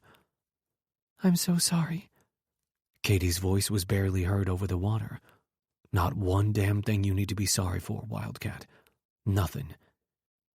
She shook her head, pulling back and looking up at me. I knew something was wrong, she confessed. When I got in the SUV with that guy, my gut was screaming at me, but I didn't listen. How would I ever think there were two of you? Did he hurt you? I asked, needing to know. Not wanting to know, but needing to. I already saw the bruises forming on her bicep and the one across her face. Just pulled me where he wanted me to go and slapped me. He just scared me. I leaned in and touched her lips briefly to mine. I want to hear every detail, but we gotta get out of here and let Doc take a look at you just to be sure. I can't do this again, Dry. I can't. I pulled her into my arms. God is my fucking witness. No one will touch a hair on your head. Ever. He locked the doors to the SUV. That was my first sign. She fell back into my arms. Please get me out of here. She didn't have to ask me twice. I had us both out and wrapped in towels. We went into our space and pulled out some clothes. I didn't take a moment for me. Instead, I went right to her as she sat on the bed and kneeled in front of her. I held her underwear up for her to easily dress and did the same with everything else, even put fluffy socks on her with her sweatpants. She would melt if we went outside, but I didn't plan on leaving this room for a while. I'm gonna grab Doc and have him come over here. Your sister will be pissed, but I don't give a fuck. A small tip of her lip loosened the rope around my heart just a touch. Please do. Really, I'm physically okay, she told me as I opened the connecting door and stuck my head out, calling for Doc. He came in right away. Hey, Katie, I'm Doc, just here to help you. Katie nodded. Got some questions for you first. Doc mostly asked questions about how she was physically handled and if he hurt her in other ways. I had to admit that one gutted me. Thank God that motherfucker didn't touch her like that. Katie did great. I thought she'd have a hard time taking her arm out of her shirt and showing it to Doc, but she surprised the shit out of me by just taking off the shirt and allowing Doc to do his thing. He's really dead, right? Katie said, staring at the door while Doc looked at her arms. I killed him. He's dead, and you protected yourself. I'm so fucking proud of you, I responded. This seemed to snap her out of wherever she was traveling in her mind. What? She asked, honestly puzzled. You fought, even thinking it was me, the man who loves you down to his soul. You fought. You came out breathing, and that's all that fucking matters here. I'm done here, Doc said, breaking the moment. Never had a problem with the man, but I wanted to punch him for the interruption. Tylenol if you need it, and you should rest, Doc ordered, going out of our door instead of going back into the main room and out of Micah's place. Do you need Tylenol? I asked her as she put her shirt back on. Her head nodded. Yeah, I have a headache from hell. Gotcha. I went back into our attached bathroom and rummaged through the medicine cabinet, finding a small bottle. I came out and shook 2 pills in her hand, then went to the small fridge and grabbed a bottle of water. She took it readily, then continued to guzzle down the water until the plastic started making that crunching noise no one liked. To me, she could make all the damn noise she wanted to. Guess I was thirsty. She handed me the empty bottle. Do you want more? Not now. I really want to lay down. She didn't wait for me to say anything, just pushed herself up into the bed and under the covers. I stared at her, not knowing if I should get in with her or if she wanted me far away from her. Fuck, I was a man and wasn't insecure about much, but my wildcat, I'd do anything for her. She patted the spot next to her and I climbed in. Somewhere between the bathroom and now, I'd changed into a pair of running shorts. Not asking, I pulled her into my arms and held her tight. She burrowed into me and I kissed the top of her head. She didn't say a word, but I felt the evenness of her breaths. Thinking she was asleep, I stared at the ceiling just as she said, I really thought it was you. Understand that. Saw the man once and it was like looking in a fucking mirror. You really had no clue you had a brother? She asked me. Told you everything I knew at the time. I was adopted and I have a sister. Earlier today I found out I had a twin brother who wasn't adopted by my parents because they didn't have the money. Dad only told me because I questioned him. I think he would have gone to his grave never telling me if he didn't have to. That's sad. Your twin? Don't go feeling sorry for the asshole. Don't know him, but what I do know is he could have taken you away from me, and for that I'm glad he's dead." Her hand came up to land on my chest. "I thought it was strange that you came to pick me up in Micah's SUV because we were going to go riding. But me, thinking it was you, got in. Then he child-locked the doors." She was opening up without me asking, and I fucking loved that. I listened as she told me about the time at her apartment and when they were driving. I felt my gut clench when she told me she had to fight off the twin to get away. "When I was in the bathroom, my entire body was shaking. Ensley told me I had to go out and find a weapon. I knew she was right, but fear was gripping me. I didn't want to leave that small space. It had a crap lock on it, but crap lock is better than no lock." Her head tipped up and she rested her chin on her hand, looking up at me. "I knew it was a revolver from the television shows I'd watched. I'd never fired a gun before, but he broke the door down and came right at me. I had no choice but to shoot. Even when the bullets were gone, I kept pulling the trigger, hearing the clicking sound." She full out shivered, laying her head back down on my chest. It took her a while to start up again, and I gave her that time. "He was coming so fast that his body pinned me to the bed. The weight was all wrong. I scrambled out from under him, but I thought he was you. I had a breakdown right there in the room, thinking I'd killed the love of my life." "I'm right here, Wildcat. Not going anywhere." She breathed in deep. "I killed a man. I'm a murderer."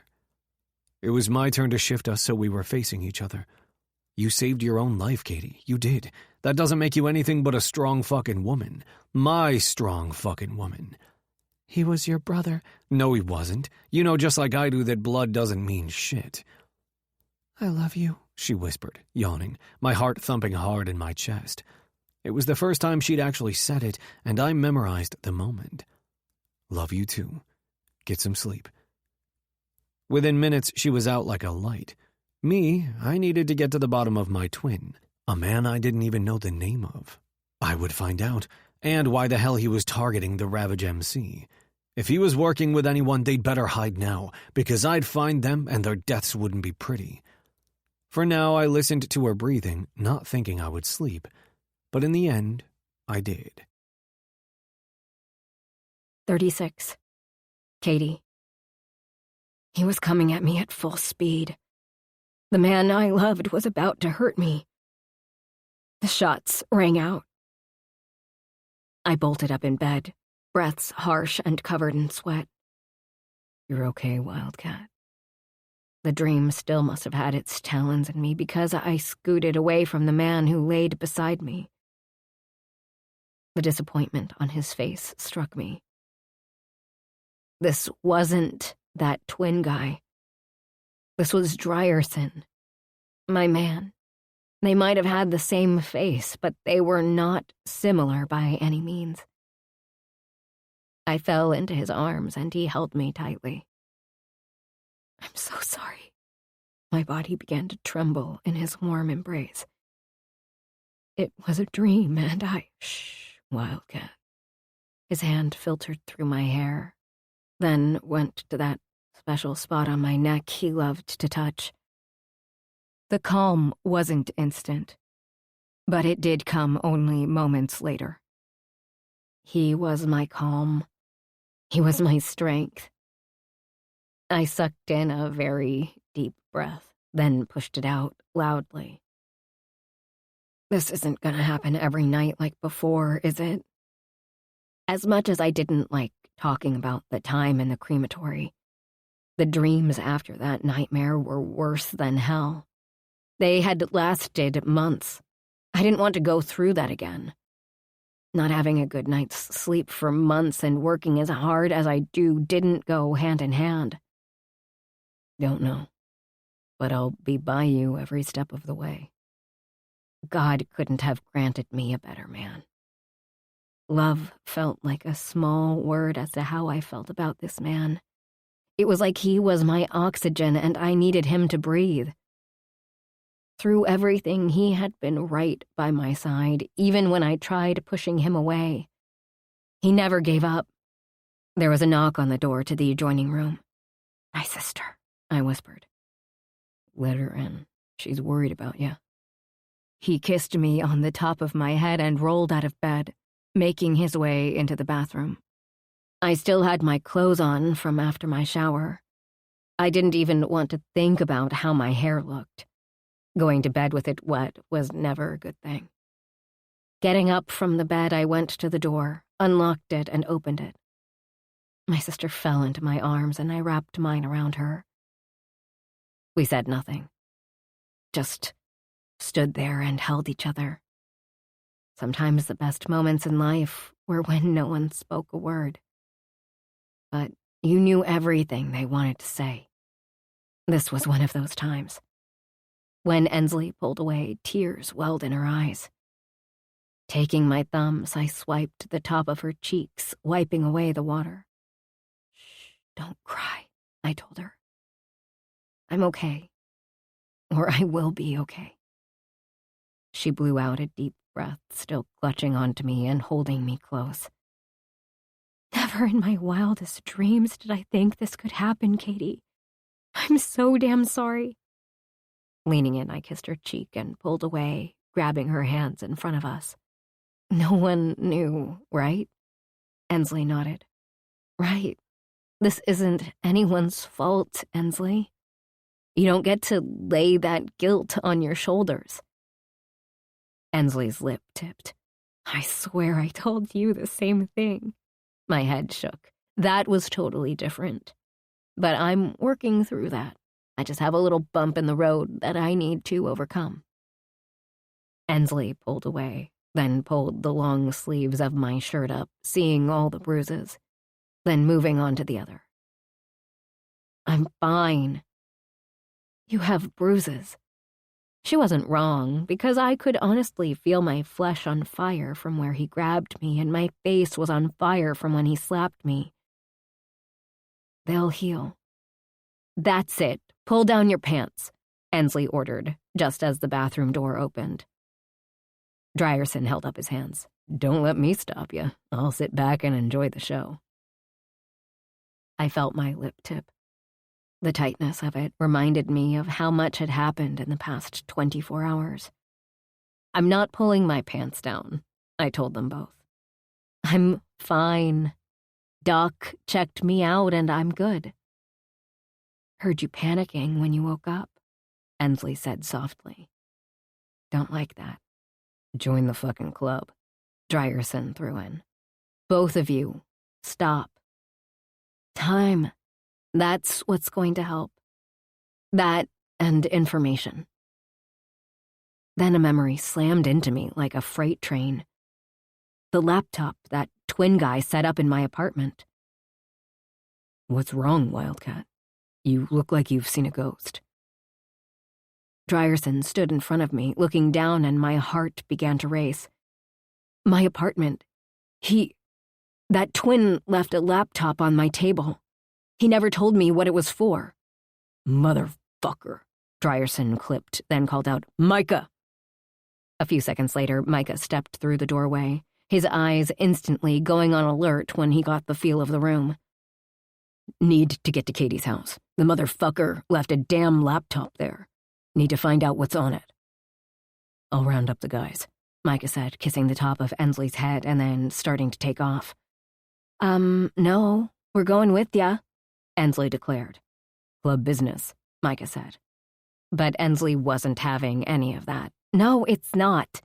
It's Katie's business, because she was the one kidnapped. She was the one who had to defend herself. Me being her sister, I'm going to be by her side." "Cruz may say no," Drierson chuckled. "That man ain't gonna say no. Cat's in. Get dressed. We're leaving in 5. "Oh, Wildcat," Drierson said, grabbing my attention. "You two stay in the car until we know it's safe. It is non-negotiable. There will be men on you outside, and if either of you pitch a fit, I'll make sure that Cruz says no." "Yes, sir," Ensley saluted him, giving me a chuckle. "Yes, Kimasabi," I teased, and Drierson gave me a scolding look. I would do this for him. As much as I wanted to be right there when they found out, he needed me to be safe. I needed me safe. And my sister. Lord only knew what could be on that laptop. Let's go. Now, who was this twin guy? And what did he want with the club? And me? 37. Drierson. I hated leaving Katie in the SUV with her sister. Cruz had a soft spot for Katie, and I knew he wouldn't say no to her coming. Now, keeping her safe while we figured out what the laptop was about would lay in Axe, Raid, Deke, and Booker's hands. Without a shadow of a doubt, they'd protect her. It was the only way I could leave her and go into the apartment. Shielding her from any more danger was my highest priority. I loved that woman, and whatever I was about to learn on that damn laptop wasn't going to be good. I could feel it in my bones. Not all of Ravage came, which Cruz decreed. He ordered for Micah, Knox, Cooper, Riker, and myself to investigate, while Axe, Raid, Deke, and Booker were to protect Ensley and Katie. He was president, and what he ordered we followed. Standing at the door, I pulled out my keys to unlock it, but instead just turned the handle. It opened with ease. Putting the keys away, I pulled out my gun and let everyone in. Checking each room, they were all clear. "Clear," I called out as Micah was staring at the laptop on the table. "What do we have?" Micah lifted it, no doubt checking for anything out of the ordinary. Say, like a bomb. I wouldn't have put it past this asshole. Micah opened up a large silver and black case and began to look inside. The case held tons of tech gear, most of it even the CIA didn't have. He pulled out a black box the size of a $1 bill and several cords. He set this by the laptop. I wanted to open the fucker, but also knew that Micah was right. This'll test it beforehand to see if there are any bombs, viruses, or worms that'll be triggered when we open it. He hooked it all up and opened the lid of the machine that came to life. Micah's detector showed nothing. "The damn thing's not even on Wi-Fi," he said, surprising me. Tech seemed to be the way to go to destroy people these days, but the twin didn't do it. Micah hit the spacebar and pressed some keys. The reflection staring back at me made my skin crawl. He might have looked like me, but he was not a man like I was. He was a fucking dead man, literally. Micah looked to me. "Ready?" "Do it," I ordered, standing behind him with Cooper, Knox, and Riker standing around us. "Hey, big brother, looks like you survived, and I didn't, if you're listening to this." That voice. No wonder Katie had a difficult time seeing my twin for what he was. So similar. Even the inflections were the same. It was uncanny. It also means that the plan got fucked up along the way, which pisses me off because it should be me sitting there as you. "What the fuck?" Cooper asked. "You're supposed to be this badass Marine and biker guy, but you had no idea I'd been watching you for years, learning your mannerisms and quirks, watching you fuck." My blood was boiling. "I bet that one got your blood pumping, huh?" He gave off a chuckle. "You had no clue. Fucking watched you in the clubhouse, too. That was a fucking joke." Cooper pulled out his phone, dialed, and put it to his ear. "We need a sweep of the clubhouse, all Ravage houses and companies. This fucker's been watching us. Always trying to fit in with those assholes, so I thought, what the fuck, I'll take them down, too." "That makes no fucking sense. He wanted to be you and take over your life, yet he wanted to take down Ravage, too, which is a big part of said life." Knox spoke, relaying my thoughts exactly. "I have no clue. The fucker is whacked," I answered. "It wasn't the initial part of the plan. He told me not to deviate from it, but, well, you know how it turned out better than I do." "So he was a pussy who was jealous. Anyone getting anything else from this babble?" Riker asked. "You hit the nail on the head," Micah replied. "Who the fuck is he?" I asked. "Someone else?" Micah asked. "Fuck, I hope not," Cooper responded, running his hands through his hair. "Bottom line, you had the life I should have had, and I was going to take it, including your bitch. I'm gonna assume she's still alive, but I hate to break it to you, not for long." The fucker then smirked, and my heart dropped to the floor. Not even listening to another word, I ran through the apartment, down the stairs, and out the door. Katie was pounding on the window trying to get out. I yanked on the handle, but it was locked. I didn't know what was going on, but I needed to get Katie and Ensley out of this fucking car. Taking out my gun, I shot at the front window. It was fucking bulletproof, of course. "What is it?" I asked Katie. Her voice was muffled through the glass. "Bomb under the car." And there was the fucking bomb. Fuck me. I dropped to the ground, searching for the device and finding it by the gas tank, of course. That would make the biggest punch. Pulling off the cover, I recognized it immediately and took in all the different wires. When I did this, the timer started at 30 seconds, then ticked down to 29. Fuck, I had to get this disabled. I could hear the women kicking at the windows and doors trying to get out. I needed them out. This particular bomb had a trick wire in it that was hidden under the counter. It was the only line to cut to stop it. The problem was, if you so much as moved the timer in any way, shape, or form, it would automatically detonate. "What's going on?" Micah yelled, shaking the SUV.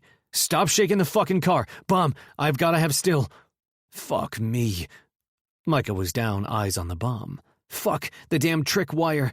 Hence why I need you to stop moving the fucking SUV," I clipped, pulling my pocket knife out of my jeans pocket and opening the small scissors on the side. Then, grabbing my phone, I turned on the light so I could see it better.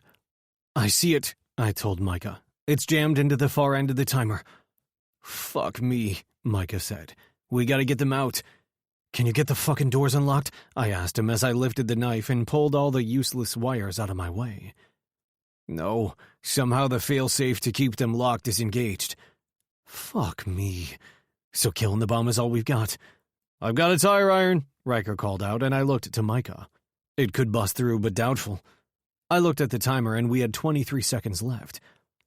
2 hits and then no more. The SUV moved, but nothing shattered. "Still!" I yelled to everyone. Crying could be heard from inside of the car. "It's all right, Wildcat, I've got you." The timer's countdown felt like it was going faster, but it was steady. My heart was the one that was racing. Slowly, I inserted the scissors on the knife. There was only a few millimeters between the timer and motherboard. Touching either of them could set it off. The scissors were bigger than the flat of a knife, but once I hit the wire, I didn't know if I'd be able to slice through it with the blade. Sweat trickled down my face, and I could feel my hands starting to get clammy from the heat. One fucking slip, asshole. Focus. 18 seconds ticked. The scissors only in about a half an inch. 16, 15. I had another inch and a half to go.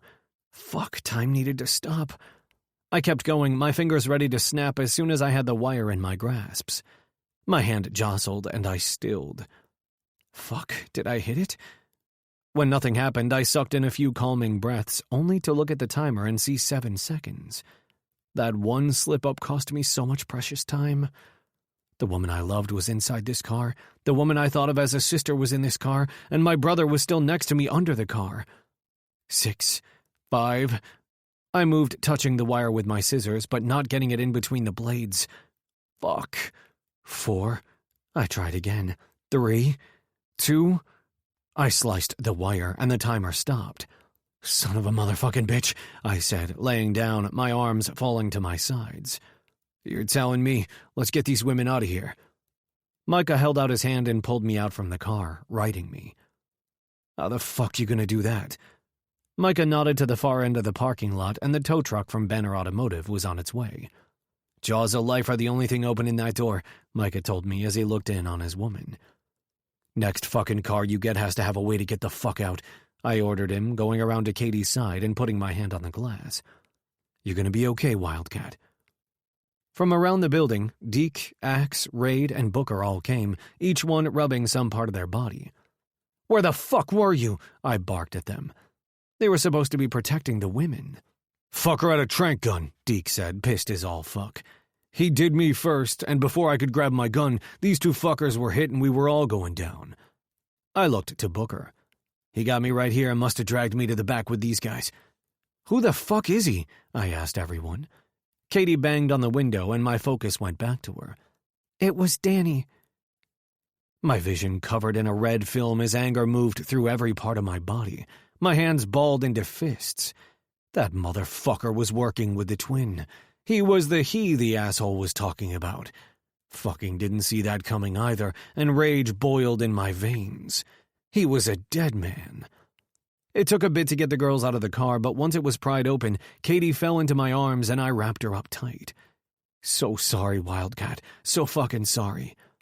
"It's not your fault. It was Danny. He even smiled at me." "What do you mean?" Ensley and I were sitting here watching the door you guys went into. Then Deke, Axe, and Raid were gone. Then Booker went down, and when I looked at the man who had the gun, it was Danny. He smiled at me and blew me a kiss as he came towards the car. There was some sound in the SUV, then he went underneath us. Both Ensley and I tried to get out, but the doors were locked in a way we couldn't escape. Then he held his hands out and went boom. That's when Ensley and I freaked. Do you know what kind of car he was in? I was finding this motherfucker and pulling out every one of his teeth and nails before I killed him, just like we did to Tommy and Teddy before we dropped their asses 6 feet beneath the dirt. A blue Chevy Cruze hatchback. I don't know the plates. Micah, I called as he stood with Ensley at the SUV that Princess showed up in to take the girls home. Buzz showed up in another for whoever needed a ride. We met him in the middle. Computer, need to find a blue Chevy Cruze hatchback, now. Micah got my meaning. I'm gonna find him and end all of it. Go home, I'll be there soon. Don't go, Katie asked me. Do anything in the world for you, Wildcat, but he's a threat to you and this club. He will be eliminated. Katie stood on her tiptoes and kissed me. I took it deeper, needing her like I needed air. Fucker, Micah said, elbowing me for attention. If we weren't in the situation we were in at the moment, I would have punched him. We broke away and Micah put his computer on the hood of the SUV Buzz drove. I'm mapping out all possible ways he could have went from this direction in the span of 60 minutes. It hasn't been an hour, I told him. I know, just try not to miss anything, Micah responded as red lines started forming on his computer. Need the computer in the back of my SUV, he grumbled. I'll get it. It'll take too long. Give me a second to find some street cams so I can follow him. Within 60 seconds, Micah tagged the asshole. Let's fucking go, I demanded, turning to Buzz. Need this, Buzz, to get to the fucker who did this. Buzz nodded and tossed me the keys. Micah was shotgun, and Cooper, Knox, and Riker were on their bikes following. Micah gave me directions as I flew through town, turning this way and that. It felt like forever when Micah finally said, There! A flash of blue zoomed in front of us, and I took off like a shot. Danny was moving in and out of traffic like he wanted to be killed or something. That was my job, not some fucking car. Our speeds increased higher and higher. Who would have thought that little car could go so fast? The bikes took off, trying to get in front of the car, but were unable to. Fuck this, Micah said, opened his window, pulled out his gun, and fired several times. The back end had holes, but it was the tire that would slow him down. Except it didn't. Instead, he floored it, causing the car to hit a side ramp. It flipped over and over and over again, rolling down the road. The sound of glass shattering and metal crunching was all around us. Making it to the car, I slammed the SUV in park and jumped out. Danny was upside down, and the only thing holding him was his seatbelt. He was covered in blood and barely breathing. You're not dying on me, fucker. I want that. Danny actually chuckled, but coughed a bit with blood coming from between his lips. He played you, Danny choked out. Fucking almost had you too. What the fuck are you talking about? Danny coughed again and moaned in pain. Good. He traded with you. I got Katie. Done deal. I punched him hard in the face, hearing bones crunch. How did you know my twin? I asked, furious but needing to know. Blood was starting to trickle out of his mouth, telling me he had internal injuries. My brother, Danny answered. What, adopted? Danny laughed. I'm not telling you shit. I punched him again right in the nose, breaking it. Dry, too many people watching. Cover me, Micah told me as my anger was tipping over. Micah reached in with a cloth, putting it over Danny's face. It took a few seconds and the asshole was dead. I wanted more information out of him, but Micah was right. Too much attention was on us and Danny had to go. Let's get the fuck out of here before the cops show up. Just then the sounds of sirens could be heard in the distance. I wanted to spit on him, but didn't want to leave my DNA. Fuck him and that fucking twin. May they burn in hell forever. 38. Drierson. Foster brother, Micah started as we sat at his kitchen table, his laptop open. There were things I needed to know. Danny didn't give me the answers I needed to deal with this shit on my plate. The asshole died faster than I liked, but he gave me a few things to work on. Keep going, I told him. Daniel James Stevenson was in foster care for the first 13 years of his life. There he met Robert David Mitchell, your fucking twin. My damn twin. I still couldn't wrap my head around that shit. A secret that exploded into a mess of hell and hurt my woman, more than once. I wished I'd been the one to pull that fucking trigger and put him 6 feet under. Katie got that honor. I didn't like how it happened, but I'm so fucking proud of how she defended herself. She's such a fighter. She may not see it that way, but I do. Daniel, 13, and Robert, 14, ran from a state home in Illinois. No records of them for 2 years, but Robert got a job at McDonald's at 16 and stayed there about 3 years. Then he was in and out of jobs, at least legal ones that show up in government records. What about illegal? Both of them had to have had a history with it. Hell, they had to make money to survive. The easiest money had always been on the other side of the law. Considering the skills he had to acquire to pull the wool over the Ravage MC, Robert had to have learned it somewhere. 2 arrests, one for assault and battery and one for burglary, but he skated off those. How? Micah shook his head. Court case was thrown out. He was only 19 but had a high-priced lawyer. Cornerful was his name. He's known for being on the Delta Crosses payroll. The gang in Chicago? The Delta Crosses were one of the worst in the Midwest. Even to this day, they were on the news regularly. They run things dirty, as in they have no loyalty, not even to each other. They tend to turn on one another at the drop of a hat, stealing and one-upping each other at every turn. Yeah, I'm thinking he was in it, both he and Danny. Micah went to another site and pulled up some pictures. He pointed to the screen. This is Robert. See the delta? True enough, there was triangle with a cross, the markings of a member. Fuck. Micah switched to a picture of Danny. Same here. On the man's chest was the same symbol. Where'd you find these? Coroner's reports? Right. You think Ravage is gonna have trouble with the Delta Crosses? Fuck. If that asshole led these fuckers here to stir up trouble, I'd dig him up and kill him again. Don't know. If they're smart, they'll stay the fuck away from Ravage. We need to put Cruz in the loop and let him decide how to deal. That was the way with family. Cruz was the president, the godfather of the family. There was no doubt in my mind that Cruz would blow up Chicago before allowing them to come down here and cause trouble. Nothing else? Maybe why the fuck he wanted to take over my life? My tone was clipped as the anger started rolling through me. Growing up in the Delta Crosses couldn't have been easy, I'd guess. Somehow he found out about you and was pissed at the life you were granted. Can't say it'd be something a sane person would do, but it appears to be the path he took.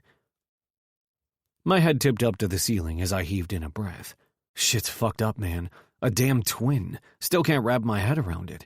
Of all the things in the world, that shit would have never been on my radar. You ever look into your adoption? He asked me as my head came back down, and I stared at my best friend. Can't say I did. My folks never kept the fact I was adopted a secret. Never thought about contacting my biological parents. Had my folks, and that was it. Now I should have looked into that shit. Don't put that on your shoulders. That shit is over. Gotta focus on the here and now. If the Delta Crosses come our way, then it's not fucking over. Brother, let's cross that bridge if or when we get to it. Right. Katie's laughter filled the kitchen as Remy led her into the kitchen. Why, Remy yelled, letting go of Katie and coming directly to me. I turned in the chair to catch her easily. Fuck, I loved this little girl. As her arms wrapped around my neck and she squeezed me tight, I did the same. Hey there, bug. She pulled back, a wide smile across her face. I spendin' I'm with yous. Oh, you are? Whatever will we do? I teased as Katie came up behind me, putting her hands on my shoulders. I loved having her close to me. Fucking loved that woman. 2 of the most important ones were with me in this moment. Twirls! Remy screamed. He'd look really good in the Bridget costume. I bet he can skate really good, Katie said with laughter as I tilted my head up to look at her. You're an evil woman. She peered down at me, nothing but love shining in her beautiful eyes. Come on, the rainbow wig will look perfect on you. I look hot in anything, I teased. That is for sure. She leaned down and pressed her lips to mine. Ew, Remy said, giving us a disgusted look. Eyesight hears. Micah stood and pulled his daughter from my arms. A low growl rumbled in my chest. Bucker. Micah started laughing. Don't want my daughter seeing too much from you two. Right, like you haven't given her a birds and bees lesson every damn day in this house, I retorted and pulled a laughing Katie down into my lap. And what are you laughing about? My lips leaned down and took hers. I loved the taste of her. She pulled away. I've got to go see my sisters. Right, what if I don't want to let you go? Her smile widened and brightened. Never let me go. I leaned in to kiss her once more and she pulled back. But you gotta let me see my sisters. They're settling into their new place but having a hard time adapting to the world. Riker's sisters are helping them, but their transition isn't going well. Between them being scared the men from home will come and get them, to just going to the store or wearing clothes that don't go down to their ankles, they're a bit lost. Sorry, Wildcat. Her head shook. I wish this was easier for them, but everyone is different and handles things their own way. I just want to be there to help them with whatever I can. Ravage has them covered with protection, I reassured her. Yeah, I know that and you know that, but they haven't had anyone protect them their entire lives. That's not true. Katie's eyes narrowed at me. You protected them in your own way at home. Knowing you and the woman you are, you tried your hardest to shield them. A tear formed in her eye. You know I love you, right? My heart swelled. And I fucking love you, Wildcat.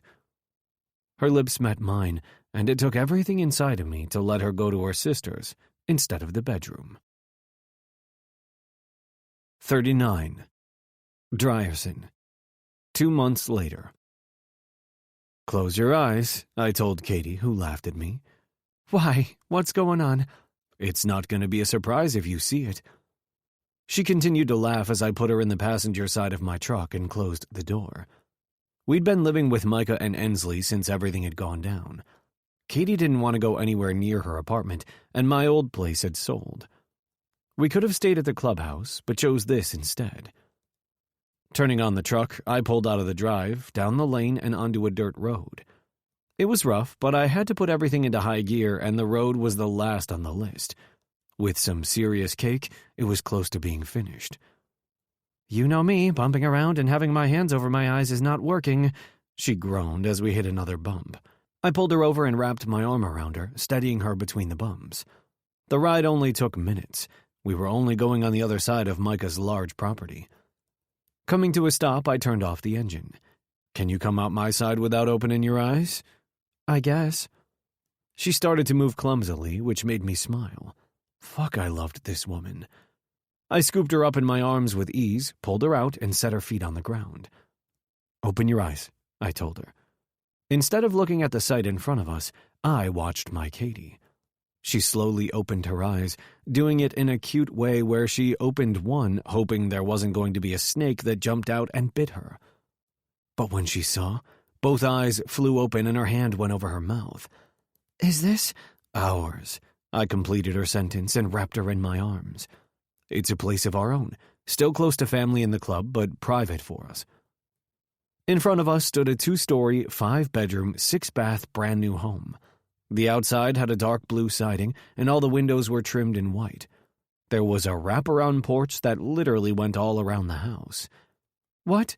Her words kept getting cut off. 5 bedrooms. Her eyes grew even wider. What? Why? Gotta have room to grow. Want my babies growing inside you, Wildcat. A tear rolled down her face. I always thought I wouldn't have kids because of how I grew up. But I can see it. Here in this house, with you. Our family. I reached in my pocket and pulled out what had been burning a hole in it for 2 months now. Waiting was fucking hard. Grabbing her left hand gently, I glided the ring down her finger. Time to make it official. I'm yours and you're mine. Want to do it all with you, Katie. Everything with you. With my head next to hers, still holding her from behind, I could feel the tears leaking from her eyes. Since I knew these were good ones, I didn't say anything. Fucking love you, Wildcat. It's been a bumpy ride, but here we are standing. Katie turned in my arms, tears and all. Yes, absolutely yes. My lips came down on hers, and I officially claimed what had been mine all along. 40. Clubhouse POV. If the walls could talk. Church was crowded with brothers, many standing against the walls around the space. Cruz had talked about getting a bigger space, and it was time. The Ravage MC had grown so much over the years. Since Diamond was president, then Pops, and now Cruz. There had only been the three to hold the gavel in this room, and it held so many secrets. Everything was decided here that was official club business, and this was definitely official club business. It was voting day. Were the prospects in, or were they out? Both Micah and Drierson were up on the block. It was time. They'd both shown their allegiance to Ravage MC. They held honor and loyalty. They were strong, determined, and damn smart. So it was time. Good and bad. Good because if the club voted yes, they would be patched in, becoming full-fledged members. Bad because if there was one no, they would be booted. No more prospecting, no more anything Ravage. Both the men had ties here. Micah had blood ones, and Drierson had ones he made on his own. Family didn't have to be blood. Most of the time, the ones you chose to be your family were the best you could have. There was a slight hiccup with the voting. That was Micah and Jax. Jax still hated Micah, but that was a step up from loathing the man. If Jax voted no on Micah, he'd be losing the connections he'd had here since he was a child. Not only would that cut him, it would cut everyone around him. His mother, father, and pretty much all the members, including Emery. She'd long forgave Micah for his idiocy. Jax, on the other hand, had a harder time letting go. Therefore, Micah's was touch and go right now on votes. The gavel slammed down, and all came to attention, turning to Cruz. Voting day. Micah and Drierson are up. Is there anyone here that will be voting no? He asked this question first because if someone intended to vote no, then Cruz would put off the voting for that particular prospect until the next vote. That was the only chance people got, and truthfully, over the years, it had only happened once. Drierson? Cruz asked, looking around the room, and no one raised their hand stating they'd vote no. Micah? Cruz asked, but instead of looking around the room, his focus went on Jax. Hell, the entire room's focus went on Jax. Tension thickened the room as Jax crossed his arms over his chest, and anger swept his face. This didn't appear to be in favor of Micah. Fucking hated that little twat. Hated everything he stood for. Hated how he hurt my woman. Fucking told him that I'd never vote him in as a patched member. Tug, Micah's father, stared intently at Jax, who turned to him. Know he's your son and you love him, but... He trailed off, and Tug closed his eyes. Pain sliced through him, knowing that the vote would be no, knowing that his family legacy would die today unless Cruz granted the extension. The air was heavy and almost felt like a weighted blanket stifling all the oxygen. Jax waited for Tug to open his eyes again. He's earned his place here in Ravage. I'll vote him in. Tug blew out a huge sigh and smiled wide. That was the day that Micah and Drierson became full-fledged members of the Ravage MC, when they officially became part of the family. Epilogue. Axton.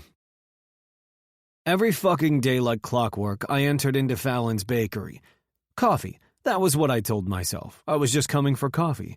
It had absolutely nothing to do with the woman who always had flour on her face, her hair in a messy bun on the top of her head, and a wide smile to greet every single person who entered the store. Even for me, the man who ripped out her fucking heart and walked away, never to look back. I was an asshole. I'd thought I'd done it for good reasons, but now all I could do was order my coffee, smile at Fallon, and leave. No way she'd ever give me a shot again. Too bad, considering all I could think about was her. This concludes Bound by Fate by Ryan Michele, narrated by Samantha Summers and Tim Page. Copyright 2021-22 by Wicked Words Publishing, LLC, and Ryan Michele. This unabridged audiobook is published by arrangement with Ryan Michele and was produced in the year 2022 by Tantor Media Incorporated, a division of Recorded Books, which holds the copyright thereto.